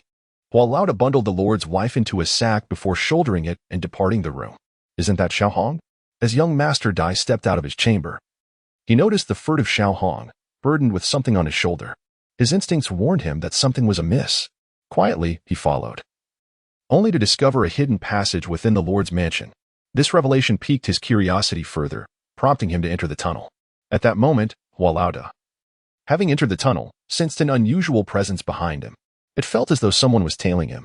He immediately thought of the enigmatic young Master Dai. However, being on the Lord's territory, he chose to feign ignorance and continued onward. Once he exited the city, he believed he could easily handle the 6th-tier Tianwu realm young Master Dai. Meanwhile, the battle continued unabated in the dilapidated temple outside the city. Ye Feng, with his formidable prowess, relentlessly subdued the second son of the Hua family, even inflicting several wounds upon him. The more the second son fought, the deeper his trepidation grew. How could this young man be so monstrous? If no one came to his aid, he would surely perish beneath this youth's blade. Third brother, come help me. The second son of the Hua family called out in desperation, just as the third brother had slain Fang Ping and was poised to seize victory over Fang Wu. He heard his elder brother's cry for help. Elder brother, hold on a moment. I shall conclude my battle forthwith. Hold on, you say? If you don't arrive soon, I shall meet my end. Upon hearing this, the third son of the Hua family reluctantly abandoned Fang Wu and charged towards Ye Feng. Ye Feng's gaze darkened. Although he bore no fear in confronting the two adversaries, his responsibility to protect Hu Qian'er made it challenging for him to unleash his full potential. Observing that his opponents had abandoned their initial target to focus on him, Fang Wu's eyes glimmered with a hint of delight. Seizing this opportunity, he dashed towards the temple's exit, disregarding all else. Flying flower sword technique. The brothers of the Hua family united to unleash their earth-tier martial skill. Two long swords danced gracefully, releasing a torrent of fierce sword light. This sword light was swift and sharp, its trajectory elusive, resembling blossoming petals of death that enveloped Ye Feng's vicinity. Mountain and river flame slash. With his long hair billowing wildly, Ye Feng exuded an aura of formidable power. As flames erupted magnificently upon the blade of his sword, he wielded the massive sword with grace, channeling the force of mountains and rivers, while the blazing flames surged forth, manifesting as a brilliant sword light that blossomed in the void. The sword light howled through the air, akin to a ferocious beast, exuding an overwhelming ferocity. In the next instant, the radiant sword light converged with countless beams, producing a series of hissing sounds. Under this relentless and unstoppable sword light, the Floral Brothers' flying blossom sword technique was effortlessly shattered. With a resounding crash, the two brothers were forced back by Ye Feng's singular strike. How could this young man be so powerful? Even united, we could not subdue him. A profound astonishment appeared on the faces of the Floral Brothers, as they were utterly stunned by Ye Feng's prowess. Had it not been for their earlier use of a particularly domineering poison needle to incapacitate Yin Yulin, their current predicament would be dire. Just as they were engulfed in dread, Ye Feng charged forward once more, sword in hand. The Floral Brothers exchanged a glance, redirecting their focus onto Hu Qian'er, positioned behind Ye Feng. Since they could not overpower Ye Feng, they would threaten him through this woman. As they contemplated their strategy, they split, one engaging Ye Feng head-on, while the other sought an opportunity to seize Hu Qian'er from the flank. As Ye Feng observed the two figures dispersing, he immediately deduced their intentions. With their separation, he resolved to confront them individually. The Pure Yang shattering heaven finger, with a single gesture, stirred the winds and clouds. The formidable essence of Pure Yang coalesced at Ye Feng's fingertips, and as he unleashed his strike, the astonishing force of the Pure Yang finger surged towards the second son of the Hua family. The expression on Hua family's second son shifted dramatically, as he clearly sensed the terrifying might of this attack. Already wounded, should he endure such a blow, he would certainly suffer grievous injury, if not death itself. However, at that moment, his younger brother was unable to join him in fending off the assault, leaving him to wield the flying flower sword technique alone in a desperate attempt to defend himself. Boom! A radiant surge of fiery light transformed the very atmosphere. Under the overwhelming force of the Pure Yang finger, the second son of the Hua family was struck down, severely injured and utterly depleted of energy. Second brother. Hua family's third son exclaimed in alarm.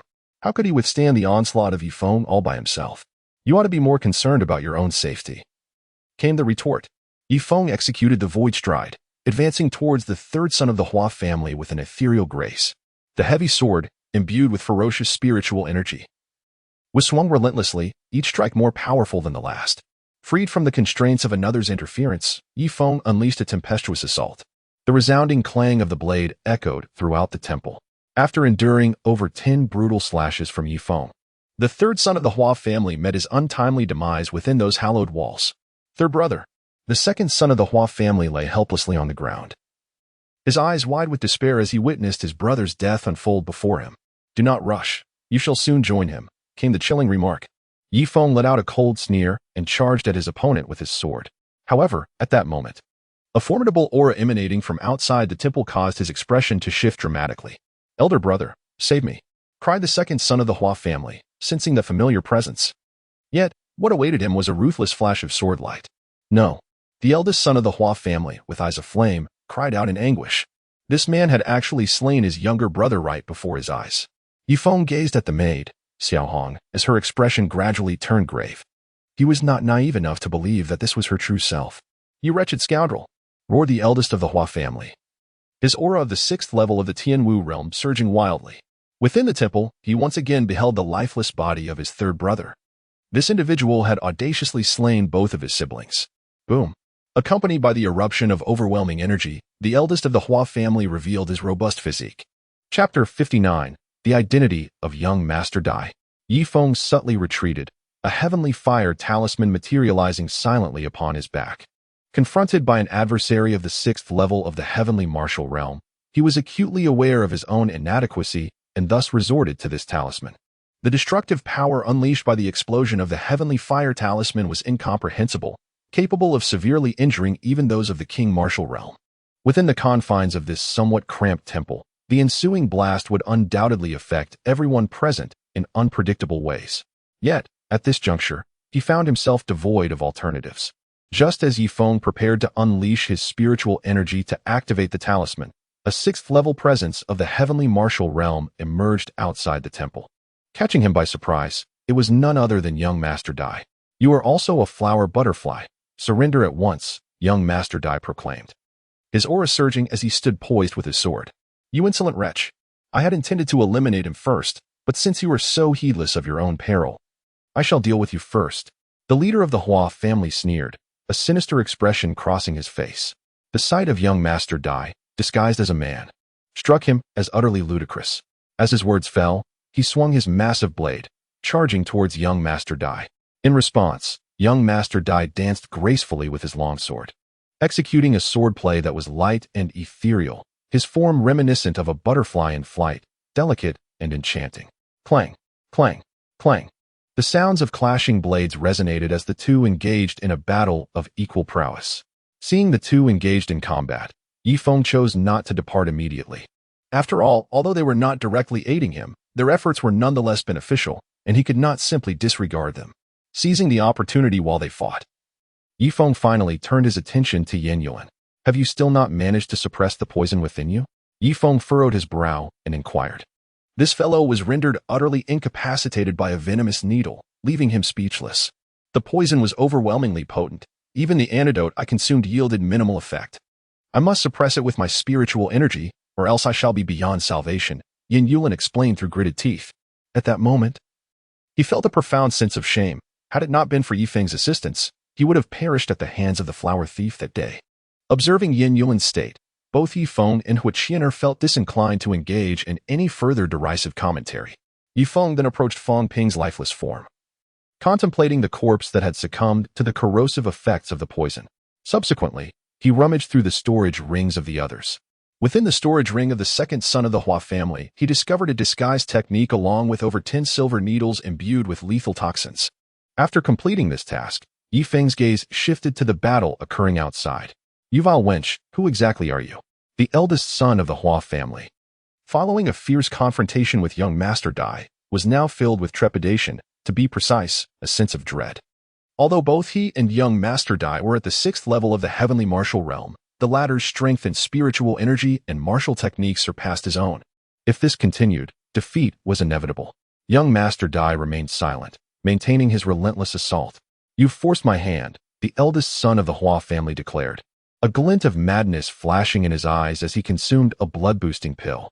In an instant, the aura of the 7th level of the heavenly martial realm erupted from him. Young Master Dai's expression shifted slightly, a grave look beginning to manifest on his face. Ye Feng felt a surge of unease. He had previously consumed the blood chi pill in the Cloud Sea Forest to save Song Yuding. Although his cultivation level had only risen by 1 tier, the exhibited combat prowess was notably enhanced. The formidable leader of the Hua family unleashed a fierce offensive, and it was evident that young Master Dai was showing signs of impending defeat. "You vile woman, perish," the Hua family leader, after forcefully repelling young Master Dai with a sword strike, unleashed a domineering palm strike. Young Master Dai endeavored to withstand the blow, yet was grievously injured. Her once elegant hair cascaded down, revealing a face of breathtaking beauty, radiant and ethereal. In that moment, blood trickled from her lips as she knelt on one knee, sword in hand, emitting a soft sigh. Faced with an adversary at the 7th level of the heavenly martial realm, she found herself outmatched. Was this to be her final stand? The Hua family leader was momentarily taken aback by her unparalleled beauty. However, he quickly regained his composure. He needed to eliminate all threats before the side effects of the blood chi pill manifested. As he prepared to conjure another powerful strike aimed at young Master Dai, he suddenly noticed several silver needles approaching from the side. Clang! The Hua family leader swung his blade to deflect them, realizing they had been shot by Ye Feng. "Boy, do you truly wish for a swifter demise?" A cold smile curled at the corner of his lips. Ye Feng was attempting to draw his attention, but he was resolute in his intent. As long as he dispatched young Master Dai first, the others would pose no threat. "Young Master Dai, hold on for a moment. I must take my leave." Seeing that the other party remained unmoved, Ye Feng dashed out of the room, endeavoring to draw their attention. Young Master Dai understood that Ye Feng was trying to divert their gaze on her behalf, yet she was gravely injured and utterly incapable of continuing the fight. "Fool, why didn't you flee earlier, and now you wish to escape?" The leader of the Hua family, realizing that Ye Feng genuinely harbored the intention to run, immediately gave chase. "You shall perish." As Ye Feng felt the relentless pursuit of the leader of the Hua family, a glimmer of madness flickered in his eyes. He swiftly hurled a catalyst of heavenly fire talisman from his hand, directing it towards the oncoming adversary. The leader's pupils constricted in shock. Was this a spirit talisman? Moreover, one that emanated an aura of impending death. No. The leader of the Hua family sought to flee, but it was already too late. With a deafening roar, an inferno erupted, unleashing a terrifying blaze that ravaged everything in its path. An overwhelming shockwave of energy radiated outward, reducing the entire temple to mere rubble. At the epicenter of the explosion, the Hua family leader was utterly obliterated. Both Huiqianer and Yin Yuan succumbed to unconsciousness on the spot. Only Ye Feng and young Master Dai retained their awareness, though both were significantly wounded by the impact. Young Master Dai stared in astonishment at Ye Feng, realizing that this individual possessed spirit talismans, specifically a highly destructive offensive talisman. It was worth noting that even she, the princess of the Holy Martial Kingdom, could not produce such a powerful talisman as the one in Ye Feng's possession, for crafting talismans required the expertise of a talisman master, of whom there were none in the Holy Martial Kingdom. Upon witnessing the demise of the leader of the Hua family, Ye Feng swiftly ingested a healing elixir and proceeded towards the unconscious Huiqianer. Among those present, she was the most vulnerable, and her current state of injuries remained uncertain. Meanwhile, the city lord's wife had been roused from her slumber by the previous skirmish and hurried back into the city to summon assistance. Suddenly, a silver needle shot through the darkness at an alarming speed. "Be careful," Master Dai cautioned. However, the severely injured Ye Feng had no time to react. Fortunately, in that critical moment, Master Dai pushed Ye Feng aside, only for the silver needle to pierce through his right ribcage. "Huh, my return is indeed timely, Ye Feng. You did not see this coming, did you?" Feng Wu emerged slowly from the shadows. Chapter 60, The Holy Light Butterfly, the Runaway Princess. "It is you." Ye Feng gazed at the returning Feng Wu, his expression darkening slightly. Although the latter's condition appeared far from robust, it was still significantly better than his own wounded state. In a direct confrontation, he would undoubtedly be at a disadvantage. The only way to turn the tables would be through a cunning strategy. "Huh, I merely intended to test my luck," Yet it seems you have truly inflicted mutual destruction upon one another. The art of disguise, along with two exquisite beauties and such a wealth of riches, shall all belong to me. Feng Wu chuckled, a smug satisfaction illuminating his features as he reveled in his apparent triumph. You despicable fiend. Even if I were to perish, I would ensure your downfall, he retorted vehemently. Ye Feng feigned fury, unleashing a torrent of invective. He had to project an image of rage and despair to ease Feng Wu's final suspicions, thereby securing an opportunity for a decisive strike. Insult away. This is the extent of your fleeting triumph. Observing Ye Feng's apparent vulnerability, Feng Wu gradually lowered his guard. As for the young Master Dai, having been struck by the silver needle laced with a potent toxin, he was rendered incapable of any further action. That deadly needle, which had claimed his brother's life, had now served its final purpose. With Feng Wu advancing steadily, Ye Feng turned and fled. Simultaneously, two objects materialized in his hands. In his left hand, the previously concocted bone affinity pill, and in his right, the silver needle acquired from the second son of the Hua family. Think you can escape? Feng Wu sneered, quickening his pursuit. Suddenly, Ye Feng halted abruptly, launching the bone affinity pill towards the ground, closely followed by 5 poisoned silver needles. Boom! The bone affinity pill struck the earth, erupting in a cloud of dust that obscured Feng Wu's vision. Whoosh! In quick succession, 3 of the 5 silver needles embedded themselves into Feng Wu's body. Ye Feng, you despicable scoundrel! Feng Wu roared in fury. This wretched individual had cunningly retained a trick up his sleeve, waiting for him to take the bait.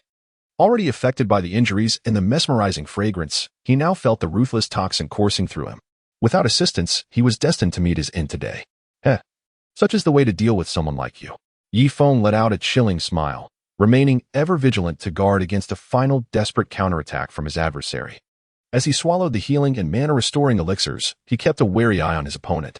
A wild glint flickered in Feng Wu's eyes, and without a moment's hesitation, he relinquished control over the toxins coursing through his body, charging recklessly toward Ye Feng, intent on ensuring their mutual destruction. Ye Feng deftly maneuvered with his void step, while simultaneously launching the bone attachment pill and his final silver needle. After a tense standoff lasting several breaths, Feng Wu coughed up blood, his body trembling uncontrollably, ultimately collapsing to the ground. In order to ascertain the veracity of Feng Wu's demise, Ye Feng ultimately delivered a final thrust of his sword. With a sigh of relief, he collapsed onto the ground, gasping for breath. Should anyone approach him at that moment, it would spell his certain end. After a brief respite to regain his composure, Ye Feng made his way to the unconscious Hua Qian'er, swiftly inspecting her injuries. Fortunately, her condition was not grave. She had merely succumbed to unconsciousness. After assessing the injuries of Hua Qian'er, Ye Feng turned his attention to Master Dai. At this moment, Master Dai's complexion was pallid, and the skin near his right rib was already exhibiting a purplish-black hue. From the deceased Feng Wu, Feng Ping, and the ever-suppressed toxin within Yin Yuan, Ye Feng could distinctly sense the tyrannical nature of the poison on the silver needles. If not treated promptly, Master Dai might be in grave danger. Ye Feng was not the kind of person to turn a blind eye to suffering or be ungrateful. Had it not been for Master Dai pushing him aside during Feng Wu's ambush, he would have been the one struck by the silver needle. Although he possessed an antidote, it proved ineffective against this particular toxin, as he had previously tested it on Yin Yuan. It appeared that there was only one course of action left. Ye Feng took a deep breath and approached young Master Dai. At this moment, his only recourse was to extract the poison from within the young man's body. Miss Dai, I am merely acting to save you. I mean no offense. As he spoke, Ye Feng crouched beside young Master Dai and swiftly tore open the fabric near his right ribcage. In his haste, he applied too much force, causing the clothing to rip more than intended. In an instant, the delicate, snow-white skin was exposed to the air, revealing glimpses of hidden peaks. Fortunately, having faced numerous challenges, Ye Feng remained relatively composed in the face of such an unexpected revelation. He then gently turned young Master Dai onto his side, facilitating the extraction of the toxins within. Let us commence the extraction. It is yet another exhausting day. Ye Feng let out a soft sigh, then bent down. At the moment their skin made contact, a faint blush appeared on the previously languid visage of the butterfly prince. She had not succumbed to unconsciousness. She likely understood what Ye Feng was doing at that moment. However, she was powerless to prevent his actions. With each extraction of poison from the butterfly prince's body, Ye Feng felt the toll upon himself grow heavier. Fortunately, he ultimately fulfilled his mission, successfully preserving the life of the butterfly prince. At last, he could take a moment to rest. At this moment, Ye Feng was devoid of any inclination to admire the enchanting scenery. His sole desire was to recuperate from his internal injuries. As he closed his eyes in pursuit of restoration, Prince Dai gradually rose from the ground. Her true name was Xinguang Dai, a princess of the Xingu kingdom and one of its 4 renowned beauties. She had ventured away from the royal city alone to escape an arranged marriage, as she had no desire to wed a man she did not love. Subsequently, upon passing through Xinglua City, she happened to overhear the presence of a flower thief within the city, which immediately ignited her determination to eliminate this villain. However, fate intervened unexpectedly, leading to an incident that allowed Ye Feng to witness her form and to engage in such intimate contact with him. You have awakened. You should be relatively unscathed now, I presume. Ye Feng opened his eyes and inquired. It is nothing, thank you. A flicker of complexity passed through the beautiful eyes of the holy light butterfly. She had shielded Ye Feng from the silver needles merely to repay the debt of his life-saving grace. However, she had not anticipated the poison on the needles, which resulted in her owing Ye Feng yet another life. Just as the two were conversing, Xing Yinan arrived with the guards from the Lord's mansion. Young Master Yi, are you unharmed? Xing Yinan expressed his astonishment upon seeing Ye Feng alive. His wife had informed him that 2 6th-level warriors of the heavenly martial realm were engaged in battle here, one of whom was a flower thief, prompting him to come to their aid. My lord, we are fine. The flower thief has been vanquished. Ye Feng explained softly. Very well. I shall ensure your safe return to the city. Chapter 61. Breakthrough in Realms, the Great Competition of Prodigies. The following day, at the residence of the city lord of Xinglua City, under the protection of Xing Yinan, Ye Feng and his companions returned to the city lord's estate smoothly and took the opportunity to recuperate. Currently, Ye Feng's internal injuries had nearly healed. Under his careful watch, Huaqiano had also awakened from her slumber. Just as the two were engaged in conversation within the room, a gentle knock echoed from outside the door. Upon receiving their consent, the holy light butterfly gracefully entered the chamber. Observing the slightly intimate posture of the two, a faint blush adorned her exquisite face. Ye Feng gazed upon the fully transformed radiant butterfly, a glimmer of astonishment flickering in his eyes. Today, the radiant butterfly donned a gown of pale gold. Her skin is white as snow, translucent and exquisite as jade. Her slender silhouette resembled that of an ethereal butterfly, exuding an air of noble elegance. Her features were a harmonious masterpiece, her stunning visage devoid of any blemish, and her subtle smile possessed an enchanting charm that could render one spellbound. Huaqian observed the entranced Ye Feng beside her, a hint of jealousy flashing in her beautiful eyes. Subsequently, she playfully twisted his waist with a firm grip. Ouch! Ye Feng felt a pang of pain at his waist, which brought him back to his senses. Ahem, young Master Dai. No, Miss Dai, what brings you here? Ye Feng cleared his throat, alleviating the earlier awkwardness. Allow me to reintroduce myself. I am Xinguang Dai. I am immensely grateful for your life-saving assistance last night. As Xinguang Dai spoke, memories of the previous night flooded her mind, causing her to pause momentarily before continuing. Should you ever require assistance in the future, do not hesitate to seek me out in the sacred martial imperial city. I shall do my utmost to aid you. With her words concluded, she offered a courteous farewell to Ye Feng and his companion before taking her leave. Xinguang Dai? Ye Feng silently noted the name. Beside him, Huaqian suddenly recalled something upon hearing it. Wasn't this the name of one of the 4 renowned beauties of the Xingu kingdom, with whom she shared equal fame? Moreover, she was aware that the individual in question was a princess of the Xingu kingdom. Yet, how could a dignified princess deign to visit such a humble city? Brother Feng, stop staring. She has already vanished from sight, Huaqian reminded him, though a tinge of jealousy flickered within her. She understood that a remarkable man would invariably attract beautiful women. All she desired was to hold a cherished place in Ye Feng's heart. I am merely bidding her farewell as a sign of respect. Ye Feng replied with a serious expression. I find that hard to believe. Huaqian let out a delicate snort and suddenly inquired, Brother Feng, tell me, who is more beautiful, I or the holy light butterfly? Of course, my Qian'er is the most beautiful. Ye Feng replied without a moment's hesitation. After all, she is the princess of the sacred martial kingdom. Yet, Qian'er is even more exquisite. That is more like it. Upon hearing this response, Huaqian smiled sweetly, clearly very pleased. Ye Feng was somewhat taken aback by the identity of the holy light butterfly. He had, after all, shared intimate moments with the princess of the sacred martial kingdom. Not to mention, He had also experienced such closeness with the four renowned beauties of the kingdom. The mere thought of this made him realize that his romantic fortune was rather flourishing. In the days that followed, Ye Feng resided in the city lord's mansion, diligently practicing his cultivation while awaiting the intervention of Qin Tianfang. Occasionally, he would venture out shopping with Hu Qian'er. However, after 5 days of waiting, he still had not encountered Qin Tianfang. Instead, Wu Yanling arrived to escort Hu Qian'er and Yin Yulin away. Having stayed for so long, it was time for him to depart.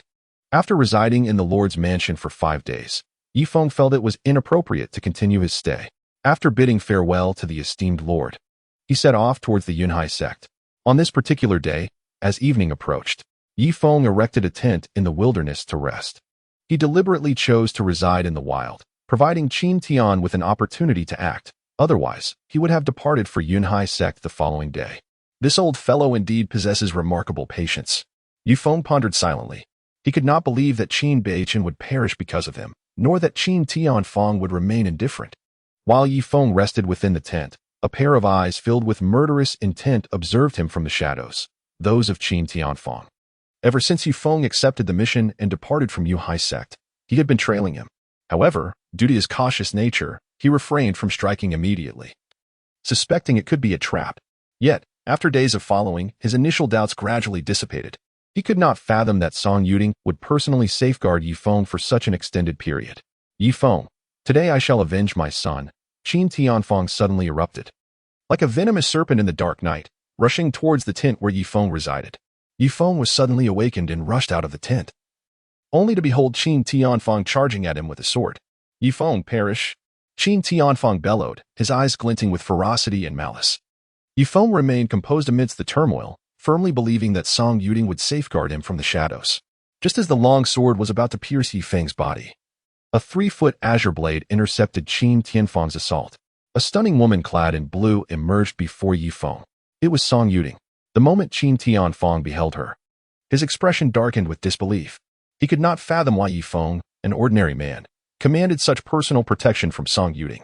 Considering your previous contributions to the Yunhai sect, do you have any final words? Song Yuding stood firm with her sword, her flowing hair dancing in the wind. Her indifferent voice resonated like a death knell, sending a shiver through Qin Tianfang's heart. Why? Qin Tianfang bellowed in a frenzy. Because he is my man, Song Yuding replied coolly, an aura of imperial authority emanating from her. Azure smoke, setting sunstrike. As her words fell, a flash of azure light erupted in the night. Qin Tianfang's pupils widened in shock, as if he had heard something utterly inconceivable. In an instant, the sword light pierced through his body, bringing an end to his life. After vanquishing Qin Tianfang, Song Yuding rifled through his storage ring and discovered a valuable item. Little man, this is for you. Ye Feng casually caught it, and then realized that it was a Tianyuan fruit. The Tianyuan fruit is imbued with a rich essence of spiritual energy, and consuming it can elevate an individual's cultivation level. However, this effect is only beneficial for those below the celestial martial realm. Ye Feng accepted the offering without hesitation. Swallowing it whole, the rich spiritual energy surged through his body, and he quietly absorbed the manifold benefits bestowed by the Tianyuan fruit. Meanwhile, Song Yuding stood by, silently safeguarding him. In her heart, she envisioned that after consuming the Tianyuan fruit, her little man would likely secure an impressive rank in the upcoming genius competition of the Xingwu Kingdom, set to unfold in half a month's time. This competition gathered all the exceptional talents under the age of 25 from the Xingwu Kingdom, and this year's event was particularly unique. Boom. Just as Song Yuding was lost in thought, Ye Feng's cultivation began to break through. Chapter 62. Arrival at the Imperial City, Gathering of the Four Sects. Boom. Earth Martial Realm Level 4. Earth Martial Realm Level 5. Earth Martial Realm Level 6. Feeling the formidable power within him, a confident glimmer ignited in Ye Feng's eyes. The Tianyuan fruit had enabled him to ascend 3 minor realms in an instant, and he felt a deep gratitude toward Qin Tian for this generous gift. My little man is quite remarkable, breaking through 3 minor realms at once, Song Yuding mused, her lips curling into a smile as she gazed at Ye Feng. Considering his current prowess, it seemed that apart from the 2 exceptionally gifted talents in the Xingwu Kingdom, no one else posed a challenge to him. However, those 2 prodigies were several years his senior. She was confident that it would not be long before her man left them far behind. Indeed, that was assured. Ye Feng chuckled softly, his gaze unabashedly appraising the graceful figure before him. Having not seen her for many days, he found himself yearning for his enchanting mentor. Song Yuding cast a captivating glance at Ye Feng before slowly stepping into the tent. The following day, Ye Feng and Song Yuding returned to the Yuhai sect. Upon their arrival at the sect, Song Yuding announced that the royal family of the Xingwu Kingdom would host the Tianjiao Grand Competition in 10 days, wherein the core disciples of the 4 major sects would be eligible to participate. Upon learning this news, many disciples of the Yuhai sect devoted themselves to rigorous training. To excel in the Tianjiao Grand Competition would not only bring glory to their families but could even warrant the establishment of a separate lineage. In addition to the 4 major sects, disciples from various esteemed families and loose cultivators, as well as members from noble families within the imperial city, could also partake in the event, provided their cultivation level surpassed the Tianwu realm. Ye Feng learned from Song Yuding that the top 5 contestants in this grand competition among the talented would represent the Holy Martial Kingdom in the Martial Assembly of the 36 nations of the Qian Domain. The Qian Domain spans a vast territory, comprising nearly 100 nations, with the Holy Martial Kingdom being one of them. Every decade, the 36 neighboring countries host a Grand Martial Assembly.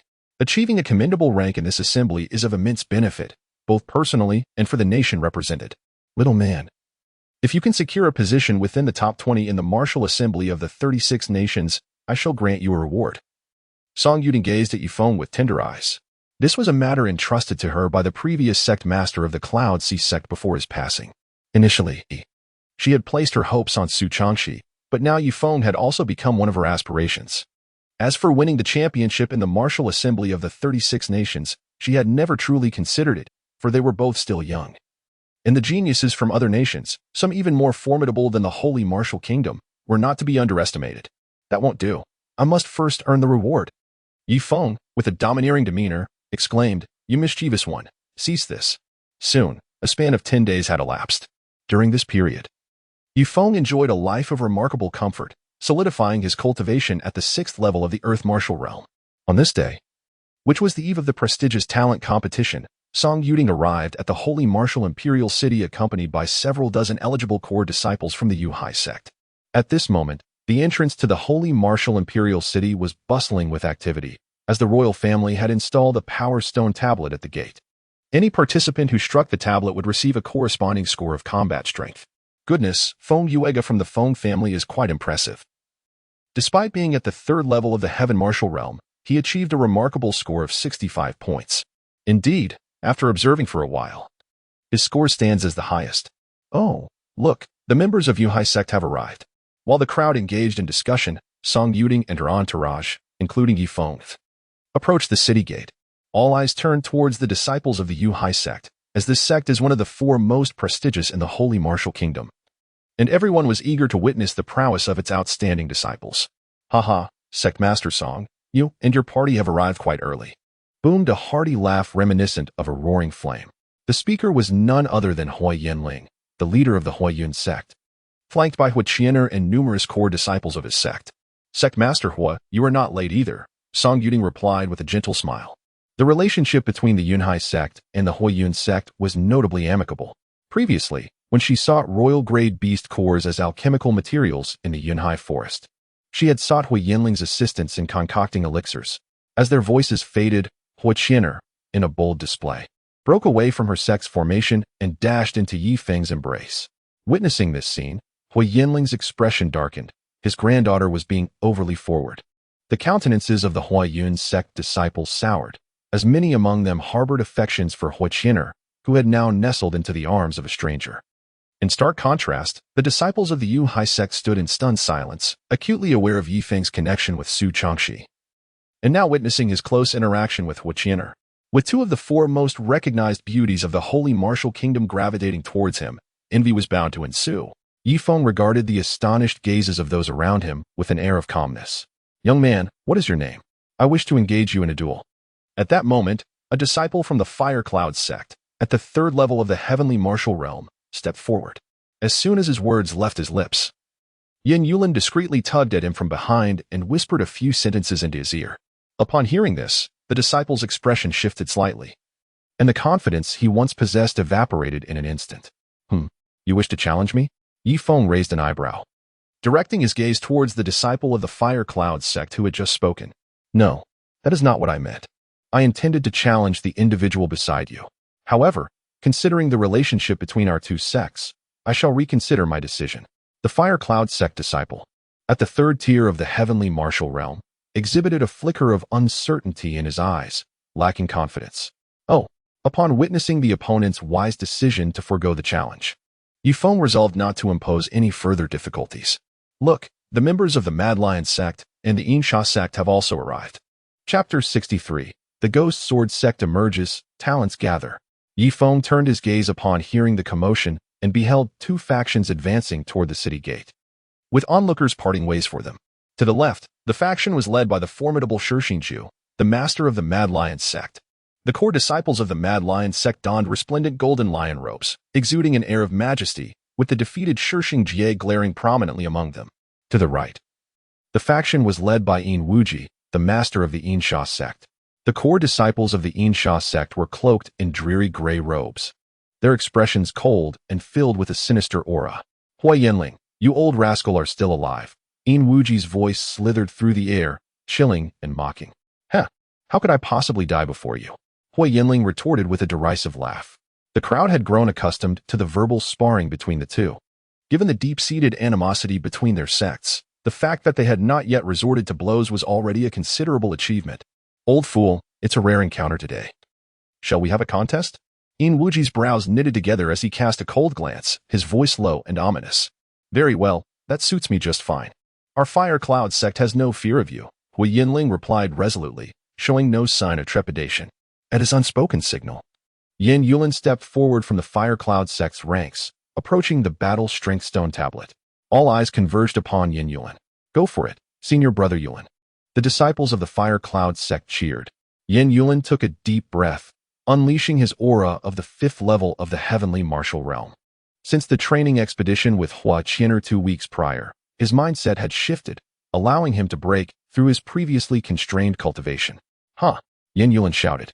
His palm imbued with fiery power surged forth and collided with the battle strength stone tablet. Boom. A resounding echo reverberated through the air, revealing 2 large characters upon the stone. 81. The 4 major sects are indeed formidable, capable of achieving an impressive score of 81 with a single strike. Murmured astonished voices from the crowd. Zimo, it's your turn. Yin Wuji sneered at the score, clearly unimpressed by the number. Upon receiving his master's command, the core disciple Ling Zimo stepped forth from the ranks.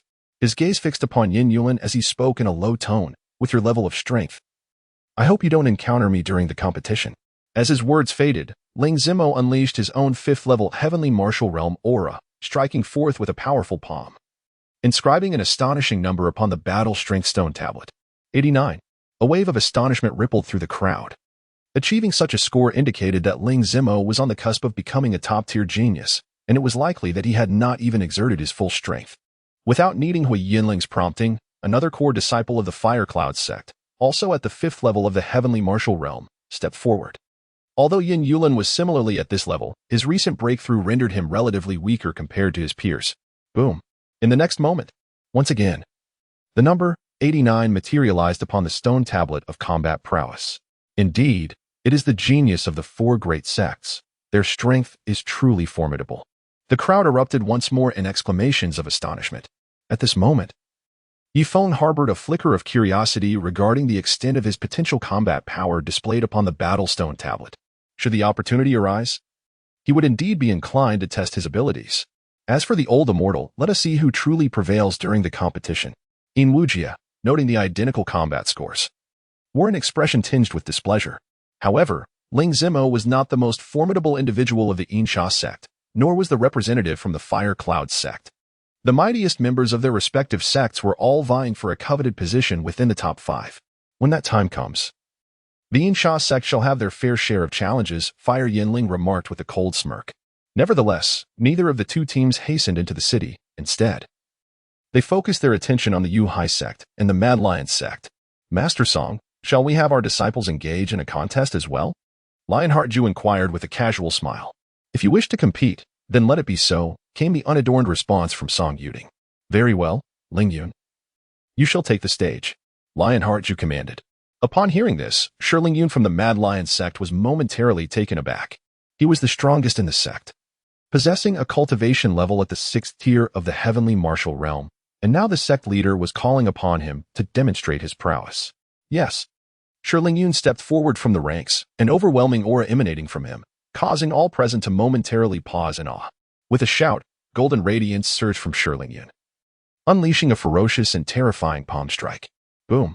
A resounding crash echoed, and the battle stone tablet illuminated with two ominous characters. 96. Lionheart Ju, upon witnessing this figure, felt a deep sense of satisfaction. He had summoned Yun to establish dominance over the Yunhai sect. Although Su Changshi shared the same cultivation level as Yun, the latter stood at the pinnacle of the 6th tier of the heavenly martial realm, a far cry from Su Changshi, who had only recently ascended to that level. Haha. The disciple of sect leader Lion possesses commendable strength. At that moment, a booming laughter, imbued with imperial authority, resonated from behind the crowd. 3 figures. An elder accompanied by 2 youths approached, each bearing a long sword. The elder donned a robe of black and white, his hair streaked with gray. Yet his complexion was vibrant and healthy, resembling a genial ordinary old man. The 2 young men, with sharp brows and bright eyes, exhibited a commanding presence, their slender forms exuding a fierce sword intent. Ye Feng turned his gaze back, and upon noticing the attire of the individual before him, a grave expression surfaced on his face for the first time. The Ghost Sword Sect. This was a faction that commanded the respect of all within the holy martial realm. Although the entire Ghost Sword Sect comprised no more than 10 individuals, those who gained entry were truly exceptional talents, rare among millions. Master of the Ghost Sword Sect, I, your humble disciple, am indeed no match for your 2 esteemed students, spoke Lionheart Ju with a tone imbued with deep respect. Despite being a formidable warrior in the imperial martial realm himself, the opponent stood at the 2nd tier, a paragon among peers, far beyond his capabilities. Kuiner, step forth and give it a try, commanded the master of the Ghost Sword Sect to a man clad in white behind him. Yes, master. Wei Kuan responded as he slowly advanced to the stone tablet of combat prowess. He then pointed his finger as if it were a sword, and with a swift motion, a glimmer of sword light flashed through the air. Boom. For the first time, 3 large characters leapt onto the combat prowess stone tablet. 100. In that moment, all present were left utterly astounded. The Ghost Sword Sect, known for their unparalleled swordsmanship, had, without even drawing a blade, managed to ascertain their combat prowess limit with a mere casual flick. At that instant, the majority of disciples from the 4 major sects felt a profound sense of inadequacy. This was the chasm that lay between them and the top-tier prodigies. At this moment, Ye Feng remained remarkably composed. The prowess of this individual was indeed formidable, nearly unparalleled among those at the 6th level of the heavenly martial realm. However, his gaze was fixated on the young man clad in black behind the master of the Ghost Sword Sect. The sense of pressure emanating from this figure was extraordinarily intense, surpassing even that of the Ghost Sword Sect disciple at the 6th level of the heavenly martial realm. Song Yuding's attention also rested upon the young man in black. He was one of the 2 prodigies she had mentioned earlier, and his cultivation level was at least at the 7th level of the heavenly martial realm, possibly having even ascended to the 8th level. Chapter 64. Refusal of Apprenticeship. Ye Feng's Strength. Master Song, now all that remains is your Yunhai sect, Lionheart Ju remarked with a faint smile, having shifted his gaze. The 2 heirs of the Ghost Sword were assuredly within the top 5 ranks, and there was no need for his disciples from the Frenzied Lion sect to compete with them.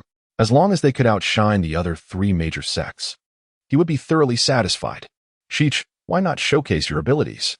Song Yuding's voice was gentle and inviting. Yes, master. Su Changshi stepped forth from beside Ye Feng, her graceful movements bringing her to the front of the combat power stone tablet. She delicately raised her hand, and a flurry of snowflakes flew from her fingertips, gently landing precisely at the center of the stone tablet. As the snowflakes melted away, the tablet once again displayed 100.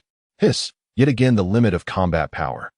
Su Changshi from the Yunhai sect is terrifyingly strong, and she hasn't even turned 20. The crowd gasped in awe at this breathtaking scene. In Wuji and Hui Yinling exchanged glances, while Lionheart Ju's expression darkened instantly. He had intended to overshadow the Yunhai sect, but found himself unexpectedly slapped in the face.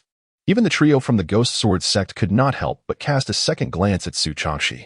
This young woman possessed remarkable strength and, crucially, was still very young. She was destined to become a formidable force at the royal martial realm in the future.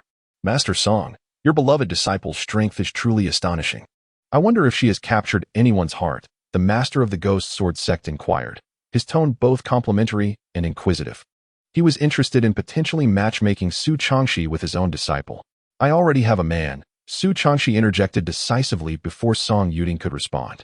She then approached Ye Feng and linked her arm with his, boldly declaring who her man was. A wave of astonishment swept through the crowd at her words. All eyes turned toward Ye Feng, their jealousy palpable and undeniable. How is it this young man again? Not only is he connected to Huiqian, but now he is also associated with Su Changshi. What infuriates them further is that these two women can coexist harmoniously. Ye Feng sensed the gazes of those around him. With his left arm wrapped around Huiqian and his right arm embracing Su Changshi, he stood there with an air of nonchalance. Is this disciple also from your Yuhai sect, Master Song? Inquired the master of the Ghost Sword sect, his brow furrowed. He is my direct disciple, Ye Feng. Song Yuding replied, standing quietly, yet her voice suddenly grew more pronounced, seemingly for emphasis. Ye Feng?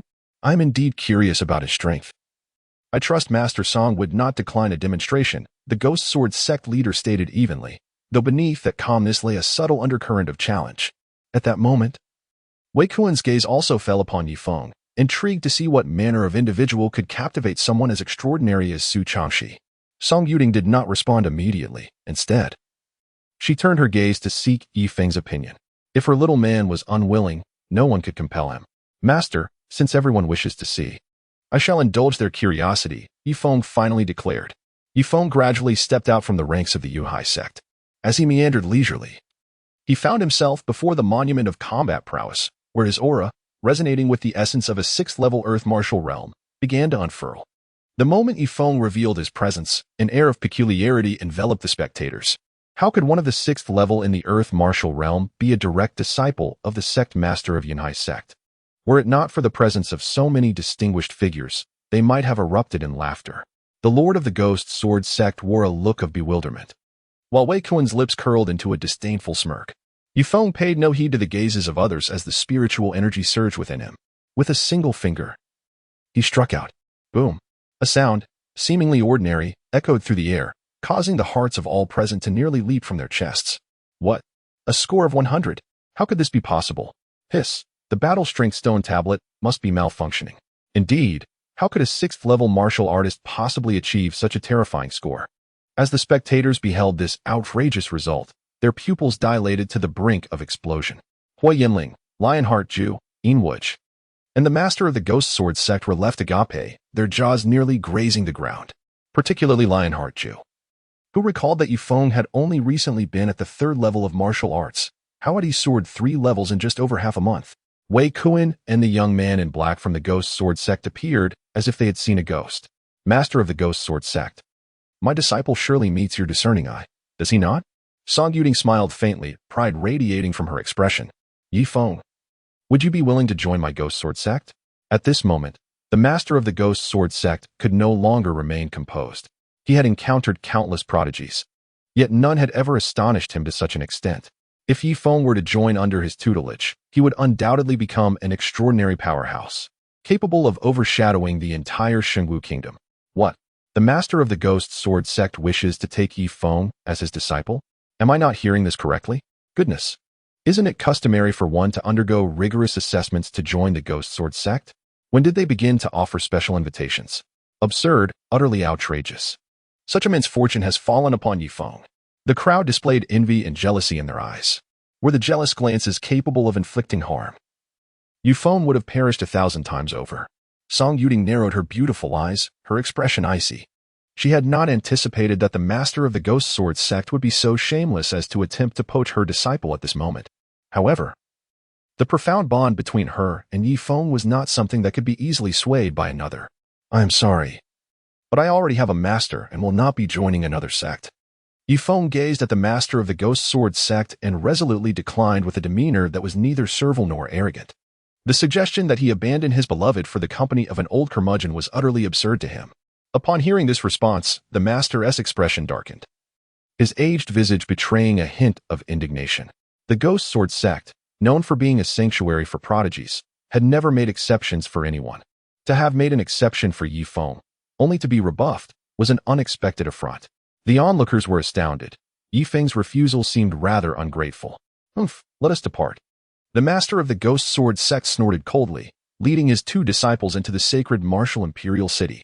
Before leaving, Wei Kuan cast a lingering glance at Ye Feng. vowing to personally defeat him and prove to his master that this individual was, after all, insignificant. Fenger, let us also enter the city, came the gentle voice of Song Yuding.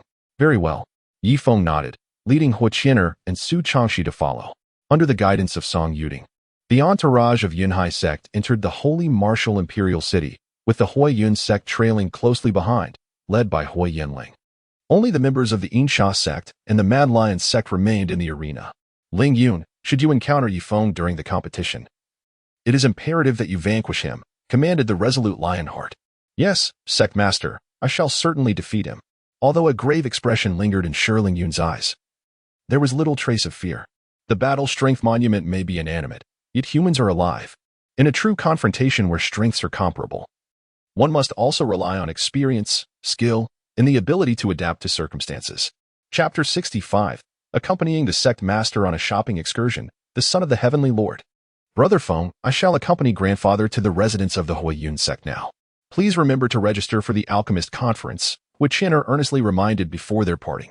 The upcoming Talented Heroes Conference not only features martial arts duels, but also contests among alchemists.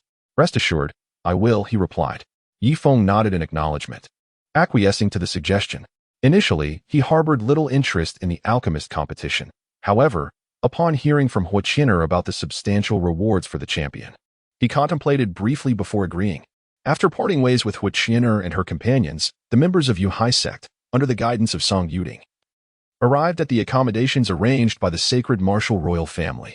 Once Song Yuding had settled the members of Yuhai sect, she proceeded to Ye Feng's chamber. Master, it is still early and broad daylight. Are you unable to contain your anticipation? Ye Feng observed Song Yuding entering the room with graceful steps, his expression somewhat peculiar. What are you thinking about, little man? The room next door belongs to Xi'er. Do you really think so little of my modesty? Song Yuding shot him an annoyed glance, contemplating how, in her little man's eyes, she appeared to be such an impulsive individual. Upon hearing this, Ye Feng awkwardly scratched his head, realizing that he had overthought the situation. What are you still standing there for? Come accompany me on a shopping spree. You still owe me a new outfit for the one you tore last time, Song Yuding remarked, glancing at Ye Feng, who remained rooted in place. All right. Let us purchase a few more items. It will be more convenient for the next time. Ye Feng readily agreed, as he was also planning to register for the Alchemist Conference. Thus, he and Song Yuding strolled side by side along the bustling streets of the holy martial imperial city. To maintain a low profile, Song Yuding delicately veiled her face, reducing the likelihood of attracting attention. As they walked, Ye Feng overheard various discussions about himself. Some speculated about his perceived folly in rejecting the invitation from the Ghost Sword sect's leader, while others commented on his apparent romantic fortune. The whispers varied widely. Amidst this chatter, Ye Feng first registered for the Alchemist Conference and then, together with Song Yuding, sought out renowned boutiques within the imperial city. Meanwhile, in the Qi mansion, a young man sat cross-legged in his chamber, exuding an aura of peak 7th level of the heavenly martial realm. If anyone were present, they would undoubtedly recognize him as Qi Tianxing, the son of the Duke of Qi Tian. Qi Tianxing was renowned alongside Jin Qi Shuang of the Ghost Sword sect, the enigmatic figure in black, as two of the most extraordinary talents of the holy martial nation. Additionally, he bore another significant title, that of the betrothed of Princess Sheng Guangdai of the Holy Martial Empire. Though this matter had yet to be publicly disclosed, discussions had already taken place between the royal family and his father. At that moment, Qi Tianxing heard a servant's voice from outside his door. The Miss Su from Yunhai sect has arrived in the imperial city for the talents competition. His eyes snapped open with sudden intensity. However, there were rumors that Miss Su was already involved with someone. With a thunderous crash, the door to his chamber shattered as Qi Tianxing's fury surged forth. Who dares intrude? His piercing gaze fixed upon the servant at the threshold, who trembled in fear, having never witnessed such wrath from the young prince. I believe it is Ye Feng who. The servant's words faltered as Qi Tianxing vanished from sight, striding with purpose. Years prior, he had caught a fleeting glimpse of Su Changxi at the Yunhai sect, and from that moment, he had been captivated, unable to forget her. Initially, he had intended to achieve a commendable ranking in the great competition of the 36 nations, marry Sheng Guangdai, and then seek to propose to Yunhai sect. Yet now, the audacity of someone daring to pursue the woman he coveted was utterly intolerable. It was crucial to remember that the Qi mansion was among the foremost powers in the holy martial nation, boasting two formidable warriors of the imperial martial realm. His father, the Duke of Tian, ranked as the third strongest in the Holy Martial Nation, second only to the leader of the Ghost Sword sect and the Emperor of the Holy Martial Nation. Yuding, we have arrived at the Heavenly Garment Pavilion. Let us enter. Ye Feng and Song Yuding strolled hand in hand into the renowned Tianyi Pavilion, the most illustrious establishment within the sacred martial imperial city. The garments housed within were not only exquisite and opulent, but also symbolized one's social standing, attracting even members of the royal family to indulge in shopping here. As Song Yuding grasped Ye Feng's hand, they entered the Tianyi Pavilion, which boasted 2 levels. The attire on the first floor was relatively more affordable compared to that on the second. Gentlemen and ladies, allow me to introduce you to our exquisite collection. A woman within the Tianyi Pavilion greeted them warmly upon their arrival. The couple, a perfect match of grace and charm, exuded an air of affluence. While the staff member began her presentation, Ye Feng surveyed the dazzling array of garments displayed around him. Suddenly, Song Yuding moved towards a striking azure chi-pao in the distance. Ye Feng, keenly attuned to the glimmer of delight in her eyes, followed closely behind. My lady, your taste is indeed exceptional. This chi-pao is one of the 5 signature pieces of our Tianyi Pavilion. The staff member began to elaborate, but was promptly interrupted by Ye Feng. I will take it, he declared, making the purchase without hesitation. With a grand flourish of his hand, Ye Feng spoke with great enthusiasm. Very well, very well. The staff member of Tianyi Pavilion quickly regained composure, expressing their delight. However, when Ye Feng reached for his storage ring to make the payment, he suddenly recalled that his spiritual stones had been nearly depleted during his recent training. Alas, I have run out of spiritual stones. Ye Feng felt a profound sense of embarrassment, but fortunately, Song Yuding discerned his awkwardness and promptly paid with spirit stones. What mattered to her was that Ye Feng accompanied her on this shopping excursion. The question of who bore the cost was of little consequence. Just then, as Ye Feng was about to stride over to retrieve the garment, a domineering voice resonated behind him. Ye Feng turned around and beheld a slender young man clad in resplendent garments approaching him with measured steps. Beside the elegantly dressed youth walked a strikingly beautiful woman, her figure exuding allure. We have already settled the payment for the clothing. You may go and take a look elsewhere, she remarked. Ye Feng furrowed his brows and replied, That is unacceptable. My woman has a fondness for this garment, and I strongly advise you to surrender it without further ado. The elegantly attired young man, Wang Han, immediately issued a threat. It is worth noting that the Wang family holds considerable influence within the Holy Martial City. Although they lack a formidable presence in the form of a royal martial realm expert, his grandfather is indeed a formidable figure at the 10th level of the martial realm. Leave at once. Ye Feng observed that his opponent remained relentless, and without hesitation, he reprimanded, Young man, do you have any notion of my identity? I am Wang Han of the Wang family, a being not to be trifled with. If you are frightened, you should immediately bow and apologize. Wang Han, incensed by Ye Feng's arrogance, retorted, The Wang family? I have never heard of it. Ye Feng let out a disdainful laugh. Indeed, he had never heard of the Wang family. Do you dare to insult the Wang clan? Today, I shall teach you a lesson you will not soon forget. Wang Han retorted, his fury ignited. While it might be plausible that one had not heard of his name, who in the imperial city was unaware of the Wang family? Chapter 66. A proposal at the door, the arrival of the Qitian Marquis, the ascending dragon fist. Wang Han, possessing a third-tier cultivation in the heavenly martial realm, unleashed a terrifying force that gathered upon his fist. With a decisive step forward, a golden fist shadow surged forth, transforming into a magnificent golden dragon, imbued with astonishing power. As it hurtled toward Ye Feng had anticipated this moment, his spirit soaring as he unleashed a powerful punch. A terrifying force of flame erupted from his fist, transforming into a colossal fire dragon that roared forth. The two fists collided mid-air, producing a resounding explosion. However, Ye Feng's strike was evidently more formidable, shattering his opponent's fist shadow and sending the residual fiery energy hurtling towards him. Caught off guard, Wang Han was engulfed by the remnants of the flames. Ah, my clothes! Wang Han bellowed in fury. Had he not reacted swiftly, his garments would have been utterly incinerated. Yet, at that moment, he was not much better off. His once splendid attire was now tattered and barely concealed his form. His complexion was charred, his hair stood on end, and he appeared utterly disheveled. The fierce battle had also drawn the attention of the staff within the Tianyi Pavilion. Young masters, what transpired here? Fighting is prohibited in this establishment. A responsible figure from the pavilion interjected. This fool struck first, but I gave him a proper thrashing, Ye Feng retorted. Ye Feng's gaze remained calm as he spoke with a subtle tone. You are the fool. Had it not been for my momentary lapse, you would not have gained any advantage. Wang Han's nostrils flared with rage, and he was poised to strike again, only to be halted by the person in charge of the Tianyi Pavilion. Young man, who are you? Should you attempt to make a move? Do not blame me for being ungracious. The imposing presence of Wang Wujing, the overseer of the Tianyi Pavilion, emanated powerfully. They possessed a formidable background, and anyone wishing to cause trouble within their domain must think twice. I am.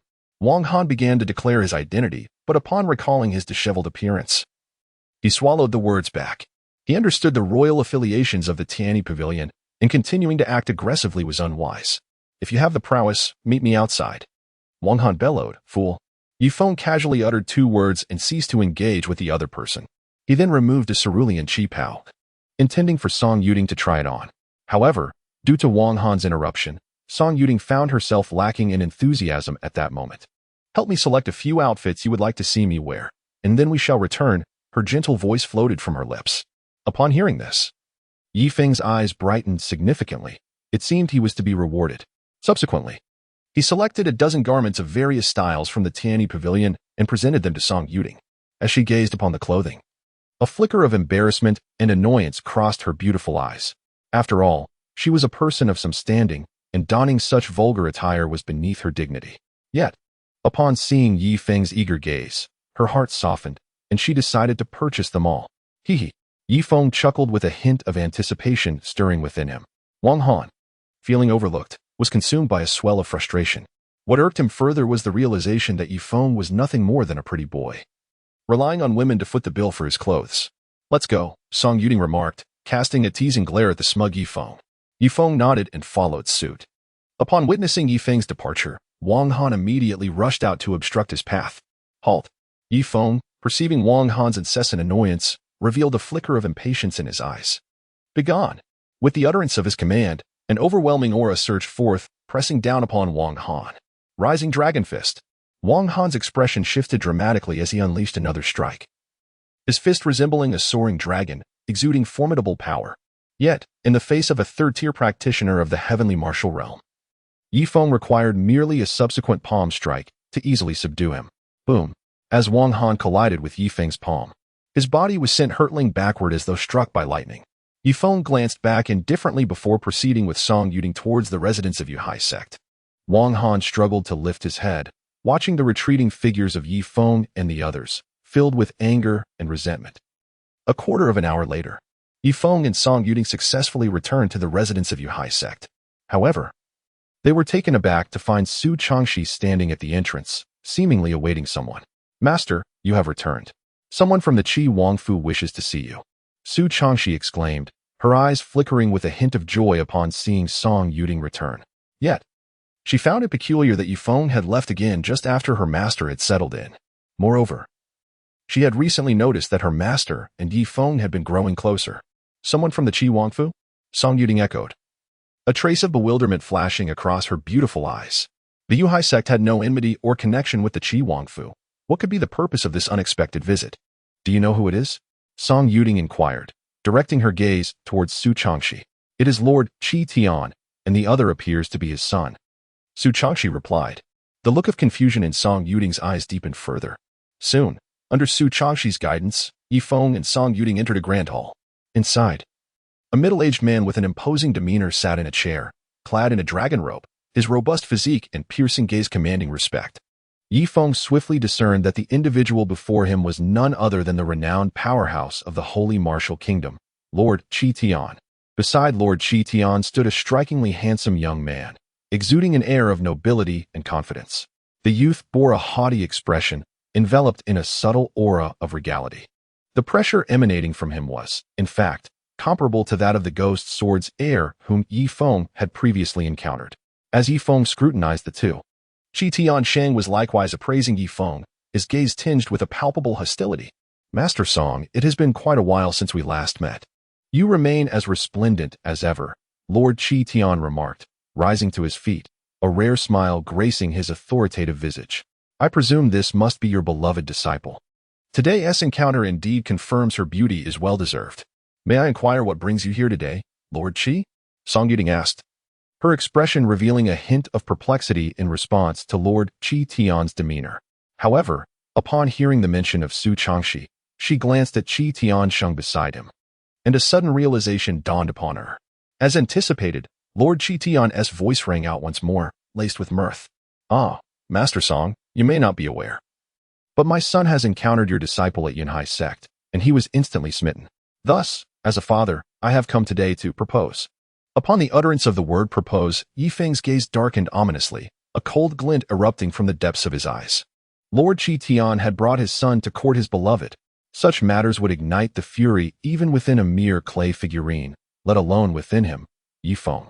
Moreover, at the gates of the holy martial imperial city, many were already aware of his relationship with Su Changxi.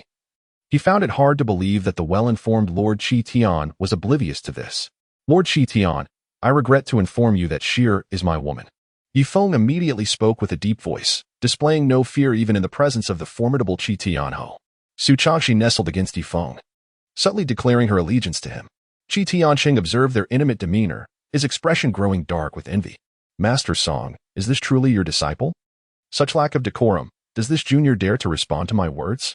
The calm tone of Qi Tianho concealed an undeniable imperial authority. Prior to his arrival, he had gathered information about Ye Feng, who was indeed an astonishing junior. However, until he matured, he remained merely a junior, far from being comparable to the seasoned warriors like them. Hearing the admonishing words, Song Yuding's expression turned frosty. She cherished her young man dearly, and would not permit anyone to chastise him. "Qi Tianho, Ye Feng is a disciple of our sect. His intentions reflect those of our sect leader and represent the will of Yunhai sect." Song Yuding's voice resonated with undeniable strength. Her previously gentle gaze now icy as it locked onto Qi Tianho. Qi Tianho narrowed his eyes, an overwhelming imperial aura silently emanating from him. Since ascending to the second level of the imperial martial realm, he had not faced such defiance in a long time. In response to this formidable pressure, Song Yuding's eyes shimmered with azure light, her hair flowing as she unleashed her own second-level imperial martial realm aura. Boom! The hall fell into a profound silence. The two vast auras clashing silently, the atmosphere growing increasingly oppressive. "Haha, Master Song truly possesses extraordinary talent. Today, I have witnessed it firsthand." At that moment, Qi Tianho chuckled, retracting his powerful presence. He had not anticipated that Song Yuding had indeed broken through to the second level of the imperial martial realm, and her unwavering stance during their confrontation left him profoundly astonished. Upon hearing this, Ye Feng subtly curled the corner of his mouth. Although Song Yuding had just entered the second level of the imperial martial realm, her ability to stand her ground against the seasoned second-level expert, Qi Tianho, was undoubtedly influenced by him. It seems that Qi Tianho has made little progress over the years. Song Yuding gently parted her crimson lips, her soft voice tinged with a hint of mockery. "To truly understand the extent of my strength, Master Song must seek my guidance." Qi Tianho's tone was indifferent, his expression betraying neither joy nor anger. However, he felt compelled to inform Master Song that his son's innate talent would not be inferior to that of her disciple. The Holy Martial Emperor has already consented to betroth the princess to his son, and there are matters that require Master Song to contemplate thoroughly. Qi Tianho's words carried a note of warning and counsel. The Qi royal family was soon to forge a union with the imperial family. Thus, what significance did Song Yuding's individual strength hold? The imperial princess? Wasn't that the sacred light butterfly? Upon hearing this, Ye Feng felt a discontent simmering within him. For reasons unknown, the mere thought of the holy light butterfly being with Qi Tiansheng irked him profoundly, akin to a beautiful flower being placed amidst cow dung. Song Yiting also displayed a look of surprise, her gaze suddenly shifting to Ye Feng, an enigmatic glimmer flashing in her eyes, as if lost in contemplation. "Very well. Master Song, take your time to deliberate. I shall take my leave," Qi Tianho said, rising with a note of gentle admonition in his voice. Qi Tianxing felt a sudden heaviness in his heart at the thought of his father departing. He had never anticipated that his father would accompany him to propose only to face rejection for the second time. This recollection brought forth memories of the first occasion when the holy light butterfly had decisively turned him down. How could it be that he, the most illustrious genius of the holy martial kingdom, had faced rejection not once, but twice? Ye Feng, I hope our paths do not cross during the talent competition. For if they do, I shall ensure you comprehend the pitiful extent of your strength, Qi Tiansheng remarked, casting a disdainful glance at Ye Feng. He subsequently shifted his focus to Su Changxi. "Fair Su, I too believe you should exercise caution in your considerations. Some individuals are merely superficial. Upon hearing this, Ye Feng let out a derisive laugh and remarked, "Little prince, I sincerely hope our paths do not cross, for it is quite audacious to propose knowing the existing ties. This is indeed my first encounter with such boldness. Young Master Qi, there is no need for further contemplation. My body and soul are irrevocably bound to Ye Feng. He is the sole man I shall ever cherish in this lifetime," came Su Changxi's resolute declaration. Upon hearing her words, Qi Tianxin's aura of the heavenly martial realm surged violently, and his countenance darkened to an ominous shade. He had assumed that their relationship was merely superficial and had not fathomed the depth of their bond. Yet, Su Changxi's proclamation struck his heart like a dagger. "Lord Qi, I shall refrain from extending my regards to the sect leader, as my two disciples require a restful night together," Song Yuding said with a gentle smile, seemingly directed at Qi Tianxin. "Humph, Tianxin, let us depart," commanded Lord Qi, sweeping his robe dramatically as he strode away. Qi Tianxin cast a venomous glance at Ye Feng before following suit. Once the Qi father and son had taken their leave, Ye Feng enveloped Su Changxi's waist in a tender embrace. "Sierra, repeat those words for me once more." "Junior brother, our master is still present," Su Changxi replied, her delicate figure trembling slightly, a faint blush gracing her exquisite features. Upon hearing these words, Ye Feng could not help but chuckle inwardly. "Ah, Sierra, it seems you have forgotten your master in the presence of a man." Song Yuding coughed lightly, then shot a disapproving glare at Ye Feng, feeling a sense of injustice towards her disciple. "Master, you have always been the person I respect the most. My relationship with my junior brother is merely—" Su Changxi found herself at a loss for words in front of Song Yuding. "No need for explanations. I am well aware of your affair," Song Yuding replied, her beautiful eyes sparkling with mischief. Suddenly, she probed, "What would you do if I were to find a man one day?" Su Changxi was taken aback by the question, having never contemplated such a scenario. In her heart, Song Yuding was the kindest woman in the world to her. The thought of her master finding a partner one day filled her with a profound sorrow, as it would mean that her master was no longer solely hers. An odd notion surfaced in her mind. What if her master had feelings for Ye Feng? No, how could she entertain such a ridiculous thought? Chapter 68, A Wedding Snatch? The competition begins. At this moment, Ye Feng gazed curiously at Su Changxi, eagerly anticipating her response. Regardless of who her master's partner may be, Xia harbored no objections, as long as her master found happiness. Though Su Changxi felt a slight emptiness within, she could not impede her master's pursuit of joy. "Xia, remember the words you spoke today." Song Yuding beamed, casting a meaningful glance at Ye Feng. This was the heartfelt sentiment of a disciple, one she would not forget. With sincere eyes, Su Changxi affirmed, "Indeed." "Very well, Xia, you may return now. The first round of the talented competition is tomorrow. Make sure to prepare well." Song Yuding's gentle voice resonated, indicating her desire to discuss matters further with Ye Feng. "Yes." Disciple takes her leave, Su Changxi replied, gently extricating herself from Ye Feng's embrace. Her cheeks flushed as she departed. Ye Feng gazed at the retreating figure of Su Changxi, a faint smile gracing his lips. He then swaggered over to Song Yuding's side, his strong arms enveloping her graceful form. "Stop, this is the grand hall. What if Xia returns and sees us? Not to mention the other disciples passing by. Where would I, as the sect leader, find my dignity?" Song Yuding exclaimed softly, taken aback by Ye Feng's audacity. "I am merely embracing you, not intending any harm. Look at how flustered you are." Ye Feng smiled faintly. Song Yuding found herself powerless against Ye Feng and could only allow him to hold her. For some unknown reason, she felt a subtle thrill within her heart.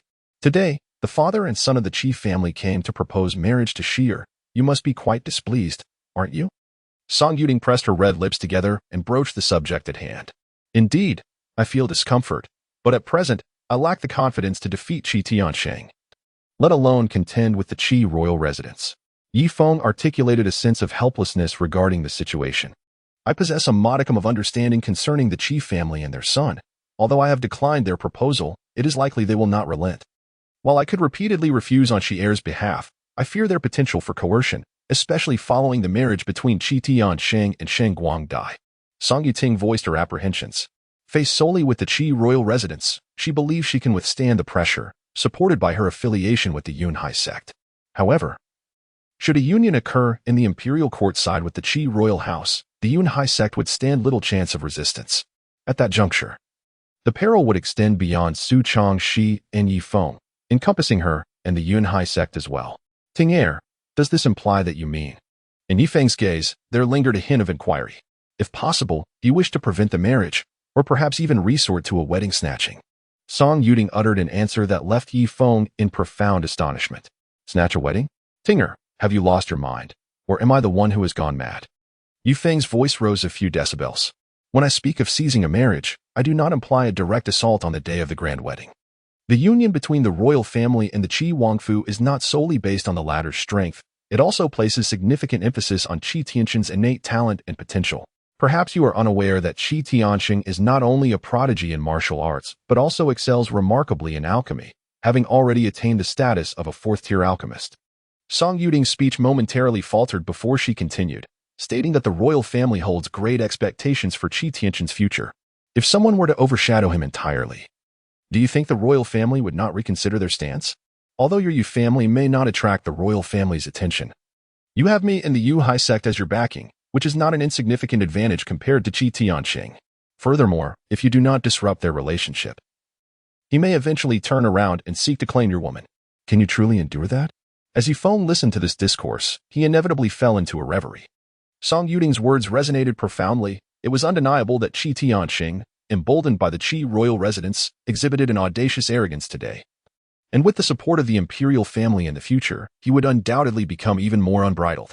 Moreover, the holy light butterfly was one of the four great beauties of the sacred martial kingdom. Wouldn't one wish to possess such a woman? When he secretly assisted her in extracting poison last time, did he not feel a stirring within? Song Yuding's remarks seemed to have unlocked the door to the depths of Ye Feng's heart. Had he not been moved? Undoubtedly, he had felt a flutter. Yet at that time, he had to exercise restraint. However, it appeared that he had run out of options. He must overshadow Qi Tianxing's brilliance, otherwise the consequences were beyond his imagination. Ting'er, do you not feel jealous?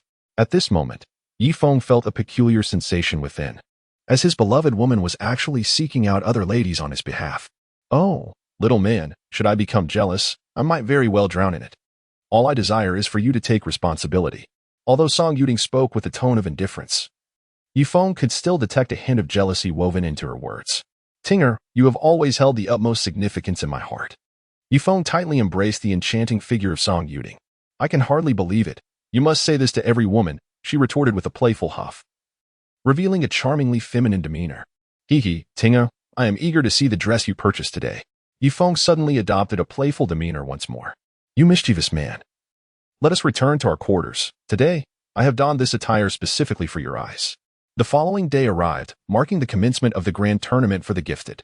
The central plaza of the Holy Martial Imperial City buzzed with an extraordinary fervor, as countless prodigies from the Holy Martial Nation gathered to engage in a fierce contest. Under the guidance of Song Yuding, Ye Feng and the entourage from Yu Hai sect made their way to the central plaza. The area was teeming with spectators, and at the heart of the plaza stood a colossal arena, the very stage upon which they would battle. By the time Ye Feng and his companions arrived, forces such as the Fire Cloud sect, the Rampant Lion sect, and the Insha sect had already assembled. Ye Feng arrived at the resting area of the Cloud Sea sect, taking a seat beside Su Changxi. His gaze wandered elsewhere until it inadvertently landed upon the holy light butterfly in the royal resting area. Today, she donned a gown of delicate golden hues that elegantly enveloped her enchanting figure, exuding an air of noble grace and ethereal purity, a vision to be admired from afar, yet not to be trifled with. Her lustrous golden hair cascaded softly, shimmering brilliantly under the radiant sunlight, as if imbued with a golden luminescence. The holy light butterfly seemed to sense the scrutiny upon her, her gaze shifting to meet Ye Feng's dark, penetrating eyes. A gentle smile graced her lips, a smile so captivating it could bewitch the world, as a gesture of acknowledgement. Ye Feng's heart raced suddenly, captivated by that enchanting smile. Junior brother. Su Changxi noticed Ye Feng's unusual reaction and gently called out to him. Upon hearing the words, Ye Feng regained his composure, suppressing the ripples within his heart, and clasped Su Changxi's delicate hand. As time progressed, the crowd had gathered, and the grand competition of the celestial prodigies officially commenced. Chapter 69, The Power of the Ghost Sword Inheritor. Ye Feng faces the three great celestial martial artists.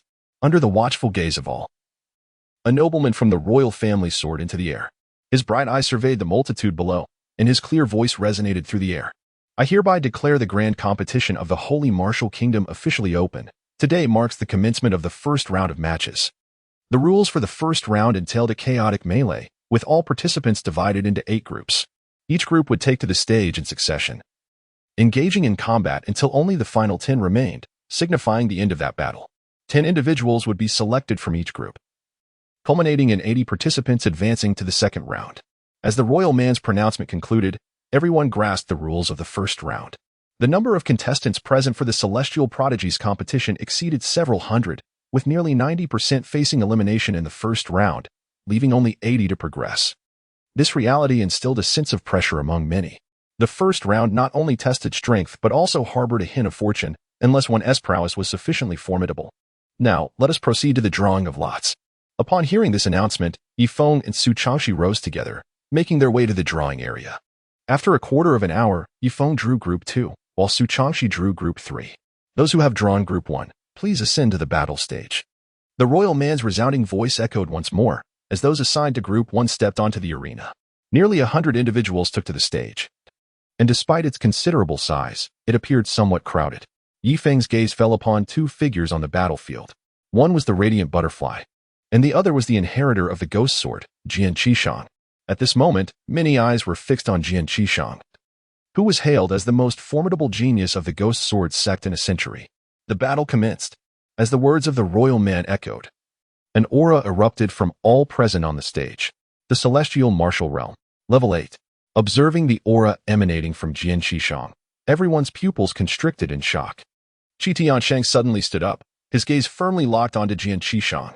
He and the latter were regarded as the most powerful prodigies of the Holy Martial Kingdom in this era, and now, astonishingly, Jian Qishang had achieved a breakthrough before him. At this moment, Ye Feng's countenance grew solemn, as the prowess of Jian Qishang exceeded his expectations. Had he merely been a 7th-level practitioner of the heavenly martial realm, he might have had a slender chance of victory by fighting with all his might. However, in the face of an 8th-level practitioner, he found himself utterly devoid of opportunity. As Ye Feng observed intently, Jian Qishang suddenly made his move. He wielded his fingers as if they were swords, unleashing a torrent of sword energy that enveloped the entire arena, forcing all nearby spectators to retreat. With Jian Qishang's assault, a fierce battle erupted upon the stage. Yet none dared to approach him even a step closer. Boom, boom, boom. After an indeterminate passage of time, the chaotic clash eventually reached its conclusion. By virtue of her formidable strength as a 6th-level practitioner of the heavenly martial realm, Xingguang Dai stood triumphantly upon the arena. Throughout the encounter, Jian Qishang had remained stationary, effortlessly securing one of the 10 coveted positions. As the royal gentleman beheld the 10 individuals who had advanced to ascend from the stage, they announced the next group to take the stage. Sire, I shall return shortly. After exchanging a few words with Su Changxi, Ye Feng ascended the battle platform. As he stepped onto the stage, his gaze swiftly scanned the crowd, seeking potential formidable adversaries. However, to his disappointment, it appeared that none among this group posed a significant threat to him, just as Ye Feng was observing the others. One individual on the platform also took notice of his presence. Big brother, that's the guy who injured me yesterday. Today, you must help me eliminate him from the platform, spoke Wang Han, who Ye Feng had encountered the previous day while shopping with Song Yuding. That's him, isn't it? Leave it to me, Wang Yang replied confidently.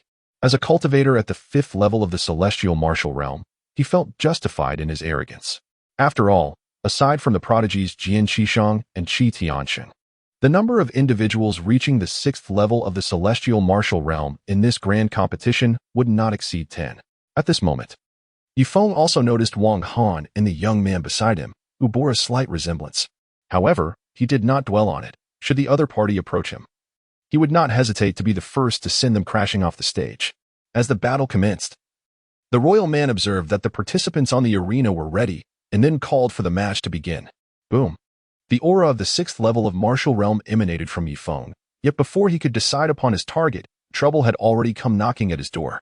To insult my Wang family, and to oppress my kin, today I shall make you pay the price. Wang Yang rushed forward, 2 heavy hammers suddenly manifesting in his hands, and he swung them fiercely towards Ye Feng's position. Ye Feng wielded his colossal sword, cutting through the howling air as it met the oncoming giant hammer with a resounding clash. Boom. The collision unleashed a tremendous sound. Wang Yang felt his arms go numb. A jolt of surprise coursing through him. This young man, who had defeated his brother, indeed possessed formidable strength. Prepare to receive another strike. With a surge of lightning crackling atop his giant hammer, the furious power of thunder reverberated, as if it sought to tear apart the surrounding atmosphere. Gripping the hammer tightly with both hands, he channeled all his might into his arms, descending with an unmatched ferocity akin to a tempest. The colossal sword wielded by Ye Feng swept through the air, unleashing a torrent of fiery energy that coalesced into a magnificent flaming bear, delivering a strike of unparalleled ferocity. The earth-shattering roar reverberated across the battlefield, causing the eardrums of all present to throb painfully. Under the weight of such immense power, Wang Yang was propelled backward, his eyes wide with astonishment as he gazed at Ye Feng, clearly overwhelmed by the sheer force of this onslaught. Ye Feng advanced with determination, launching a counterattack. The piercing sword energy erupted from the colossal blade, and Ye Feng moved like a ferocious tiger, wielding the massive sword with wild ferocity. Wang Yang gritted his teeth in defense, his heart filled with regret for provoking Ye Feng. If this continued, he would surely be forced off the battle stage, eliminated from the competition. It was crucial to remember that he bore the heavy expectations of the Wang family. Being eliminated in the first round would be an unbearable humiliation. Suddenly, Ye Feng keenly sensed two auras surging towards him from behind. After repelling Wang Yang, he planted his feet firmly, leaped into the air, and executed a half-somersault to evade the ambush of the two assailants. The Wild Lion sect and the Insha sect. Ye Feng observed the attire of the two individuals before him, his brow furrowing slightly. Both were practitioners at the 5th level of the Tianwu realm, one of whom, Ling Zimo from the Insha sect, had achieved a combat power rating of 89 at the entrance of the holy martial imperial city. Let us unite to confront this brat, roared Shi Tianrui, a disciple of the Mad Lion sect, evidently intent on collaborating with Wang Yang to tackle Ye Feng. After a moment of surprise, Wang Yang regained his composure. He recognized that the strength of these two was not inferior to his own, and together they stood a chance of overcoming Ye Feng. In the resting area, Qi Tiancheng watched this scene unfold, a cold smile creeping across his lips.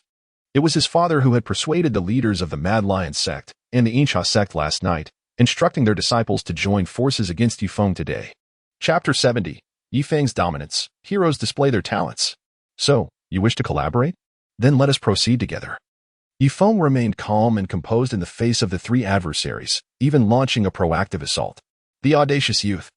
A low growl escaped Ling Zimo's lips as the sinister energy surged within his gray robes, morphing into countless malevolent claws that lunged towards Ye Feng.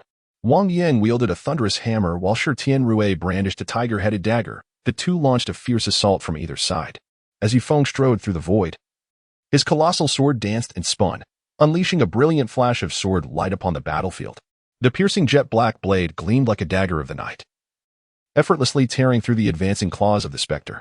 He leaped into the air, wielding his massive sword with the force of a meteor crashing down from the heavens, obliterating all of Ling Zimo's assaults with a singular, formidable strike. At that moment, Wang Yang and Shi Tianrui surged forward with ferocity. One was enveloped in crackling lightning, emanating a tempestuous energy from his thunderous hammer, resembling a god of thunder in battle. The other radiated an icy aura from the edge of his blade, with flashes of golden light that evoked the image of a majestic lion. The trio's overwhelming offensive on the battlefield drew the attention of many onlookers. Ye Feng's demeanor remained unperturbed, unfazed by the intensity of the onslaught. With a single stroke of his sword, he shattered their assault. Ha! He bellowed, flames surging across the massive blade, which descended amidst an eruption of fiery fury. The searing brilliance of the flame-imbued sword light pierced the gaze of Wang Yang and Shi Tianrui. Boom! With a resounding crash, Ye Feng unleashed two swift strikes, forcefully repelling both adversaries. Ling Zimo momentarily halted, his offensive abruptly ceasing, as an unprecedented gravity settled in his eyes. Initially, he had believed that Ye Feng's remarkable feat of achieving a 100 on the combat stone tablet might have been partly attributed to chance. However, after their recent exchange, he was acutely aware of the formidable pressure emanating from Ye Feng, rivaling the sensation he experienced when confronting a 6th-level expert of the Tianwu realm. Yet, having already engaged in battle, retreat was not an option. Only continued combat lay ahead. Wang Yang and Shi Tianrui swiftly joined forces with Ling Zimo, their minds converging on a singular thought. Only by collectively unleashing their most potent martial techniques could they hope to grasp even a sliver of victory. Heavenly Malediction Palm, Golden Lion's Roar, Thunderous Hammer. The trio roared in unison, unleashing a torrent of terrifying spiritual energy, each manifesting their most formidable martial arts. The colossal hand imbued with malevolent energy loomed ominously, the earth-shattering lion's roar reverberating throughout the arena, while the tempestuous thunder hammer erupted with a deafening clamor. A sword that shatters mountains and rivers. The colossal sword of Ye Feng swirled with a majestic force, the power of mountains and rivers erupting forth. The radiant sword light soared defiantly into the air, hurtling towards the oppressive, shadowy giant hand that loomed above. With 2 strikes, it cleaved the rivers and seas. With 3, it rent the very heavens and earth asunder. Ye Feng unleashed 2 wildly magnificent swords, each striking towards Wang Yang and Shi Tianrui. With a resounding crash, the sword radiance collided with the thunderous hammer, entangled with the mighty lion, and interwoven with the colossal palm, erupting into an overwhelming cacophony and terrifying waves of energy. Under the onslaught of these ferocious 3 swords, Ling Zimo and his companions found their martial prowess utterly shattered, their figures retreating uncontrollably as the injuries within their bodies exacerbated. Ye Feng executed the void step, swiftly advancing towards Wang Yang. Upon witnessing this, Wang Yang was filled with terror. His injuries were grave, rendering him incapable of further resistance. He could only succumb to Ye Feng's blade, which sent him crashing off the stage, leaving him unconscious. It is now your turn. Ye Feng's piercing gaze suddenly turned towards Shi Tianrui and Ling Zimo, both of whom felt a simultaneous tremor in their hearts. Yet the situation of being forced off the battle stage remained unchanged. In less than 20 breaths, Ye Feng unleashed his prowess, decisively vanquishing 3 formidable adversaries of the 5th level of the celestial martial realm. The display of such formidable strength rendered the remaining combatants on the arena hesitant to approach, fearful of being caught in the ensuing tumult. Following the defeat of the trio, Ye Feng's gaze abruptly fixed upon Qi Tianxing, who sat in the resting area. While he could comprehend Wang Yang and Shi Tianrui's aggressive maneuvers, it was perplexing that Ling Zimo chose to target him instead of the disciples of the Fire Cloud sect. This peculiar behavior immediately aroused his suspicions, suggesting that there might be someone orchestrating events from behind the scenes. Qi Tianxing, sensing Ye Feng's penetrating gaze, merely curled his lips in a smirk of disdain. If Ye Feng were incapable of overcoming these 3, it would truly be a source of disappointment for him. He had sent forth these 2 merely to gauge Ye Feng's capabilities, and it seemed there was indeed a hint of intrigue in the outcome. It was, after all, him. Ye Feng silently contemplated. He then withdrew his gaze, directing it towards the individuals from the Mad Lion sect and the Shadow Evil sect upon the battle platform. Given the circumstances, he resolved to clear the arena of all members from the 2 sections. All of you, get down. With a fierce shout, Ye Feng unleashed an overwhelming aura as he charged towards the disciples of the Mad Lion sect and the Shadow Evil sect, causing the others to swiftly retreat. In a mere 30 breaths, under the might of his formidable strength, the disciples of the 2 sects were sent tumbling off the battle stage, one after another. Having achieved this, Ye Feng chose not to engage further, but instead awaited the conclusion of the other battles. Below the stage, the expressions of Lionheart Ju and Yin Wuji turned grim. Their attempts to target Ye Feng had failed, resulting in their own strategies being turned against them. Before long, the skirmish on the stage came to an end, and Ye Feng successfully secured one of the 10 coveted spots in Group 2. After stepping down from the platform, the contestants of Group 3 ascended, among them the illustrious Su Changxi. As the royal announcer declared the commencement of battle, Su Changxi immediately revealed her immense prowess. The battlefield was engulfed in a frigid tempest, as countless ice crystals spread across the stage. With Su Changxi gracefully darting towards the disciples of the Mad Lion sect and the Shadow Evil sect. The disciples of the Cloud Sea sect and the Fire Cloud sect also joined the fray, proactively aiding Su Changxi. However, her strength was exceptionally formidable. Those at the 5th level of the heavenly martial realm found themselves unable to withstand even a few exchanges against her. Even the most powerful disciple of the Shadow Evil sect, at the 6th level of the heavenly martial realm, was sent flying off the stage under the onslaught of Su Changxi's might. At that moment, all eyes in the audience were riveted on her, awestruck by her terrifying power. It was noteworthy that she had defeated the strongest core disciple sent by the Shadow Evil sect to vie for a place in the top 5, who had now been eliminated in the very first round. Yin Wuji's face was ashen. His sect's strongest disciple had embarrassingly fallen at the first hurdle. This was a humiliation they had never experienced in all the years they had participated in the Young Heroes tournament. Haha, splendid. Well done. Fire Yinling laughed heartily, relishing the sight of the Shadow Evil sect's strongest disciple being eliminated so quickly. In stark contrast, Su Changxi stood serenely on the stage, casting a playful smile in the direction of Ye Feng. What a delightful girl she was. Ye Feng smiled faintly, resolved to reward Su Changxi generously tonight. Ultimately, the third group battle concluded, and Su Changxi successfully secured a position among the top 10. As time progressed, the battles of the fourth and fifth groups erupted in succession, each one a thrilling spectacle. Spectators witnessed the formidable prowess of Qi Tianxing and the heir of the ghost sword, Wei Kuan. Chapter 71. The alchemist of Blood Cloud Nation encounters the holy light butterfly. After an indeterminate duration, the battles of the eighth group came to a close, culminating in the selection of 80 individuals for the second round of competition. I hereby declare the first round of the Talented Ones competition officially concluded. The preliminary round of the Alchemist Conference will take place this afternoon, while the second round of the Talented Ones competition is scheduled for the day after tomorrow. As the words of the royal envoy echoed through the air, the four major sects and various powerful factions began to make their exits. Soon, afternoon arrived, and Ye Feng and Huiqianer found themselves once more in the central plaza. Though the crowd was somewhat diminished compared to the morning, the atmosphere remained vibrant. Brother Ye Feng, I am now also a fourth-tier alchemist, Huiqianer boasted before him, having successfully crafted her first fourth-tier elixir under her grandfather's guidance the previous night. Oh, my Qianer, you are quite impressive. Ye Feng received the praise with a hint of pride. Indeed. Huiqianer let out a delicate snort, her face radiating an air of haughtiness. Just as the two were engaged in their conversation, Qi Tianxing happened to pass by. Observing the enchanting duo of Ye Feng and Huiqianer, a flicker of jealousy crossed his eyes. Ye Feng also noticed Qi Tianxing passing by. He cast a casual glance at him before leading Huiqianer towards the alchemy area, where they patiently awaited their turn. In the preliminary round for alchemists, one only needed to concoct a third-grade elixir to advance to the finals. This task, however, posed a certain level of difficulty for alchemists under the age of 25. Nevertheless, those bold enough to participate in the Sacred Martial Kingdom's Alchemist Convention possessed extraordinary skills. As nearly 100 alchemists gathered, an elderly man clad in an alchemist robe emerged into the sight of the crowd. Through the introduction of Huiqianer, Ye Feng became aware that the venerable elder was none other than Yao Tianxin, the esteemed president of the Alchemist Association of the Sacred Martial Kingdom.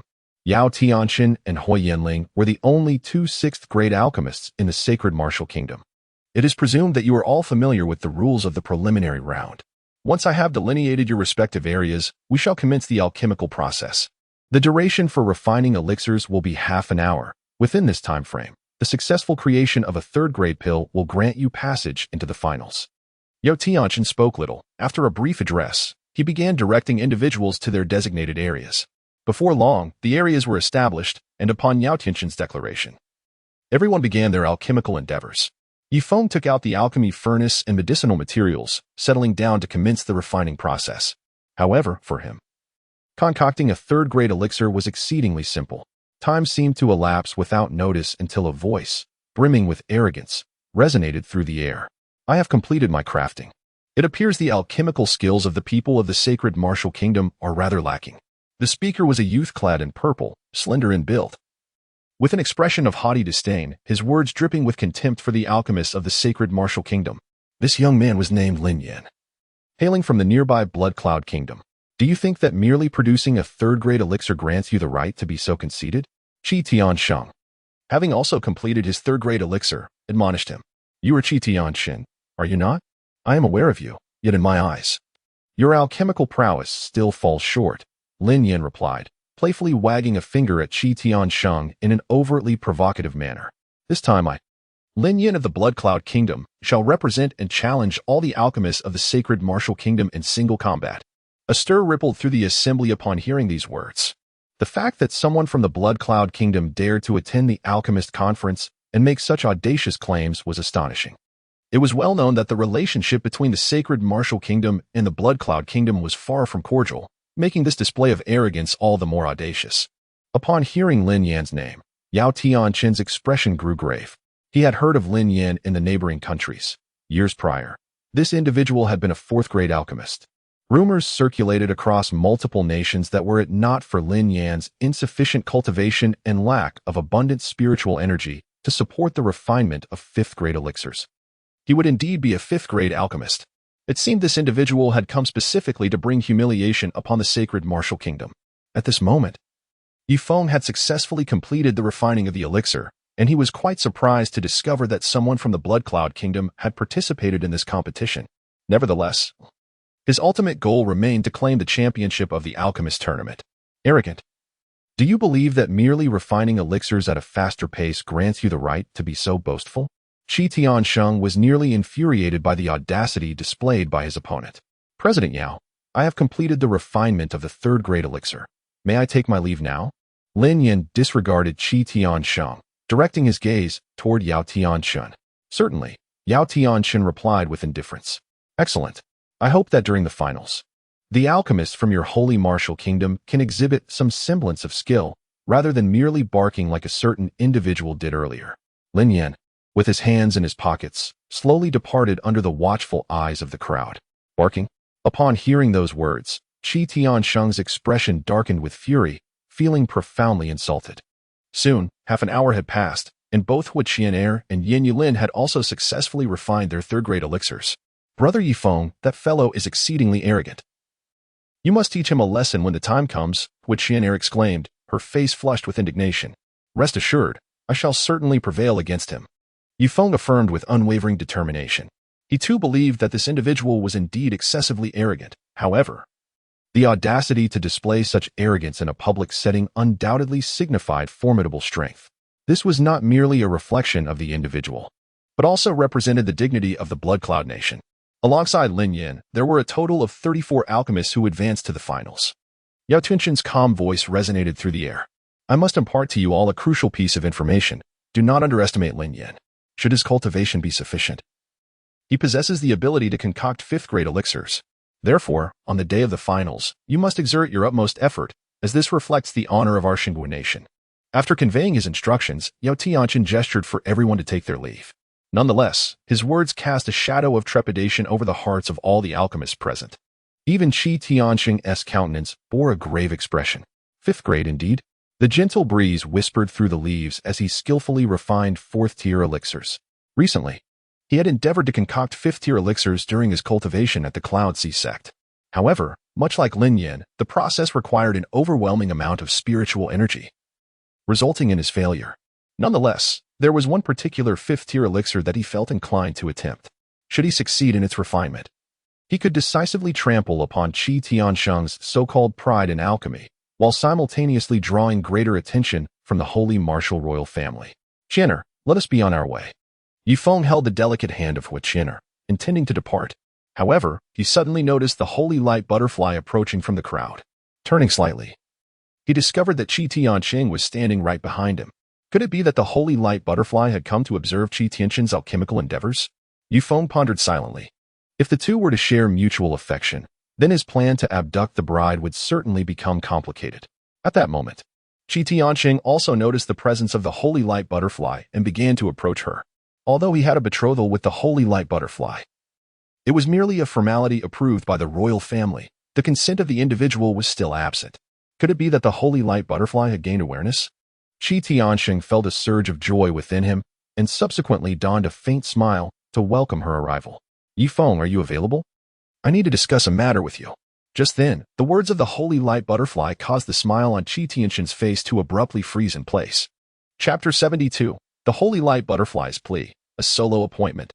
Ah, you were looking for me? Ye Feng was momentarily taken aback, as he had initially presumed that the other party was seeking Qi Tianxing.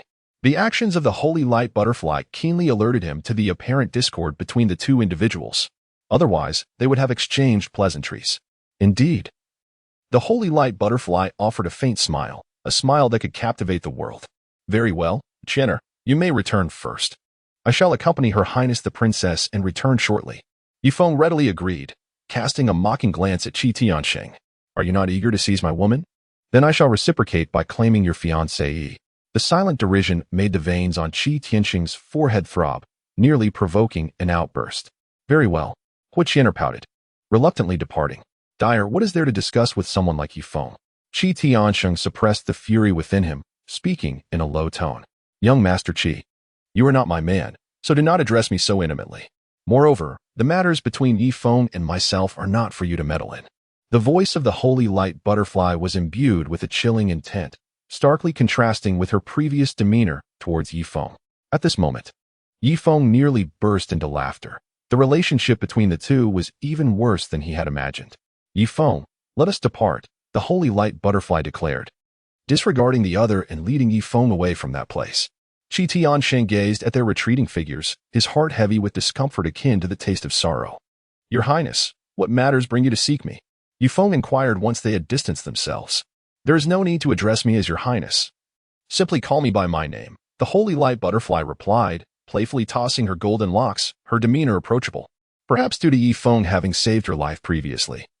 Coupled with certain intimate moments they had shared, she felt a heightened sense of closeness towards him. Then I shall refer to you as Miss Butterfly, he responded. Ye Feng nodded and addressed her. In truth, the reason I sought you out today is to request that you impersonate my beloved. Xinguang Dai took a deep breath and articulated the purpose of her visit. Her choice of Ye Feng was not solely based on their previous intimate encounter, but more importantly, it stemmed from her recognition of his potential. Only by enlisting the aid of a man of such caliber could her father be convinced, thereby granting her the possibility of breaking the engagement that had recently been arranged with Qi Tianxing. Upon hearing this, Ye Feng displayed a peculiar expression. Is there truly such a fortunate occurrence? He had merely intended to draw closer to the holy light butterfly, nurturing their relationship, yet unexpectedly, she had come forth of her own accord. Ye Feng, to be candid, I am betrothed to Qi Tianxing. However, he does not hold my affections. Thus, I seek your assistance. Yet, should you agree, you may incur Qi Tianxing's wrath. If you fear the peril, you are free to decline, the holy light butterfly stated forthrightly. She wished to avoid leading Ye Feng to make an erroneous decision due to her own concealments. Miss Butterfly, perhaps you were unaware that yesterday, Qi Tianxing and Qi Tianho arrived at our Yuhai sect's abode, intending to propose to my senior sister, who is also my beloved. Therefore, I have long-standing grievances with him, and I am not at all afraid of his retribution. Ye Feng recounted the events of yesterday, solely to allay the concerns of the other party. So does this mean you have acquiesced? Upon hearing this, the holy light butterfly's beautiful eyes sparkled with a glimmer of joy.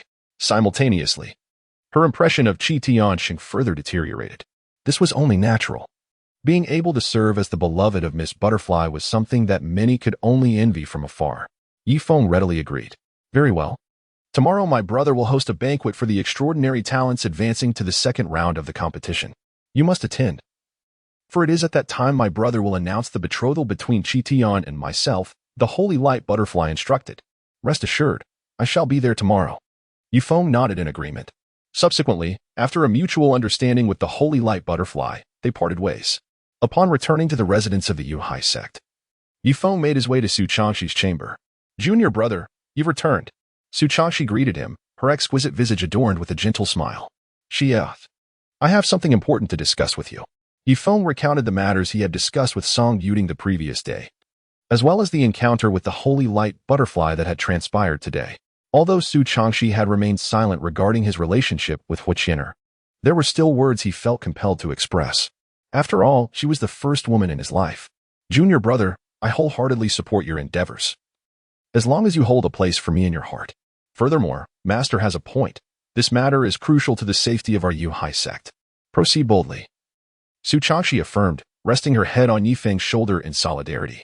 Xia, I have some garments for you to try on.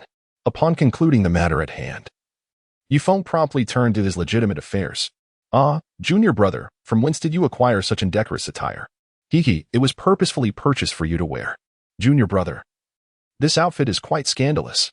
The following day, Ye Feng received an invitation to a banquet from Prince Xing Tianfeng of the Xingwu Kingdom. Su Changxi, having sensed a bottleneck at the 7th level of the Tianwu realm the previous night, chose to remain at the encampment to diligently pursue her breakthrough. Ye Feng arrived alone at the banquet, swiftly making his way to the prince's residence. After presenting his invitation, he was granted entry without hindrance. With a majestic stride, Ye Feng stepped into a spacious courtyard, the designated venue for today's feast.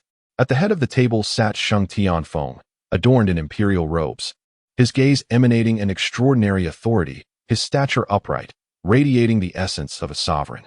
As Ye Feng entered, he immediately recognized several familiar faces. Shi Lingyun, Qi Tianxing, Shen Guangdia, among others had already gathered. His attention was irresistibly drawn to the resplendent Shen Guangdia. Today, she had her golden hair elegantly styled and adorned with a golden hairpin, her enchanting visage enhanced with meticulous makeup, appearing exceptionally radiant. Enveloped in a luxurious golden gown that accentuated her graceful figure, she sat quietly, the most striking sight in the vicinity. Ye Feng, you have arrived. Please, take a seat here. Shang Guangdia warmly greeted him upon his arrival, rising gracefully to welcome him, her skirt billowing as she approached his side. This gesture left all present utterly astonished. Amongst the assembly of such extraordinary talents, only Ye Feng was honored with Shang Guangdia's personal welcome, suggesting that their relationship was indeed extraordinary. Ye Feng felt somewhat taken aback, yet he understood that today he was to embody the role of the saint-like butterfly's man. Thus he could comprehend the other's actions. Nearby, Qi Tiansheng's expression darkened instantly. He could not fathom how the two could be so intimately acquainted. Under the guidance of the saint-like butterfly, Ye Feng approached a seat beside her. Just as he was about to take his seat, a sharp voice rang out in the gathering. Ye Feng, this is not where you belong. Move to that side. The speaker was named Qi Ping. Not a direct descendant of the Qi Wangfu, but rather a guard adopted by the Qi Wangfu. However, due to his exceptional talent, he had been granted the surname Qi by Qi Tianho, becoming Qi Tiansheng's right-hand man. He was well aware of the engagement between his master and the saint-like butterfly. At this moment, Qi Tiansheng, striving to maintain his composure, found himself unable to voice his thoughts, leaving it to Qi Ping to speak. Just as the saint-like butterfly was about to respond to Qi Ping's demeanor, Ye Feng raised his hand to halt her. Who are you? Ye Feng scoffed and inquired. I am Qi Peng of the Qi Wang Mansion. A look of pride illuminated Qi Ping's face, for being the right-hand man of Qi Tiansheng was, to him, a lifelong honor. Hey, I wondered who you might be. It turns out you are merely a hound raised by the Qi Wang Mansion. No wonder you exhibit such a lack of decorum. Ye Feng chuckled softly, then continued. I sit here at the invitation of Her Highness the Princess. She is the host, and you are the guest. It is not for you to dictate where I shall sit. Do you intend to usurp the role of the host? Ye Feng's reasoned and substantiated words rendered Qi Peng utterly speechless. Moreover, Ye Feng had the audacity to insult him by calling him a dog. What do you know? My lord is about to. Before Qi Peng could finish his sentence, he was met with the piercing gazes of two individuals. He immediately realized that this matter should not be disclosed by him. Shang Tianfeng and Qi Tiansheng, recognizing that Qi Peng possessed a modicum of intelligence, finally withdrew their stares. Hee. The purpose of my invitation to all esteemed talents here is twofold. Firstly, to forge friendships with each of you, and secondly, to announce a significant matter. Shang Tianfeng rose, his gentle smile sweeping across every distinguished guest at the banquet. However, he felt a tinge of disappointment that the two members of the Ghost Sword sect had not arrived, nor had Su Changxi from the Cloud Sea sect. These three individuals were, aside from Qi Tianxing, the most promising talents in his eyes. Ye Feng and the others responded to Shang Tianfeng's courteous remarks with smiles. The rest were equally curious about the significant announcement he was about to make. However, Shang Tianfeng did not rush to reveal it. Instead, he enlivened the atmosphere of the banquet. When he felt the moment was ripe, he gestured for everyone to quiet down. Today, I am pleased to announce that my sister, Shang Guangdia, has entered into a betrothal with Qi Tiansheng, and their wedding will take place after the Grand Martial Assembly of the 36 Nations of Qianyu. Shang Tianfeng declared this momentous news with a smile. With Qi Tiansheng's remarkable talent, he would undoubtedly shine during the assembly, making it the perfect occasion for him to wed Shang Guangdia. Upon hearing this, the assembled elites were initially taken aback, soon revealing expressions of envy. As the princess of the Holy Martial Kingdom, Shang Guangdia's noble status, combined with her unparalleled beauty and extraordinary talent, made her the object of many a desire. From this day forth, I shall proudly announce to the world that you, Dyer, are my fiancée, Qi Tiansheng said, a warm smile gracing his face. Suddenly, Shang Guangdia stood up, her voice resonant and her expression exceedingly solemn. Brother, I must disagree. I already have someone I hold dear. A peculiar silence enveloped the room. No one anticipated that Shang Guangdia would personally oppose after Shang Tianfeng's announcement. This left Qi Tiansheng in an especially awkward position. Dyer, who is this person you cherish? Pray, do not tell me it is that rascal Ye Feng. Qi Tiansheng's brows furrowed like swords, his eyes betraying a terrifying intensity. Indeed, Dyer and I have long been fond of one another. Ye Feng suddenly rose, his dark eyes radiating a profound tenderness. He approached the holy light butterfly, taking hold of her delicate, porcelain-like hands. The holy light butterfly trembled slightly, her beautiful face breaking into an enchanting smile, before she reciprocated by clasping Ye Feng's strong hand. Their hands entwined, Fingers interlocking, they stood side by side. Snap! This was the sound of the table shattering. Qi Tiansheng's chest heaved violently. His gaze growing as cold as a deep abyss, his features contorting into a menacing grimace. In this public arena, Ye Feng audaciously seized his beloved, leaving him incredulous. How dare you, Ye Feng? Qi Tiansheng's gaze radiated a chilling malice, his voice resonating with the menacing timbre of a malevolent spirit. Just days prior, you and your father approached my esteemed elder sister at my Ye sect to propose, so why should I and Dyer not be allowed to share our mutual affection? Ye Feng's lips curled into a subtle smile. Ye Feng's words caused many present to change their expressions, and even Sheng Tianfeng was no exception. Your Highness, this matter is a decision made by our father. How can you act recklessly? Sheng Tianfeng admonished sternly. I am not acting recklessly. In an effort to convince everyone. The radiant butterfly suddenly pressed her lips against Ye Feng's resolute face. She and Ye Feng had long since shared intimate moments. Thus, this kiss held little significance. Boom. Witnessing this scene, Qi Tianxing's table shattered with a thunderous crash. His fiancée, he had kissed another man right before his eyes. How great an affront this was to him. Ye Feng had not anticipated that the holy light butterfly would be so affectionate. Yet, the sensation was utterly delightful, particularly in the presence of Qi Tiansheng. My royal brother, the man worthy of my holy light butterfly, must be someone I acknowledge. In my eyes, he pales in comparison to my beloved Ye Feng. The holy light butterfly declared resolutely, her gaze unwavering. Sheng Tianfeng was taken aback by his sister's obstinacy. At that moment, he found himself in a predicament. Deciding to defer the matter until the banquet concluded, when he could consult their father for his opinion. How could I ever be inferior to Ye Feng? What a jest! Qi Tianxing felt profoundly insulted at that moment. You are 3 years his senior. In 3 years, his prowess will undoubtedly surpass yours. The holy light butterfly asserted with unshakable conviction. There is no need to wait 3 years, after the martial competition among the 36 nations of the Qin domain. He shall never again be my rival. Ye Feng spoke with confidence. He made this assertion merely as a precaution, in the event of a battle with Qi Tianxing. He did not possess unwavering certainty of victory. Moreover, while you excel in alchemy, I too have made some strides in this field. At this alchemical conference, you shall undoubtedly succumb to my prowess. The words of Ye Feng stirred Qi Tianxing's breath once more. Very well, I hope you remember what you have said today. The alchemist competition finals will be held in 2 days. Should you fail to defeat me, I implore you to distance yourself from Dyer. Qi Tianxing's expression darkened like an abyss, his voice frigid. Dyer and I share a profound love. I do not consider this a wager. If I were to lose, I would sever my own arm, and you shall do the same. Ye Feng resolutely declared. Upon hearing this, the holy light butterfly was momentarily engulfed by a myriad of complex emotions.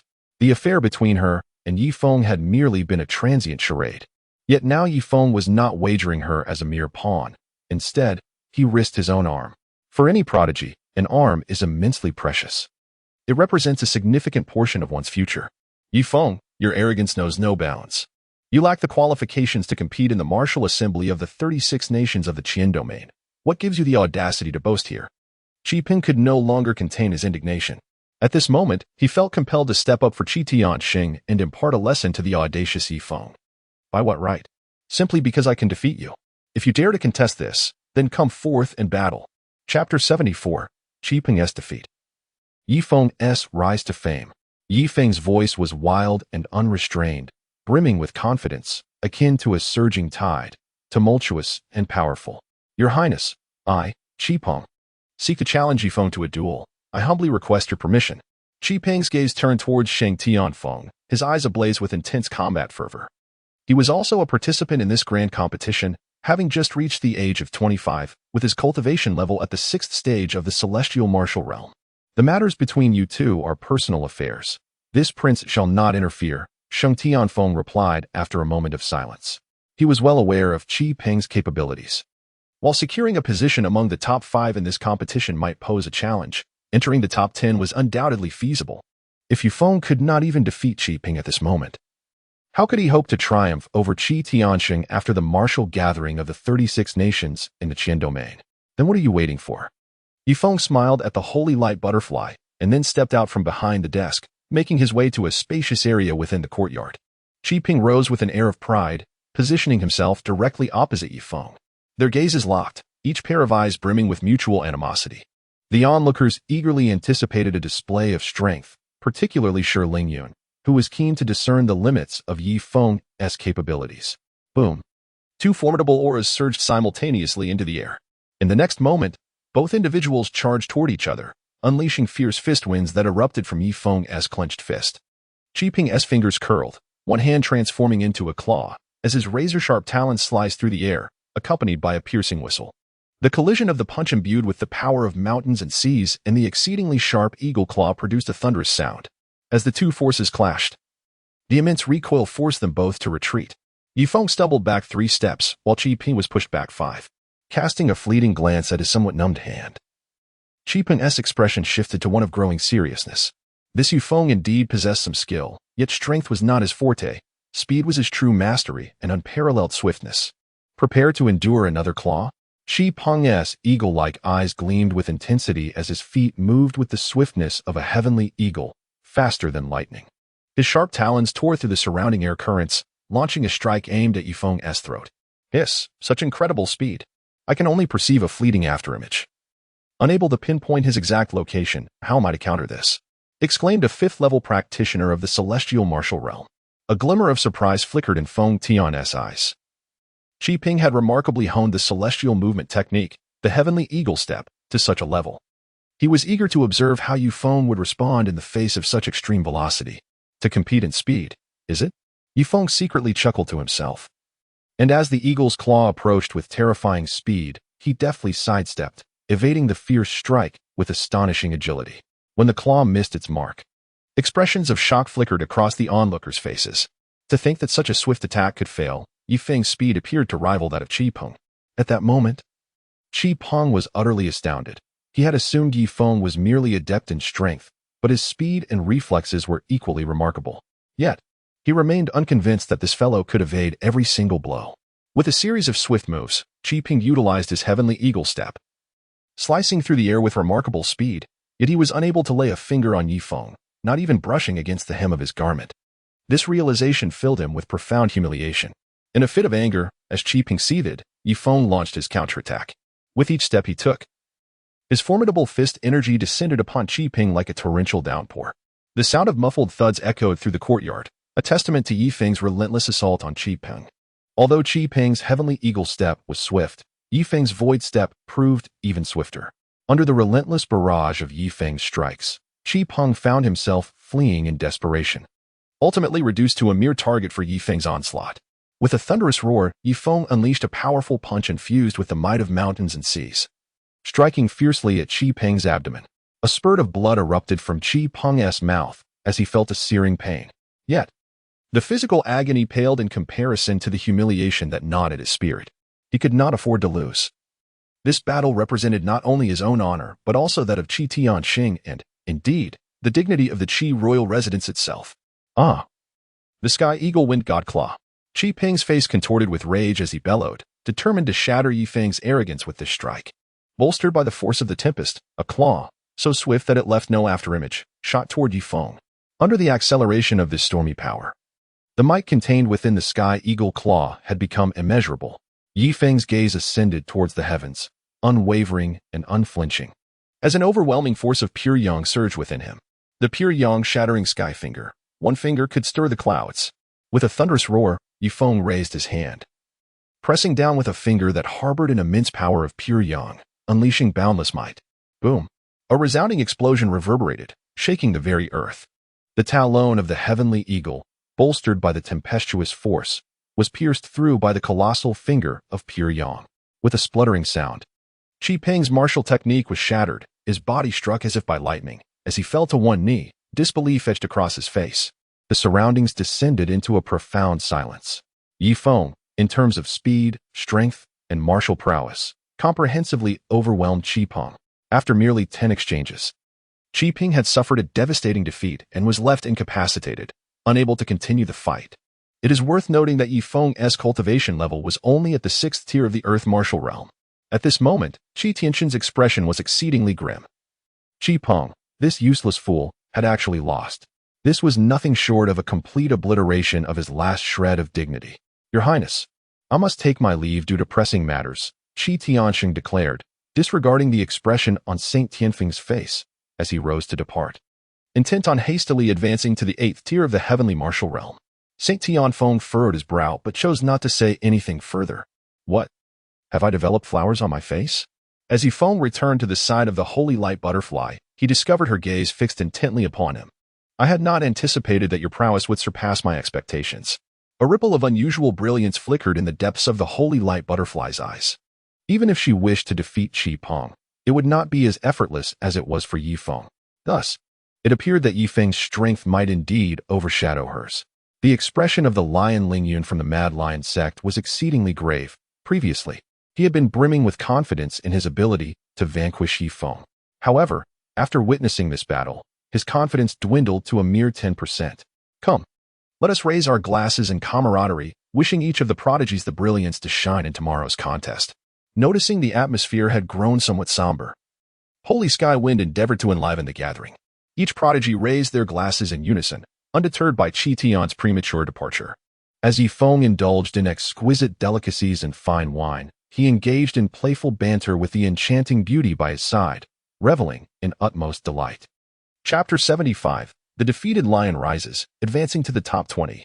The following day, at dawn, marked the commencement of the second round of the Celestial Heroes Tournament, where the elimination matches would unfold through a lottery draw.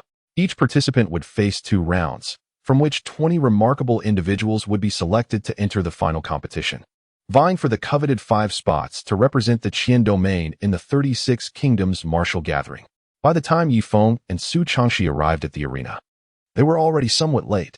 After returning from last night's banquet, he had spent the night experimenting with the refinement of 5th-grade elixirs, and he now felt a glimmer of assurance. He intended to complete the 2 matches today before making another attempt. Soon, the time for the second round of the Celestial Heroes Tournament arrived. The royal announcer's resonant voice called forth the 80 contestants to ascend the stage for the draw. Each participant would draw a number, which would subsequently determine their respective matchups. Ye Feng drew number 1, which signifies that he will compete against the contestant who drew number 80. Xier, which number did you draw? Ye Feng turned his head and inquired. He had no desire to engage in combat with his beloved, especially since Su Changxi had successfully advanced to the 7th level of the heavenly martial realm yesterday. If a confrontation were to occur, his chances of victory would be exceedingly slim. Number 10. Su Changxi revealed the number she had drawn. That's fortunate. It means we shall not face each other in our initial competition. Ye Feng let out a sigh of relief, and Su Changxi also felt a sense of fortunate relief. She too did not wish to encounter Ye Feng. May contestants 1 and 80 please come to the stage, announced the voice of the royal man resonating across the arena. Ye Feng and contestant number 80 simultaneously stepped onto the arena. Upon recognizing his opponent, a playful smile curled at the corners of Ye Feng's mouth. Contestant number 80 was none other than Qi Ping, with whom he had battled the previous day. At this moment, Qi Ping's expression was one of utter dismay. He found himself once again facing Ye Feng. The injuries inflicted upon him by Ye Feng in their last encounter had yet to heal completely, leaving him at a distinct disadvantage. I concede, Qi Ping declared, shocking the audience with his unexpected decision before the royal official could announce the commencement of the battle. The prodigies who had attended the Holy Wind banquet the previous day could comprehend his reasoning, given the humiliating defeat he had suffered. Engaging in combat again would only serve to further disgrace him. If you won't fight, then step aside. Ye Feng raised an eyebrow and coldly exclaimed. He had not anticipated that Qi Peng would exhibit such a lack of resolve. Gritting his teeth and lowering his head, Qi Peng descended from the arena. Greeted by the cold glares and derisive jeers of the onlookers, the royal man cast a disappointed glance at Qi Peng before announcing Ye Feng's victory. As time elapsed, numerous contenders from the top 80 ascended the stage, engaging in fierce battles. Both Su Changxi and the saintly light butterfly triumphed over their respective adversaries, demonstrating formidable prowess. Particularly, after Su Changxi revealed her cultivation at the 7th level of the celestial martial realm, her opponent succumbed to despair, leaving the spectators in a state of shock. Subsequently, the inheritor of the ghost sword, Jian Qishang, and Wei Kun seamlessly advanced into the top 40. Qi Tianqing also successfully vanquished his opponent, however. He remained at the pinnacle of the 7th level of the celestial martial realm. As the morning drew to a close, the 40 matches had concluded. The qualifying top 40 competitors drew lots once more. This time, Ye Feng again drew the number 1. His opponent was none other than the strongest disciple of the Mad Lion sect, Shi Lingyun.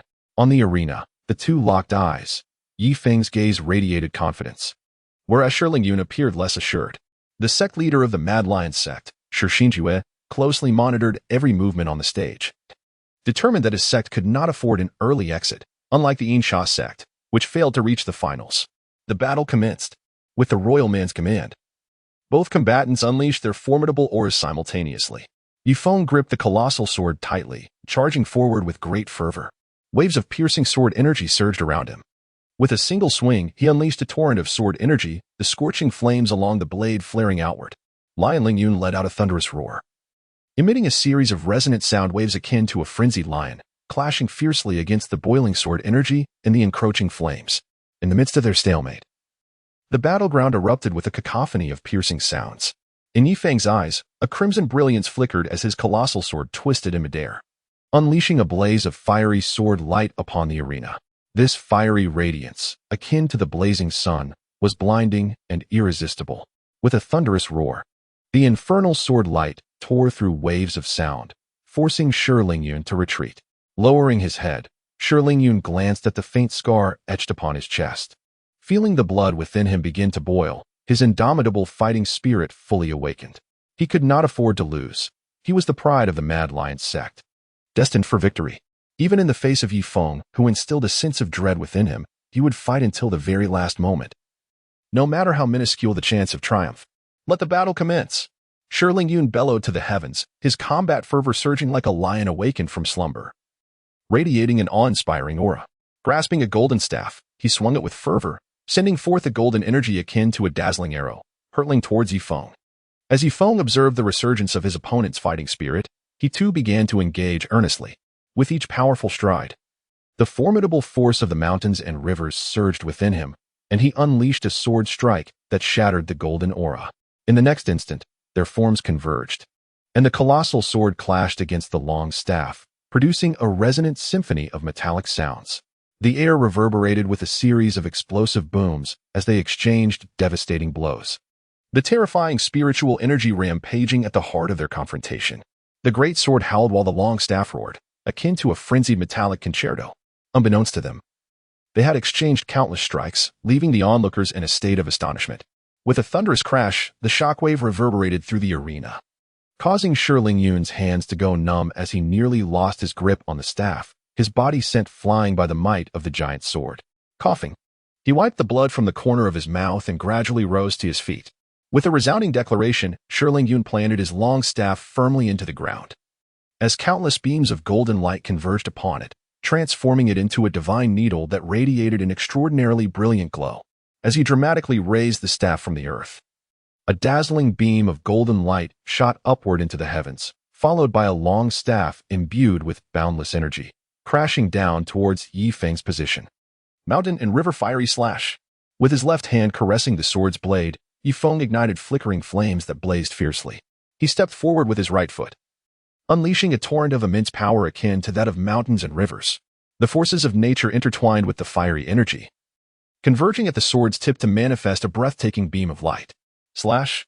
With the utterance of his command, the formidable mountain and river sword was wielded with ferocity, sending forth the dual-colored sword light to confront a terrifying staff strike. Boom. The arena erupted with a thunderous roar, the ground quaking beneath the impact, and countless shards of stone erupted from the epicenter of the explosion.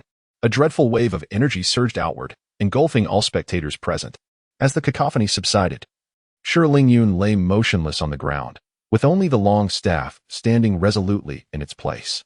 Ye Feng stood calmly, sword in hand, facing the crowd as he proclaimed his victory. Ye Feng had triumphed, securing a place among the top 20. The announcement from the royal male figure stirred a wave of excitement among the disciples of the Cloud Sea sect. Chapter 76, Alchemy Finals, the Yin-Yang Duality Pill. The expression on Shi Xinju's face was exceedingly grim. Ye Feng's combat prowess was truly formidable, and Su Changshi had also ascended to the 7th level of the heavenly martial realm. Among the younger generation, the Savage Lion sect found themselves unable to rival the Cloud Sea sect. More critically, he had learned from Qi Tianho that Song Yuding had already reached the 2nd level of the royal martial realm. If this continued, their Savage Lion sect would be completely outpaced by the Cloud Sea sect. It seemed the time had come for him to seek a powerful ally. As Shi Xinju pondered, Ye Feng had already departed from the battle stage. After a brief exchange with Song Yuding, he returned alone to the residence of the Cloud Sea sect. The following day marked the finals of the Alchemist Convention, and he needed to prepare thoroughly. After Ye Feng's departure, the competition to advance from the top 40 to the top 20 continued. Following a fierce contest, the final 20 were determined. Among them, 6 hailed from the sacred martial royal family, 5 from the Cloud Sea sect, 4 from the Fire Cloud sect, 2 from the Ghost Sword sect, and 3 from the Qi Wang Fu. Not a single disciple from the Yin Sha sect or the Savage Lion sect progressed to the finals, primarily due to their elimination during the first round by Ye Feng and Su Changxi, who swiftly defeated several of their stronger disciples. Along with the coordinated efforts of other disciples from the Cloud Sea sect and the Fire Cloud sect, this led to the current outcome. The next day arrived, marking the finals of the Sacred Martial Kingdom Alchemist Convention. Unlike the preliminaries, the atmosphere today was particularly lively, with numerous factions sending representatives to observe. After all, the alchemists here would likely become the most distinguished individuals in the Sacred Martial Kingdom, making early alliances quite advantageous. Furthermore, the arrogant remarks from the Blood Cloud Kingdom had attracted a significant audience. Even the Emperor of the Sacred Martial Kingdom, Shang Junlin, made a personal appearance at the event. Master Tianqian, is Lin Yan's alchemy skill truly that exceptional? Asked Shang Junlin, adorned in royal robes, exuding an aura of sovereignty. The nations of the Qian domain marvel at his alchemical talent. His abilities will undoubtedly surpass what I have conveyed. Yao Tianqian sighed, his brows furrowed with worry. Upon hearing this, Shi Junlin fell silent. Such a grave assessment from Yao Tianqian indicated that defeating Lin Yan of the Blood Cloud Nation would indeed be a formidable challenge. He could only place his hopes on Qi Tianxing and Yin Yuan, both of whom were prodigies in alchemy from the Holy Martial Nation. Perhaps Ye Feng also held a glimmer of potential, and it was hoped that this young man's alchemical prowess would match his audacity. As the two conversed, Lin Yan approached confidently, the first to ascend the alchemical platform. The father and son duo, Qi Tianho and Qi Tianshang, were already present. Hu Yanling arrived with Yin Yulan and Hu Qianer in quick succession. Only Ye Feng's absence remained a concern. If he did not arrive soon, he would exceed the time limit. Yao Tianqian cast a glance at the gathering on the alchemical stage, murmuring softly. Hu Qianer anxiously scanned the crowd. It would be a tremendous loss if Ye Feng missed the competition due to tardiness. At that critical moment, a figure clad in azure descended from the sky, accompanied by the recently emerged Ye Feng. Under the gaze of the onlookers, the pair, a man and a woman, landed gracefully on the alchemical platform. Do your best, Song Yuding encouraged, before elegantly departing from the stage. Today, her man would undoubtedly shine with unparalleled brilliance. Ye Feng, today I shall show you just how laughable your self-proclaimed alchemical skills truly are, Qi Tianxing scoffed, his face a mask of disdain. I just hope your face does not suffer from the sting of your own words. Consider this, your arm will be mine today. Ye Feng chuckled softly, then turned his attention away from Qi Tianxing. Today, he was to concoct a 5th-grade elixir, necessitating his undivided focus. Lin Yan observed the internal strife among the people of the Sacred Martial Nation, a faint smirk curling at the corners of his mouth. Initially, he harbored some concerns that the individuals from the Sacred Martial Nation might disrupt his alchemical endeavors. However, it now seemed that his apprehensions were somewhat exaggerated. Nonetheless, a degree of vigilance remained essential. Elder Yao, may we commence? Lin Yan inquired, casting a calm glance at Yao Tianqian. The duration for this alchemical session was set at 1 hour. Within this time frame, the one who produced the highest grade of elixir, characterized by the most intricate patterns, would be declared the champion. Yao Tianqian spoke with tranquility. I hereby declare the alchemical competition officially underway. As his words resonated, all the alchemists began to retrieve their furnaces and ignite their flames.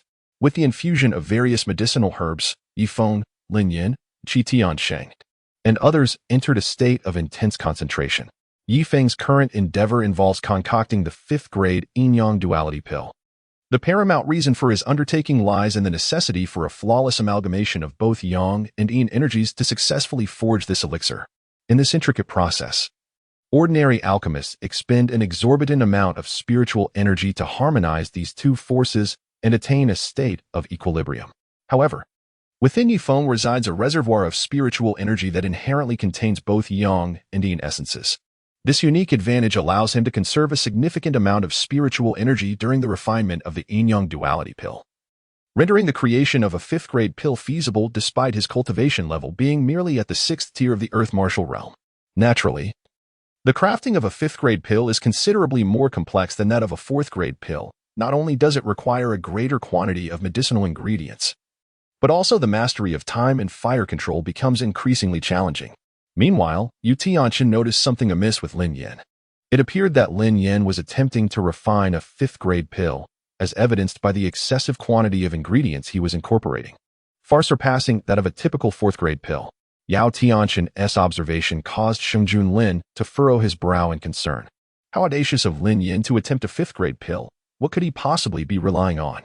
Yet, his frown soon relaxed, for if that were the case, the chances of their Shengwu kingdom triumphing over the opposition might still be substantial. Hui Yanling, having overheard Yao Tianxin's remarks, exhibited a glimmer of surprise in his aged eyes. His gaze shifted to Huiqianer and Ye Feng, the former's frequent mentions of Ye Feng's alchemical talent having piqued his interest. Today, he was determined to assess Ye Feng's alchemical prowess. Should this young man indeed demonstrate commendable skills in alchemy, he would tacitly endorse the relationship between Qianer and Ye Feng. After all, it is a rarity to encounter a youth endowed with talents in both cultivation and alchemy, especially one whom Qianer has taken a liking to. Nevertheless, what was this young man attempting? With so many ingredients, could it be that he also aspired to concoct a fifth-grade pill? Wu Yinling pondered silently. As time progressed, several alchemists reached the final stage of their endeavor, pill condensing. Success in this stage meant that the elixir would be successfully refined. Boom! As the alchemical furnaces trembled, a number of third-grade alchemists were the first to accomplish their pill crafting. Chapter 77. Qi Tianxing's Dilemma, Shejun Lin's Contemplation. Time passed unmeasured, and eventually, Hua Qianer completed the refinement of her elixir. She had successfully concocted a basic fourth-grade pill, and she was quite satisfied with her achievement. After all, her cultivation level was merely at the 8th stage of the Earth Martial Realm, and at the tender age of 19, her accomplishment was enough to astonish many. Following Hua Qianer, Yin Yulin and Qi Tianxing also adeptly completed their own elixirs. Yin Yulin produced a fourth-grade Peiyuan pill adorned with 7 stripes, while Qi Tianxing crafted an 8th-striped fourth-grade soul-nourishing pill. A shadow of dejection crossed Yin Yulin's face as he glanced at Qi Tianxing's creation. Qi Tianxing wore a subtle smile. The soul-nourishing pill was among the most challenging fourth-grade elixirs to produce, and with its 8-stripe quality, he was almost assured of victory in the alchemist competition. After all, concocting a 9-striped fourth-grade pill was no trivial feat observing his surroundings.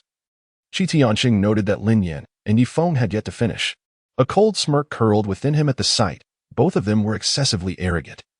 Yet they had not completed their refinement. Should they fail at this juncture, it would be utterly laughable. Yao Tianxin's gaze was fixed intently on Lin Yan. Should Lin Yan manage to create a 5th-grade pill, the victory would be secured. With my blood, I shall condense this pill. Lin Yan's voice suddenly resonated. His spiritual power was indeed insufficient to support the creation of a 5th-grade pill, yet he could harness his own blood vitality to forge a legend of his own. Buzz! The alchemical furnace before Lin Yan trembled suddenly, a crimson glow bursting forth from within.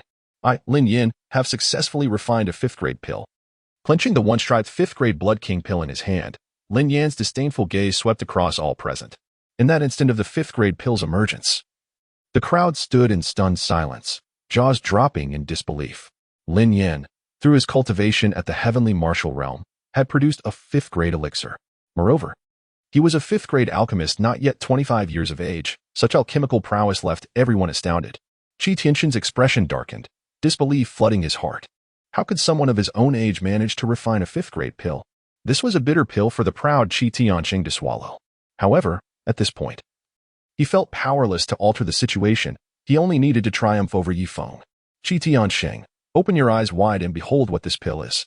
Ye Feng's resounding voice drew everyone's attention. In the next moment, as the alchemical furnace quivered, a pill infused with the essence of yin and yang materialized before the onlookers.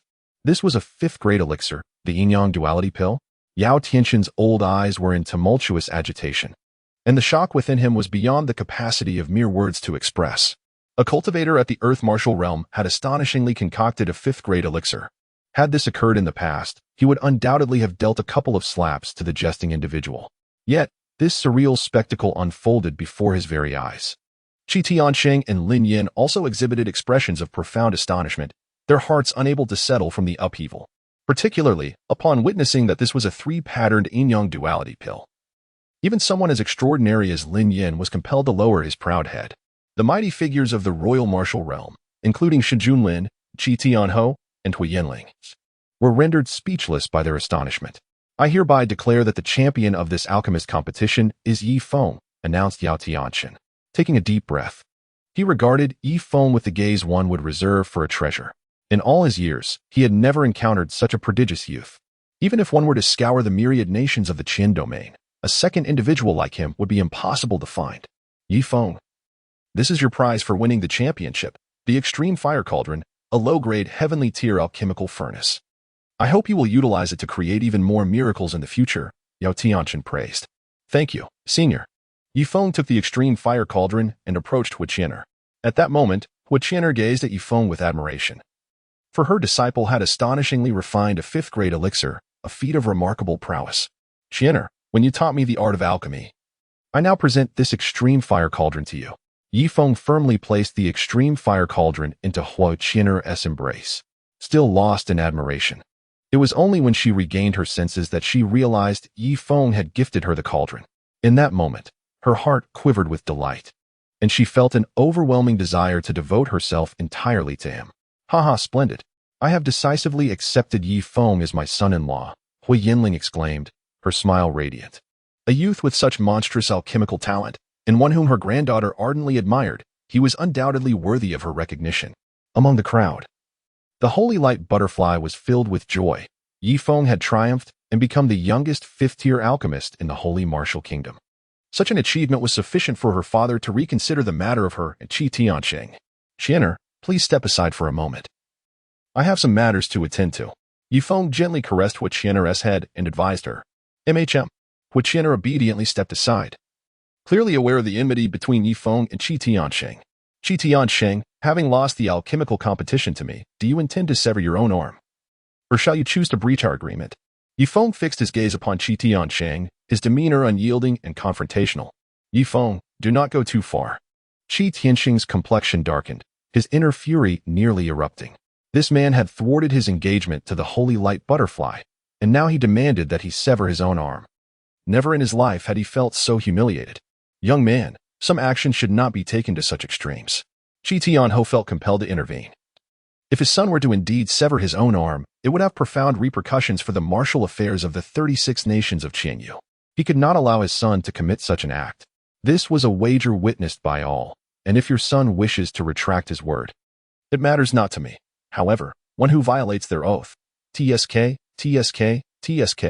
Ye Feng shrugged casually, expressing his thoughts. It was impossible for him to forcibly sever Qi Tianxin's arm. Whether he could defeat him was another matter entirely. But it was certain that Qi Tianhou would never consent to such an action. Moreover, it was possible that Sheng Junlin would not agree either. For Qi Tiansheng was set to represent the Shengwu Kingdom at the Martial Assembly of the 36 Nations in the Qin domain. Therefore, it would be more prudent for him to adopt a strategy of retreating to advance, allowing Qi Tianxin to make his own choice. Should the other party choose to sever his own arm, his strength would undoubtedly diminish significantly, posing no further threat to Ye Feng. Conversely, if he refrained from doing so, he would be met with the disdain of the crowd and the scorn of Sheng Junlin. At this moment, Sheng Junlin was also eager to observe the decision Qi Tianxin would make. Would he choose to sever his arm to uphold the agreement? Or would he disgracefully breach it? Yet, it seemed that regardless of his choice, Qi Tianxin would lose value in Sheng Junlin's eyes. No one appreciates a person who is untrustworthy.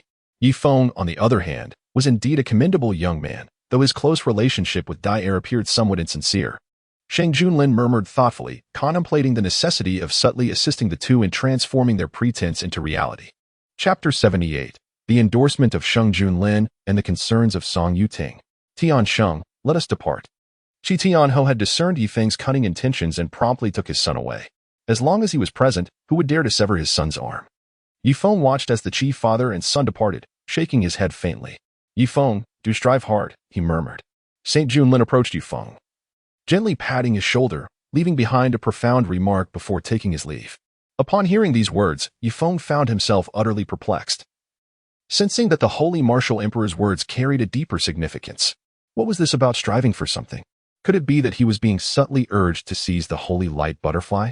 The holy light butterfly, taken aback by her father's unexpected greeting to Ye Feng, felt a surge of surprise within her.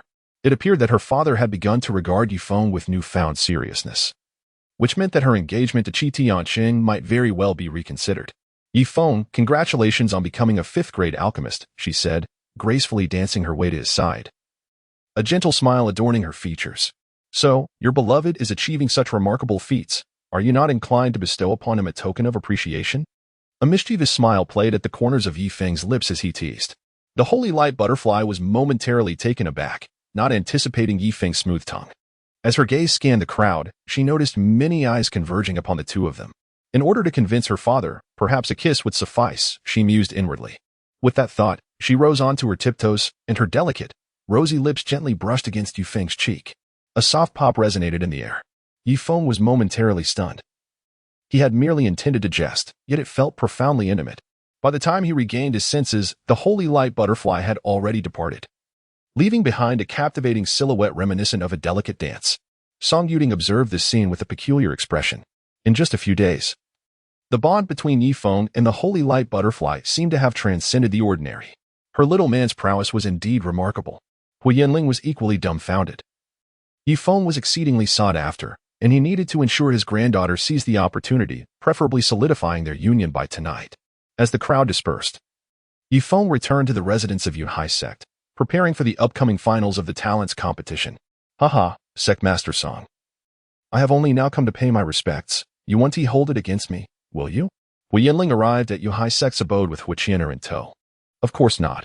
I merely wonder what brings sect master Hui here, Song Yuding inquired, feigning ignorance. Upon seeing Hu Yanling's arrival, she immediately deduced that the old man was undoubtedly seeking Ye Feng. Naturally, I am here to discuss matters concerning Qianer and Ye Feng. They're not young anymore, and certain considerations can now be brought to the forefront, Hu Yanling said with a slight smile. Sect Master Hua, there is no rush regarding this matter, Song Yuding replied dismissively, pursing her lips. Hu Yanling's expression shifted subtly. What did Song Yuding mean by that? Did she deem his granddaughter unworthy of Ye Feng? Ye Feng, you rascal, come out. After taking advantage of my granddaughter, do you intend to deny it? Hu Yanling bellowed at the residents of Yunhai sect. Upon hearing this, Ye Feng could only muster the courage to step forward. He was uncertain of the intentions behind Song Yuding's words, as she had explicitly informed him that he could not capture Hu Qianer tonight. It was imperative that he wait until the conclusion of tomorrow's grand competition before taking action. Hu Senior, Qianer, Ye Feng greeted the two individuals. Ye Feng, if it weren't for my alchemical insights back then, you would not have achieved your current stature. How is it that you now feel that Qianer is unworthy of you? Fire Yanling exclaimed, puffing his cheeks in indignation. Grandfather, brother Ye Feng is not like that. Fire Qianer replied, her cheeks flushed with embarrassment at her grandfather's fervent outburst. Senior Fire, that is simply not the case. I swear by my martial heart that I shall never forsake Qianer in this lifetime. However, in preparation for tomorrow's decisive match, I must devote this evening to diligent training. Ye Feng could only explain in this manner. That is more like it. Hu Yanling let out a soft snort. And Ye Feng vowed with the heart of a martial artist that it was indeed a sincere promise. However, you young man, do make haste. I wish to embrace my great-grandson. He discreetly urged Ye Feng by whispering in his ear, causing Hu Qianer beside them to blush with embarrassment. Ahem. I shall do my utmost, as a junior. Ye Feng gazed at the elderly Fire Yanling, who displayed an air of unyielding pride and could only acquiesce with a nod. Very well, I shall not intrude upon your cultivation any longer. Qianer, let us take our leave. With that, Fire Yanling nodded with satisfaction. Brother Ye Feng, my grandfather and I shall depart now. Fire Qianer cast a lingering glance at Ye Feng, filled with reluctance. Qianer, do come find me once the grand competition concludes tomorrow. Ye Feng feigned seriousness. His relationship with Hu Qianer had grown exceedingly intimate, and it was time to transform her into his beloved. Hu Qianer discerned the underlying meaning in Ye Feng's words and shyly nodded in agreement. A sense of anticipation began to blossom within her heart for the morrow. After bidding farewell to Hu Yanling and Hu Qianer, Ye Feng finally stepped into the room with Song Yuding. Tinger, are you feeling a twinge of jealousy? Ye Feng observed Song Yuding's unusual behavior and inquired, is this not the reason? Song Yuding sighed softly, you have already shone brightly today, garnering the attention of the holy monarch Lin. I am aware of your unique constitution. Should your cultivation progress further tonight, it would not bode well for you. However, If you showcase your abilities tomorrow, your innate talent will undoubtedly instill fear in all, particularly among the Fierce Lion sect, the Insha sect, and the Qi Wang manor. Even the Ghost Sword sect would not remain unaffected. It is crucial to recognize that the Qi Wang manor boasts two formidable warriors of the imperial martial realm, as does the Ghost Sword sect, alongside the Fierce Lion sect and the Insha sect. Altogether, there are 6 such powerful entities. Such a force cannot be overlooked by the holy martial royal family. After listening to Song Yuding's explanation, Ye Feng comprehended the profound implications therein. A brilliance that is too pronounced easily attracts the ire of formidable factions, capable of stifling him in his infancy. You need not worry excessively. Once I ascend to the 3rd level of the imperial martial realm, no one will pose a threat. A note of confidence resonated in Song Yuding's tone. She was not far from reaching the 3rd level of the imperial martial realm. At that time, whether it be the master of the Ghost Sword sect or the holy martial emperor, she felt assured in her ability to contend with them. Upon hearing this, a flicker of astonishment passed through Ye Feng's eyes. It is well known that the breakthrough to the royal martial realm is exceptionally arduous. Little man, what are you waiting for? Song Yuding exclaimed, tugging at Ye Feng's garment, her enchanting gaze captivating the soul. Chapter 79. The Duel with the Inheritor of the Ghost Sword. On the day of the finals for the Sacred Martial Kingdom's Grand Tournament, the square was thronged with spectators. Representatives from the Sacred Martial Royal Family, the Qi Wang Estate, and the Ghost Sword sect, along with members from the 4 major sects, had all gathered. Today promised to be a day of utmost excitement, as 5 champions would be determined to represent the Sacred Martial Kingdom in the competition among the 36 nations of the Qian domain. The finals consisted of only 2 rounds. The top 20 would be narrowed down to 10, and then from 10 to 5, who would compete on behalf of the Sacred Martial Kingdom in half a month. The authoritative voice of the Sacred Monarch Lin resonated from the arena.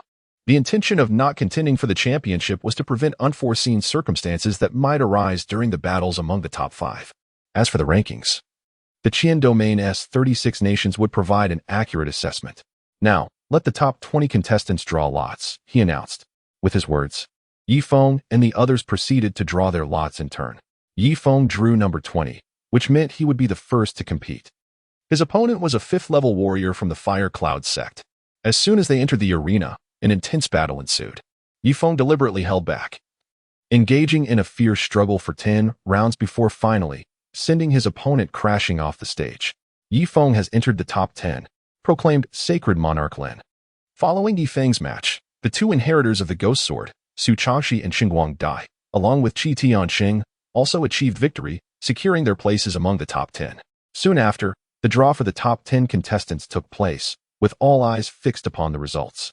In everyone's mind, the Ghost Sword inheritor Jian Qishang was undoubtedly the most formidable presence.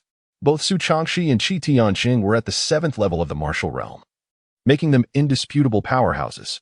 The Ghost Sword inheritors Wei Kuan and Xinguang Dai were both at the 6th level of the martial realm, showcasing formidable strength. Particularly, Wei Kuan had a reputation for dispatching opponents with a single strike. For the inheritors of the Ghost Sword, challenging opponents of a higher level was indeed within the realm of possibility. Ye Feng's prowess is beyond question, having decisively defeated 2 individuals at the 6th level of the heavenly martial realm. As for the other 4, they are all at the 5th level of the heavenly martial realm, and their entrance into the top 10 is largely attributable to mere fortune. This implies that the 5 strongest contenders will emerge from among these 6, with at least 2 of them inevitably clashing in a spectacular battle. With the drawing of lots concluded, Jian Qishang was the first to ascend the battle stage, swiftly vanquishing his opponent with a single strike. Qi Tianxing, Su Changxi, and Xinguang Dai followed suit, each triumphing over their respective adversaries and securing their places among the top 5. In the arena, only Wei Kuan and Ye Feng remained, yet to engage in their final confrontation. Kuan, go forth and defeat him, commanded the master of the Ghost Sword sect. Clearly still incensed by Ye Feng's prior refusal to join their ranks, given the other's apparent lack of appreciation, he resolved to extinguish the threat before it could flourish. Master, I shall undoubtedly defeat him today, Wei Kuan declared, brandishing his long sword as he stepped forward and leaped onto the stage. Ye Feng stood tall, a confident gleam illuminating his dark eyes, before he leaped onto the battlefield. The 2 exchanged glances from afar, their eyes ablaze with the fervor of combat. As the audience eagerly anticipated the outcome of this duel, you will come to regret your decision to decline joining the Ghost Sword sect. As Wei Kuan spoke, The aura of his sword enveloped him. Even if given another chance, I would still refuse.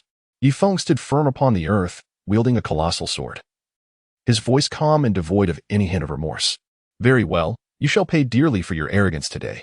Wei Kuan's brows furrowed sharply, his tone growing progressively icy. As the holy monarch Lin declared the commencement of the duel, a formidable aura erupted simultaneously from both individuals. Boom. Even before their forms could collide.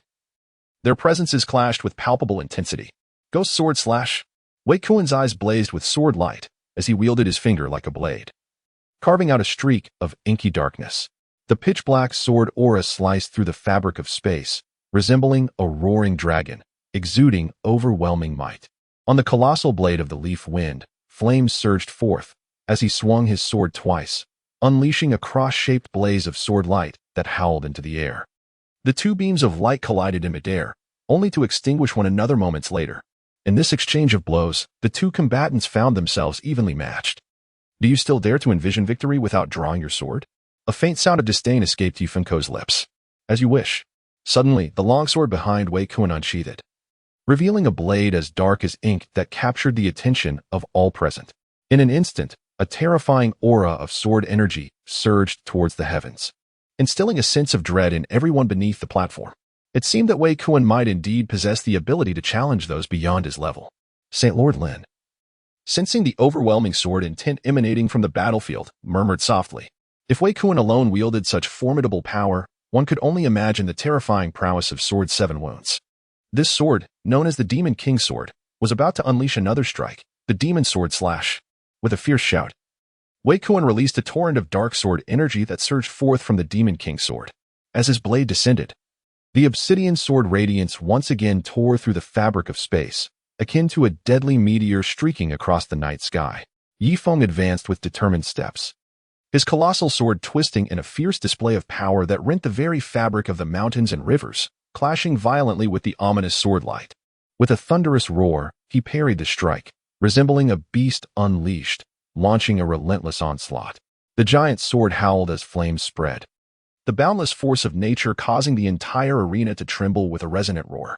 A flicker of astonishment flashed in Wei Kuan's eyes, clearly taken aback by Ye Feng's ability to withstand such a formidable blow with such ease. Yet, there was no time for contemplation. Ye Feng was upon him once more, sword raised for another strike, compelling Wei Kuan to raise his own blade in defense. The massive sword collided with the slender blade, producing a deep, resonant clash of steel. The two warriors exchanged blows in rapid succession, each strike echoing like thunder, sparks of sword light bursting forth upon the arena. The spectators, enthralled by the exhilarating battle, erupted in fervent cheers, their spirits ignited by the clash of titans. After an intense exchange, Wei Kuan recognized that to vanquish Ye Feng, he must unleash his most potent martial technique, the Ghost King's triple kill. As he prepared, a tempest of sword intent erupted from his dark eyes, enveloping the entire arena. The terrifying sword energy tore through the surrounding space, devouring everything in its path.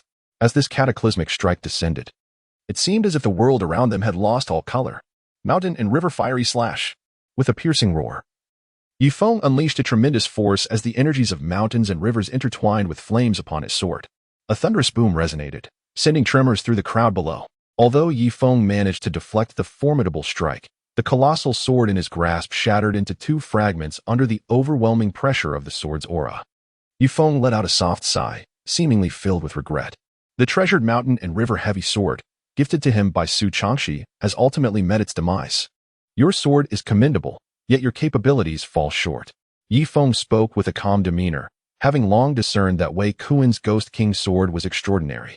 At least a low-grade heavenly weapon, and perhaps even a mid-grade one. In contrast, the mountain river heavy sword in his grasp was merely a low-grade earthly weapon, incapable of withstanding such a violent clash. The sword is an integral part of my strength. This Ghost King sword has been passed down through generations of ghost sword heirs. Now, without your sword, I wonder how you shall defend yourself. Wei Kuan stood, wielding his sword like a divine being descended upon the earth, exuding a power that was almost suffocating. Ghost King's triple kill, second kill, heaven and earth kill. With the proclamation, a sword strike that could overshadow the heavens erupted on the battlefield. Even without a sword, I can still vanquish you. Faced with this awe-inspiring strike, Ye Feng remained unperturbed, standing tall with an air of pride. Today, I shall shake the sword with my fingers. Chapter 80. Defeating the heir of the ghost sword. Capturing Huiqianer. The pure yang shattering sky finger, 2 fingers illuminating the firmament. A surge of pure yang energy gathered at his fingertips. And as Ye Feng pressed down with his 2 fingers, they transformed into colossal fingers imbued with pure yang power, descending like the blazing sun from the heavens. Boom! The clash between the earth-shattering sword radiance and the colossal pure yang fingers erupted with a sound that could rend the heavens and earth, leaving the spectators below in stunned silence. The martial skills of these 2 were increasingly formidable, nearly overwhelming their senses. You shall not succeed. Ye Feng extended his 3rd finger, and with a gentle sway, his garments rose as if moved by an unseen breeze. Beneath his unassuming words lay an immense reservoir of confidence. You may withstand my 2nd strike, but you shall undeniably falter against my 3rd. Wei Kuan observed Ye Feng's disdainful gesture, his gaze swirling with a terrifying ferocity. As the heir to the ghost sword, how could he possibly accept defeat? Ghost King's triple kill, the 3rd strike, the god-slaying blow. Wei Kuan bellowed, and in an instant, the Ghost King's sword in his grasp unleashed a formidable surge of power. The obsidian blade radiated a ferocious dark sword aura, resembling a colossal black dragon spiraling through the air, imbued with boundless murderous intent and destructive force. Wherever this sword aura traversed, the fabric of space tore asunder, and divine beings recoiled in trepidation.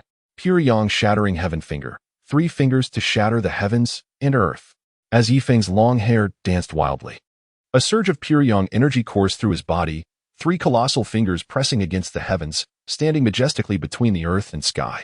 With a thunderous roar that shook both heaven and earth, a terrifying shockwave of energy swept across the entire arena, resonating in the hearts of all present.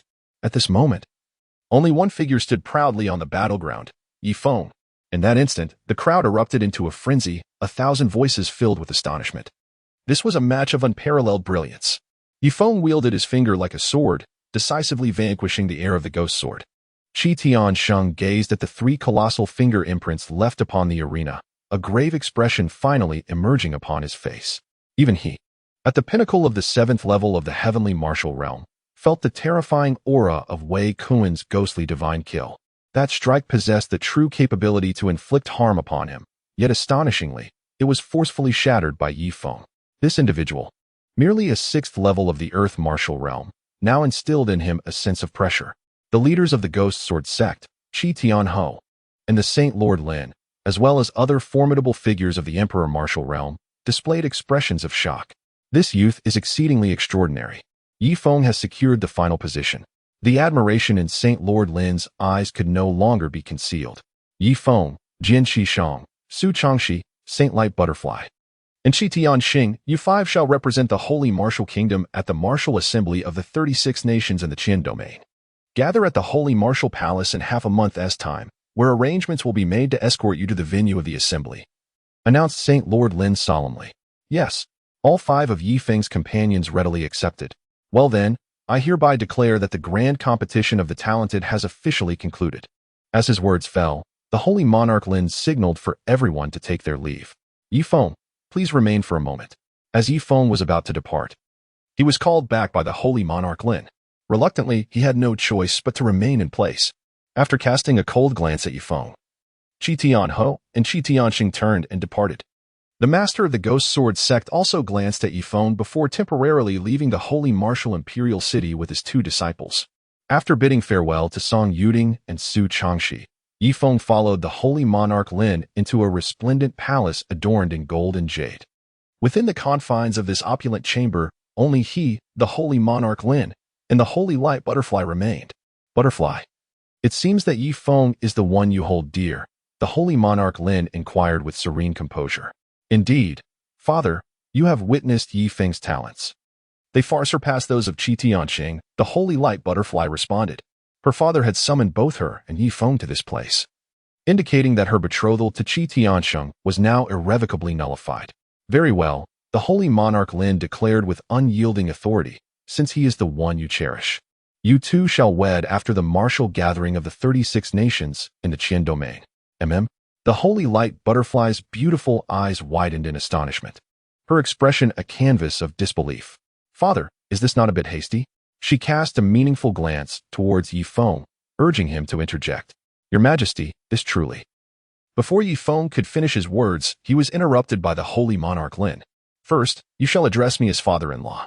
Secondly, I am currently conversing with my daughter, so kindly hold your tongue, the holy monarch Lin admonished with a feigned sternness. Upon hearing this, Shen Guangdie could only reveal an expression of helplessness. Father, my relationship with Ye Feng requires further adjustment. She reluctantly deflected. What? Are you suggesting that your connection with Ye Feng is insincere? If that is the case, I have yet to extricate myself from matters concerning the Qi Wangfu. Just consider. Sheng Junlin's countenance darkened, feigning sternness. My feelings for Ye Feng are undoubtedly genuine. It is merely. Enough, Dyer, you need not elaborate further. Ye Feng, you may attend to matters with my daughter today. It would be beneficial for the two of you to communicate more prior to the wedding. Sheng Junlin's tone carried an air of undeniable authority, and with a dismissive wave, he departed, leaving Shen Guangdie in a state of bewilderment. Attend to matters? Upon hearing this, Ye Feng's expression turned peculiar. Such a fortunate occurrence? Ye Feng, do not even entertain the thought. The holy light butterfly sensed Ye Feng's unwavering gaze upon her, resembling a startled little fox. How could her father permit Ye Feng to engage in such actions towards her? It was utterly embarrassing. Miss Butterfly, you misunderstand. I, Ye Feng, am not one to take advantage of others' misfortunes. Since you are unwilling, I shall take my leave. Ye Feng spoke in a calm tone. Since he could not taste this one, he could indulge in the fiery Qin'er today. As for the holy light butterfly, there would be ample opportunities in the future. Seeing Ye Feng depart, the holy light butterfly finally breathed a sigh of relief, though a hint of disappointment flickered in its eyes. After Ye Feng departed from the imperial palace, he returned to the residence of Yuhai sect, subsequently leaving the royal city with his companions and making his way back to the sect.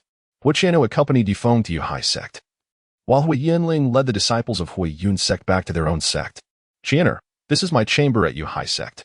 Would you like to step inside and take a look? As Ye Feng spoke, a mischievous smile graced the corners of his lips. Very well.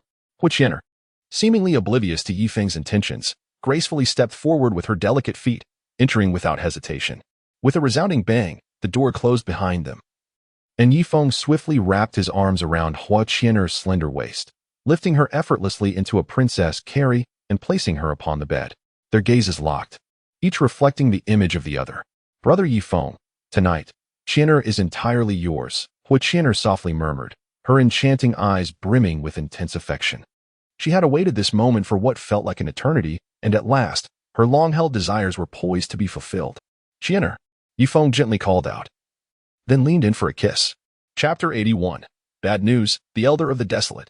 The following day, upon the broad shoulders of Ye Feng rests a stunningly beautiful and endearing young girl. Hu Qianru slowly opens her enchanting eyes, gazing upon Ye Feng's resolute visage. Absorbing the palpable aura of masculinity that envelopes her, her face radiant with bliss. At that moment, Ye Feng abruptly opens his eyes, locking his gaze with Hu Qianru. Alas! Hu Qianru's eyes dart away, shy and unable to meet Ye Feng's unwavering stare. Qianru, you were not like this last night. Why have you turned shy today? With a mischievous smile curling at the corners of his lips, Ye Feng teased, Oh, my dear Ye Feng, you are unbearable. Hu Qianru playfully tapped her delicate hand against Ye Feng's chest, mimicking the endearing gestures of a petulant child. For 3 consecutive days, Ye Feng and Hu Qianru relished their moments of solitude together.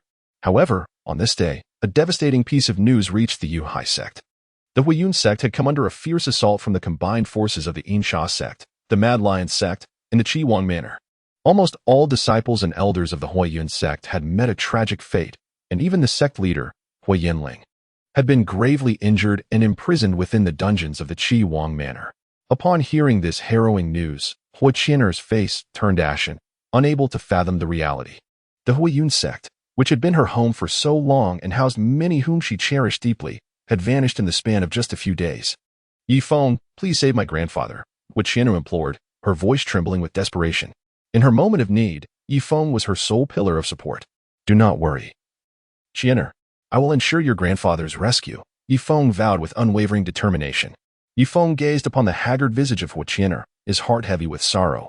Simultaneously, an inexorable fury surged within him. Hui Yinling was not only Qianru's grandfather, but had also rendered him considerable assistance in the art of alchemy.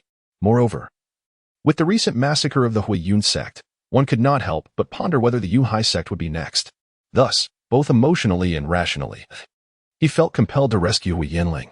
Having made his resolution, Ye Feng led Hui Qian'er to the residence of Song Yuding. Master, as Ye Feng began to speak, he was met with a soft sigh from Song Yuding. Feng, I am aware of your purpose here. Yet I alone cannot stand against the 4 formidable warriors of the imperial martial realm. Moreover, there may be the ghost sword sect lurking behind this. A hint of sorrow graced Song Yuding's brow. The recent downfall of the Fire Cloud sect served as both a warning and a threat to her Yunhai sect. The reason her sect was not the first to face annihilation was singular. Su Changxi and Ye Feng were set to represent the Holy Martial Kingdom in the grand competition of the 36 nations in the Qian domain. The 3 factions dare not brazenly extinguish her Yunhai sect, lest they invoke the wrath of the Holy Martial Royal Family. If you wish to rescue Hui Yinling, the only recourse is to seek the intervention of the Holy Martial Royal Family, Song Yuding suggested, gazing at the unwavering determination etched upon Ye Feng's face. Is there truly no other way? In Ye Feng's pitch-black eyes lay an overwhelming fury. While it is conceivable that the Holy Martial Royal Family's intervention could rescue Hui Yinling, his true desire is the annihilation of the Mad Lion sect, the Yin Sha sect, and the Qi Wang mansion. There exists another possibility. After a brief silence, Song Yuding spoke softly. Within the realm of Holy Martial, there resides an ancient elder known as Tian Huang, though few are aware of him.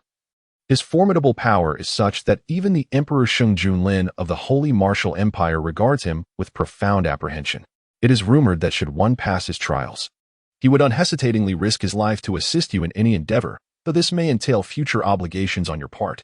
After listening to Song Yuding's words, Ye Feng's eyes sparkled with intense brilliance. The Holy Monarch Lin is a formidable presence, a level 3 powerhouse in the royal martial realm. Undoubtedly the sovereign of the Holy Martial Nation. Even the master of the Ghost Sword sect, of the same realm, would hesitate to provoke him lightly.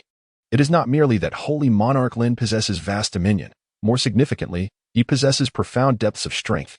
To think that such a formidable figure exists within the Holy Martial Nation, causing even Holy Monarch Lin to harbor deep apprehension. Master, where is he? I must go and test my mettle.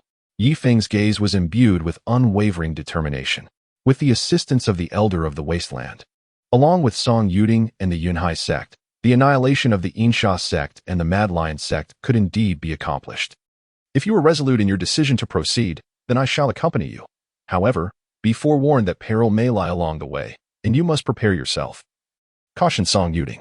Master, I possess the art of disguise. Allow me to venture forth alone, for the Yunhai sect still requires your guardianship. Ye Feng pondered for a moment before making his decision. At this juncture, Hui Qian'er and Su Changxi were both at Yunhai sect. If Song Yuding were to take him away and they encountered any peril, it would be an outcome he could not bear. Very well, take care of yourself. Unable to resist Ye Feng's determination, Song Yuding reluctantly acquiesced. Qian'er, wait for me here. I promise I shall rescue your grandfather. Ye Feng assured her. Brother Ye Feng, you must be cautious. Qian'er will wait for your return here. Hui Qian'er reluctantly released Ye Feng's hand. Ye Feng nodded. And after acquiring the address of the elder Tian Huang from Song Yuding, he returned to his dwelling to perform a transformation. This disguise technique, which he had delved into some time ago, was finally proving its worth. An hour later, Ye Feng's appearance, stature, and aura underwent a remarkable metamorphosis. At this moment, even Song Yuding found it challenging to recognize him. Once the transformation was complete, Ye Feng bid farewell to the 3 women and departed from the Yunhai sect, embarking on his quest to find the elder Tian Huang. Chapter 82, Passing the Trial and Obtaining the Tian Huang Spear. After a day and a night of travel, Ye Feng successfully arrived at the outskirts of an unnamed small town. In this desolate area, there stood a thatched cottage. Surrounding the cottage were neither trees nor flowers, and even the earth bore a desolate hue. The only thing that captured Ye Feng's attention was a long spear thrust into the ground before the thatched dwelling. The spear, embedded in the barren soil, made it impossible to discern its length, save for the rough wooden shaft firmly planted in the earth. This must be the place. Ye Feng surveyed his surroundings and concluded that this was indeed the location indicated by Song Yuding. The thatched cottage and the long spear, both iconic symbols, aligned perfectly with her description. Esteemed elder, I, Ye Feng, have come to partake in your trial and humbly request your guidance and assistance. Ye Feng called out loudly towards the thatched cottage ahead. In response, he was met with a prolonged silence. Ye Feng did not concede defeat. Instead, he called out thrice with unwavering resolve. At last, a sound emerged from within the thatched cottage. With a creaking noise, an elderly man, stooped and frail, pushed open the wooden door, and stepped out. Drawing this gun you see before you signifies that you have passed my test, the hoarse voice of the old man resonated. He cast a dispassionate glance at Ye Feng before retreating back inside, closing the door behind him. Just before the door shut, a warning echoed in Ye Feng's ears. This gun may cost you your life. When you draw it, your fate is solely yours to bear. Upon hearing the words, a grave expression emerged on Ye Feng's face. He certainly did not believe that the old man was jesting. Nevertheless, he was resolute in his determination to draw the gun today. Ye Feng took a deep breath and approached the long spear. However, when he was 10 feet away, his steps abruptly halted as he sensed a desolate aura encroaching upon his being. He hurriedly channeled his internal spiritual energy to fend it off, and then attempted to advance once more. Yet, when he drew to within 5 feet of the spear, moving forward became exceedingly arduous. The oppressive desolation intensified, presenting a genuine threat to his life should he proceed any further. After a moment of contemplation, Ye Feng slowly retreated. The prospect of nearing the spear seemed as daunting as scaling a mountain, let alone drawing it forth. Nevertheless, this did not signify his intention to surrender. Often, reckless boldness yields counterproductive results. Subsequently, he settled into a meditative posture 8 feet from the spear. Previously, he had been battling the desolate force with his spiritual energy, but he now pondered the possibility of harmonizing his energy with the desolate aura, which might allow him to approach the spear and perhaps even draw it out. Upon this realization, Ye Feng simultaneously contended with the desolation emanating from the spear while seeking enlightenment and meditation. A moment of clarity struck. The elder of the thatched cottage observed with keen eyes, recognizing the remarkable insight of this youth. Not only had he swiftly discerned the most effective method, but he had also entered a state of profound understanding. Yet, the challenge of extracting the celestial desolation spear remained exceedingly formidable. Outside the thatched cottage, at this moment, Ye Feng seemed to find himself in a desolate expanse, where all life withered and perished, and only the terrifying aura of desolation rampaged unchecked. He was akin to a rootless water plant, swaying in the wind, enduring the baptism of the desolate force. A day passed. 2 days passed. Time became an enigma, until Ye Feng abruptly opened his eyes, and he understood. This was a force of desolation, a power encompassing the cycle from life to death. Boom. At that moment, his cultivation at the 8th level of the earth martial realm blossomed forth. After days of being washed by the force of desolation, the spiritual energy within Ye Feng underwent a slight assimilation with this force. The fusion of these two powers allowed him to transcend 2 minor realms in an instant. He then rose to his feet and took a step forward, gradually making his way toward the Tianhuang spear. 5 feet, 3 feet, 1 foot. Ye Feng gazed intently at the Tianhuang gun, which was within arm's reach, as his right hand grasped the gun's barrel. An even more terrifying force of desolation began to permeate through his hand. Grant me power. With a thunderous shout, Ye Feng unleashed a formidable aura from within, accompanied by an overwhelming will of the wilderness. How could this be? He actually comprehended the will of the wilderness with such a meager amount of primal energy. The elder of Tianhuang in the thatched cottage gasped in astonishment, his aged eyes trembling with intensity. This revelation astonished him 1,000-fold more than Ye Feng's ability to draw the Tianhuang spear. It is important to note that the power of will typically requires a warrior of the king martial realm to grasp. Some extraordinary prodigies might achieve an understanding of this power in the late stages of the earth martial realm. Yet, Ye Feng, with his mere 8th level of the earth martial realm, had comprehended the will of the wilderness, a feat 100 times more challenging than ordinary will. Remarkably, he accomplished this in just 5 short days. Boom. As the potent will of the wilderness erupted, Ye Feng exerted his strength, finally drawing forth the radiant Tianhuang spear. This is indeed an exceptional weapon. In the moment Ye Feng drew the weapon, he sensed its extraordinary nature. Although the gun appeared unremarkable, even bearing signs of rust, he felt it possessed a strength surpassing that of Wei Kuan-esque Ghost King's sword. Standing firm with the gun in hand, he gazed towards the thatched cottage, only to discover that the elder Tianhuang had already materialized before him. Junior Ye Feng pays his respects to the esteemed elder. Ye Feng performed a respectful bow. Ye Feng, a splendid name, praised the elder of the desolate sky, his gaze upon Ye Feng akin to that directed at the most exquisite maiden in the world. Filled with excitement and fervor. Esteemed elder, I find myself facing certain difficulties and humbly seek your assistance. Ye Feng took a step back and spoke respectfully. The peculiar gaze of the elder Tianhuang unsettled him, stirring a sense of trepidation within. Please, recount the troubles you have encountered, inquired elder Tianhuang. in the sacred martial kingdom. He feared no one. However, he felt it imperative to first ascertain Ye Feng's character.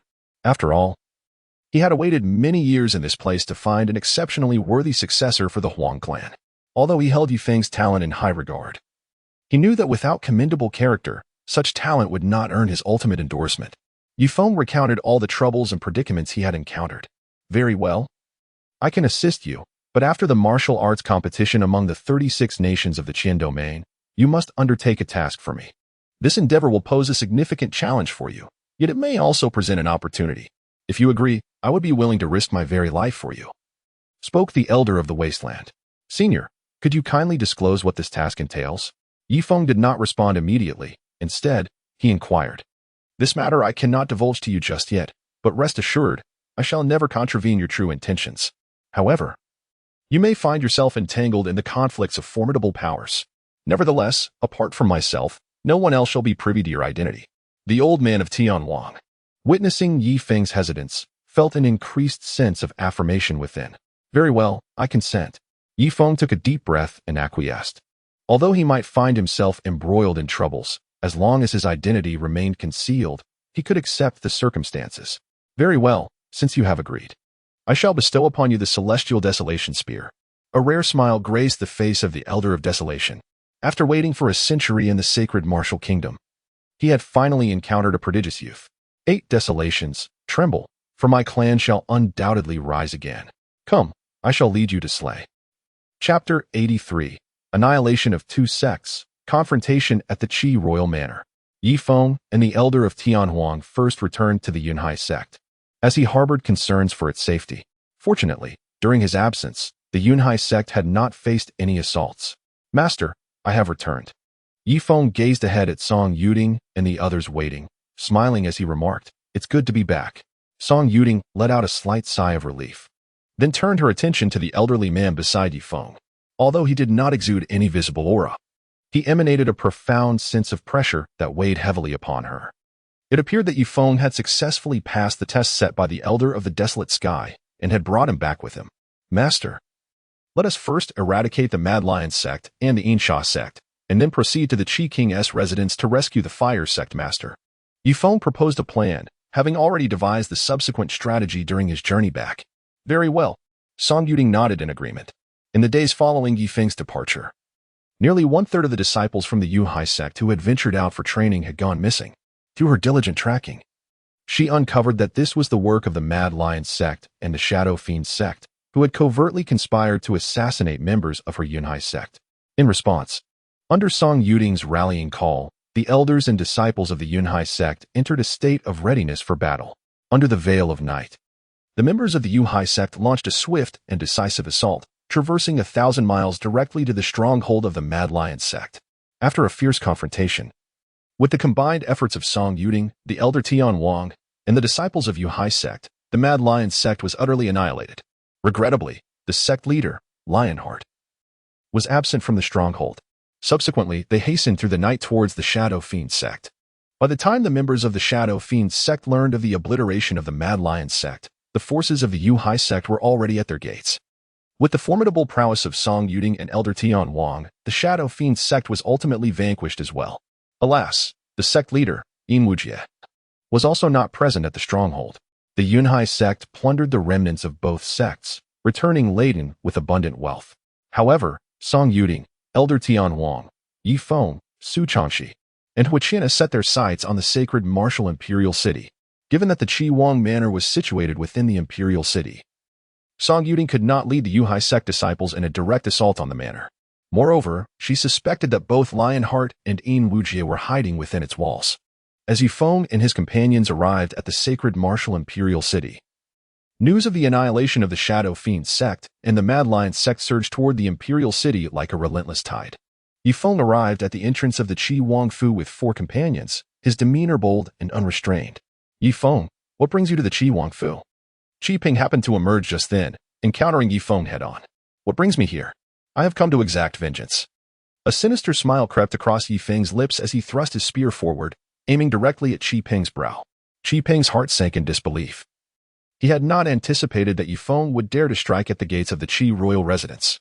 No, summoning all his strength to defend himself, He soon realized that Ye Feng's prowess had escalated to a level beyond his capacity to withstand. With a flash of spear light, Qi Ping was instantaneously vanquished. The two guards stationed at the entrance of the Qi royal residence turned pale, and just as they prepared to rush inside to report, two spear strikes pierced through their bodies. The Qi royal residence? Today, I shall dismantle your signboard. Ye Feng cast his gaze upward toward the plaque inscribed with the words Guanfu and thrust his spear once more. Boom. The plaque shattered into two pieces, crashing to the ground. Where Ye Feng stepped upon it with disdain, the onlookers, witnessing Ye Feng's audacious act, could scarcely believe their eyes, questioning the sanity of the man before them. How bold! To cause a ruckus at my Guanfu. Has he grown weary of life? At that moment, a regal voice emanated from within the Guanfu, belonging to another formidable warrior of the Emperor Martial Realm, Qi Shan. Bah! Ye Feng spat once more at the plaque of the Qi Guanfu. Ye Feng, are you truly courting death? At this moment, Qi Shan evidently recognized Ye Feng. Yet he refrained from taking immediate action due to Ye Feng's current status and the presence of Song Yuding by his side. Release them, or I shall lay waste to your Qi Guanfu today. Ye Feng stood resolutely, his audacious voice reverberating through the air. Do you truly believe that because you have secured a position to compete in the Qian domain, I shall refrain from taking action against you? The figure of Qi Tianhou suddenly ascended from the Qi Guanfu, exuding an overwhelming aura of the third level of the royal martial realm. Following closely behind him were Shi Xianju and Yin Wuji. Upon sensing this formidable presence, Song Yuting's countenance transformed, revealing a hint of seriousness. Qi Tianhou had unexpectedly broken through at such a critical juncture. Yet she was but a hair's breadth away from reaching the third level of the royal martial realm herself. Nevertheless, should a confrontation arise, she was not afraid. Her current spiritual power had undergone a remarkable transformation, and how could she fear the newly ascended Qi Tianhou? The elder of Tianwang remained utterly unperturbed. Today, Ye Feng commanded him to eliminate anyone, and he would comply without hesitation. Then do make a move and see what unfolds. Ye Feng faced Qi Tianhou, his tone imbued with a resolute demeanor.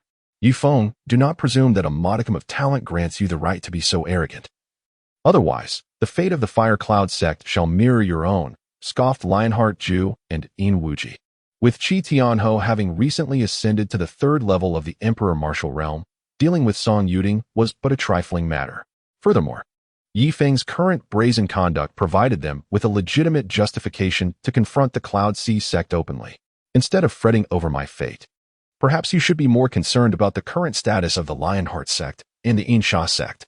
Ye Feng casually tossed aside several severed heads, those of the high-ranking elders from the Wild Lion sect and the Insha sect. Upon witnessing this, both Lionheart Ju and Yin Wuji's expressions changed dramatically. Ye Feng, what have you done to our sect? Their inquiries were met with Ye Feng's chilling laughter. I have utterly obliterated your sects. They have gone to apologize to the members of the Fire Cloud sect, and soon it will be your turn. You insolent wretches.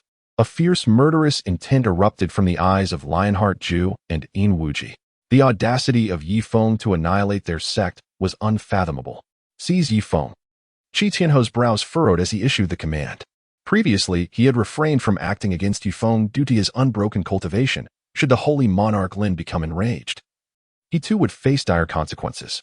Yet now, having ascended to the third tier of the imperial martial realm, he held sufficient power to command respect, even if he still fell short of holy monarch Lin. As Qi Tianhou's orders echoed, Lionheart Ju and Yin Wuji launched their assault. A vast imperial pressure enveloping Ye Feng in an instant. The elder of the desolate stepped forward, his own third-tier imperial martial cultivation radiating forth, swiftly nullifying the oppressive force of the two opponents. What? The imperial martial realm. Tier 3. The pupils of Lionheart Ju and Yin Wuji widened, a look of terror dawning upon their faces. You are the elder of the desolate? A sudden realization struck them, their voices trembling with fear. At that moment, even Qi Tianhou's countenance darkened. Though he had never encountered the elder of the desolate in person, the overwhelming imperial aura instilled a sense of dread within him. He knew that in the holy martial kingdom, there was none but him. Such a formidable warrior was willingly aiding Ye Feng. Since you are aware of my name, prepare to meet your end, the elder of the desolate proclaimed, his aged eyes sparkling with intensity, a terrifying aura of desolation swirling around him. With a single step forward, two beams of desolate light shot towards Lionheart Ju and Yin Wuji. Qi Tianhou's figure flickered as he sought to assist the two, only to be intercepted by Song Yuding. Qi Tianhou, I have long wished to test your strength, today is fortuitous. Song Yuding gripped her 3-foot azure sword, her flowing hair dancing in the wind. Song Yuding, if you seek death, I shall gladly oblige. Qi Tianho's eyes flared with fury. Having broken through to the 3rd tier of the imperial martial realm, Song Yuding's reckless challenge was nothing short of foolhardy. In an instant, the two ascended to the skies, engaging in fierce combat. As the beam of primal light descended, Lionheart and Yin Wujie desperately channeled their inner spiritual energy, striving to withstand this terrifying blow. The primal light tore through the firmament, slicing across the horizon, its dreadful radiance engulfing their figures. Amidst the thunderous roar of the explosion, Yin Wujie was utterly obliterated by the overwhelming force of the primal energy. Lionheart, narrowly saved by Qishan's timely intervention, barely clung to life.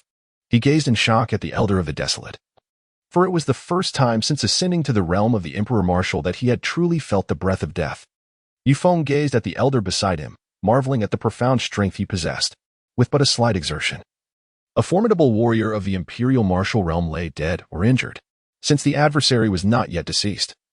The elder's words trailed off as he lifted his gaze towards the heavens, where 2 presences of the Imperial Martial Realm approached with remarkable speed. The master of the Ghost Sword Sect. Upon recognizing the newcomers, Ye Feng's brow furrowed. These 2 were indeed the master of the Ghost Sword Sect and a 2nd-level warrior of the same sect. Elder Tian Wang, you have taken action in the Holy Martial Imperial City, wantonly slaughtering my sect's friends. Today, I shall capture you, declared the master of the Ghost Sword, fabricating a pretext, his true aim being to seize Ye Feng. After all, Ye Feng had instigated trouble at the gates of the Qi royal mansion today.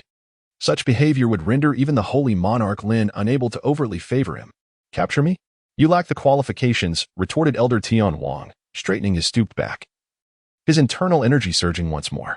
Arrogant fool, today I shall teach you a lesson.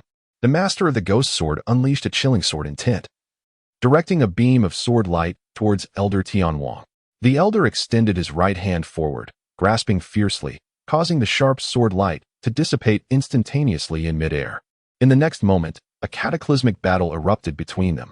The Imperial Martial Realm warriors of the Ghost Sword Sect, Qi Shan and Shi Xinju, joined in the assault against Elder Tian Wang. Yet, even faced with 4 opponents, the elder remained undaunted. Boom, boom, boom. The earth-shattering clash resonated above the holy martial imperial city, astonishing all within. No one anticipated that a terrifying battle among Imperial Martial Realm warriors would suddenly ignite here, with the participants numbering as many as 7. Such tumultuous strife reverberated even to the distant holy monarch Lin, who felt the tremendous uproar. That is in the direction of the Qi royal mansion, he said, his expression grave, unable to remain seated. He surged forth towards the Qi royal mansion like a streak of light. In the skies above, Song Yuding and Qi Tianho exchanged glances from afar, a vast wave of spiritual energy enveloping the void. Qi Tianho, your strength has somewhat disappointed me, remarked Song Yuding, her hair billowing, the azure radiance upon her 3-foot azure peak pulsating with a piercing sword intent. Qi Tianho remained silent. Their brief encounter had revealed the might of Song Yuding. Even he, having recently broken through in cultivation, could not subdue her, resulting in a stalemate. More critically, Elder Tian Wang grew more formidable in battle, gradually gaining the upper hand against his 4 adversaries.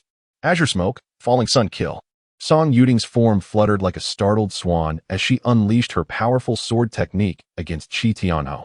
Qi Tian Divine Palm. Qi Tianho's eyes gleamed with ferocity, as his overwhelming palm force descended upon the heavens, shrouding the earth. Boom, boom, boom.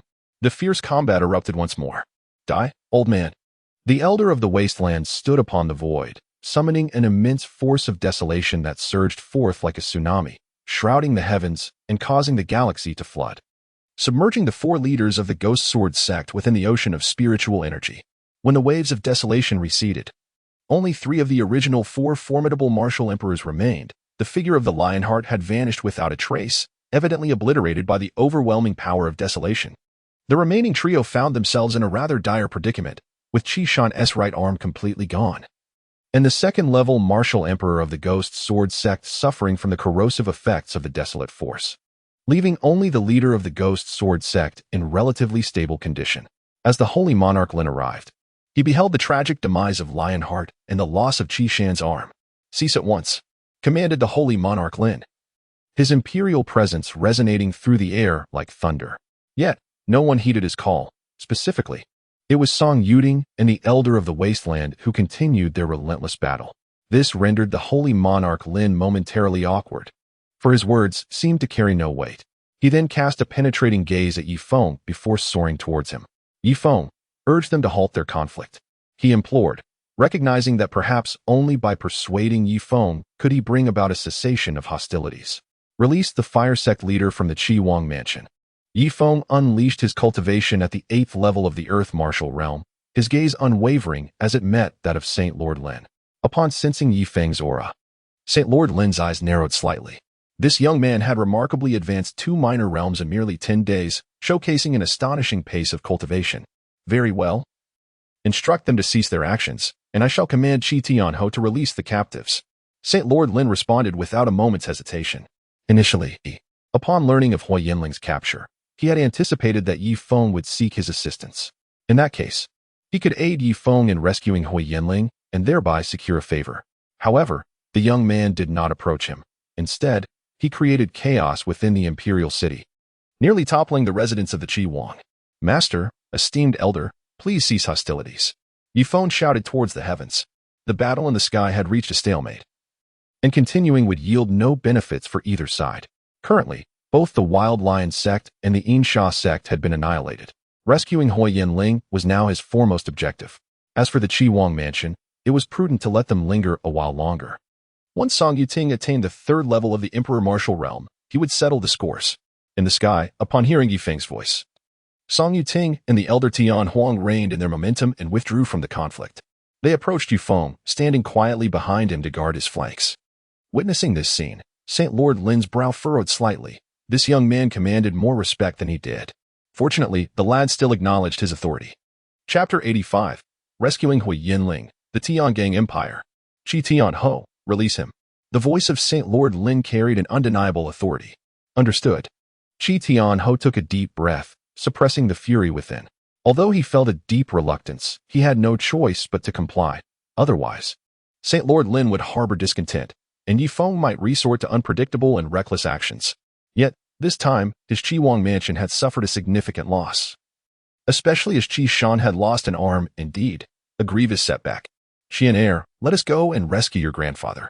Ye Feng entered the Qi Wang mansion with the radiant Hui Qianer by his side. Song Yuding, the elder Tian Huang, and Su Changxi trailed closely behind him.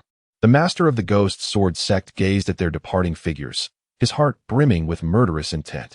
This time, he had miscalculated. He had underestimated the strength of Elder Tian Huang. On the other side, Ye Feng and his companions arrived unimpeded at the dungeons of the Qi King's manor. In a particularly grim cell, he beheld the disheveled and battered figure of Hui Yinling, whose weakened breath suggested despair. Grandfather, Hui Qianer exclaimed, tears streaming down her cheeks at the sight of Hui Yinling's dire state. It seemed that Hui Yinling heard his granddaughter's voice. He slowly lifted his head, managing to muster a faint smile despite his suffering. The ancient elder, channeling the primal force within him, obliterated the iron door in an instant, simultaneously shattering all the shackles that bound Hui Yinling Qianer. Come, let us take grandfather away. Ye Feng consoled Hui Qianer in her distress. It could be said that his enmity with the Qi Wangfu had deepened considerably. Furthermore, today's grievances with the Ghost Sword sect had been irrevocably established. With their assistance, Hui Yinling was settled in a tranquil villa to recuperate, while Hui Qianer remained by her side throughout. Su Changxi and the elder Tian Huang also took residence there. Ye Feng and Song Yuding initially intended to meet with the holy monarch Lin, as he harbored concerns regarding the current situation of the Yi family. However, as the two exited the courtyard, Ye Feng suddenly spotted 2 familiar figures. Grandfather, father. Ye Feng rubbed his eyes, harboring a hint of doubt about his own vision. To his astonishment, he encountered these 2 individuals in the imperial city. Yi Tsang and Yi Yang approached Ye Feng with smiles.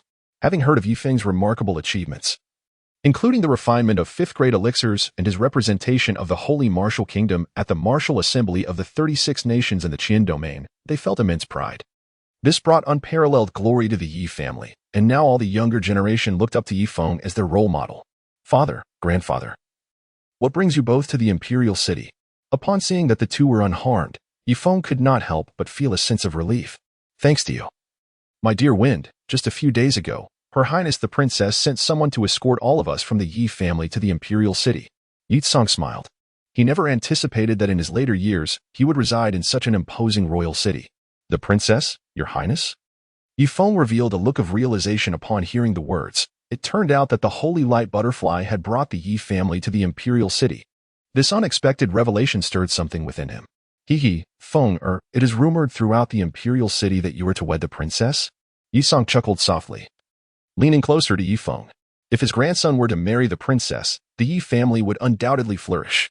Ye Feng displayed a peculiar expression. Few were privy to this matter, only 3 individuals. The holy light butterfly could not be disseminated, leaving only the holy monarch Lin's orders for information to be conveyed. One might say so. Ye Feng could only respond in this manner.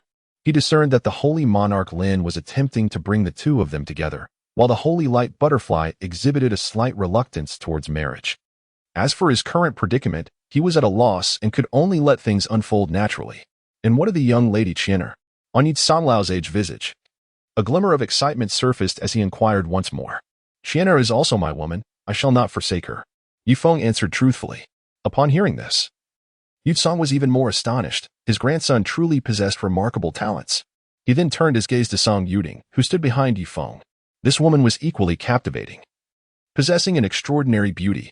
Fenger, she is also yours. Before Ye Feng could finish his words, Ye Feng understood his grandfather's intention. Grandfather, this is my master. Upon hearing this, Ye Feng was taken aback, realizing he had nearly offended the master of the Yuhai sect. Esteemed elder, I sincerely apologize for my earlier indiscretion. I hope you can forgive me. Song Yuding listened intently to the exchange between the grandfather and grandson, and then a gentle smile graced her lips. Ye Feng is not only my disciple but also my beloved. According to our familial hierarchy, I must address you as grandfather. Her voice, soft and melodious, resonated charmingly. Goodness! Yi Feng and Yi Yang widened their eyes, filled with disbelief at what they had just heard.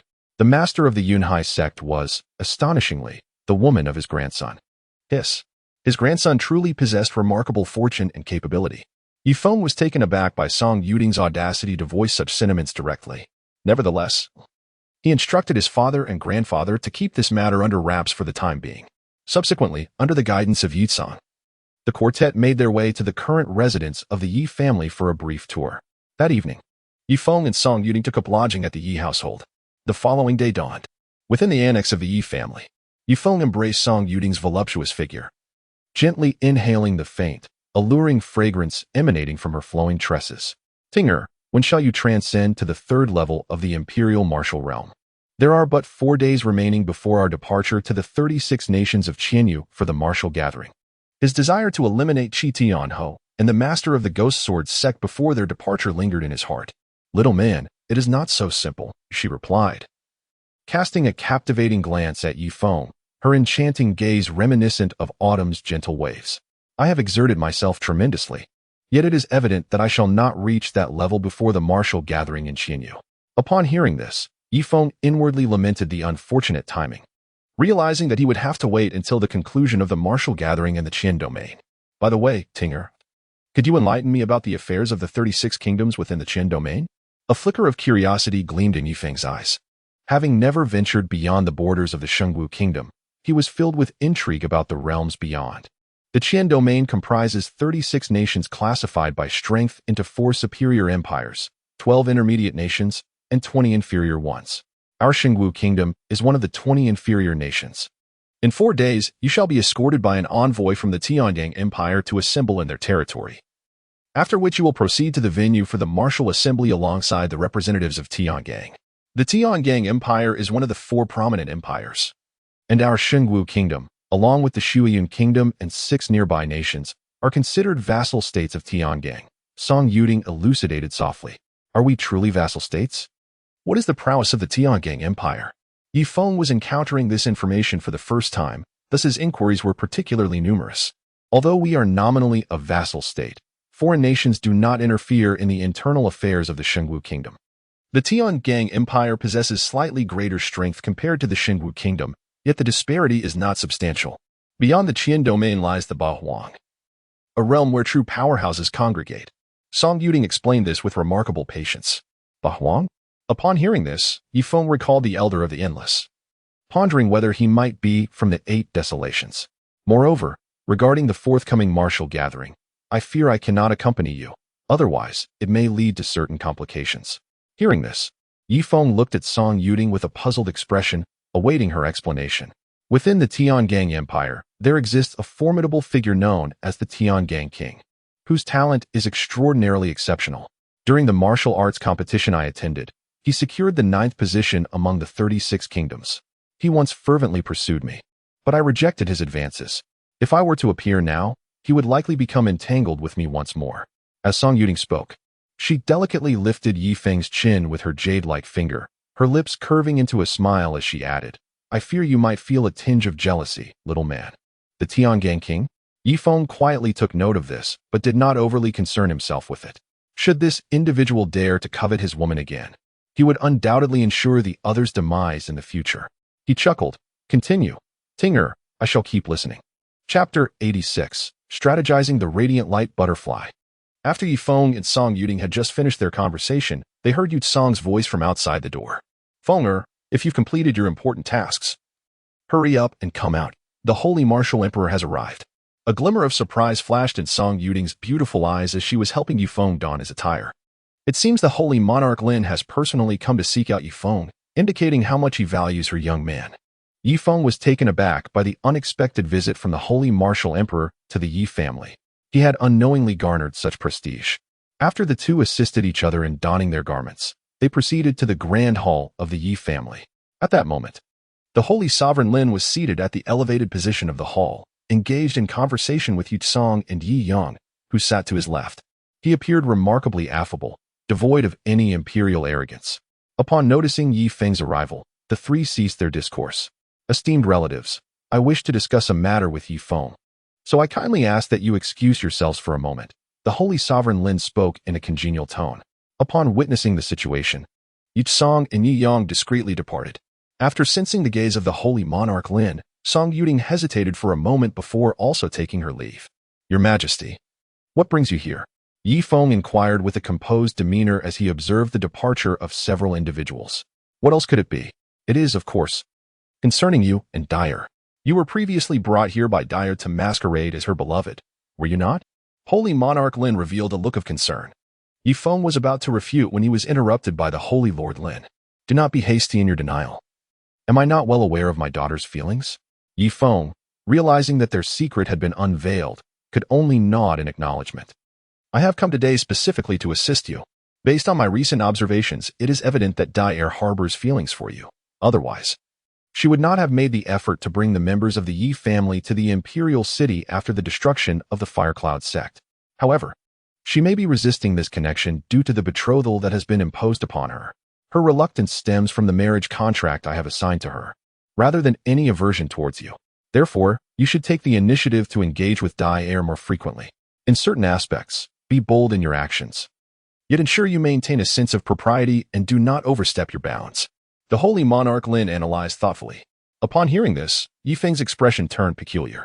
Did the Holy Monarch Lin come specifically to suggest that he pursue the Emperor's daughter?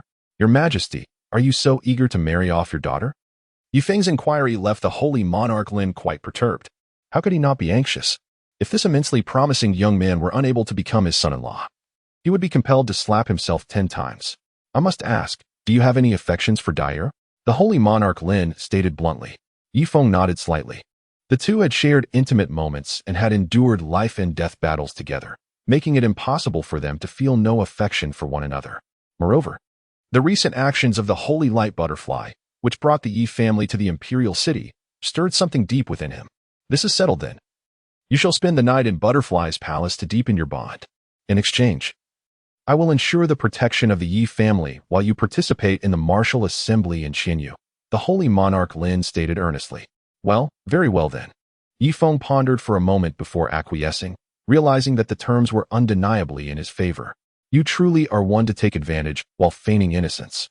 Remember to uphold the dignity of the Holy Martial Kingdom during the martial gathering in the Qian domain, and strive to secure a place among the top 10. Encouraged Saint Monarch Lin, patting Ye Feng on the shoulder. Well then, best of luck to you. I shall take my leave now. After uttering these words, Saint Monarch Lin departed, and as he exited the Yi residence, a smile of uncontainable delight spread across his face. Ye Feng had taken a liking to his daughter, which made everything manageable. Indeed, her existence was not in vain. After Saint Lord Lin departed, Ye Feng made his way to the palace of the Holy Light Butterfly. Beyond fulfilling the tasks assigned by Saint Lord Lin, he also desired to express his gratitude. Before long, Ye Feng arrived at the threshold of the palace of the Holy Light Butterfly. He rapped gently on the door and, without waiting for a response, entered the chamber.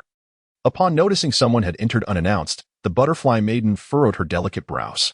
However, when she recognized Ye Feng, a fleeting glimmer of joy sparkled in her beautiful eyes. Though it had only been 10 days since they last met, an inexplicable sense of longing welled up within her heart. Perhaps the intimacy they had previously shared left a profound imprint on her. Or perhaps it was Ye Feng's extraordinary talent that resonated deeply with her youthful spirit. After all, who among women does not harbor romantic feelings? Every woman yearns for her partner to possess remarkable abilities. Miss Butterfly, your father has sent me to pay you a visit. Ye Feng said this intentionally, merely to observe the reaction of the radiant butterfly. Did my father send you here? If so, you may leave. The joy in the radiant butterfly's eyes faded, and its tone grew indifferent. Ye Feng observed the demeanor of the other party and understood clearly. It seemed that the holy monarch Lin's conjecture was indeed accurate. Lady Dai, please do not misunderstand. This is not solely your father's intention, but also my own. I am profoundly grateful for your efforts in bringing members of the Yi family into the imperial city for protection. I have come today specifically to express my heartfelt thanks. Ye Feng smiled gently, his tone imbued with sincerity. Oh, is there more? Xinguang Dai's voice softened, her dreamy eyes still anticipating that Ye Feng had more to say. Additionally, my grandfather is exceedingly pleased with you as his future granddaughter-in-law. Ye Feng's lips curled into a mischievous smile. Who is your fiancée? A subtle blush appeared on the delicate features of Xinguang Diayu. Of course it is you. That day, in front of everyone, you acknowledged me as your man. You wouldn't be trying to back out now, would you? Ye Feng stepped forward, drawing closer to the radiant butterfly. What do you intend to do? I must inform you that this is my palace, and I can summon my guards at any moment. Furthermore, that day was merely a performance between us. You are well aware of this, and those words should not be taken seriously. The radiant butterfly suddenly retreated a few paces, a glimmer of anxiety flickering in her enchanting eyes. But I took it to heart. What if I wished to turn our charade into reality? Ye Feng suddenly stepped forward, embracing the slender waist of the holy light butterfly, inhaling the enchanting fragrance of the lady. You release me, or I shall call for help. The holy light butterfly, feeling the masculine aura of the man, experienced a mix of delight and a hint of panic within her heart. She had not anticipated Ye Feng's audacity to be so bold. Go ahead and call, he replied. For today, I shall not let go. The fragrant allure emanating from the resplendent golden hair of Ye Feng captivated the senses, leaving the unruly one at a loss for words.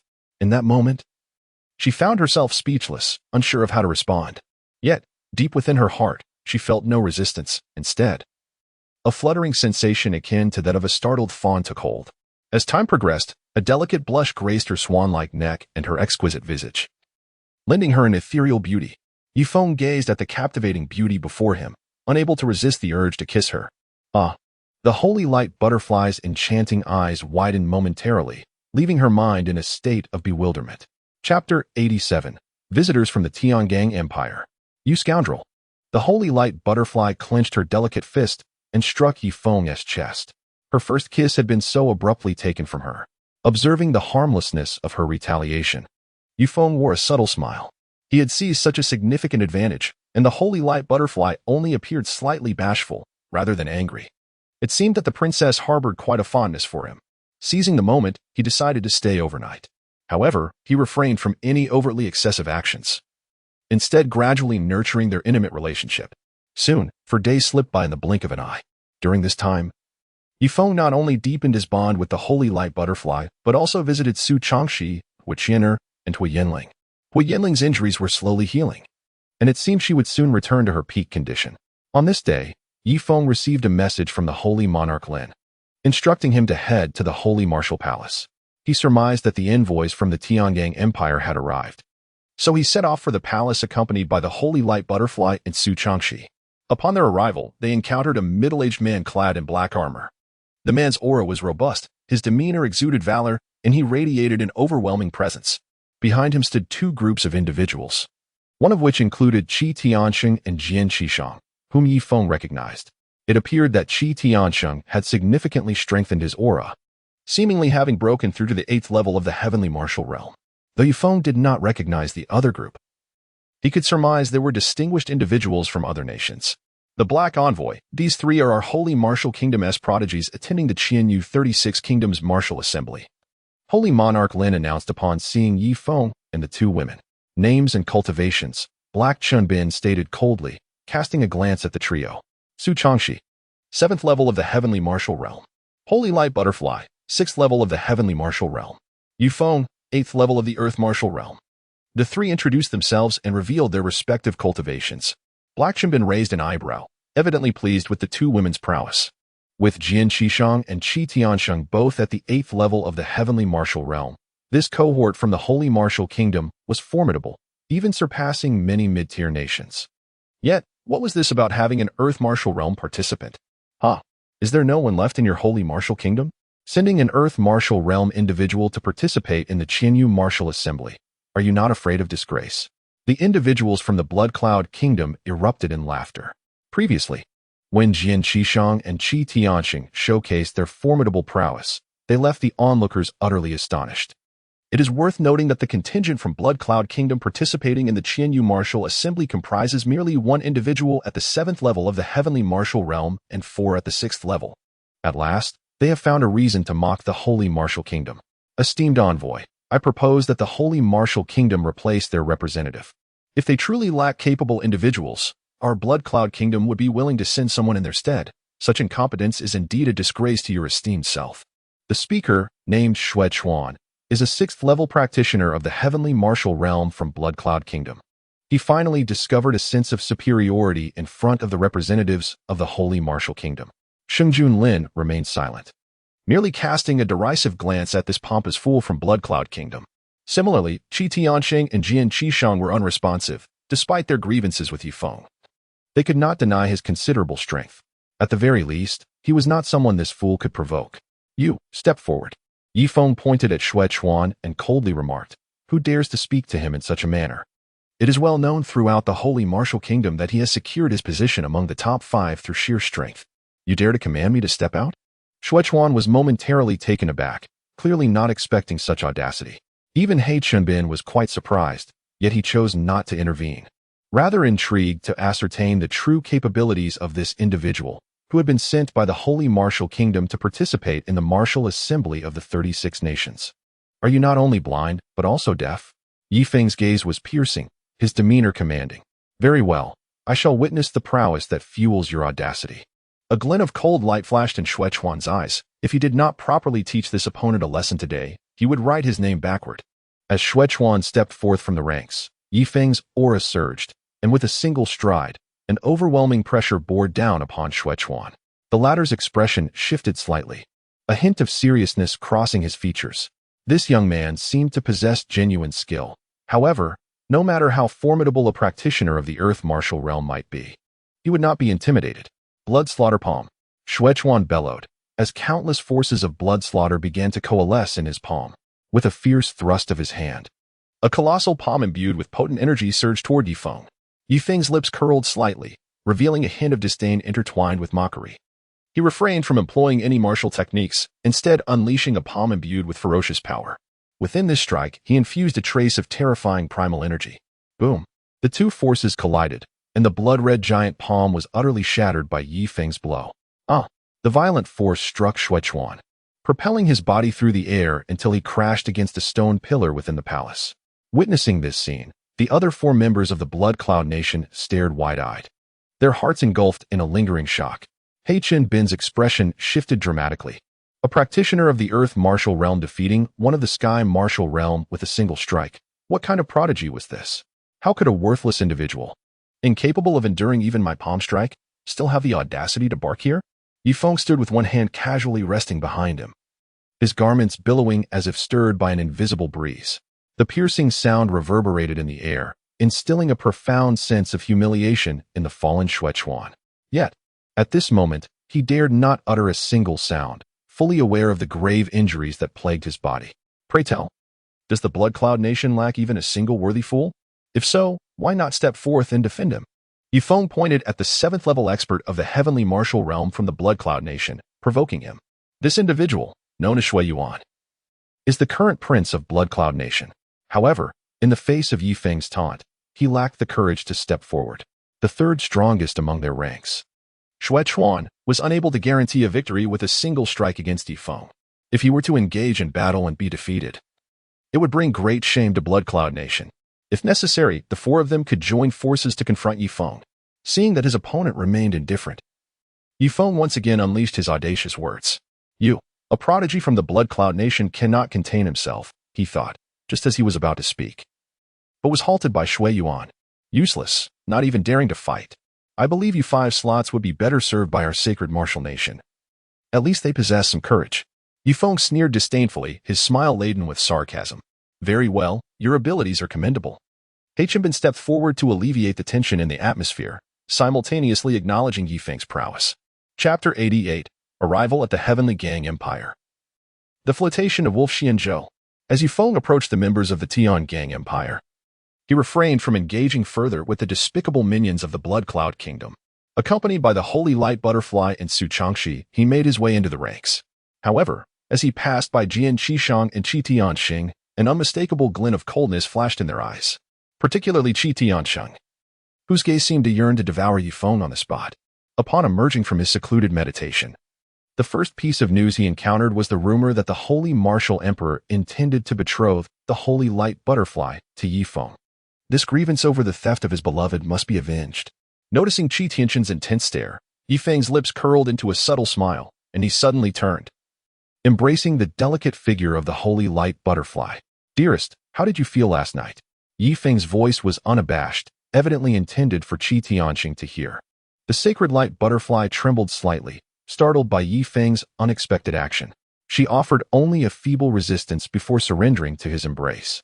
Clearly, she had grown accustomed to Ye Feng's domineering nature over the past few days. Ye Feng. Qi Tianxing's face turned ashen, his eyes shimmering with a terrifying intensity. This fellow was truly exceeding the limits of audacity. Ye Feng, cradling the sacred light butterfly, suddenly turned, his inky gaze locking onto Qi Tianxing. You relentlessly extended your arm that day. In due time, I shall sever it myself. The calmness of his voice belied an immense confidence. Very well. I shall await your arrival, Qi Tianxing replied with a chilling smile. During his period of seclusion, he had not only transcended his cultivation, but had also grasped the nascent form of martial will. Although merely a fledgling will, it was potent enough to overshadow the majority of martial artists within the Qian domain. After all, those who could comprehend true martial will before reaching the martial king realm were truly prodigious. Saint Monarch Lin observed the two combatants, an unspoken resolution beginning to form within him. Following the martial gathering in the Qian domain, it seemed the Qi royal mansion would indeed have to concede. With everyone gathered, it was time to depart. Haking Bin, not wishing to linger further, exchanged brief farewells with Saint Monarch Lin before preparing to leave. Heavenly Envoy, we entrust our safety to you, Saint Monarch Lin implored. Rest assured, it is my duty, Haking Bin replied as a spiritual vessel descended from the heavens. Under his gaze, Ye Feng and the others boarded the vessel one by one. The vastness of the Qian domain was boundless. Even the 36 neighboring countries were separated by considerable distances. Only by utilizing this spiritual vessel could they reach the Tiangang Empire in the swiftest manner. Let us set forth. At Haking Bin's command, the vessel surged into the sky, unleashing astonishing speed. On board, Ye Feng listened to the howling winds as he gazed back at the receding silhouette of the Xingwu imperial city. This time, he had not brought along the Elder of the Wilderness, but had instead entrusted him with the protection of Huiqianer. Moreover, Song Yuding, before his departure, sensed a breakthrough at the 3rd level of the royal martial realm, confident that she would achieve it within a few days. They had agreed to covertly arrive at the martial gathering once she broke through, ensuring his safety. As he gazed at the expansive sky, Ye Feng began to feel a sense of anticipation for the upcoming martial assembly in the Qian domain. From Song Yuding, he had learned of the 4 prominent empires: the Tiangang Empire, the Divine Dragon Empire, the Golden Elephant Empire, and the Wind Thunder Empire. The leaders of these 4 empires might very well become his most formidable adversaries during the martial gathering. After 5 days of relentless travel aboard the spiritual vessel, Ye Feng and his companions finally arrived at the Tiangang Empire. This is the Tiangang Empire. Today, His Majesty, the Emperor of Tiangang, is hosting a banquet at the royal palace, inviting the prodigies from various nations. There, you will also glean some pertinent information regarding the martial assembly in the Qin domain. Having been announced as he produced an item. This is the invitation to the banquet. You may use it to gain entry into the royal palace. However, should you lack interest, you may proceed to the accommodations we have arranged for your rest. Tomorrow, you will all journey to the Four Seas Island, the designated venue for this martial gathering. After He Chenbin finished speaking, Ye Feng took the invitation and then turned his gaze towards Su Changxi and Xinguang Dai. Sierra Dyer, do you both intend to attend? If you go, I shall follow, Su Changxi said, her lips slightly parted, her ethereal presence quietly standing behind Ye Feng. Xinguang Dai remained silent, but, for the first time, took the initiative to grasp Ye Feng's hand, expressing her stance. Very well, then let us go together. Ye Feng pondered for a moment. With nothing pressing on his agenda, he decided to accompany his companions to witness the event and, in the process, glean some insights about the martial gatherings in the Qinyu realm. After the trio departed, Jian Qishang and Qi Tianqing exchanged glances, equally inclined to head towards the Tiangang imperial palace. They too were eager to discern the prowess of the distinguished talents from the Tiangang Empire and other nations. Before long, Ye Feng and his companions arrived at the magnificent entrance of the Tiangang imperial palace, resplendent in gold and exuding grandeur. Upon presenting their invitations, they were graciously escorted into one of the grand halls within the palace. As they entered, they discovered a significant gathering of individuals already engaged in fervent discussions regarding the exceptional talents from various nations. However, the arrival of Ye Feng and his companions instantly drew the attention of many, for Su Changxi and Xinguang Dai were strikingly captivating in both beauty and stature, making it nearly impossible for them to go unnoticed. Ye Feng also sensed the gazes of those individuals. Nonchalantly, he led the two ladies to an unoccupied table, where they began to indulge in the exquisite delicacies before them. The three men, from which country did they hail? The two ladies were truly captivating. One donned a white dress, ethereal and graceful, resembling a celestial fairy, while the other, with radiant golden hair, exuded a pure and unearthly aura, akin to a butterfly fluttering in the breeze. Indeed, either one of them could be deemed a paragon of beauty in the mortal realm. To spend a night in their company would be a delight beyond words. But what foolish dreams are you entertaining, young man? Have you not noticed that both ladies are accompanied by a single man, one who seems formidable? The crowd murmured, their hushed tones reaching Ye Feng's ears, prompting him to furrow his brow. At that moment, a slender young man with flowing black hair and piercing eyes approached their table. Look, it's Lang Xianzhou from the Heavenly Wolf Kingdom, someone exclaimed. It is rumored that he is exceedingly lecherous, and upon encountering these two exquisite women, he likely found it impossible to resist.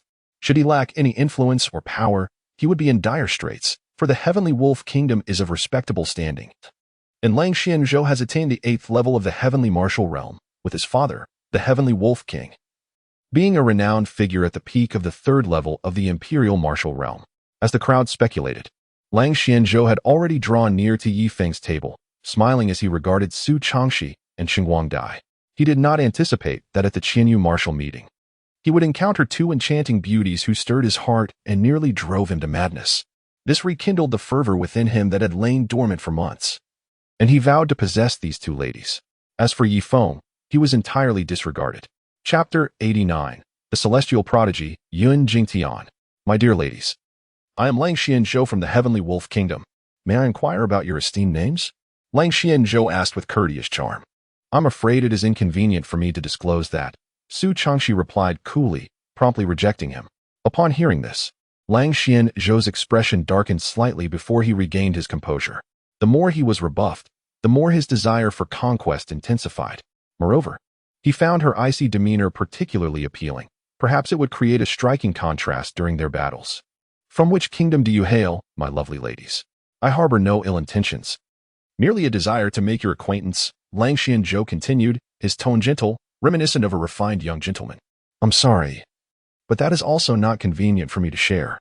The holy light butterfly regarded him with indifference, equally declining his advances. She had overheard some discussions moments ago, revealing that this Lang Xianzhou was excessively lecherous, a trait she found utterly distasteful. However, despite Ye Feng also possessing a hint of lasciviousness, for some inexplicable reason, she could not summon any disdain towards him. Lang Xianzhou, having faced rejection once more, felt his pride slightly wounded. These two women were so brazenly dismissive, even refusing to disclose their origins. What are you still doing here? Do not obstruct my view. Can't you see they are unwilling to engage with you? Ye Feng's tone was devoid of emotion as he issued his dismissal. To flirt with his woman in his presence, did they truly regard him as invisible? Kid, this is none of your concern. Silence yourself. Lang Xianzhou's gaze darkened. He was already somewhat displeased, and now this boy dared to provoke him further. Heh. They are all my women. Whether it concerns you or not, can you not see that? Or is your intellect lacking? Ye Feng let out a chilling smile, his tone suddenly turning assertive. Who do you think you are? The insult struck Lang Xianzhou, igniting a flicker of anger within him. Moreover, the realization that these two women were indeed this young man's companions felt like flowers blooming in a field of dung. I am the very essence standing upon your ancestral grave. Now, begone. A hint of impatience appeared on Ye Feng's face, his tone turning icy cold. The onlookers, witnessing the heated debate between the two, displayed expressions of astonishment and envy. Those who could participate in the Qianyu martial gathering undoubtedly possessed exceptional strength, being distinguished figures in their respective realms. Yet, these two remarkably talented and strikingly beautiful individuals willingly chose to follow the same man. At this moment, as this man clashed with Lang Xianzhou, the crowd adopted a look of anticipation, eagerly awaiting the unfolding drama. Lang Xianzhou, teach him a lesson and show him your prowess. Indeed, Lang Xianzhou, why have you become so cowardly? They insult your ancestors. The spectators reveled in the chaos, egging him on. A glimmer of murderous intent flickered in Lang Xianzhou's eyes, yet he refrained from making a scene in public. This was a banquet hosted by the emperor of the Tiangang Empire, and causing a disturbance here would yield dire consequences. I have memorized your face. At the Qianyu martial gathering, await your reckoning. I shall make you wish for death, Lang Xianzhou remarked, a cruel smirk curling at the corners of his lips. After your demise, we shall take good care of your woman. Fool, I will send you to meet your ancestors. In the face of such threats, Ye Feng maintained a calm demeanor, his dark eyes brimming with killing intent. He did not seek trouble, yet he was far from afraid. The man had set his sights on his woman and dared to threaten him openly. Should the opportunity arise, he would ensure the other's demise. I awaited. Lang Xianzhou scoffed dismissively before turning to leave. However, just as he pivoted, his gaze fell upon two individuals who had just entered the grand hall. Jian Qishang. Lang Xianzhou's expression darkened as he beheld the man bearing a long sword on his back. He recognized him as the successor of the ghost sword from the Xingwu kingdom. Years ago, when the ghost sword's master brought Jian Qishang to challenge nearby realms, Lang Xianzhou had suffered defeat at his hands, a bitter pill for his pride to swallow, considering Jian Qishang hailed from a lesser nation. Upon hearing his name called, Jian Qishang merely cast a fleeting glance before averting his eyes. He seemed to have a vague recollection of the man, but could not place him, as he had bested far too many opponents. Jian Qishang, this time I shall undoubtedly defeat you, Lang Xianzhou seethed internally, fueled by the disdain reflected in Jian Qishang's indifference. Just a defeated foe. Jian Qishang, with a faint utterance, took a seat at an unoccupied table, while Qi Tianxing settled beside him. Numerous gazes were directed towards Jian Qishang at that moment. They had certainly heard of the ghost sword heir of the Xingwu kingdom. In every grand competition of the Qian domain, the ghost sword heir consistently achieved commendable results, and on one occasion, even secured a position within the top 10. Although it was merely the 10th place, attaining such a rank amidst a multitude of prodigies was a testament to his exceptional prowess. As time passed, an increasing number of extraordinary talents arrived at the Tiangang Empire, gathering for the grand banquet. As Ye Feng savored the exquisite delicacies, he attentively absorbed the discussions of those around him, gleaning insights about the renowned talents of the Tiangang Empire and other nations. Look, here comes Yun Jingtian. Suddenly, a voice pierced through the chatter. Upon hearing this exclamation, everyone turned their gaze towards the entrance of the palace. There, a youth with a resolute countenance and an upright posture approached, a formidable sword slung across his back. His steps were steady, and an aura of chilling sword intent enveloped him, causing all who beheld him to feel a sharp intensity. Ye Feng regarded Yun Jingtian with a grave expression. Having learned from others that this individual was undoubtedly the strongest in the Tiangang Empire, he was the sole 9th-level warrior of the Tianwu realm, possessing a profound comprehension of the will of the sword. With his formidable heavenly blade, he was invincible, and no one among the younger generation could withstand even 3 of his strikes. At the moment Yin Jingtian made his entrance, Jian Qishang, with his sharp sword-like brows, fixated on him, a fierce battle intent igniting in his eyes. Historically, swords and blades have never coexisted peacefully. Jian Qishang, a master swordsman, wielded his blade with extraordinary finesse. In contrast, Yin Jingtian's blade techniques were tyrannical, further enhanced by his understanding of the will of the sword. He was resolute in his belief that the two would inevitably clash. It seemed Yin Jingtian sensed Jian Qishang's gaze, as he slightly shifted his focus to the 7 injuries sword on Jian's back. The heir of the ghost sword, your prowess is commendable, he offered with a subtle compliment before taking a seat at one of the tables. At this remark, astonishment flickered across the faces of several onlookers directed at Jian Qishang. It is worth noting that aside from Yin Jingtian, there were also 3 young men of the 8th level of the Tianwu realm in the Tiangang Empire, collectively known as the Tiangang 3 Heroes. However, the Tiangang 3 Heroes had never received such praise from Yin Jingtian. To Jian Qishang, this compliment felt somewhat jarring. Look, the Tiangang 3 Heroes are here as well. Chapter 90, the mysterious realm of Xuanwu, the spring of life. Under the watchful eyes of the crowd, 2 men and 1 woman slowly entered the palace. The 2 men, named Tang Bin and Zhou Hao, were both strikingly handsome and possessed an extraordinary demeanor. The woman, Lu Jiao, had a curvaceous figure and pleasing features, yet she paled slightly in comparison to the stunning beauty of Su Changxi and Xinguang Dai. Ye Feng gazed at the 3 individuals who entered, unable to suppress his admiration for the Tiangang Empire, which truly deserved its status as a premier empire. Whether among the younger generation or the seasoned warriors of the older generation, they all exhibited a superiority that surpassed that of the Xingwu kingdom. Moreover, these esteemed empires had a greater quota for participation in the Qianyu Martial Assembly. The premier empires were granted 10 slots, the intermediate empires 8, while the lower-tier Xingwu kingdom was limited to a mere 5 slots. Ye Feng surveyed his surroundings and noticed that all the seats were filled, indicating that the elite from the Tiangang Empire and its vassal states had all gathered. The Emperor of Tiangang has arrived. A resounding voice echoed from outside the palace. Accompanied by this proclamation, a formidable middle-aged man, exuding an air of majesty and authority, approached the main seat and gradually took his place.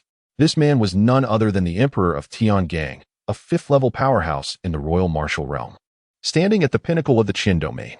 Welcome, esteemed elites, to the Tiangang Empire. I hope each of you can showcase your unique talents during the Qin domain martial meet. The Emperor of Tiangang commenced with a wave of encouragement. I believe you are all curious about the rules for the first round of the Qin domain martial meet, so allow me to share them now. In the first round, you will enter a mysterious realm on the Four Seas island known as the Xuanwu Secret Realm. Within this realm, various earth and celestial level beasts reside. Those who collect the most beast cores will advance to the second round. Naturally, within this realm, there are not only beasts but also various opportunities. Every time the Qin domain martial meet occurs, some elites manage to seize remarkable fortunes. The Emperor of Tiangang paused momentarily, then continued. Among the treasures within the Xuanwu Secret Realm, the most coveted is the Life Spring. Should any of you manage to bring this item back to me from the realm, I shall grant you a personal favor. The Emperor revealed his ultimate intention. The Xuanwu Secret Realm opens once every decade, allowing only those below the royal martial realm to enter. Thus, the 36 nations surrounding the Qin domain have established the Qin domain martial meet every 10 years. This event not only serves to train the elites of various nations, granting them opportunities, but also seeks to procure the life spring for the emperor. He had expended considerable resources to summon the elites to the Tiangang Empire and host this banquet, all in pursuit of the life spring. Life spring? The mere mention of these 2 words caused some of the elites present to breathe more rapidly. As the name suggests, it is a spring that can extend one's lifespan and enhance one's strength, presenting an immense allure even for those at the royal martial realm. Upon hearing this, Ye Feng felt a deep sense of astonishment. To his surprise, the Xuanwu Secret Realm harbored treasures of such caliber, capable of enticing a 5th-level sovereign martial artist to barter for favors. Typically, one who acquires such an item would retain it for personal use. However, it is not beyond the realm of possibility that some may surrender it to the Tiangang Emperor for ulterior motives. The Tiangang Emperor observed the audience's captivated reactions, a knowing smile gracing his lips. Now that business is concluded, feel free to indulge in food and drink. Of course, if any prodigies wish to engage in a contest, this emperor would be most delighted to witness it. As the Tiangang Emperor's words lingered in the air, Lang Xianshou's eyes sparkled with excitement, and he was the first to rise. You, step forward. I seek a duel with you. His gaze was fixed on Ye Feng, a cruel smile barely forming at the corners of his mouth. Seizing such an opportune moment, he was determined to exploit it fully and deliver a humiliating blow to the one who had dared to insult him. The onlookers displayed expressions of eager anticipation, having overheard the prior conflict between the two. Now, they were curious to witness the prowess of the young man who had captured the hearts of two exquisite women. Meanwhile, Qi Tiansheng wore an amused expression, relishing the prospect of Ye Feng inciting further enmity. You wish to challenge me? A cold smile curled at the corners of Ye Feng's mouth. Just as he was about to rise and engage in battle, he heard Su Changxi's voice beside him. Junior brother, allow me to confront him. Hearing this, Ye Feng turned his gaze slightly, a hint of surprise flickering in his eyes as he looked at the other person. Junior brother, trust me, I do not wish to remain shielded behind you forever. There are matters I can handle on my own. Su Changxi's voice, as gentle as a dream, resonated with unwavering determination. Ye Feng stared intently into the steadfast gaze of the enchanting woman before him. His heart stirred ever so slightly, and he gradually nodded in agreement. Upon witnessing Ye Feng's consent, Su Changxi's lips curled into a captivating smile, causing countless young men present to become entranced. The challenge, my man, you are yet unworthy. Rising to engage, Su Changxi gracefully appeared at the center of the palace, her gown billowing with elegance. Wolfshin Zhou's expression darkened momentarily before returning to its usual composure. Very well, let him publicly toy with this beauty. He smirked, rest assured, beauty. I will exercise restraint and ensure you remain unharmed. As he spoke, he too approached the palace center, preparing for battle. Su Changxi grasped a shimmering ice-blue longsword and thrust it fiercely toward Wolfshin Zhou. As the blade surged forward, countless icy rays erupted from its surface, enveloping the surroundings in an eerie chill. Wolfshin Zhou maintained a serene demeanor. The aura emanating from this beauty was merely at the 7th level of the celestial martial realm, posing no genuine threat to him. However, as the sword light drew closer, Wolfshin Zhou's expression shifted abruptly. He sensed a dangerous aura emanating from the blade. No longer underestimating her, he unleashed his full power, summoning a pitch-black celestial wolf from his palm to meet the chilling sword light. Boom! The sword light shattered, the celestial wolf dissipated, and neither party gained an upper hand in their exchange. The onlookers were taken aback. This woman seemed to possess considerable strength. Freeze the heavens and earth. Su Changxi moved with the grace of a startled swan, her swordplay both elegant and fierce, each stroke of her blade radiating terrifying icy power. Her relentless onslaught quickly enveloping Wolfshin Zhou. Celestial Wolf Claw.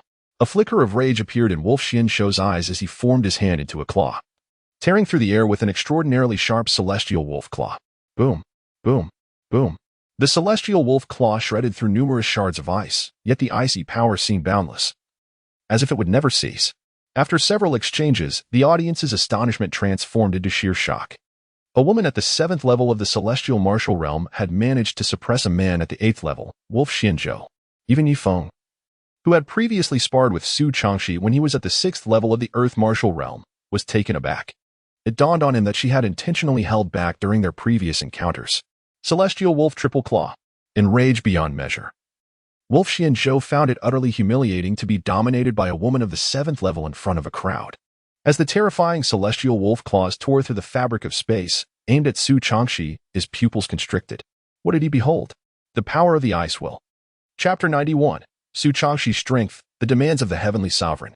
At this moment, Su Changxi radiated the formidable power of the ice will, leaving all spectators utterly astounded. This was especially true for the formidable trio of the Tiangang, Jin Qishang and Qi Tiansheng, both of whom were at the 8th level of the heavenly martial realm. Although they were not far from the Wang martial realm, they were acutely aware of the immense difficulty in comprehending the power of will at this stage. Even Yun Jingtian found himself captivated by Su Changxi's exquisite figure, a flicker of emotion shimmering within his gaze. Congeal. Su Changxi spoke with an air of indifference, summoning a multitude of ice crystals that descended upon Lang Xianzhou like a rain of swords. With a thunderous crash, bolstered by the might of the ice will, Lang Xuanzhou's celestial wolf claw was utterly vanquished, defeated at the hands of Su Changxi. Coughing up a mouthful of blood, Lang Xuanzhou's eyes still held a glimmer of shock. In that fleeting moment when the ice will erupted, he realized his defeat. From which realm this young lady hailed remained a mystery. A trace of astonishment flickered in the eyes of the Tiangang emperor.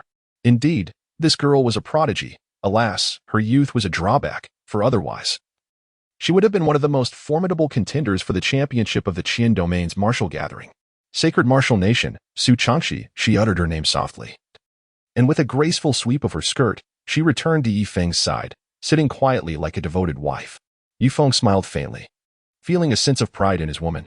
The holy martial kingdom? The others were taken aback. Such an extraordinary woman had unexpectedly emerged from a lowly nation. Lang Xianzhou's expression darkened. As the strongest individual of the celestial wolf kingdom, he had been defeated by a woman from an inferior realm.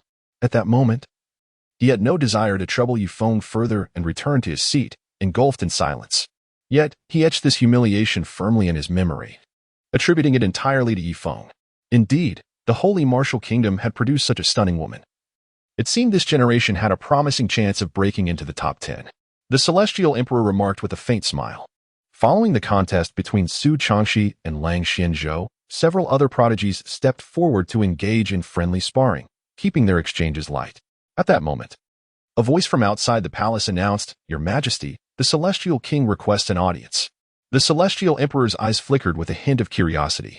What business could the celestial king have at this hour? Upon hearing the name, Ye Feng's face revealed a hint of astonishment. The Tiangang king? Wasn't he the very individual that Ting Er had mentioned to him before? This man was indeed a formidable general of the Tiangang Empire. Let him enter. Yes. With the emperor's consent, a robust middle-aged man with thick brows and prominent eyes strode into the grand hall. Following the Tiangang king was a dashing young man. "Your Majesty, this is my nephew, Fei Yin." The Tiangang king introduced the young man as he entered. The Tiangang emperor remained silent, listening intently to the Tiangang king's subsequent words. "My nephew, due to certain circumstances, was unable to participate in the recent martial arts competition of the Tiangang Empire. Hence, I wish to provide him with an opportunity here." The Tiangang king's statement caused the emperor's brow to furrow. The list for the martial arts competition of the Tiangang Empire could not be altered lightly, unless this Fei Yin truly possessed formidable strength. However, to the emperor's knowledge, Fei Yin was merely at the 7th level of the heavenly martial realm. Though impressive, he was only qualified to participate in the Qian Domain martial arts competition. To put it bluntly, his presence would be inconsequential to the event. Changing the competition roster for someone of his caliber would undoubtedly stir discontent among the various factions of the Tiangang Empire, which seemed unwarranted. "Your Majesty, I propose that my nephew engage in a friendly contest with one of the participants from the vassal states. If the opponent's strength proves inadequate, perhaps they should cede a position for him. In this way, my nephew may represent their nation in battle, thus granting them a chance to vie for some honor. And I shall offer appropriate compensation in return." The Tiangang king articulated his thoughts. He was not foolish enough to suggest alterations to the official roster for the martial arts competition of the Tiangang Empire, knowing well that the 10 representatives of the empire bore considerable backing. While he did not fear most factions, there was no need to unnecessarily offend them. Moreover, should a vassal state lose a position under his influence, they would likely remain silent. Upon hearing the Tiangang king's words, the crowd felt a slight tension, particularly those among the relatively weaker talents. They had toiled to secure such a precious spot from their respective nations, only to have it snatched away before the competition even commenced. This was undoubtedly a source of humiliation for them. After a moment of silence, the Tiangang emperor spoke softly. "You may negotiate with them yourself." His concession was made in light of the significant contributions the Tiangang king had rendered to the empire. With the emperor's permission, the Tiangang king turned his gaze towards all present from the vassal states. "Are there any individuals below the 6th level of the heavenly martial realm among you? If so, I suggest you step forward. After all, your participation in the Qian Domain martial arts competition would likely place you at the bottom. Thus, it might be more advantageous for me to offer you some compensation instead." As Tiangang Wang spoke, his gaze swept over the crowd, hoping for someone to step forward. "Senior, I am aware of an individual whose cultivation is below the 6th level of the heavenly martial realm." At that moment, Shuechuan from the Blood Cloud Nation stepped forward. "Oh, who might that be?" A satisfied smile appeared on Tiangang Wang's face upon seeing someone take the initiative. "Him." Shuechuan pointed at Ye Feng, sneering. "He possesses merely the cultivation of the earth martial realm. Having been defeated by Ye Feng during his time in the Holy Martial Kingdom, he harbored a deep-seated resentment. Now, he sought to leverage Tiangang Wang's influence to humiliate Ye Feng. Should Ye Feng be vanquished, his opponent would be directly eliminated from the Qianyu martial gathering. Conversely, if the opponent were to triumph, they would incur the wrath of Tiangang Wang. Ye Feng's gaze darkened slightly as he beheld the blood river, which was truly repugnant to him. The others around him also displayed expressions of astonishment, for within this Qianyu martial assembly, there existed a mere earth martial realm individual, which undeniably diminished their standing.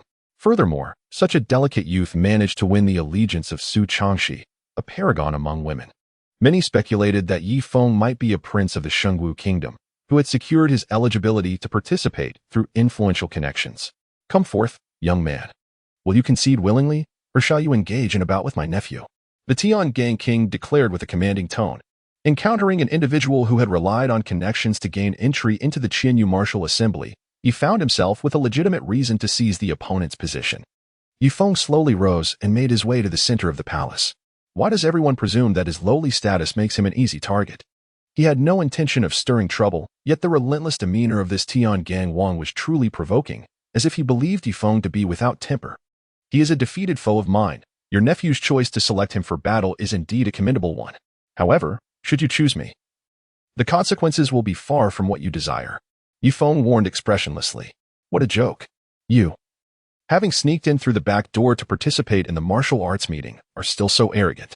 Tiangang Wang let out a cold laugh, pondering his own esteemed status, confronted by a mere youth's admonition.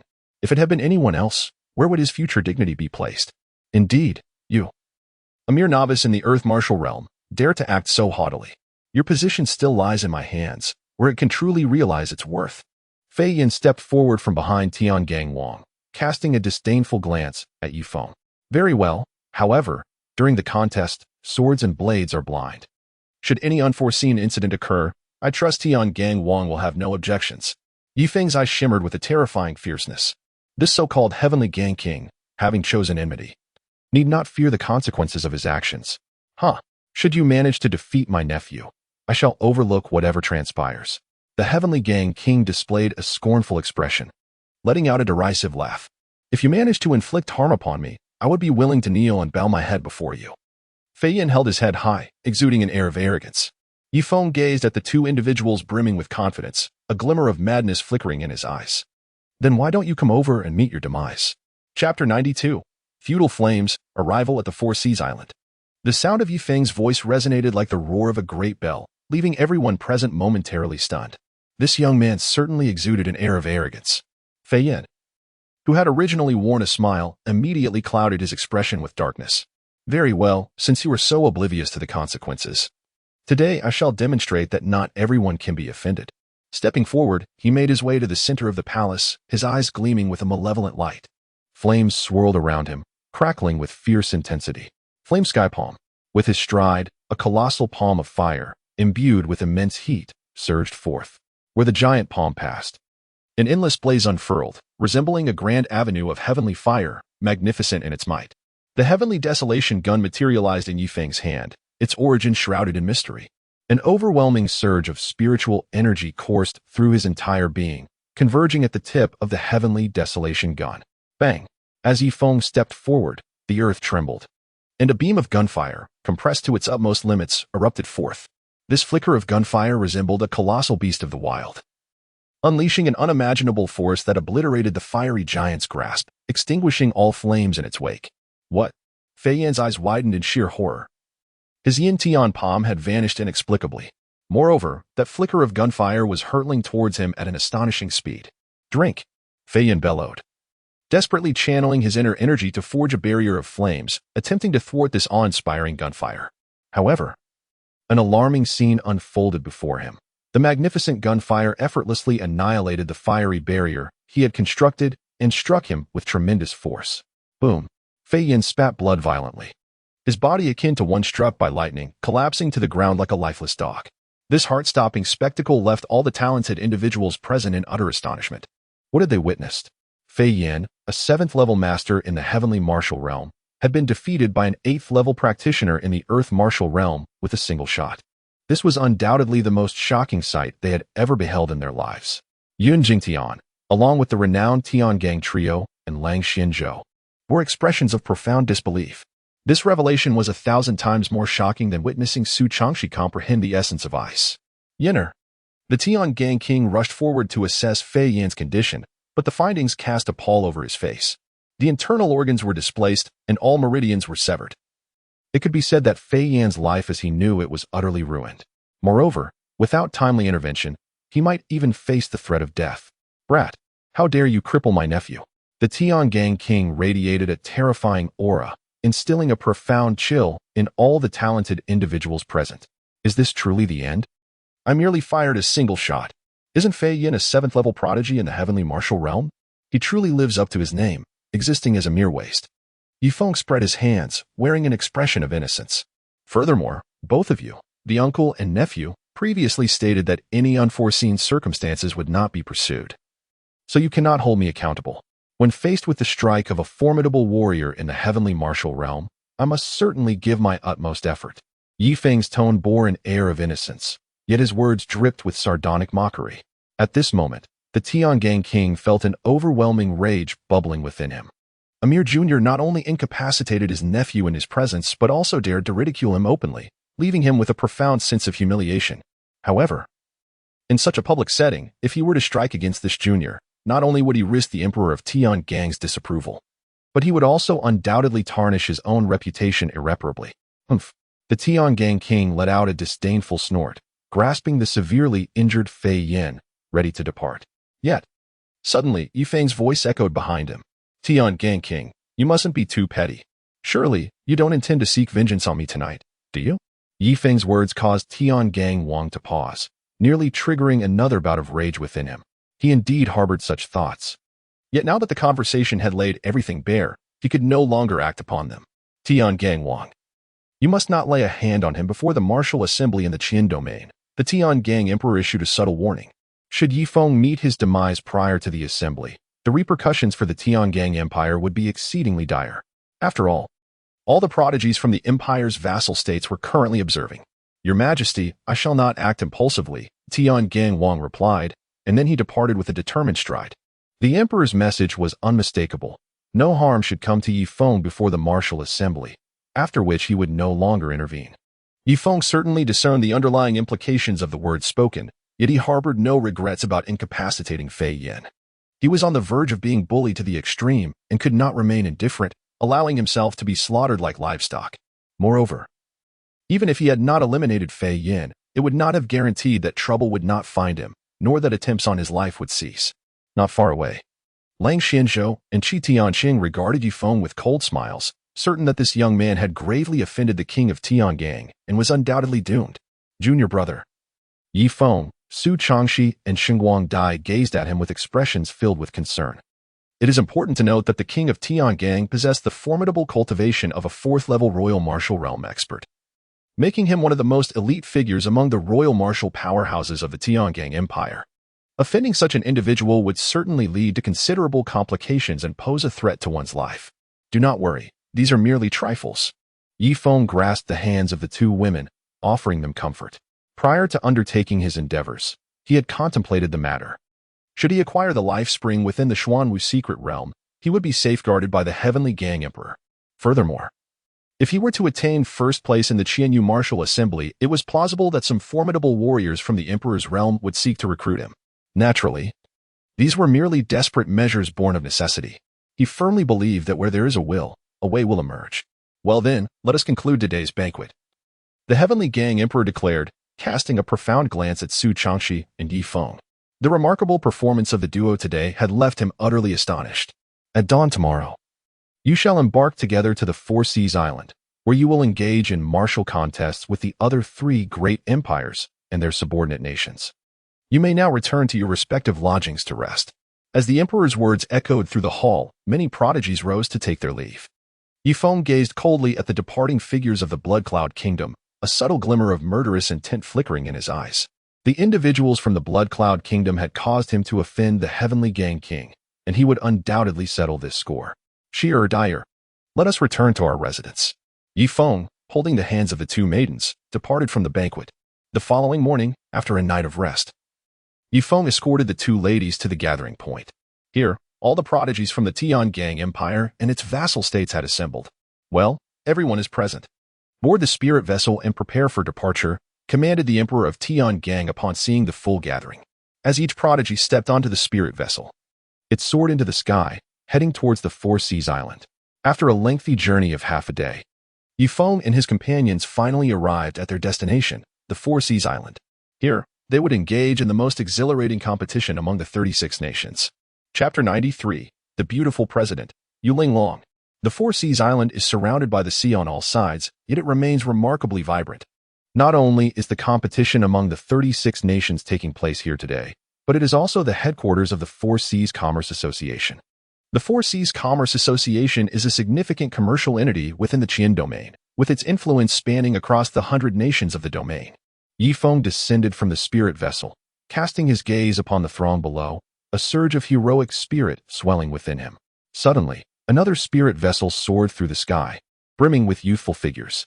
This was the spirit vessel of the Wind Thunder Empire, and to his surprise, they had arrived at such an early hour. Rumor had it that a young man named Lei Qianxing from the Wind Thunder Empire had attained the 9th level of the heavenly martial realm and wielded the will of thunder and lightning, making him one of the most formidable contenders for the championship in this martial gathering. Yet another prodigy who harnesses the power of will. I find myself intrigued to see who is stronger, he or Yun Jingtian. Ye Feng listened to the discussions of the crowd, his gaze fixed upon the descending spirit vessel. A tall young man clad in purple was the first to alight from the craft. Lei Qianxing, at long last, I encounter you again. The last time we met, we could not determine a victor. This time, I shall triumph over you before all, Yun Jingtian declared, his eyes ablaze with fierce combat intent. The two had previously clashed without grasping the essence of willpower. Now, he was eager to discern whether his blade's will was superior to Lei Qianxing's thunderous resolve. I await your challenge, Lei Qianxing responded, casting a profound glance at Yun Jingtian, clearly acknowledging his strength. In this martial gathering, aside from Yun Jingtian, the only threats he perceived were Xiang Tianjun of the Golden Elephant Empire and Long Yingtian of the Divine Dragon Empire. Both had comprehended the will of power, their strength capable of shaking the heavens, truly formidable. Haha, Tiangang Huang, it has been a while. A hearty laughter resonated from within the spirit vessel of the Wind and Thunder Empire. A robust middle-aged man descended from the craft, landing firmly on the ground. Wind and Thunder Emperor, you have arrived quite swiftly, the Tiangang Emperor remarked with a faint smile. Of course, I must arrive before that old fellow Jin Xiang Huang and Long Huang. Last time, Jin Xiang Huang complained about my tardiness. The Wind and Thunder Emperor replied with a grin. As the two exchanged pleasantries, two more spirit vessels appeared in the sky. Wind and Thunder Emperor. Are you speaking ill of me behind my back? A resonant voice thundered from the heavens, causing discomfort to all present. With the utterance, two imposing middle-aged men descended from the sky, particularly when the Golden Elephant Emperor landed. The earth trembled beneath him. With their arrival, the Golden Elephant Empire, the Divine Dragon Empire, and the prodigies of their vassal states were all present. In total, the 4 supreme empires, 12 mid-tier nations, and 20 lower-tier nations had gathered 236 exceptional talents. Ye Feng gazed upon the multitude of extraordinary talents converging in this place, his heart surging with fervor. In one's youth, vanquishing all rivals is undoubtedly a source of immense pride for every young individual. A plethora of handsome youths elicits a flutter in the heart, igniting a sense of youthful infatuation. At that moment, a melodious and enchanting voice resonated within the hearts of all present, causing many to feel a delightful shiver coursing through their bones. Ye Feng turned his gaze upon hearing a sound, only to behold a silver-haired woman gracefully emerging into the sight of the crowd. She possessed an unparalleled beauty that could captivate the world, her bright eyes radiating both innocence and allure. The delicate curve of her flower-like lips hinted at a smile that ensnared the gazes of many, leaving them entranced and seemingly spellbound. Her figure was equally captivating, exuding an enchanting allure. The pristine expanse of her shoulders was partially revealed, igniting the imagination and stirring a desire to draw closer. Her long, slender legs glimmered with a lustrous sheen, entrancing countless onlookers. A siren, a mesmerizing enchantress capable of stealing one's very soul. This was Ye Feng's initial assessment of the woman. With every smile and frown, she could ensnare hearts, rendering many utterly mesmerized. President Linglong, the Emperor of Thunder, remarked politely towards the woman. Not only was she strikingly beautiful, but her status was also remarkably distinguished, for she was none other than Yu Linglong, the president of the Four Seas Commerce Guild. Although Yu Linglong possessed merely the cultivation of the 4th level of the Emperor's martial realm, they suspected she might have certain connections to the 8 Desolates. Thus, even they were cautious not to offend her. This generation of prodigies seems considerably stronger than those of previous years. As per tradition, I shall bestow upon them an opportunity.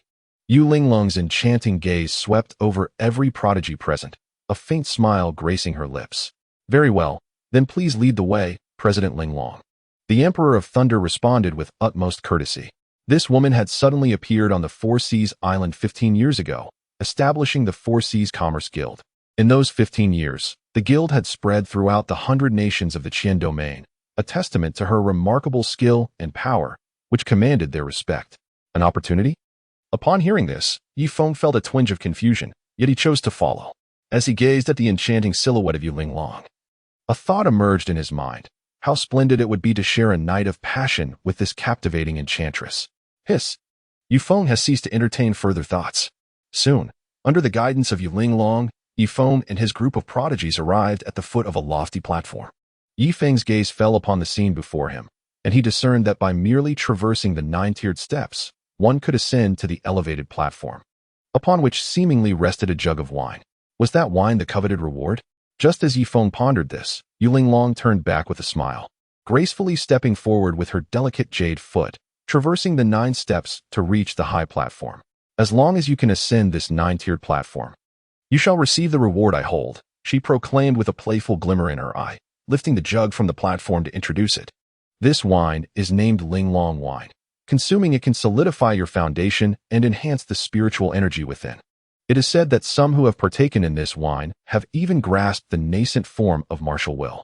Should any charming young lad manage to come up here, I shall personally serve him the wine. She continued, of course, if you fail to ascend the 9-tiered platform, you will still receive other wines as rewards based on the number of steps you manage to climb, albeit their effects will be somewhat inferior to that of the Linglong wine. Her alluring words echoed in the hearts of all present. Ascending the 9-tiered platform not only allowed one to exhibit their prowess before numerous prodigies, but also garnered the admiration of the enchanting guild leader, along with the multifaceted benefits of the Linglong wine. Such an opportunity, a confluence of rewards, was irresistibly enticing. I shall go. The first to step forward was none other than Lang Xianzhou, a familiar figure to Ye Feng. His gaze was fixed upon Yu Linglong above, the excitement in his eyes unmistakable, even causing his body to tremble with anticipation. This woman was nothing short of a seductress, a bewitching vixen. He was determined to be the first to ascend the 9-tiered platform and earn a smile from the beauty.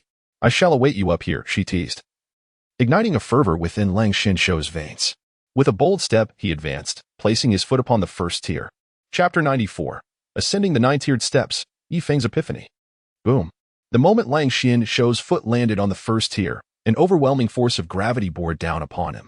Fortunately, he reacted swiftly, channeling his inner spiritual energy to resist this oppressive weight. Huh, he shouted, unleashing a powerful aura as he surged forward, leaping 6 steps to hastily reach the 7th tier. His actions drew gasps of astonishment from the onlookers below. With a firm stance, Lang Xianzhou steadied himself and took 2 more steps, finally reaching the 9th tier. Yet, he now felt an immense gravitational force constricting his body. Let me ascend, he bellowed, striving to step onto the high platform.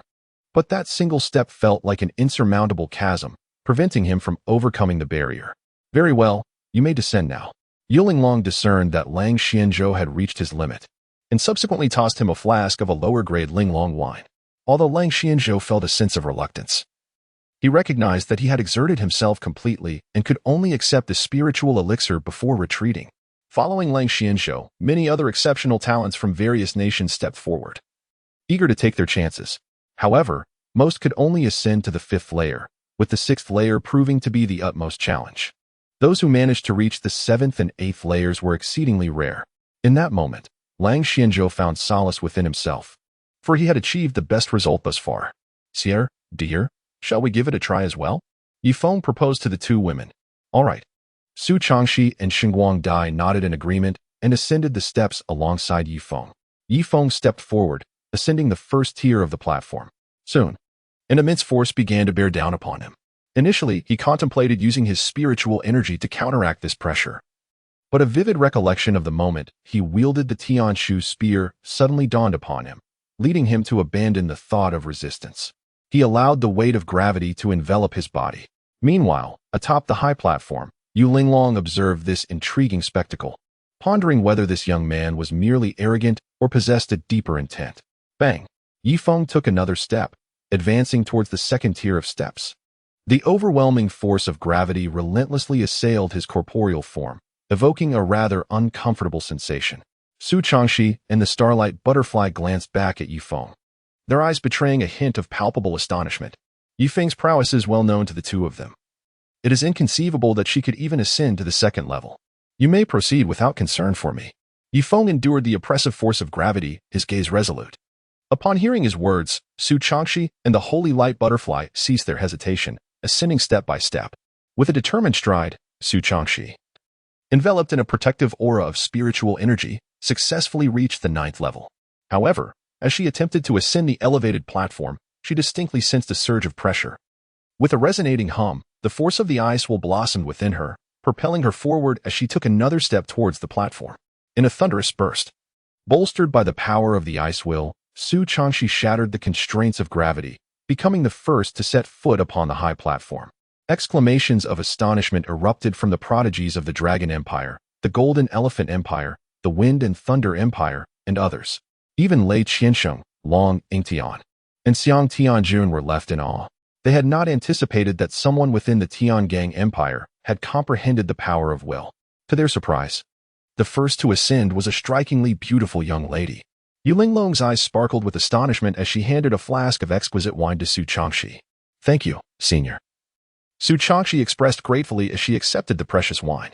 "No need for thanks. This is a reward for your strength," Yu Linglong remarked, appraising Su Changxi once more. If you could rival her in both beauty and figure. She pondered which unfortunate man would be fortunate enough to win the affections of such a lovely girl. After stowing the exquisite wine, Su Changxi turned to see that the holy light butterfly had halted at the 6th level, while Ye Feng remained on the 1st. Contemplating the wine in her hand, an idea suddenly blossomed in her mind. Could it be that the little one has achieved enlightenment? Yu Linglong's eyes widened, thoroughly astonished. While others focused on reaching the 9th level, this young girl had quietly attained a moment of enlightenment, truly an oddity. Expressions of astonishment spread across the faces of the onlookers, particularly that of the Tiangang Emperor, who was greatly impressed by each of Ye Feng's actions. Qi Tianxing and Lang Xianzhou, who initially intended to mock Ye Feng, were instead met with his rising prominence. "Long Yingtian, shall we race to see who can ascend faster?" Xiang Tianjun suddenly proposed, eager to test their newfound comprehension of the will of strength. "Very well," Long Yingtian agreed, sharing the same desire. Their exchange captured the attention of many, including Yin Jingtian and Lei Qianxing. Though this small contest could not encapsulate their full strength, it would reveal some insights into their abilities. "Let us begin." With those words, Xiang Tianjun and Long Yingtian stepped forward in unison. With a thundering presence, they unleashed their formidable auras, advancing 9 steps. As they approached the platform, both experienced a significant restriction on their speed. Boom! The will of power blossoms between the two individuals. In the next moment, they both ascend the elevated platform and gaze at one another. After a fierce contest, they achieve a draw. Astonishingly, have they truly reached this level so swiftly? Beneath the platform, numerous prodigies stand in awe, having personally experienced the arduous journey of ascending the steps. Yet before them, the ascent appears deceptively effortless and rapid beneath the feet of Xiang Tianjun and Long Yingtian. What comparison can be made with these two exceptional talents? Especially when another individual remains seated, having yet to even reach the 2nd tier. That person may be in a state of enlightenment, potentially grasping profound insights that could enhance their strength. However, not every moment of enlightenment leads to understanding. Amidst this discourse, Yun Jingtian and Lei Qianxing successfully ascend the high platform. Following these 4 prodigies, a significant number of talented individuals attempt their own ascents. Among them, the renowned Tiangang trio only manages to reach the 9th level, while Jian Qishang manifests the will of the sword and forcefully ascends the platform, eliciting gasps of astonishment from the crowd. He becomes the 6th prodigy of this competition to possess the power of will. After Jian Qishang, Qi Tianxing unveils the embryonic form of the earth will and ultimately ascends the platform as well, once more prompting exclamations of surprise. It appears that the participants from the Tiangang Empire are indeed formidable. Naturally, Qi Tianxing is not the sole individual to comprehend the embryonic form of will, as representatives from the Divine Dragon Empire and the Golden Elephant Empire each possess one as well. Just then, a resonant hum fills the air. Ye Feng suddenly opened his eyes. This fleeting moment of enlightenment granted him a significant understanding of gravity. Had it not been for the impending entry into the Xuanwu secret realm for the first round of competition in the afternoon, he would not have awakened from his epiphany so early. That little fellow has awakened from his contemplation? Yu Linglong noticed the awakened Ye Feng, and a hint of disappointment flickered in her beautiful eyes. The shorter the duration of enlightenment, the less one comprehends. She had initially hoped that this young man would surprise her. Chapter 95, Linglong President, I desire you. At this moment, Ye Feng rose with sudden clarity, emanating the aura of the Earth Martial Realm. With a single step, he moved as if treading upon level ground. The Earth Martial Realm? Yu Linglong's eyes widened with renewed astonishment. Goodness, the Earth Martial Realm. This lad must have relied on his connections to gain entry. This young man truly diminishes the caliber of our martial gathering. No wonder he is unable to ascend to the second level. It turns out he is genuinely lacking in skill. The onlookers regarded Ye Feng's cultivation in the Earth Martial Realm with scoffs of disdain. However, they soon fell silent. For Ye Feng had already taken 9 steps, standing upon the 9th tier, a place beyond the reach of over 90% of the prodigies present. In the next moment, the nascent form of gravitational intent blossomed around Ye Feng. Boom! Ye Feng ascended the high platform with an imposing presence, leaving all spectators utterly astounded. The notion of manifesting the embryonic form of will seemed preposterous. How could this lad, merely at the Earth Martial Realm, exhibit such astonishing prowess? The pain was excruciating. It felt as though he were caught in a dream. The young prodigies gathered below were left breathless, grappling with the revelation that they had mistaken Ye Feng for a mere jester, when in fact, they themselves were the fools. To comprehend the embryonic form of will and ascend to the 9th tier of the platform, he could effortlessly annihilate them with any single manifestation. Individuals such as Yun Jingtian, Long Yingdian, Jian Qishang, and Qi Tianxing were all profoundly shaken. Even the formidable warriors present from the royal martial realm were rendered speechless. Yu Linglong's eyes trembled with intensity. Hailing from the 8 desolations, she had never encountered anyone capable of grasping the embryonic form of will at the Earth Martial Realm, even in that realm teeming with prodigious talents. At that moment, she felt compelled to recruit Ye Feng. Her journey from the 8 desolations to the Qian domain was driven by the ambition to gather various exceptional geniuses. Although the strength of the Qian domain paled in comparison to the 8 desolations, it still produced a fair share of remarkable talents each year. Linglong. May I have my Linglong wine now? Ye Feng gazed at the entranced woman before him, a hint of exasperation in his voice. Indeed, my dear little brother.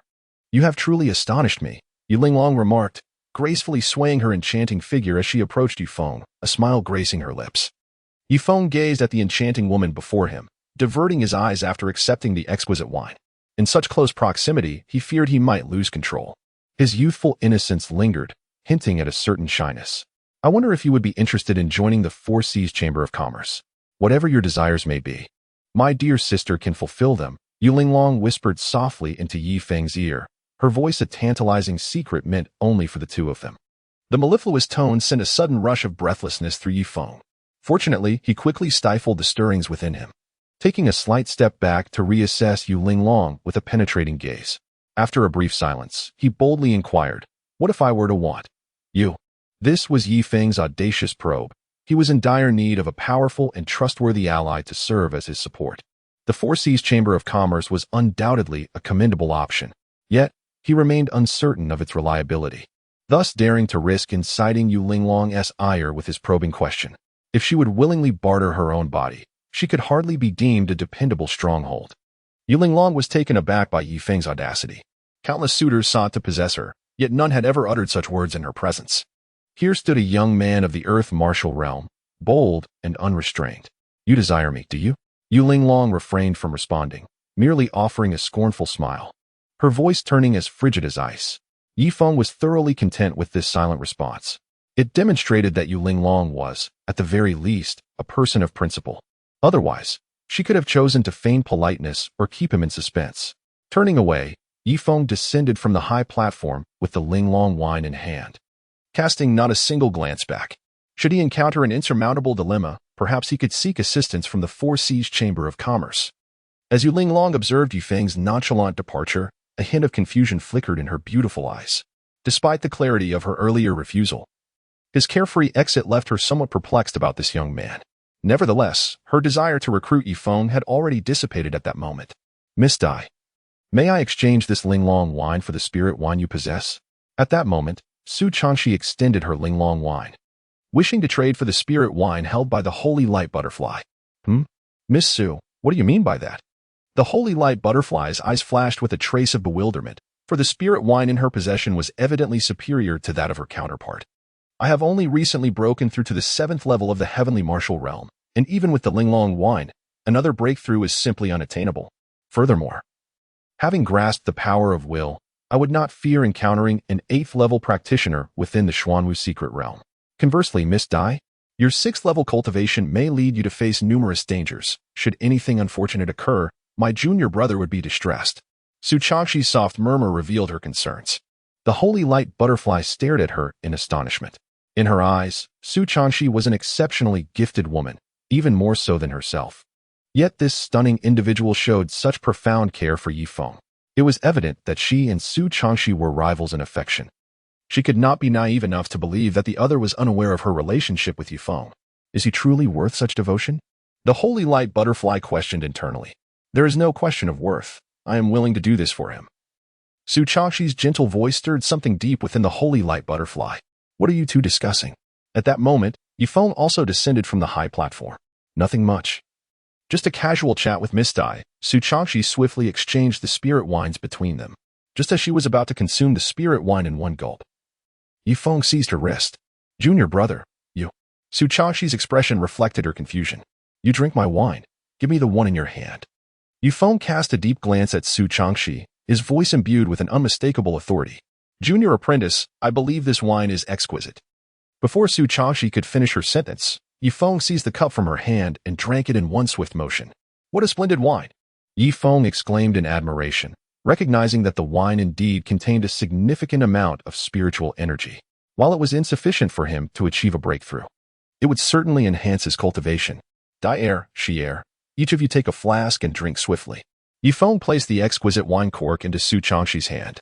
The Saint Light Butterfly cast a grateful glance at Su Changxi before imbibing the ethereal spirit wine, subsequently settling into a meditative posture to contemplate its essence. Ye Feng observed the actions of the Holy Light Butterfly, feeling an immense sense of satisfaction within. Sheer, do drink quickly, or I shall have to feed you in front of everyone. Ye Feng's tone was imbued with an undeniable dominance. Upon hearing his words, Su Changxi obediently consumed the Linglong wine and likewise began to meditate in a cross-legged position. Chapter 96. Entering the Xuanwu secret realm and encountering individuals from the Blood Cloud Nation. Boom. The cultivation of the 7th level of the heavenly martial realm radiated from the sacred light butterfly. After partaking in the Linglong wine, she successfully achieved her desired breakthrough. Although she did not comprehend the embryonic form of will within the Xuanwu secret realm, she gained an additional layer of self-protection. Of course, it was not only the sacred light butterfly that experienced a breakthrough. Over 10 other prodigies also advanced their cultivation through the spiritual wine. Given that they were already at the pinnacle of their realms, it was entirely reasonable for them to make a level up with the aid of the spiritual wine. Ye Feng observed the breakthrough of the Holy Light Butterfly, and the concern in his eyes diminished slightly. Among the prodigies participating in the Qianyu martial meeting, over 70% were at the 6th and 7th levels of the celestial martial realm. There were fewer than 40 individuals at the 8th level, most of whom hailed from the 4 prestigious empires and 12 mid-tier nations. Well, the opportunities bestowed upon you by President Linglong have all been received. Now, let us proceed to the entrance of the Xuanwu secret realm, spoke the Dragon Emperor in a calm tone. Under the guidance of the 4 emperors, a multitude of prodigies arrived at an open area on the island. The Xuanwu secret realm will soon be opened. Before it commences, allow me to elucidate the rules for the first round. To ensure fairness, all participants will undergo a thorough inspection of their storage rings prior to entry. No beast cores may be taken inside, should you possess any significant items within your storage rings. Now is the time to entrust them to your elders or temporarily hand them over to the 4 Seas Chamber of Commerce for safekeeping. Hearing these words, Ye Feng cast his gaze into the distance. There, he beheld the leader of the Ghost Sword sect, Qi Tianho, the king of Tiangang, along with several esteemed elders of other prodigies. However, he harbored no unsightly objects within his storage ring, thus, an inspection would pose no concern. Upon entering the Xuanwu secret realm, the beast cores would serve as your achievements. The entire Xuanwu secret realm will last for 7 days, and upon your emergence, we shall evaluate the beast cores. The top 40 individuals will advance to the second round of competition. The words of the Divine Dragon Emperor caused the expressions of many prodigies to tighten slightly. The first round would eliminate nearly 200 participants. Nonetheless, the primary ambition of many prodigies was to enter the Xuanwu secret realm, for the opportunities to be gained therein were of utmost significance. Ye Feng instructed the two women beside him to exercise caution, and after having his storage ring examined, he patiently awaited the commencement of events. Half an hour later, the Xuanwu secret realm officially opened. We should enter swiftly, as the entrance remains accessible for only a brief period, heeding the reminder from the Heavenly Gang Emperor. The group of prodigies gradually advanced towards the entrance of the secret realm. Ye Feng gazed upon the swirling entrance to the secret realm before him and stepped inside. With a hum, as the scene shifted, he steadied his balance and began to survey his surroundings. He found himself amidst a lush forest where the trees flourished abundantly, and the gentle sound of a nearby stream could be heard. Is this truly the mysterious realm of Xuanwu? Ye Feng murmured to himself. He had gleaned from various tidbits of information that this mysterious realm of Xuanwu was exceedingly vast, even with 7 days of relentless sprinting. One could not hope to explore its entirety. Suddenly, Ye Feng's gaze shifted to the side, where a lightning wolf leapt forth from the thicket, baring its bloodthirsty fangs as it lunged toward his position. This was a lightning wolf of the 4th level in the celestial martial realm, possessing astonishing speed. Ye Feng remained composed as the embryonic form of gravitational intent blossomed forth, enveloping the surrounding area in a terrifying gravity. The lightning wolf, which had once moved with lightning speed, was instantaneously subdued by this newfound gravitational force, rendering it remarkably slow. Such is the potency of the embryonic form of gravitational intent. Undeniably formidable. The leaves whispered softly as Ye Feng unleashed a piercing shot, penetrating the very essence of the lightning wolf. With the nascent power of gravitational will retracted, he gradually approached the fallen beast, extracting the core from within its body before departing with purpose. His primary objective was not to vanquish the monstrous creature, but rather to seek out Su Changxi and the holy light butterfly. Although he was uncertain of their whereabouts, he felt compelled to search for them. As for the beast core, he held a firm belief that it would eventually find its way to him. After half a day's search, Ye Feng frequently encountered some oblivious beasts that attacked him along the way. Naturally, all these unwitting creatures met their demise at his hands.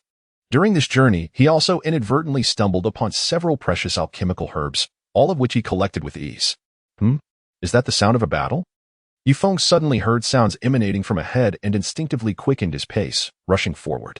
Soon, he arrived at the scene of the battle. However, he did not hasten to reveal himself, but instead concealed himself behind a large tree, keenly observing the unfolding situation. In the center of the fray, 2 young men were besieging an individual at the 6th level of the celestial martial realm. How ironic that fate had brought such adversaries together. Upon recognizing the faces of the 2 young men, Ye Feng let out a cold snicker. These 2 individuals hailed from the Blood Cloud Kingdom.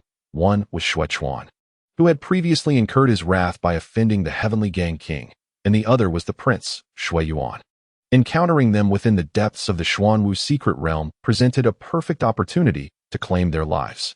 At that moment, the 6th level martial artist, besieged by Shui Chuan and Shui Yuan, was utterly vanquished. Higi, Your Highness, this fool's blood spirit ginseng now belongs to us, Shui Chuan chuckled with glee.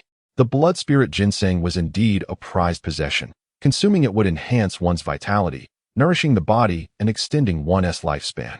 The 2 had only acted out of desire for the precious ginseng the man had just harvested. Fortune favored them, as Shui Yuan stowed away the ginseng. A satisfied smirk graced his lips. Suddenly, he bellowed, "Who goes there?" His gaze fixed on a certain direction, and upon seeing the figure emerge, his pupils constricted in shock. Ye Feng? Shui Chuan's expression shifted dramatically upon laying eyes on Ye Feng. Damn it, how could we be so unfortunate as to encounter Ye Feng? It was well known that Ye Feng had defeated the 7th level martial artist, Fei Yan, with a single strike.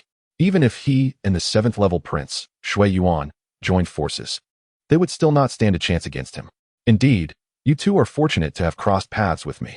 Ye Feng's eyes glimmered with a chilling frost as he advanced step by step towards the 2. Shui Chuan, when you provoked me into offending the Heavenly Gang King that day, you must have anticipated the moment when I would personally bring about your demise. The voice of Ye Feng rendered Shui Chuan's entire body rigid. He had considered the possibility of retribution from Ye Feng, yet a sense of luck lingered within him, as he thought perhaps Ye Feng would not have the chance to exact his vengeance before meeting his own demise. Ye Feng, I was wrong. It was unintentional. Please spare my life. Shui Chuan began to tremble uncontrollably. Meanwhile, Shui Yuan took a slight step back, contemplating escape. Thinking of fleeing? Ye Feng discerned the sinister intentions of Shui Yuan and immediately surged forward, hastening towards the duo. Run apart, Shui Yuan urged. His strategy was to have the foolish Shui Chuan divert Ye Feng's attention. Ye Feng's immediate intention was to eliminate Shui Chuan, thus granting himself the precious opportunity to escape. Chapter 97. Acquiring the Blood Spirit Ginseng, Crushing the Wolf Xinzhou. Your Highness, save me. Shui Chuan could no longer fathom the implications of Shui Yuan's intentions. Fleeing alone would undoubtedly lead to his demise. Hence, he felt compelled to follow Shui Yuan, clinging to a glimmer of hope for survival. Damn it. Get the hell away from me. Shui Yuan erupted with furious expletives. This wretched creature was intent on bringing about his ruin. Neither of you shall escape. As Ye Feng advanced, a glimmer of gunlight surged toward Shui Chuan. With a resounding hum, the gunlight pierced through Shui Chuan's back like a merciless dragon. Shui Yuan witnessed the tragic demise of Shui Chuan before him, his spirit trembling with shock. At that moment, Ye Feng stood firm with his weapon, obstructing Shui Yuan's path. Ye Feng, I am the prince of the Blood Cloud Kingdom. You should think twice before acting.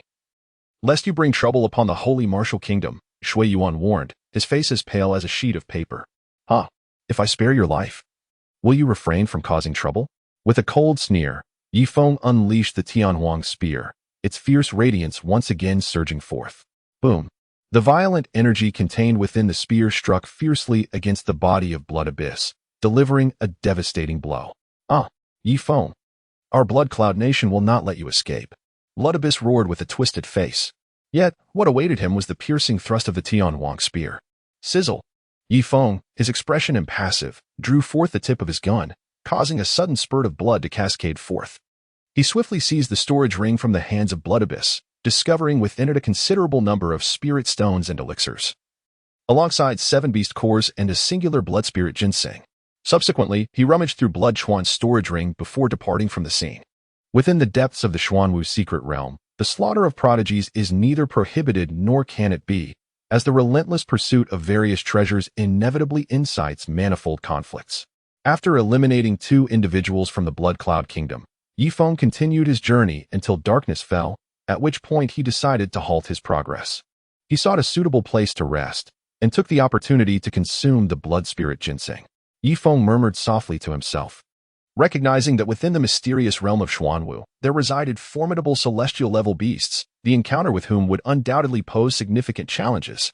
However, after scouring the vicinity for a cave without success, he was left with no choice but to settle in a relatively open area as his resting spot for the night. Thus, he resolved to make do for the evening in this less-than-ideal setting. Ye Feng spoke to himself, then sat cross-legged, retrieving a blood spirit ginseng from his storage ring and consuming it. The formidable vitality coursed through his body as he quietly absorbed the nourishing power of the blood essence. Although his spiritual strength far surpassed that of ordinary individuals, his physical defenses were a notable weakness. This blood spirit ginseng was precisely what he needed to bolster his bodily defenses. While it would not result in a dramatic enhancement, it would provide a significant improvement nonetheless. Meanwhile, within the depths of the mysterious Xuanwu realm, a chase unfolded. Hey there, beautiful, you can't escape me.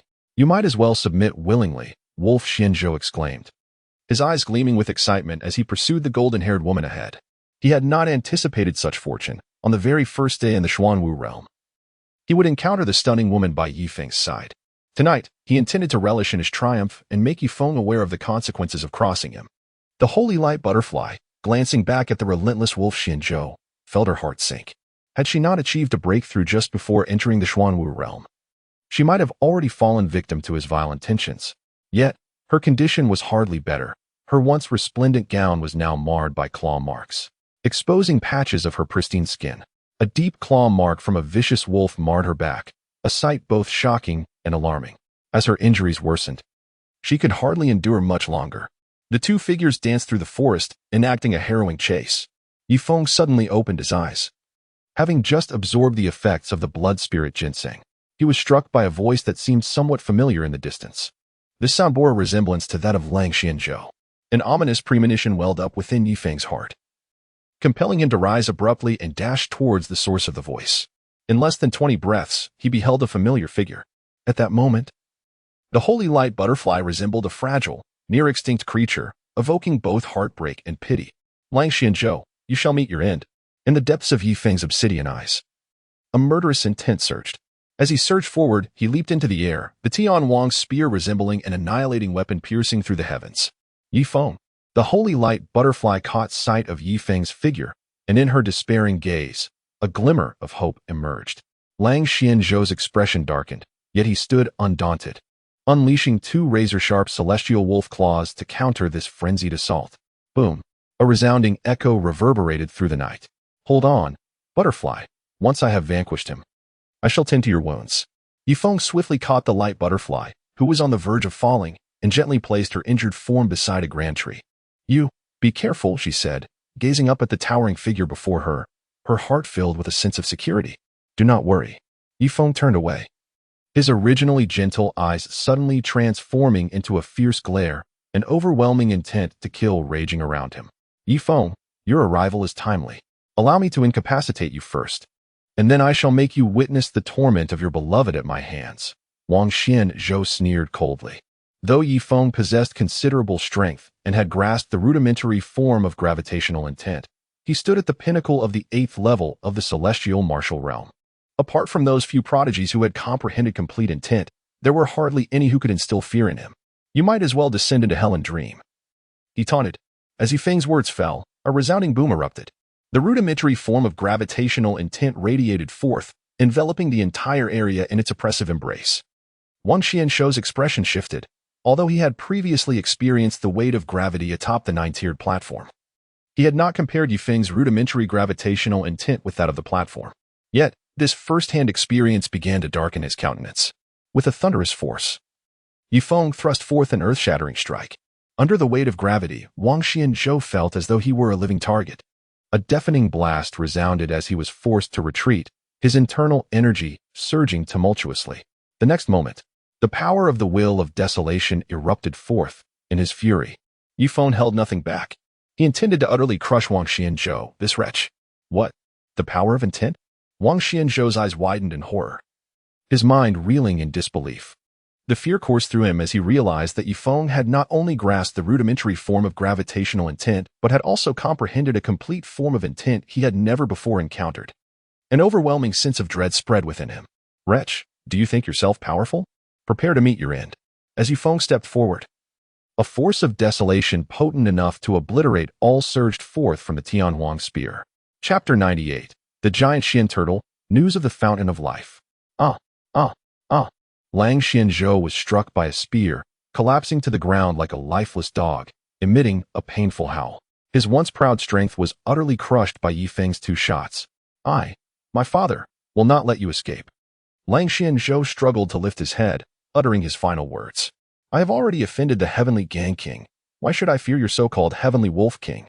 The tip of the leaf wind spear sliced fiercely, severing the throat of the wolf Shin boat. Scalding blood gushed forth, rendering the opponent incapable of uttering another sound. Doomed to perish in agony and despair. After Ye Feng vanquished Lang Xianzhou, he hurriedly returned to the side of the sacred light butterfly, retrieving a healing potion, preparing to administer it to her. I have already consumed the healing elixir. It is my injuries on the back that require attention. The sacred light butterfly's gaze was filled with profound astonishment. The strength Ye Feng had just displayed left her utterly astounded. The peak 8th level of the heavenly martial realm. Lang Xianzhou was defeated by 2 shots. The unprecedented force of will she witnessed reshaped her understanding of Ye Feng's talent. Do not move. Allow me to examine you. Ye Feng gazed at the back of the holy light butterfly and discovered a wound that penetrated deeply to the bone. He tore away the luxurious, yet somewhat tattered garment and retrieved a healing powder to cleanse the wound on her back. As she felt Ye Feng's careful ministrations, the holy light butterfly was reminded of their first encounter, when he had shamefully absorbed the toxins from her. She realized that whenever Ye Feng was present, no obstacle seemed insurmountable. He bestowed upon her an unprecedented sense of security. Before she knew it, Ye Feng had skillfully treated the wound on her back. It is done. The wound has been tended to, and in due time, it shall heal. Ye Feng's words brought the holy light butterfly's thoughts back to reality. Thank you. But will there be scars left on my back? The holy light butterfly expressed her concern. No, even if scars remain, I would not hold it against you. Ye Feng embraced the slender waist of the holy light butterfly from behind, teasing her playfully. Feeling the masculine aura radiating from his back, a faint blush graced her cheeks. This time, however, she did not resist. Instead, she relished in Ye Feng's embrace, quietly resting her head upon his shoulder. "You mustn't find me lacking then," she said, revealing a rare glimpse of her feminine charm. "Hee, I will cherish you dearly when the time comes," he replied. Ye Feng suddenly chuckled mischievously. And then he swept the delicate figure into his arms. "Come, I shall take you to a more secure place to rest." Before long, Ye Feng returned to their original resting quarters, cradling the radiant butterfly. It was then that he noticed that the butterfly seemed in need of a change of attire, as her original garments bore numerous tears and stains of blood. "My dear butterfly, do change into another garment. Your current attire is no longer suitable." Ye Feng gently set down the holy light butterfly, offering a reminder. It was only then that the holy light butterfly realized the necessity of changing her attire. However, when she retrieved a new outfit from her storage ring, she noticed Ye Feng's gaze fixed intently upon her. "You mustn't look. Turn around quickly," she exclaimed, stamping her foot in a flustered manner. Though she had already acknowledged her feelings for Ye Feng internally, the two had yet to fully unveil their hearts to one another. "After all, we've been together for quite some time. It's no big deal to take a glance." Ye Feng curled his lips in regret before ultimately turning away. The holy light butterfly, noticing Ye Feng's departure, took the opportunity to scrutinize the surroundings. Once assured of their solitude, she shed her tattered garments, unveiling a figure that was both pure and alluring, radiating a sacred luminosity. At this moment, Ye Feng was also meticulously observing the situation within the jungle. He had yet to behold the form of his beloved. How could he allow others to gaze upon her? "Very well, you may turn around now." After a brief pause, the holy light butterfly emitted a sound of palpable relief. Ye Feng then turned around, gazing at the radiant beauty before him, whose eyes sparkled like a resplendent butterfly, revealing a hint of astonishment. Under his unexpected gaze, the sacred light butterfly gracefully approached, nestling into his embrace. Ye Feng gently wrapped his arms around the waist of his companion, and the two embraced quietly under the moonlight, attuned to each other's heartbeat and breath. The following day, in the early morning light, he inquired, "Dyer, how is your injury healing?" "We must seek out Chier. If necessary, I shall carry you." Ye Feng gently brushed the golden locks of the enchanting maiden in his embrace and inquired, "I have nearly recovered. I am able to depart." The holy light butterfly, unwilling to be shyly carried by Ye Feng, resolutely replied. Ye Feng discerned the stubbornness reflected in the other's eyes. Thus he resolutely lifted the holy light butterfly onto his back. "Release me. I can walk on my own," she protested. "Obey, or I shall impose my will upon you," he retorted with an authoritative tone. Ultimately, under Ye Feng's unwavering demeanor, the holy light butterfly yielded and allowed him to carry her. As they journeyed forth, they encountered a multitude of demonic beasts and a few individuals. Those beasts that sought their demise were swiftly vanquished by Ye Feng, while upon recognizing him, the humans hastily retreated, fearful that he might covet their beast course. Ye Feng had little inclination to pursue his adversaries, for he suspected that the illustrious warriors at the 6th and 7th levels of martial prowess